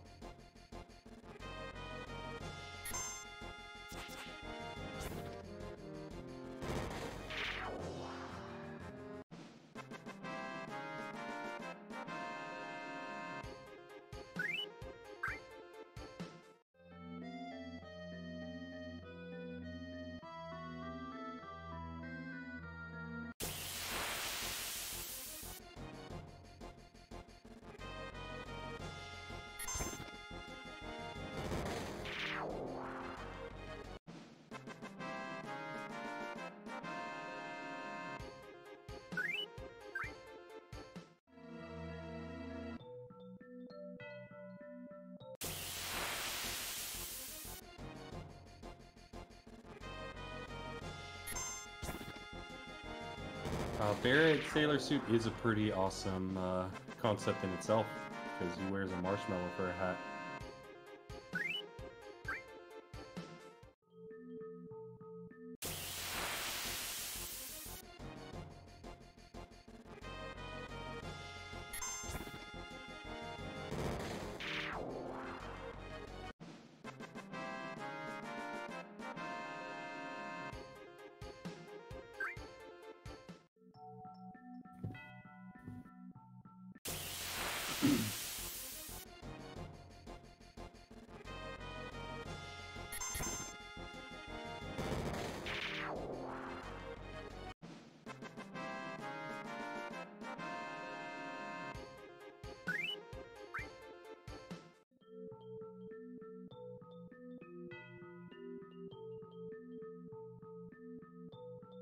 Barrett Bowser Kratos.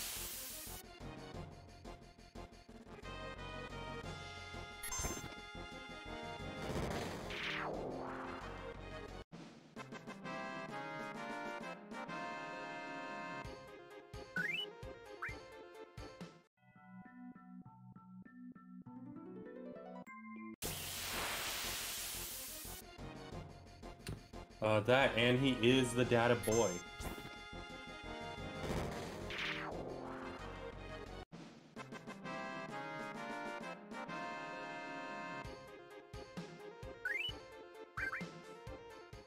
I'm trying to change the atmosphere every once in a while from low to high. I will try and do my best to be better. I have some food cooking, as I am doing food setup. It is to do dinner skip, so I actually eat dinner. And Yeah, I just went and grabbed some snacks.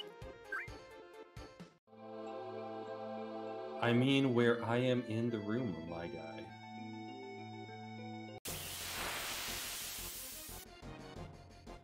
Oh, from low to high. I thought you were talking about the atmosphere, as in the energy of the room. Yeah, no, this is a chill segment. Why are we running? What do you mean exactly by that? I mean, we were just, Ptown was just holding run for some reason in the battle. Oh, run away. Got it.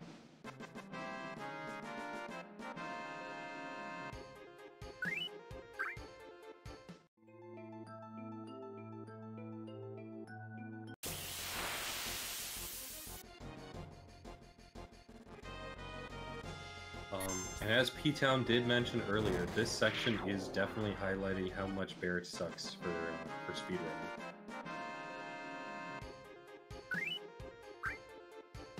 Definitely a lot of kills. Not really used as often, so that probably makes a good argument why.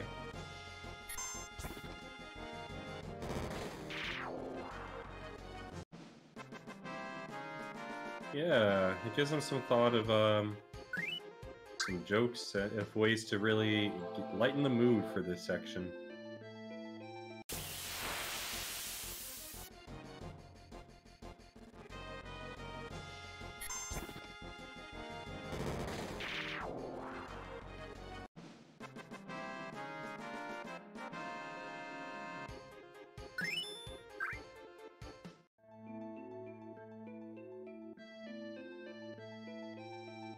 Oh, and there was. That was our satellite beam. We were done with Barrett. We can get him the F out of here. Yeah, I would like to never see him again, but we are going to be seeing him once more in the run. Unfortunately for us, it is a quick seeing him in the run. Since we did get him a limit a little bit earlier, we only have to have 2 fights with him. Yeah, quite quick compared to what we just went through. Now he's doing Red and Sid. And AC prefers to use Limited Moon, which is fine.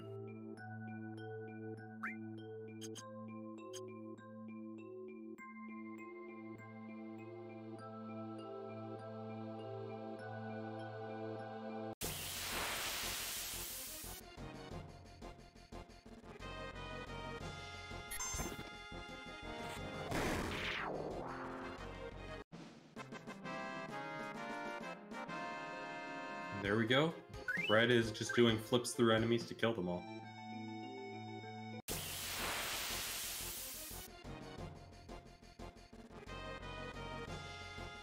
I mean, if I saw a dog doing flips like that, I'd probably just fall over.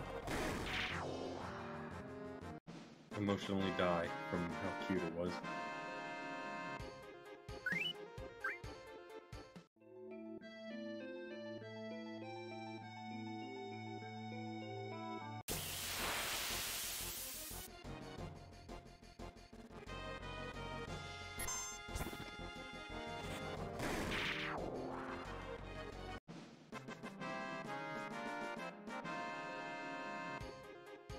Fortunately, we're getting a lot of good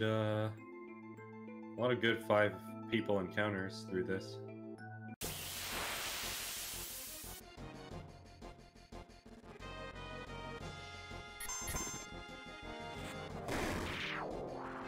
So as we mentioned before, usually by the 12-hour mark, your brain starts going downhill for how we're doing in the run. And definitely this is where it starts to show. But worry not, folks. Once we get past this part of the run with the cave, there is more energy as we do need to start using our brains again, and actually the run becomes a little more entertaining. We do stuff. Oh, you got this, P-Town. We're with you in here. Brothers in arms of Hundo Fatigue.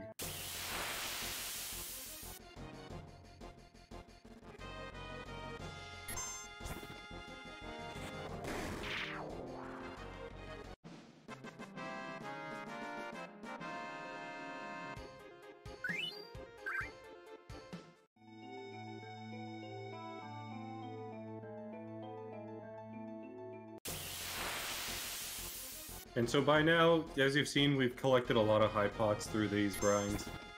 Most assuredly, we probably are capped out on high pots and have 99 of them.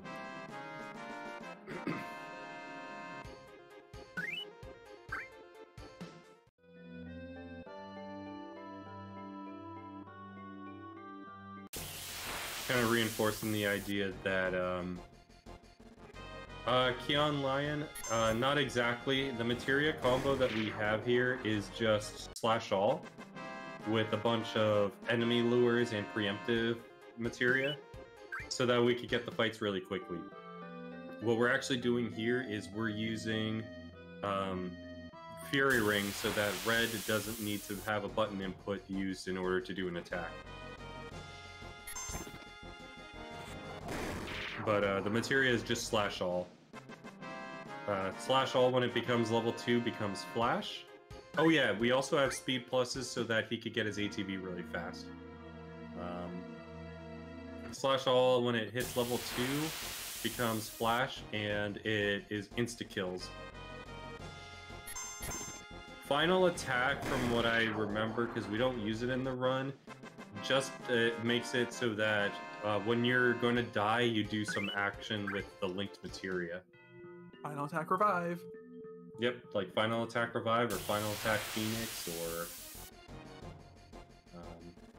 pretty much whatever kind of thing that you want to use there.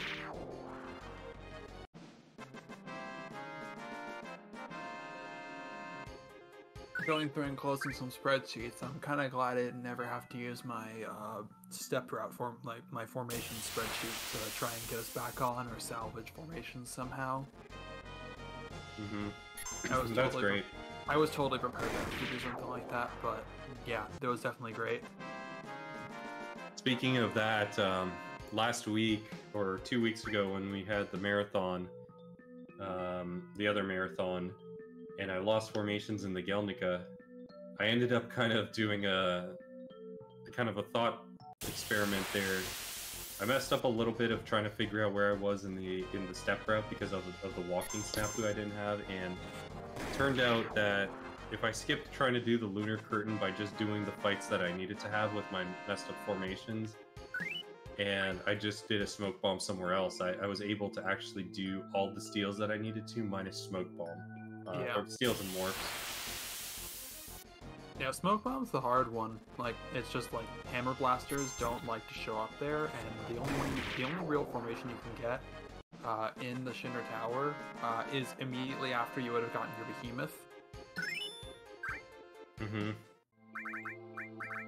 And so you basically have to be in a position in the encounter table where you can get all the way from wherever you get your behemoth, somewhere in the first section, all the way through the sewers and all the way into the Shinra Tower, all the way to floor 63.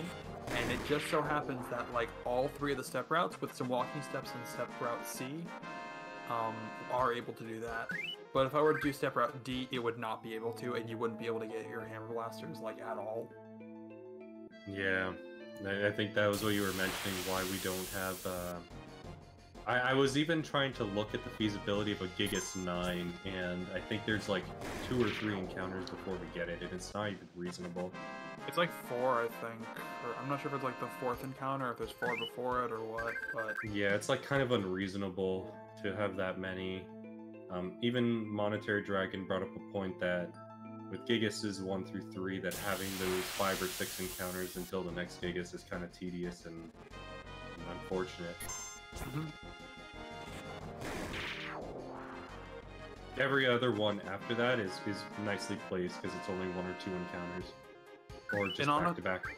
Yeah, it honestly wouldn't be unreasonable at all for me to see a future in which PSX runs just reset after a 3rd try-failed Gigas. Yeah, I can see that too.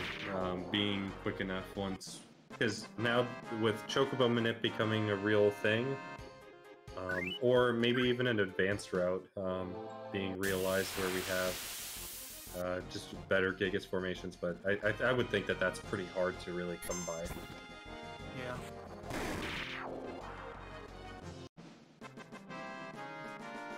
I'm excited for an advanced route. P-Town, if you're excited for an advanced route, I do want to let you know that there would probably be no Mithril Mines for Aerith. Most likely. It would probably be on a similar setup to NMS.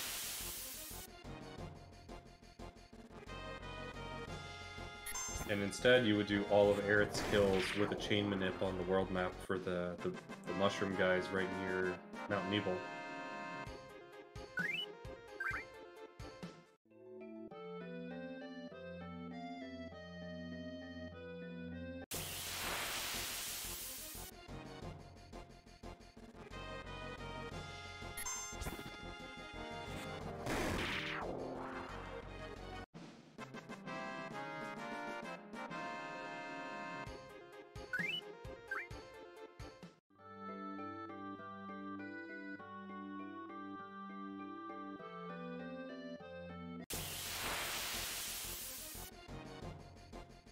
Yeah, there are a lot of experiments that we haven't even really.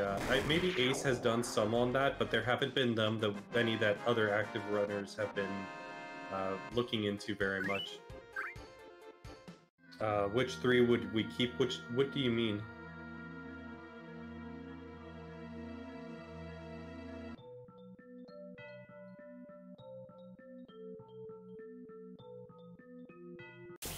Or is that to another message that I'm not seeing?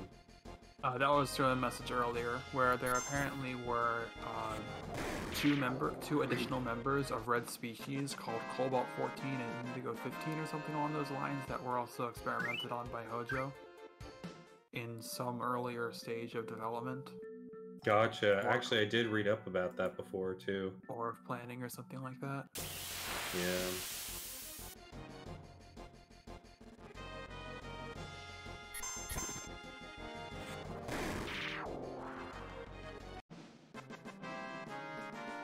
Yeah, it was very early in the planning that they were gonna have more of Red's race, and they were gonna they were doing something along the lines of that.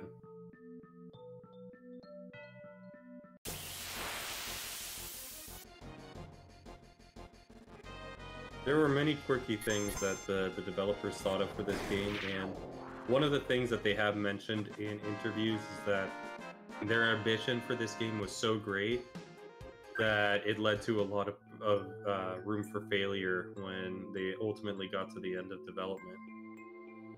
Some of that started off with things such as trying to make a very big game on the level of FF6, but in 3D. And therefore, it couldn't be fit on cartridge, so they actually broke away from Nintendo for that being one of the reasons. Then there was the issue of using CD format to do this, and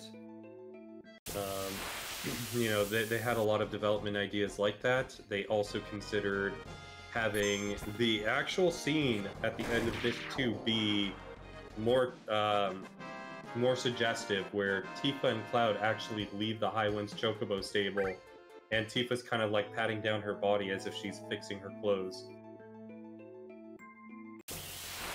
And then the rest of the scene plays out the same.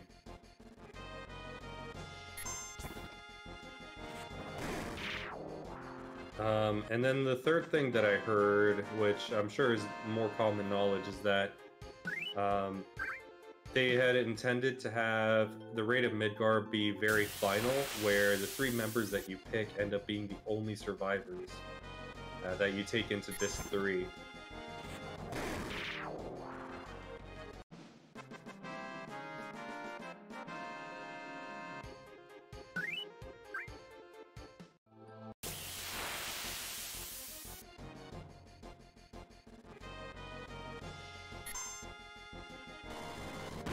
I think there was also something regarding Zack that they also had to change later on to make him a flashback character.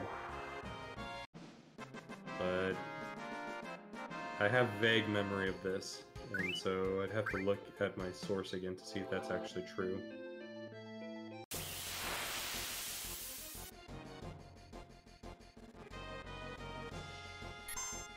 Yeah, that was a change that they made early on, and I don't remember the exact reason that they changed it, but I think that they were happy in the end that they changed it to the way that they did.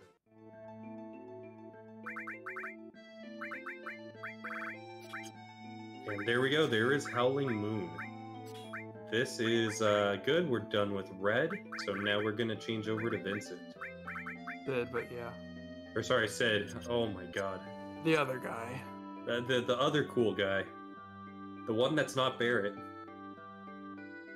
The guy who probably shouldn't be smoking next to that rocket ship.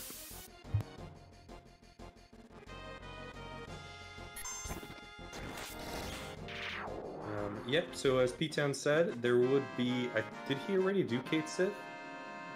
But even if he didn't, Kate Sith is really quick. Kate Sith is nothing.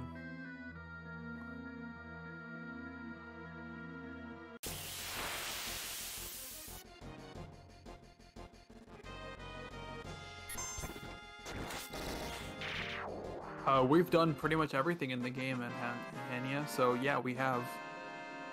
Well, not so much suffered actually. There was not very much suffering there. I'd like to say that overall this run had really good RNG. Yeah. Minus a couple spots with steals, the RNG was actually pretty good. There weren't really many things that. There are a lot of places in this game where you can just like through bad RNG, the run can just die, or like be significantly affected. Katie, we did get the War Gong, and those. Well, we had like places where RNG wasn't great, or like where we had a bit of a time loss or had to route around it, like not getting like mostly steals being bad. Those aren't nearly as bad as what could have happened. Agreed. We could have gone Aqua Lung Dungeon of the Life. That would have been frustrating. We could have gotten crit rock dropped on Demon's Gate and have it be on Aerith. Yeah, that would have been a problem. We did get good bio luck. We got first try bio. Palm skip was a bit of a thing, but that wasn't that was RNG with the Zolom, I think, but not really RNG with whatever. We did that. We got through it.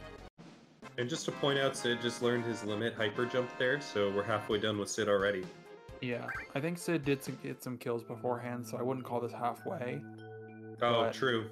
We're in we're in the last half of the kills that he needs, so it is not a true halfway point because we did already come here as opposed to Barrett, who had almost literally 0 kills entering this mine.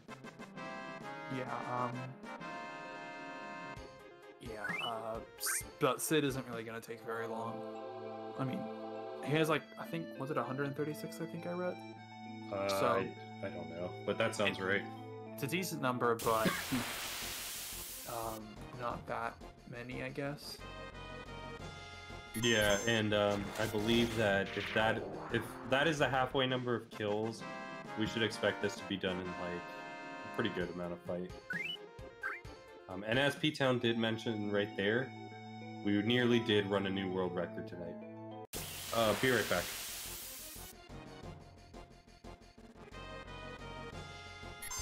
Sorry, I just felt my microphone. Don't know if anyone heard that.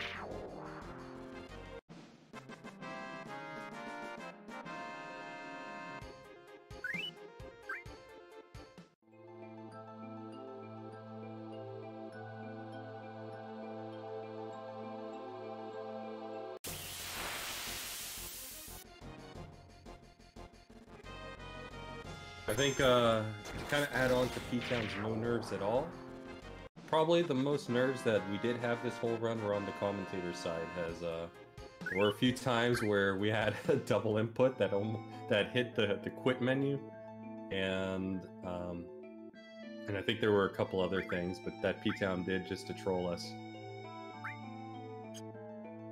But overall, very smooth run, like this right here. Thank you. He's making sure we're awake.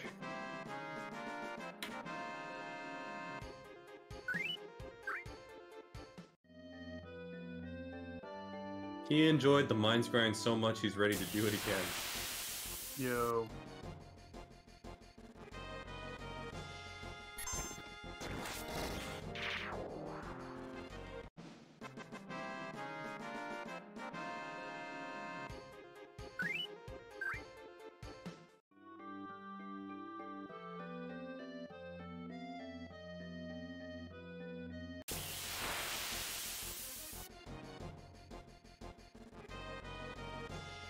JC24, we are on the Sid grind, and this is the last major character that we need to grind limits for. Kate Seth is after this, but he is so quick to like, at his limits that we should expect to see it within maybe 10 fights max.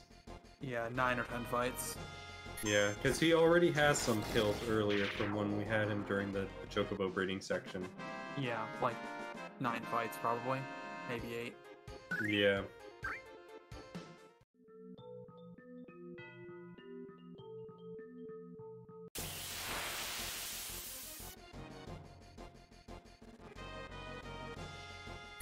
It will be very tight to, but I think it could be possible.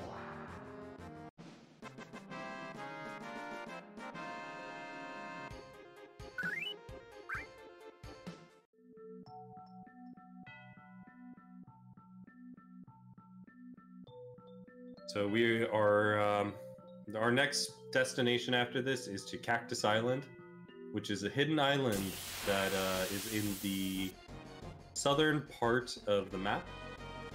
Kind of on the western side, but I wouldn't say it's in the southwestern side because it's not like in the corner. It's kind of more towards the middle a bit. But this is going to... Uh-oh. This is definitely an oops. Yo, what's up, Dash? Welcome back. And we're going to go to Cactus Island and start doing our limit use grinds because that is the most efficient place that we can get people limits with one attack.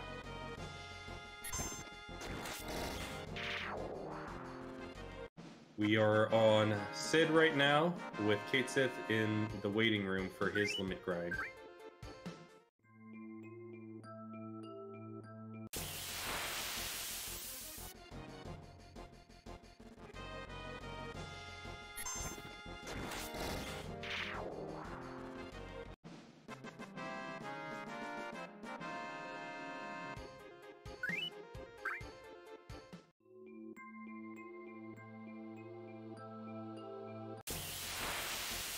And I'll be right back one more time.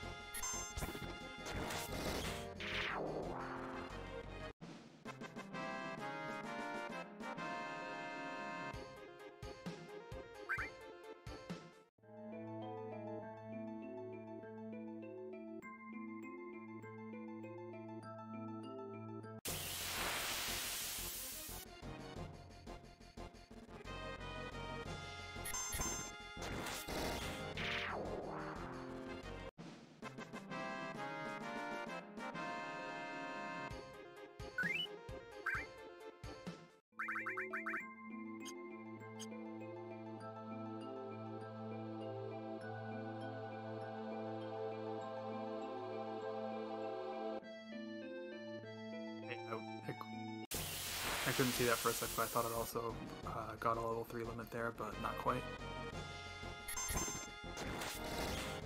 The Iceburner, no, the event is not over. It is going on for like 15 or so more days, or 12, I think? I don't know. It's ending January 5th, I think, or yeah, the 5th.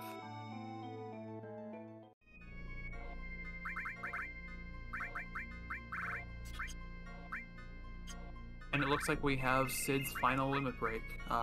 Level 3 limit break unlocked. We're going back to the world map and trading you in for Kate. Kate's limit is so fast to get that it is faster to get Kate's limit and use it than it is to not do so, which is where the division between the slots and no slots categories comes in. You are technically allowed to get slots in a no slots category. You're just basically not really allowed to use it, and this category is no exception. But yeah, we should see like 7, 8, 9 fights, and then Kate Sith gets his limit.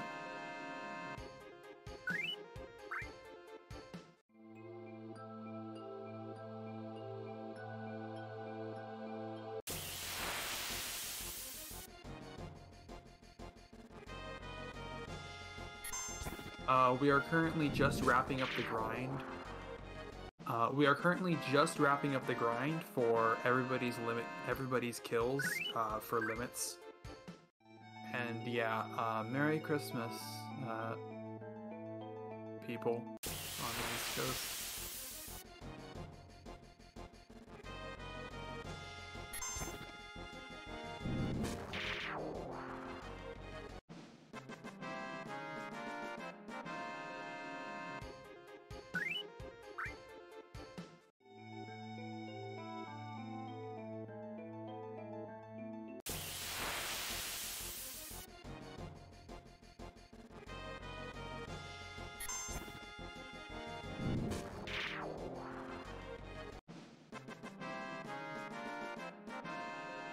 Yeah, this is the very end of the grind. We have cleared all of the long characters, and all we have left is Kate Sith, who will be done very quickly. Afterwards, we're going to be using all the limit breaks that we've unlocked in order to unlock their second varieties. So like, we're going to be using all of everyone's level 2 and level 3 limit breaks that we just unlocked, and their level 1 limits for those that we just unlocked as well. Basically, we're just going to be unlocking all the limits.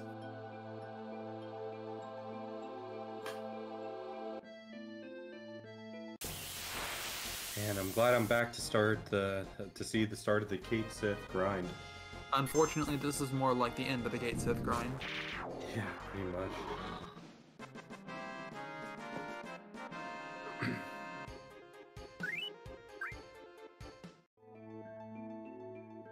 And just as I noticed, for those of you on the East Coast of the United States, Merry Christmas for anyone who celebrates it. And hope you have a good Merry Christmas. Just a good day in general. You guys are awesome for being here, and thank you for watching, for staying with us for these 15 hours.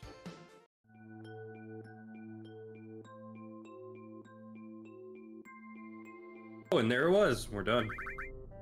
Nice.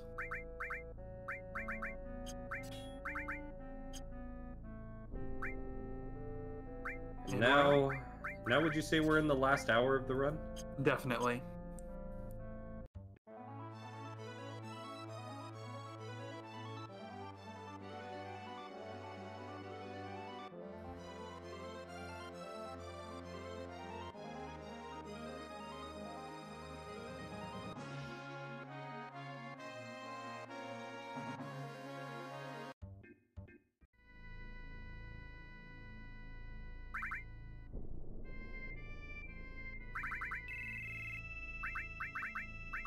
Welcome to Cactus Island.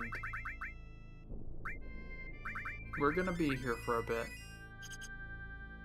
So in general, what we're going to be doing is just Furies, by the way, so I will W item these here in a sec. That's a good point. Might not have been correct to tranquilize everyone, Barrett and Tifa especially, but whatever.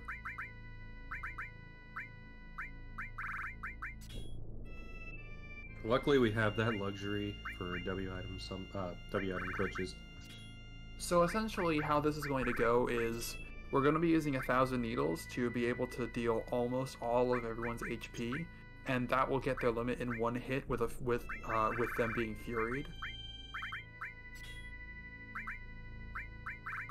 After doing that, we can have them use their limit break and then mime their limit break in order to get all of their uses, and that lets us use them really quickly.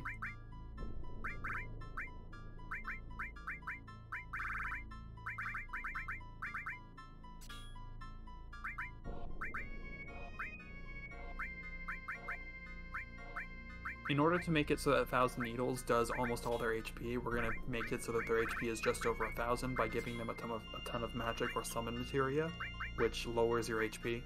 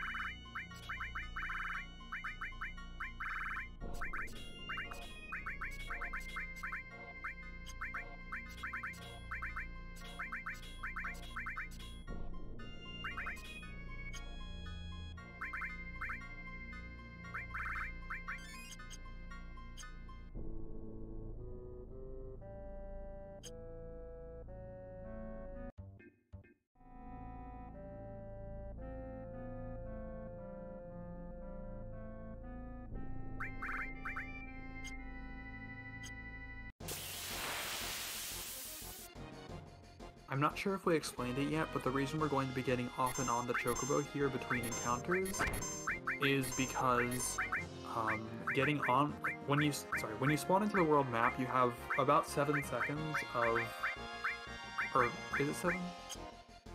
Like 5 or so seconds of movement that you have to expend before you're able to get encounters.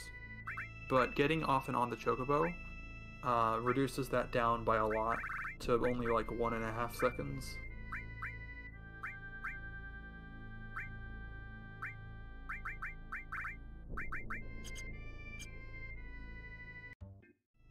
Oh yeah, we need vaccines.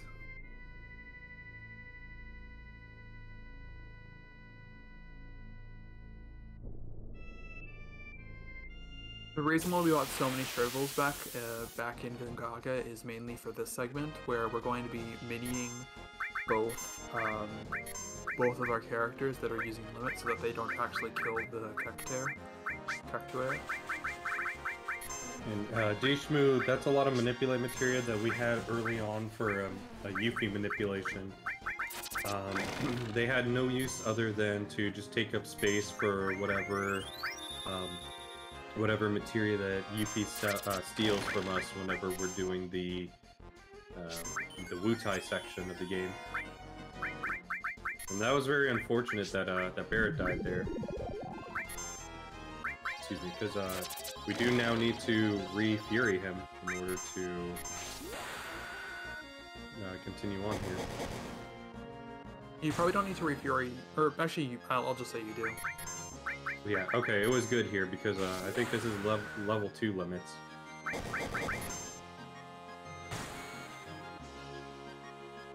An interesting thing with Tifa is that you're going to want to try to get as many misses as possible with her limit breaks, because each of them is an animation that doesn't happen. Also, he just used a big shot. Oh, He didn't set to level 2. He didn't set limits to level 2! Oh, I didn't even realize. So now he probably needs a hyper. Also, if you're going to be W duping hypers, you have to do so with Cloud, which means you can't manipulate first.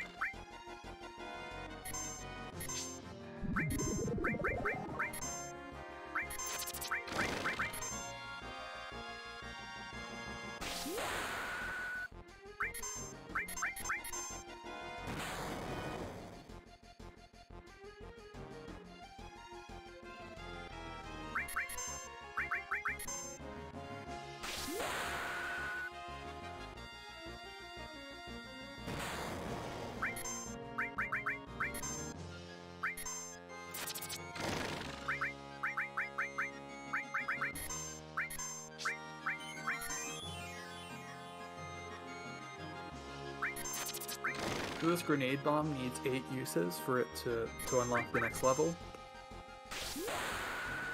What happened?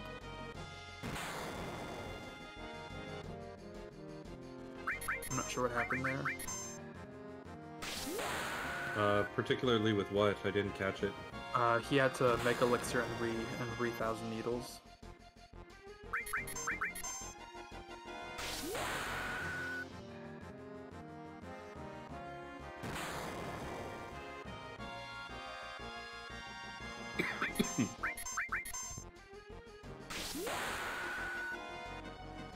Alright, interrupted the mine by accident with defending.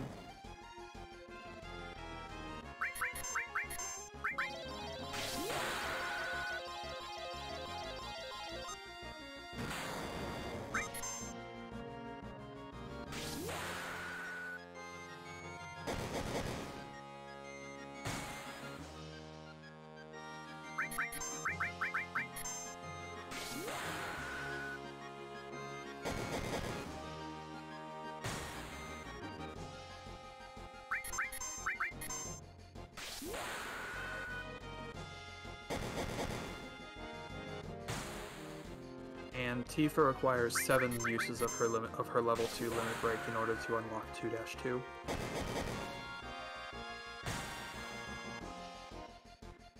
So once again, another reason that Barrett is just a slow character and another crutch to the run. Yep.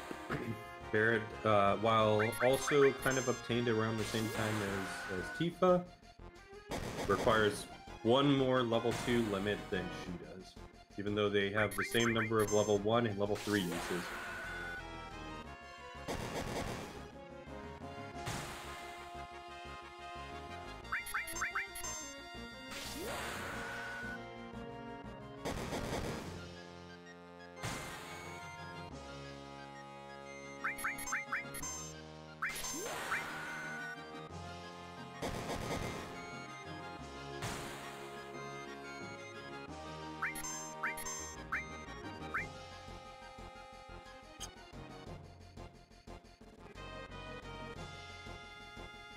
And as I'm sitting here, oh, so this is one other thing. So right now, P-Town is using an ability that we have called Coin, which is part of the throw materia. And what it does is it throws about, you know, an amount of money that you want to throw at an item. Looks like Barrett didn't get it there. I think we were probably 1 short. Yeah, didn't use enough. But we used Coin right there in order to have Barrett, in order to have the enemy kill. And the way that Coin works is you throw a certain amount of coins, and you will do about 1/10 of the damage of the number of coins that you threw. So if you throw, say, 70 gil worth of coin, you are going to do 7 damage. Luckily, we have money, and so we can throw a lot of coins and kill things with it.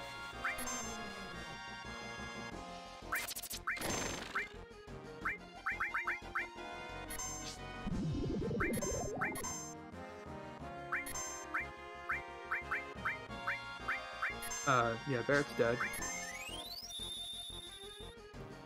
Probably it is going to be a good idea that next fight that we do have some hypers made.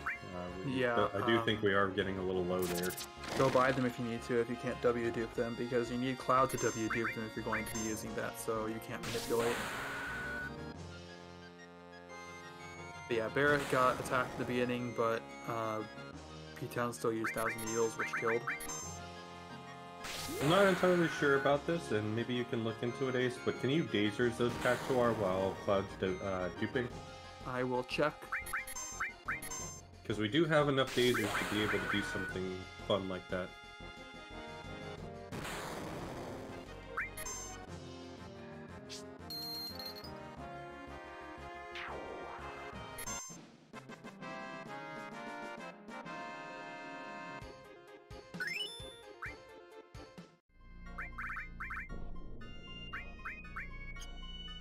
Not immune to paralysis. So yes, you can.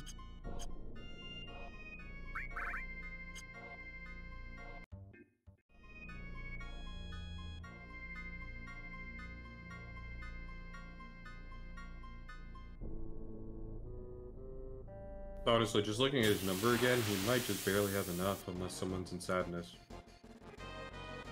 I think everyone's in sadness. Very unfortunate.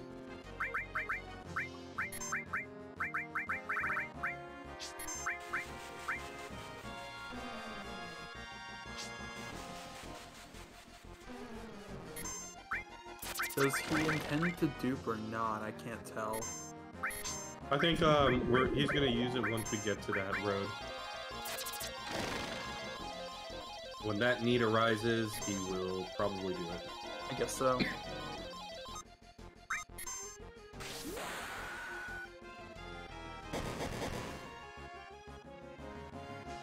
And this is a good number of misses to have, so we only do 2 of Tifa's limit animations.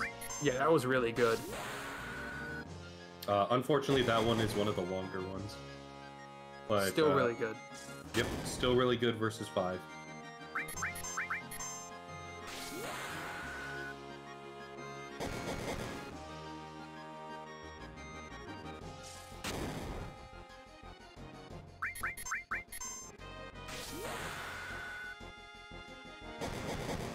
We need to do this 6 times for both. Wait, let me go check. Yeah, your table does say 6. Yeah, 6 times for both Barret and Tifa.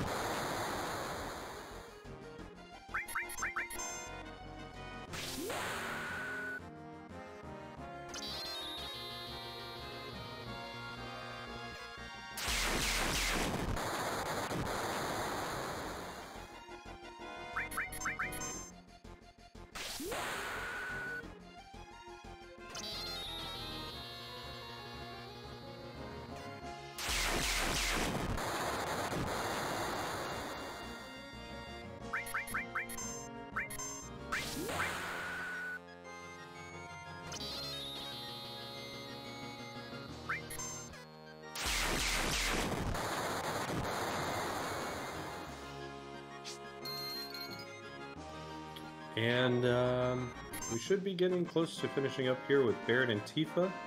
There are the coins, and we're done. They are now going to learn their level 4 limits, which are Catastrophe and Final Heaven.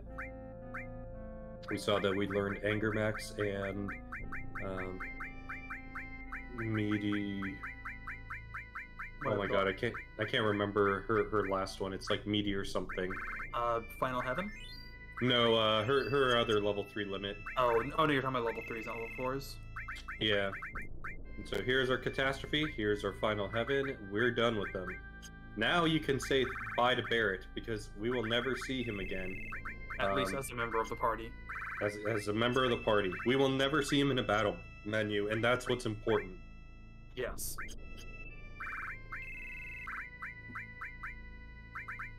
Wait, what? I forgot to strip them. Oh, yeah.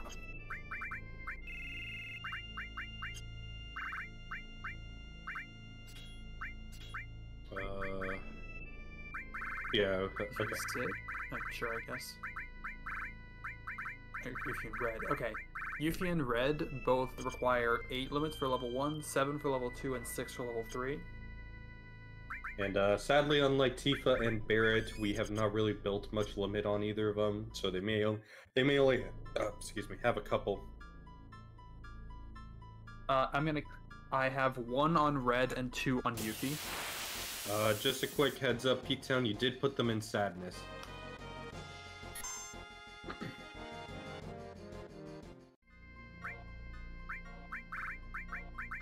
Unless this is for duping.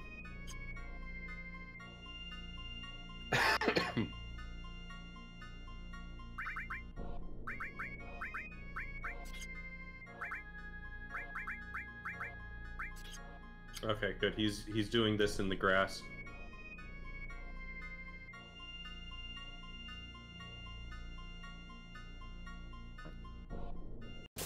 He's duping his hypers now. Now he's pretty low after what just happened. Yeah, he took off W item for a sec, so I was a little confused, but that's fine.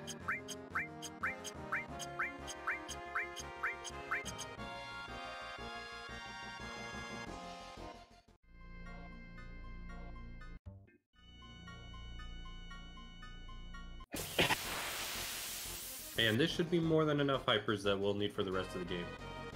Yep.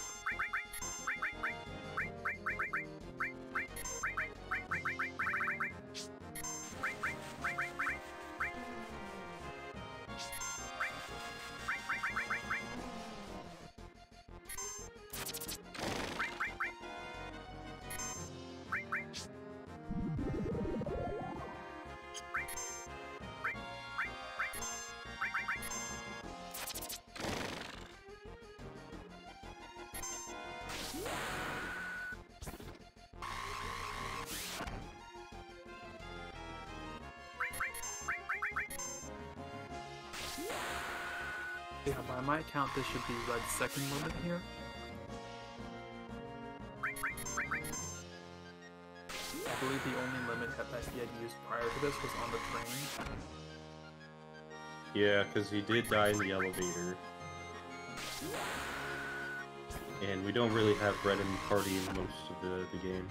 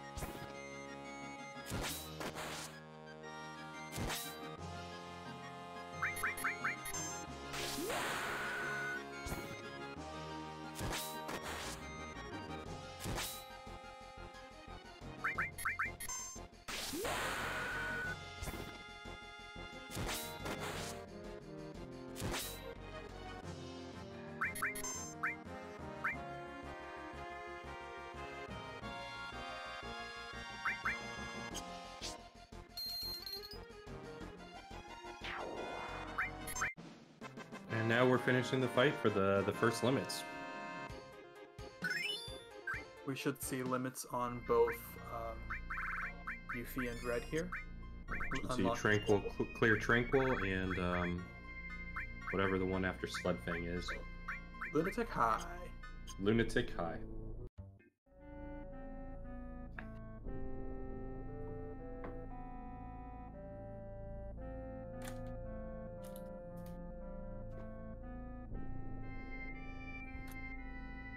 On level 2, everyone needs 7 kills, or 7 limit uses.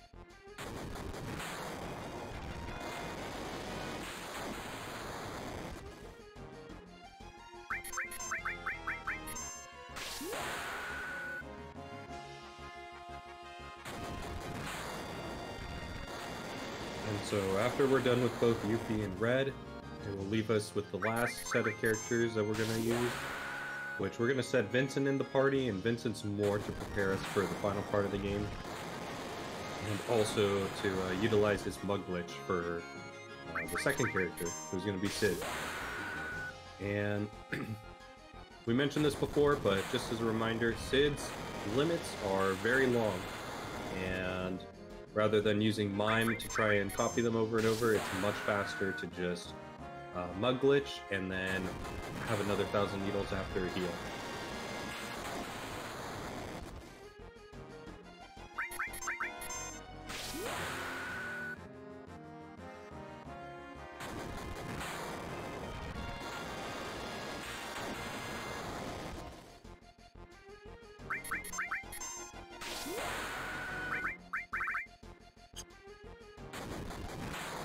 I'm going to give a reminder to Ptown to make sure the vaccine red before using his limit for the next one.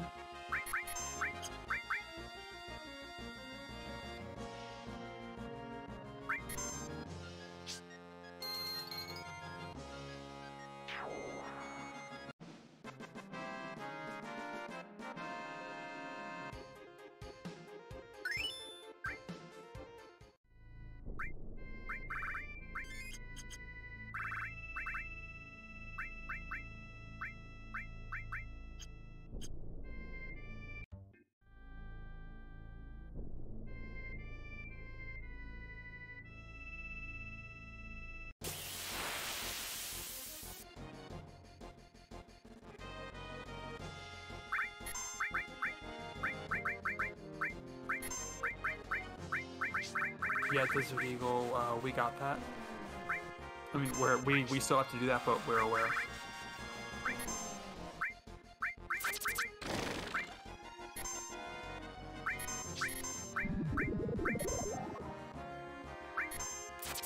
Luckily, in most parts of the game, maybe any percentage. Actually, sorry, I should rephrase that. But for Hundo, we always do send Sid to the right because we always want to keep our party as we're heading left to be Cloud, Yuffie, and Vincent. It's just about really remembering to talk to Sid at the end to get the item from him.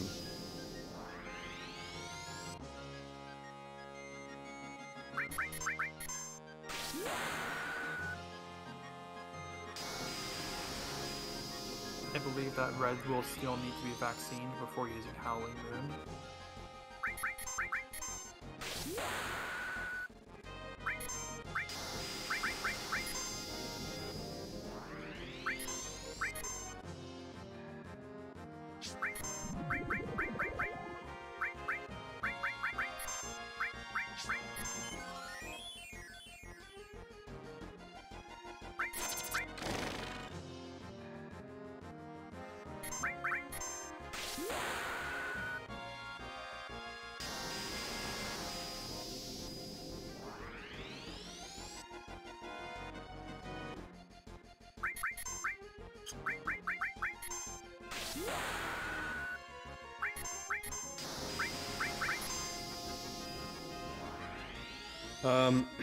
Definitely Moonflow, but I think Ace was about to mention it. We will be saving. It is part of the route that we save right after we finish the limit grind, so we save right here on Cactus Island after we menu, and then we go into the final descent, or not the final descent, but the northern crater. And this is so that we have formations reset again, and we can get the optimal formations that we need going through the northern crater. Oh, you're talking about for the Sid limit breaks. Good point. We should probably save for that.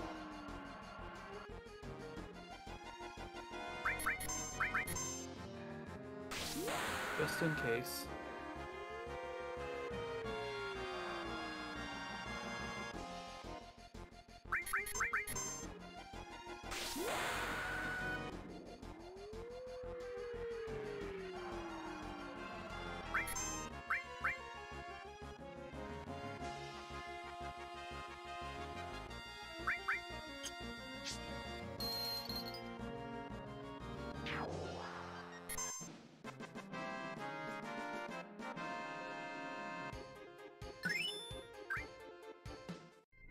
It can on the PC version, and it's only because of how the PC version is an unoptimal version of FF7. So there are some wacky things that you see throughout the run, like we had speedy chocobos, and Cid's hyper jump is one of those that certain coding criteria, when you're in a fight and using hyper jump, will allow Cid to soft lock the game, and particularly against Cactuar, those are more likely to be met, and therefore we try to avoid it using Vincent Mug Glitch. So if we miss, then it's a good chance that we ripped right here.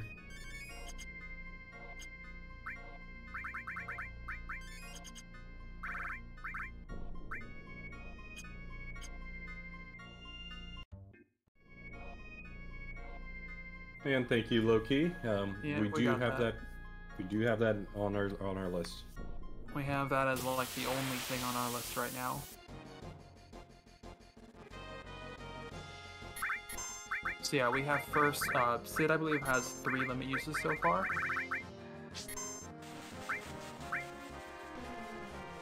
And he needs 7 total. This first one we're going to do like normal because it doesn't really make sense to mud glitch this one. It's so short of an animation compared to the other ones.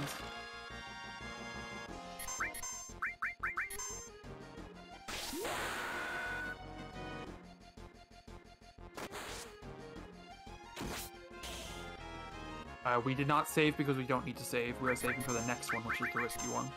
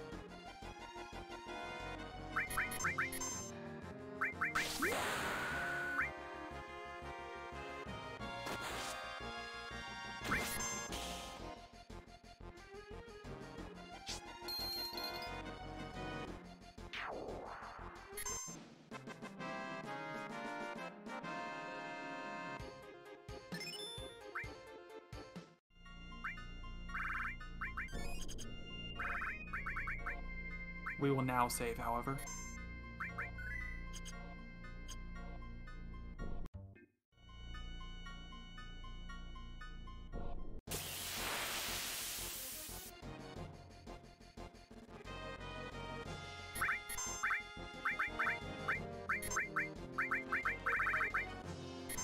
So this is the one that crashes the game, and so we are going to be using Mug in order to skip the animation so that it doesn't have the opportunity to crash.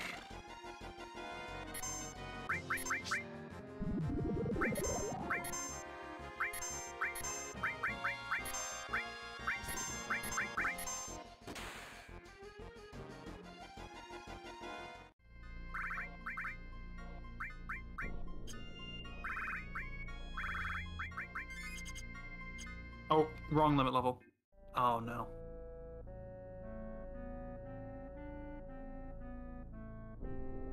Such an easy thing to overlook.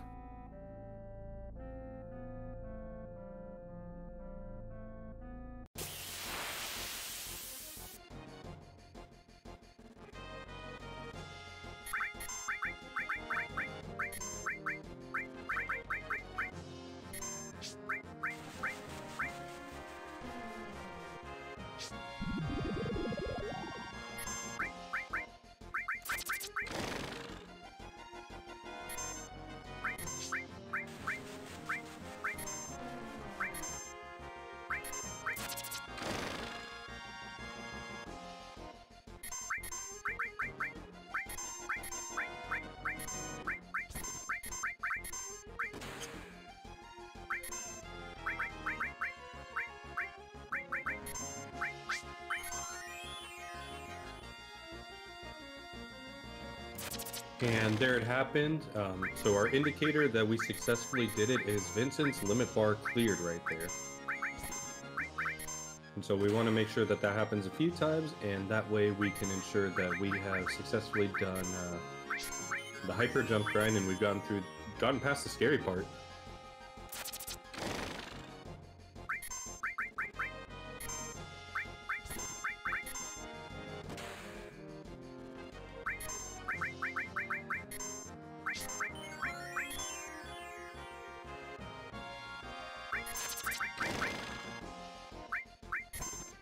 In total, we need to use hyper jump 6 times.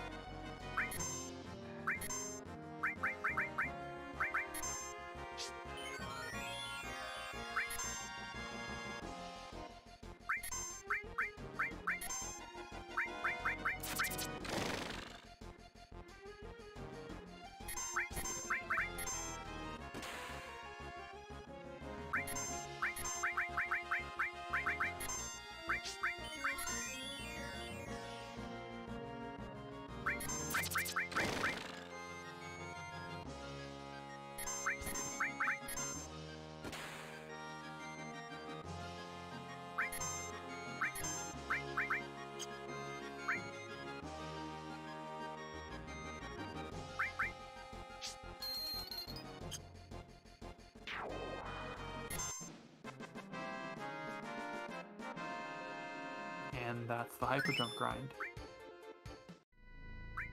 We will be doing the same thing for Dragon Dive, which requires 5 uses, not because it will crash, but because it has such a long animation that, yeah, no.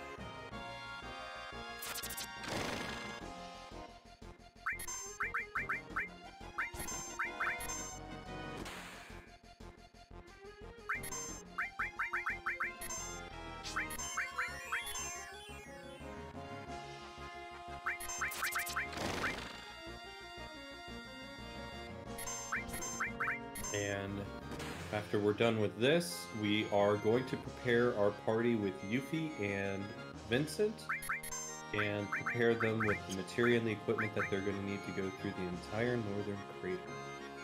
And that will be the last part of the run. Yeah. We're almost done. We're almost done, and we're gonna do a save and a hard reset to make sure that we are on the appropriate formations that we'll need to go through it.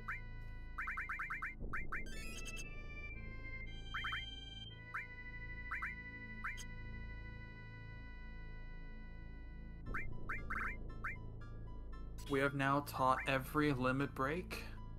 Use all limit manuals.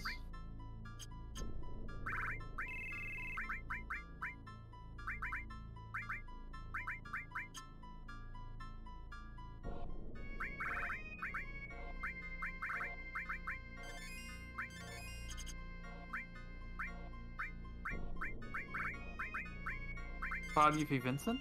Why Cloudy v. Sid?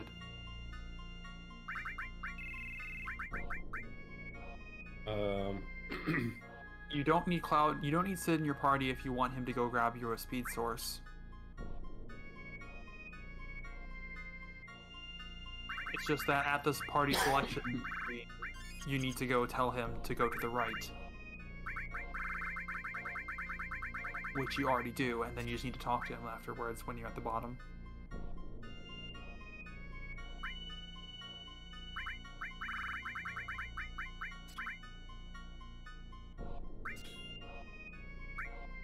Yeah, Ebenezer, just Blink and I have been here the whole time.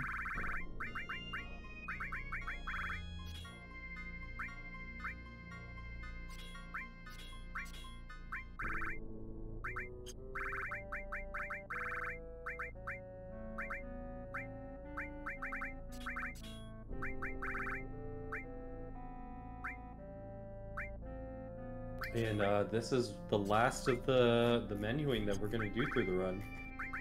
Anything that we do at this point is just making sure that we have enemy away equipped or swapping it for enemy lures. But for the most part, this is the last menu that we're really going to see in the run.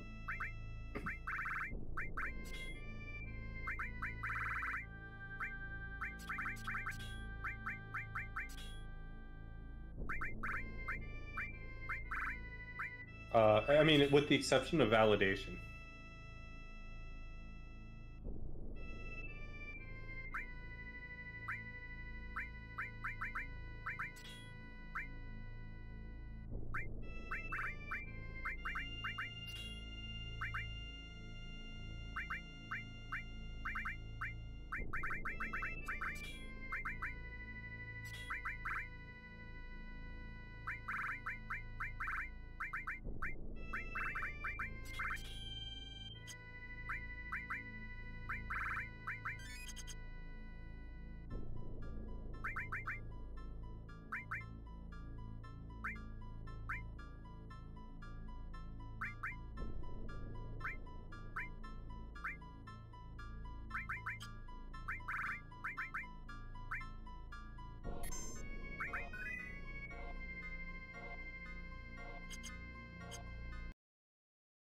Here we go, the last save and hard reset. Actually, this might not be the last one, but it's one of them. Oh, right. Sorry, I forgot about system clock manip. Don't worry about that. We'll get to that one. By the way, guys, do I literally just send Sid the normal way he goes? Yes. And I just talk to him, right? That's all you have to do. Yeah. You should just have to talk to him at the end, and he will give you a speed source. Excellent. Thank you very much.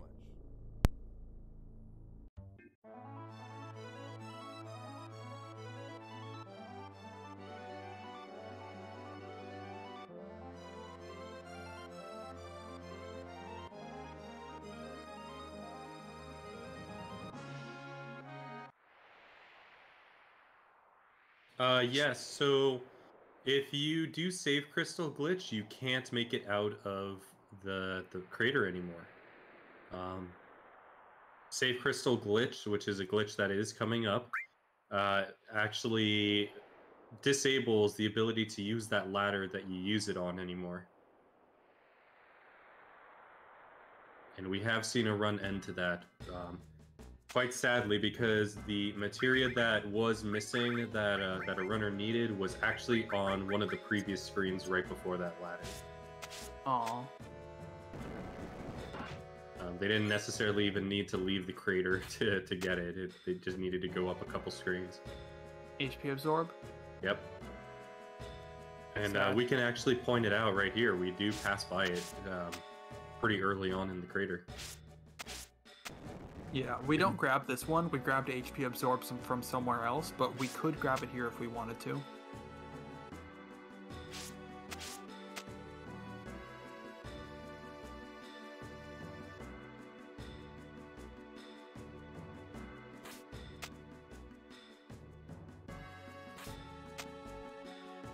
Okay, very nice so far. HP Absorb is that little orb right to the left at the start right here.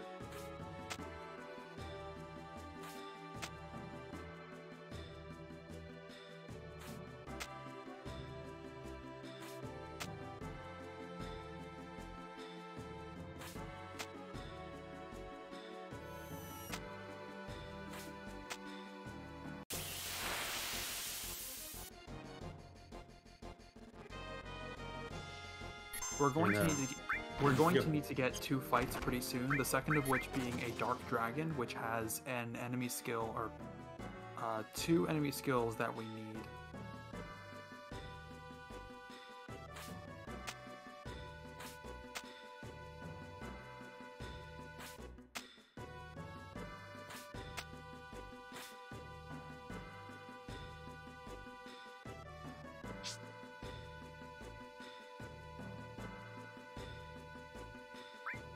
And so here's where our party is.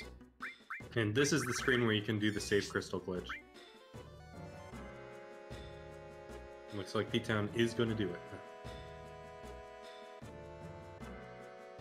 And so right now we activated using the save crystal while also grabbing the ladder at the same time.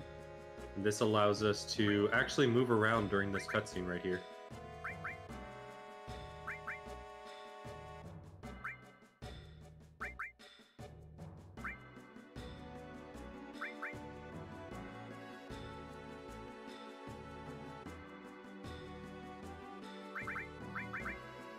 There we go. We have successfully done it. And it's very important what Ptown's doing right here by removing the enemy away, as this is the last screen that we'll go on that we can see the Dark Dragon. Next screens that we go on will result in another formation. We do come back to the screen later, but we need to get the Dark Dragon right now, as it's the next encounter we're going to get, and we need to get a specific encounter on the 3rd encounter coming up in order to get what our Earth Drum. Let me see the timer. No, we actually already exceeded PB pace.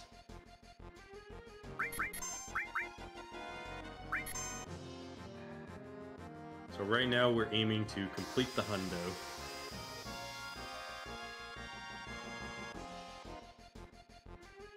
I believe the PB pace is like a 16:22 or 16:23.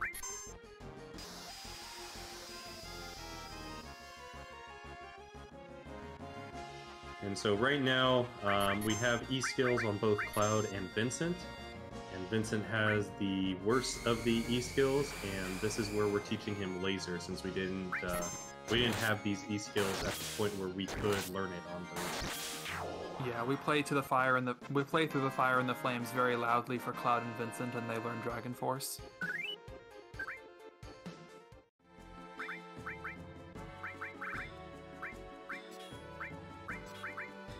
Oh, that is a very I'm going to take note of this level up screen right here.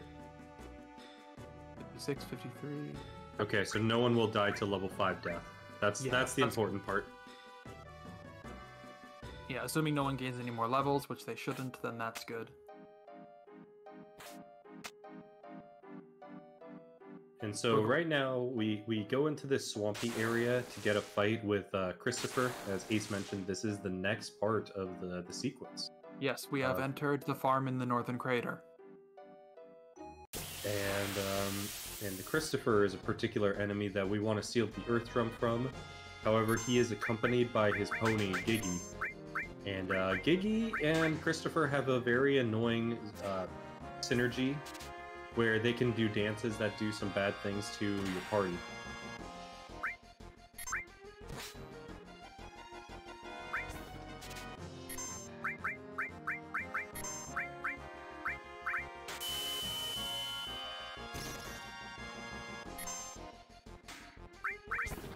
And here it is. Here's Ooh, this was the quick dance though, but it looks like it petrified Yuffie.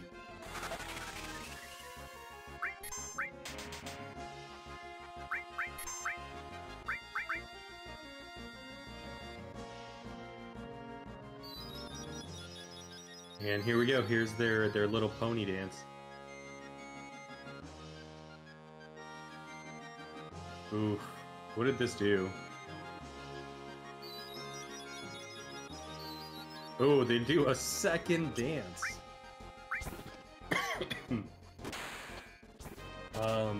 This is rather unfortunate. Oh, but it looks like it was favorable for us because it put them back into the, well, we got the mug glitch right there. Or, sorry, we got the earth drum right there. Alright, we can escape this fight now. But that is very unfortunate to get 2 dances in a row. There is something I'm playing with now that I did in my last run that I think might be a good way to do it if we can do some testing. You can throw coins at both of them, as the horse has less health than the Christopher, and that will kill that'll kill that dude off, and we can continue. One thing I'm interested in seeing, because that was the first run I tried it, as it was a very bad run. The Christopher can frog song, and we're trying to just reconcile if that is a counter or not.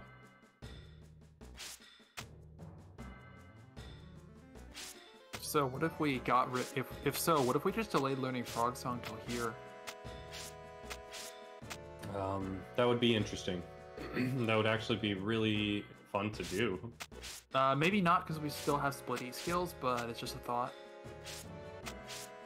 Yeah. So right now, Cloud is trying to pick up a Mega All materia, and this one is kind of a pain in the butt to get. I think it might be a frame perfect button push rather than a mash, from what I can tell. Ever since I stopped trying to mash for it, it does seem like it's more consistent if you can get the timing down. Yeah, we got it though. Eventually. We got it. Mm-hmm. It's definitely frustrating to try and pick up that Mega All, and there is a final descent manipulation setup that P-Town probably wouldn't have been able to go for because he's on PC, but on PlayStation at least, you need to get that within the first 3 jump sets. And right there, that one's a little hidden materia that is a magic counter. You can see those in Chocobo Racing, and it's not a reward that we get in Chocobo Racing from winning our S-rank missions, but overall, it is it's just right there, easy for us to pick up. It's just hidden in the gas. And good use of smoke bombs to run away from the Tonberry. Tonberries are very hard to run away from. Yeah, I'm also just going to say, if you don't want to rely on Sid, then just find all the chests and all the pickupables in the hatchery area, and that there should be a speed source in one of them. The same room you pick up the Tetra Elemental in, I believe. Oh yeah, you're right. It is the chest that's on the other side of the Tetra Elemental. Alright, so just pick that up. Just pick that up for your speed source. I totally forgot that was it, but you did remind me. Yeah, everybody that goes down into Northern Crater always picks up an item, or at least should pick up an item that's present there. In reality, the item still stays, so you can get multiple of them, but... but yeah.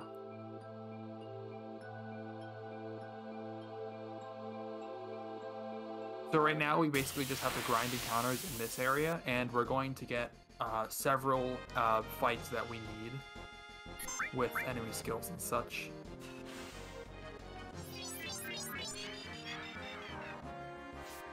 This first one is Joker.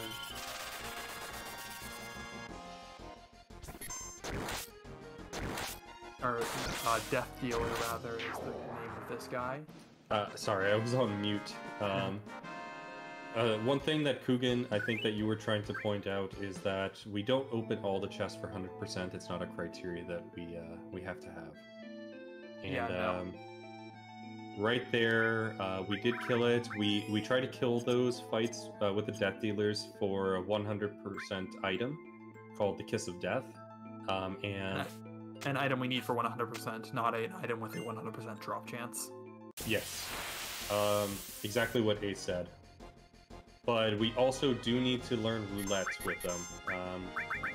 So it's very important that we do get that sometime pretty soon, and that can be a pain in the ass for RNG stuff, because what it essentially does is it chooses a random character to use roulette on, and if it lands on that person, they die. So we put vaccines on people so they don't die, but since we have E-skill split right now, we have to have it land on the correct character. So here's level 5 death, and I think we casted it on the wrong person, but yeah. that's okay. Hopefully those guys aren't level 5. It missed all of them, so thankfully, yeah. There we go, we learned it. No one was level 5, so we're good. And that one's unfortunate, that one lived. Yeah, that happens with 4 times cut. The game basically needs to randomly determine whether you stop attacking the current enemy in order to let it die.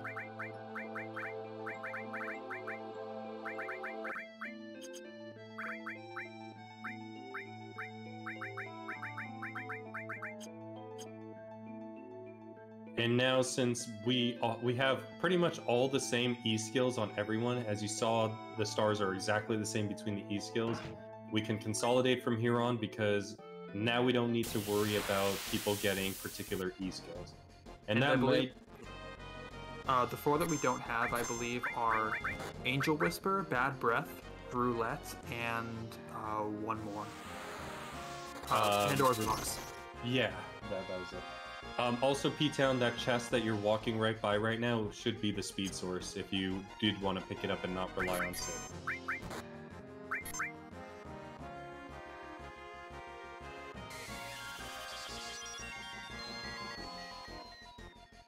We did get Shadow Flare already. We got it off of Ultimate Weapon very early on. Yeah, that chest above you. Yes.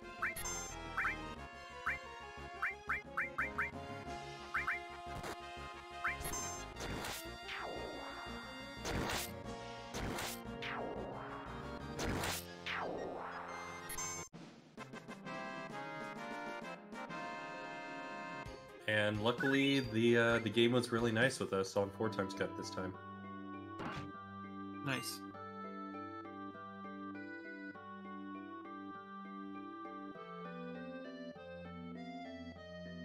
There it is. There's the speed source. Should be 100% items for not quite yet, but all the items that we needed before this point at least. Is it frozen? No, P-Town was just so shocked that he had to mention something about it in chat. Yeah, okay. Yeah, thanks, iBlink.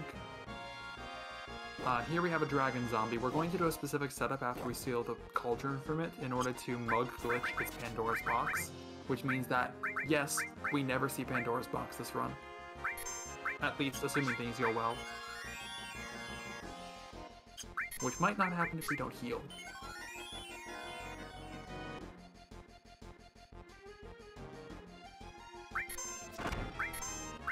I would not suggest mugging this guy.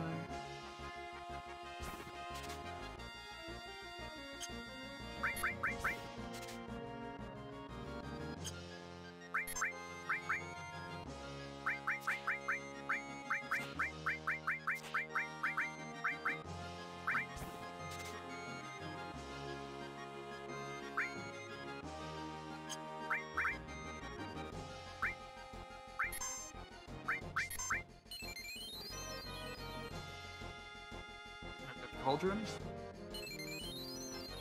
This enemy is undead, and we're going to be doing a specific setup in order to kill it. In order to do just enough damage to bring it within mug range.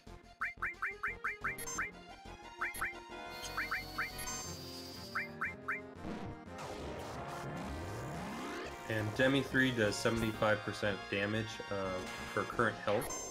So this is gravity damage that we're doing to ensure that we kill with mug. And that was perfect. As we saw for a brief second right there, we did learn the enemy skill. It did pop up as learned enemy skill. Nice.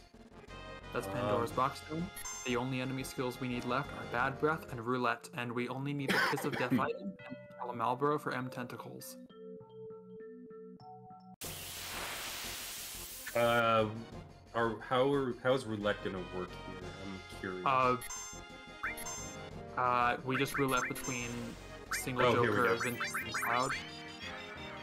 I wasn't sure only because of us with the earlier one, and I know that there's a system clock minute coming up for it. No, we're just gonna. I just accidentally vaccinated this guy, so I'm assuming I should just... Kill vaccine it. who? Maybe you might get lucky. Vaccine who? What? To the Okay. death dealer. Vaccine before manipulating it. Can't manip him. Okay, then go. Fix that. Kill him for a Kiss of Death. Might have. Yeah, but I need roulette for my manip. Then get roulette when you go get the next one.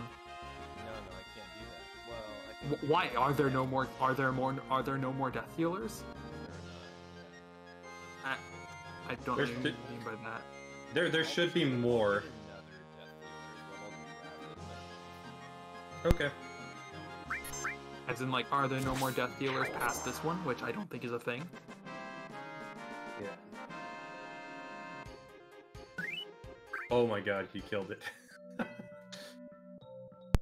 Alright, that is fucking amazing. Alright, no need for a system clock minute. Okay, wow, nice. We got the Kiss of Death. Hey, you know what, Ptown? You should system clock minute just so that you could get roulette. No, we don't have a roulette SCM. It's just for Kiss of Death drop.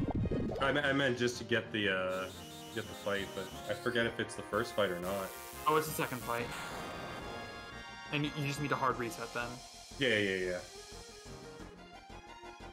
So right now, this guy, we just have to wait for him to use Bad Breath. We can use Level 4 Suicide, which does drastically increase the chances he uses it, but every other Frozen Breath, he has a 1/3 chance to use Bad Breath afterwards.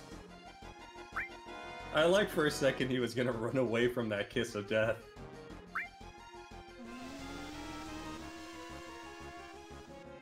That was the most hog Kiss of Death drop that I've seen in this whole time running this category. And there's Bad Breath. That was a pretty quick one. So guys, I believe the only thing that we need is a roulette. Am I right? Yep. Or am I right? I believe that's correct. I might be wrong though, but Alright. we will determine if I was wrong in verification. I think the next fight is 2 death dealers. I think that is the next formation. All right.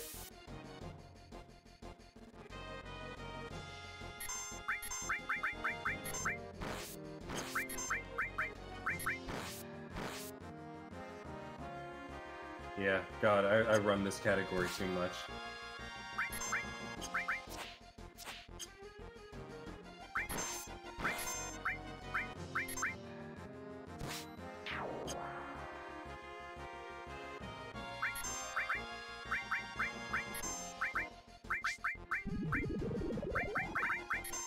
Dire Wolf, it is the exact same way.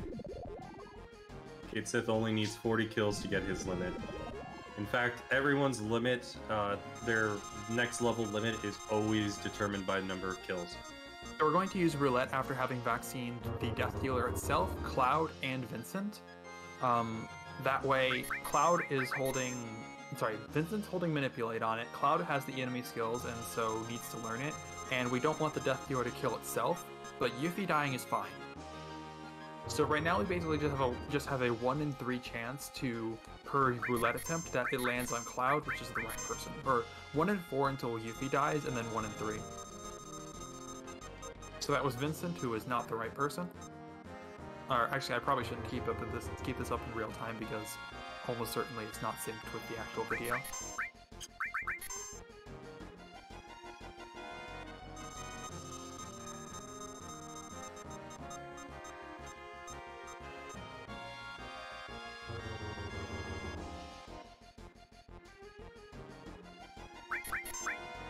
Okay, there goes Yuffie.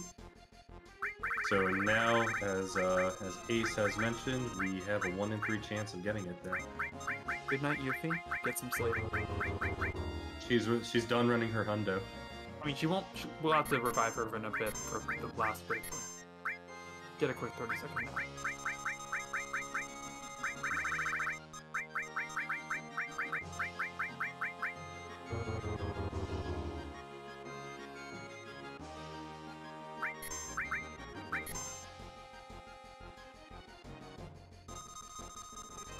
This is actually sucky enough that it could be nice to have a roulette SCM.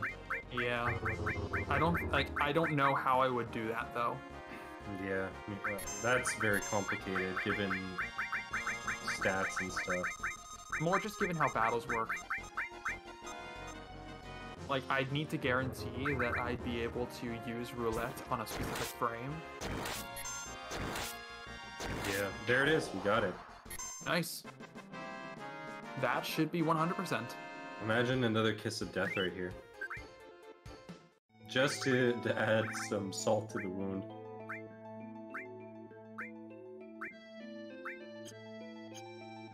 Alright, but that is everything, guys. We got all the enemy skills learned.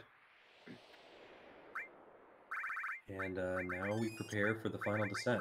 This is very interesting. You don't have a save crystal down over there. I'm so used to you having a save crystal in the bone section.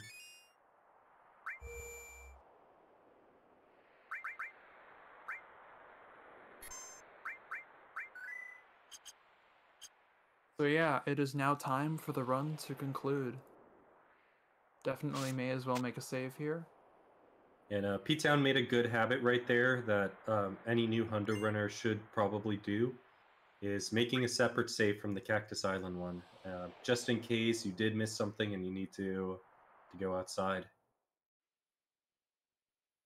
And luckily, we didn't need to talk to Sid because we did pick up the speed source, and it was a good suggestion. Whoever mentioned in chat, why don't we just pick up the one that's over there that Sid's going to pick up anyway?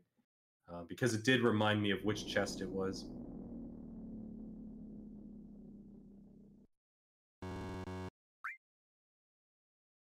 So right now we have the final descent. On each of the 13 stones that we land on, there is about a 30% chance that an encounter will happen. On average, we get 2, 3, maybe 4 or so.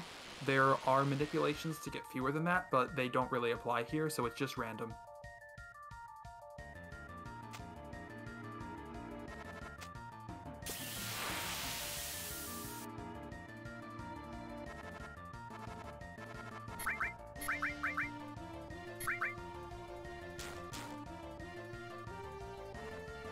For our one on stone number 3, or no, this is number 2. 5, yeah.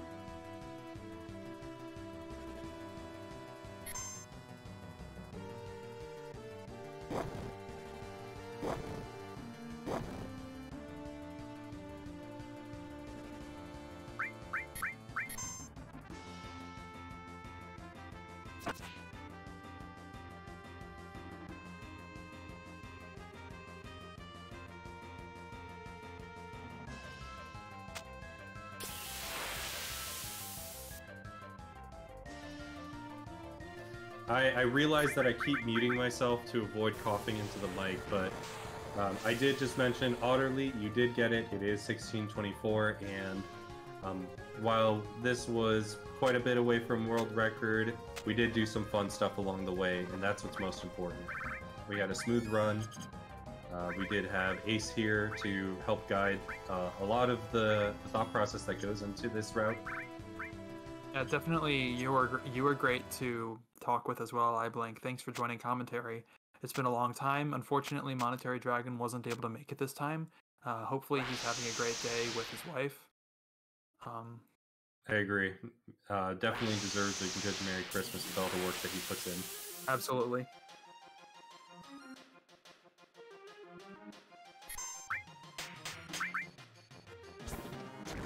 So now we have Genova Synthesis here, and It's very important to note that we do something. We just do 4 times cut in order to kill her because Cloud is very strong. But you could get unfortunate things like this with 4 times cut where he just continuously attacks a tentacle even though it's dead. But as you see, we did kill her really fast. Do we now Fury Ring for this fight? I don't... No, we used to Fury Ring. I decided to take the Fury Ring off, but P-Town I guess hasn't, which is fine. It is an interesting thought, I just never considered it. Yeah, MD's strat was to Fury Ring originally. I just was like, hey, why do you equip... Hey, if you just do a little bit of button presses, you don't have to equip Fury Ring, and it's basically the same thing. It is a very swag strat, though. Yeah, I do like it. It's just that now we have to do an additional menu to unequip the Fury Ring. Yeah, fair.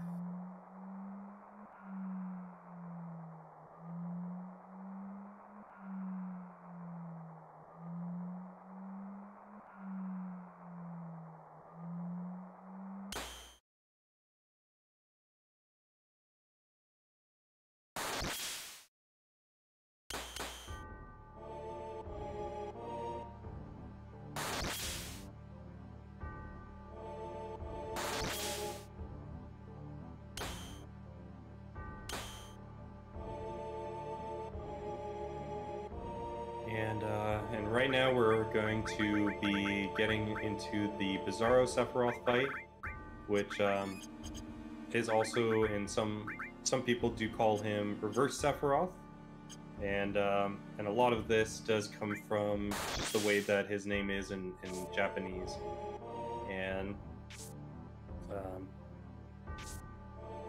so with Reverse Sephiroth, we are going to do the Vincent Mug glitch yet again, as with the way that we killed Genova Synthesis, he has very minimal health, and one set of Knights of the Round should be able to kill him, barring anything bad that we did.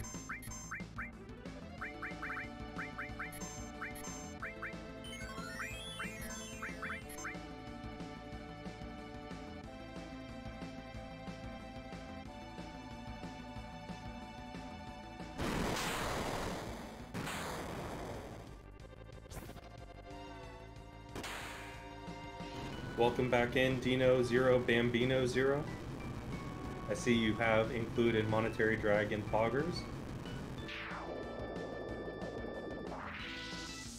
And there we go. We've just killed Reverse Sephiroth. Now, Safer Sephiroth is going to be a bit more interesting of a fight because we are going to try and use the Mug glitch to cancel its death animation. As you might be aware, Safer Sephiroth, when killed, has a pretty extensive animation before it dies and the battle ends, but the whole thing is skipped with a single mug, if we can do that, if that mug is the thing that kills. Luckily, Sephiroth has exactly 80,000 HP, and 9999 times 8 is just under 80,000 HP. And that puts us in a threshold that we can guarantee that Mug will work here. There's only one caveat to that we got to make sure we do, and that is we got to make sure that with Yuffie we destruct. Or Hero Drink. Or Hero Drink. Hero Drink is also an alternative. Knights? How is he mugging Knights? That is a very interesting thing. That is very swag. Oh, no, we spoke too soon. Looks like P-Town is killing the shit out of Sephiroth right now. Alright, we got Shadow Flared, which is fine. Possibly if it doesn't land on Cloud and if it... That is not good. Landed on Cloud, hit. Okay, yeah, that's not great because it's going to do less than 9999 damage now. Most likely we're just gonna have to take the death animation.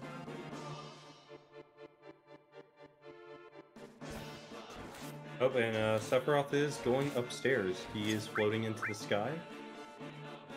And yeah, now we are definitely killing him. Very unfortunate. It is something that happens where we got unlucky with Shadow Flare. Cloud does have a chance to dodge it when wearing the Mistile. But you know, unfortunately, it can land, and you can. Sorry, maybe it's not with the Mistile, but just his excessive speed, why he just dodges it. Yeah. Not a huge deal though, just an animation. But yeah, just the unluckiness because of how the Ultima weapon works. So Yeah. losing If some you're- health. Yeah, I should say that if you're fast enough, it is possible to get both of your 4x cuts. Also, time has not been called yet. Time is on the final damage numbers on the final Sephiroth fight, which this is not. So whoever called time on stream, it was not time yet.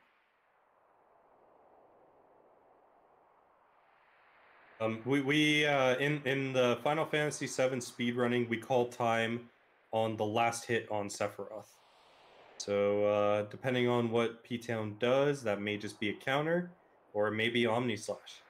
But definitely on the last hit that is landed on Sephiroth is when we call the time. Sorry, MA, FF7's weird. We've got the final boss, and then we have the little encounter after the final boss, and that's where time ends.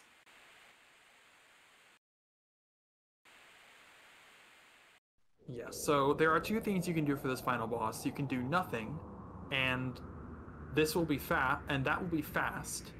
And basically what happens is Sephiroth attacks Cloud for 31 out of 32 of his HP. Cloud counterattacks and kills.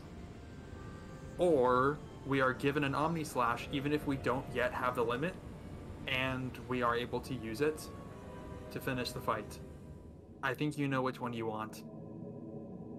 And I do want to emphasize one more thing after we're done. Even when timer stops, because we lay down a save, we can do a quick verification of whether or not this is 100%. And that is up to Ptown, whether he has the energy to do it. And we can validate the run right here, right now. Since Ace Zephyr here is a moderator on speed. I do have to say though, because we had to disable FPS display throughout part of it, this wouldn't be 30 FPS leaderboard legal. But I can still be here to verify.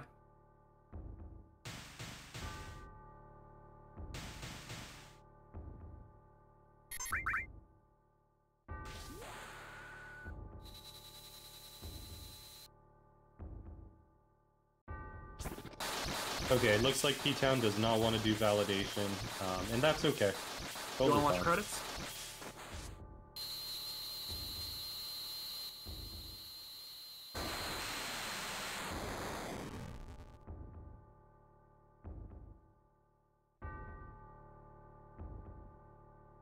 Get ready. Here is where we are about to call time. No idea if that's synced up, but that was supposed to be on the last hit. Yeah, it looked like it was exactly 16:54:00.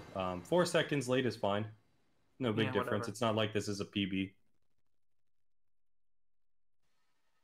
All right, that is the end of the run, but it is not the end of the showcase because I have something. Whether or not Ptown wants it to be shown immediately, or whatnot, I have something that I actually want to announce to the community.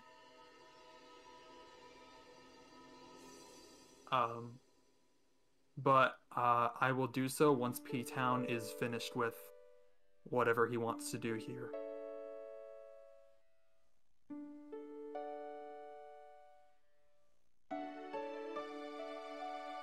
All right, it's up to chat. Chat, do you want P10 to verify, or do we not care?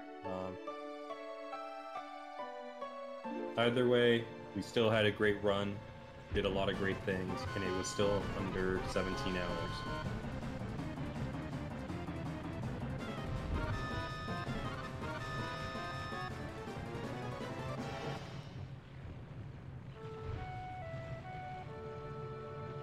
Oh boy, if Dino is right about that, that will shock the heck out of me.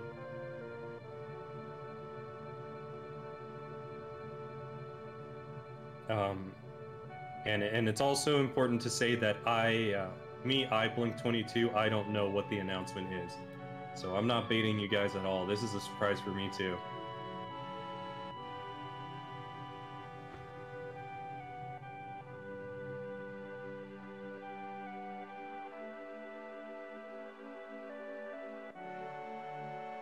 All right, looks like it's an announcement. We got one for verify. It looks like we have a few people that say don't verify. So, Ace, I'm fine with whatever. All right, Zell, I think you know what to do.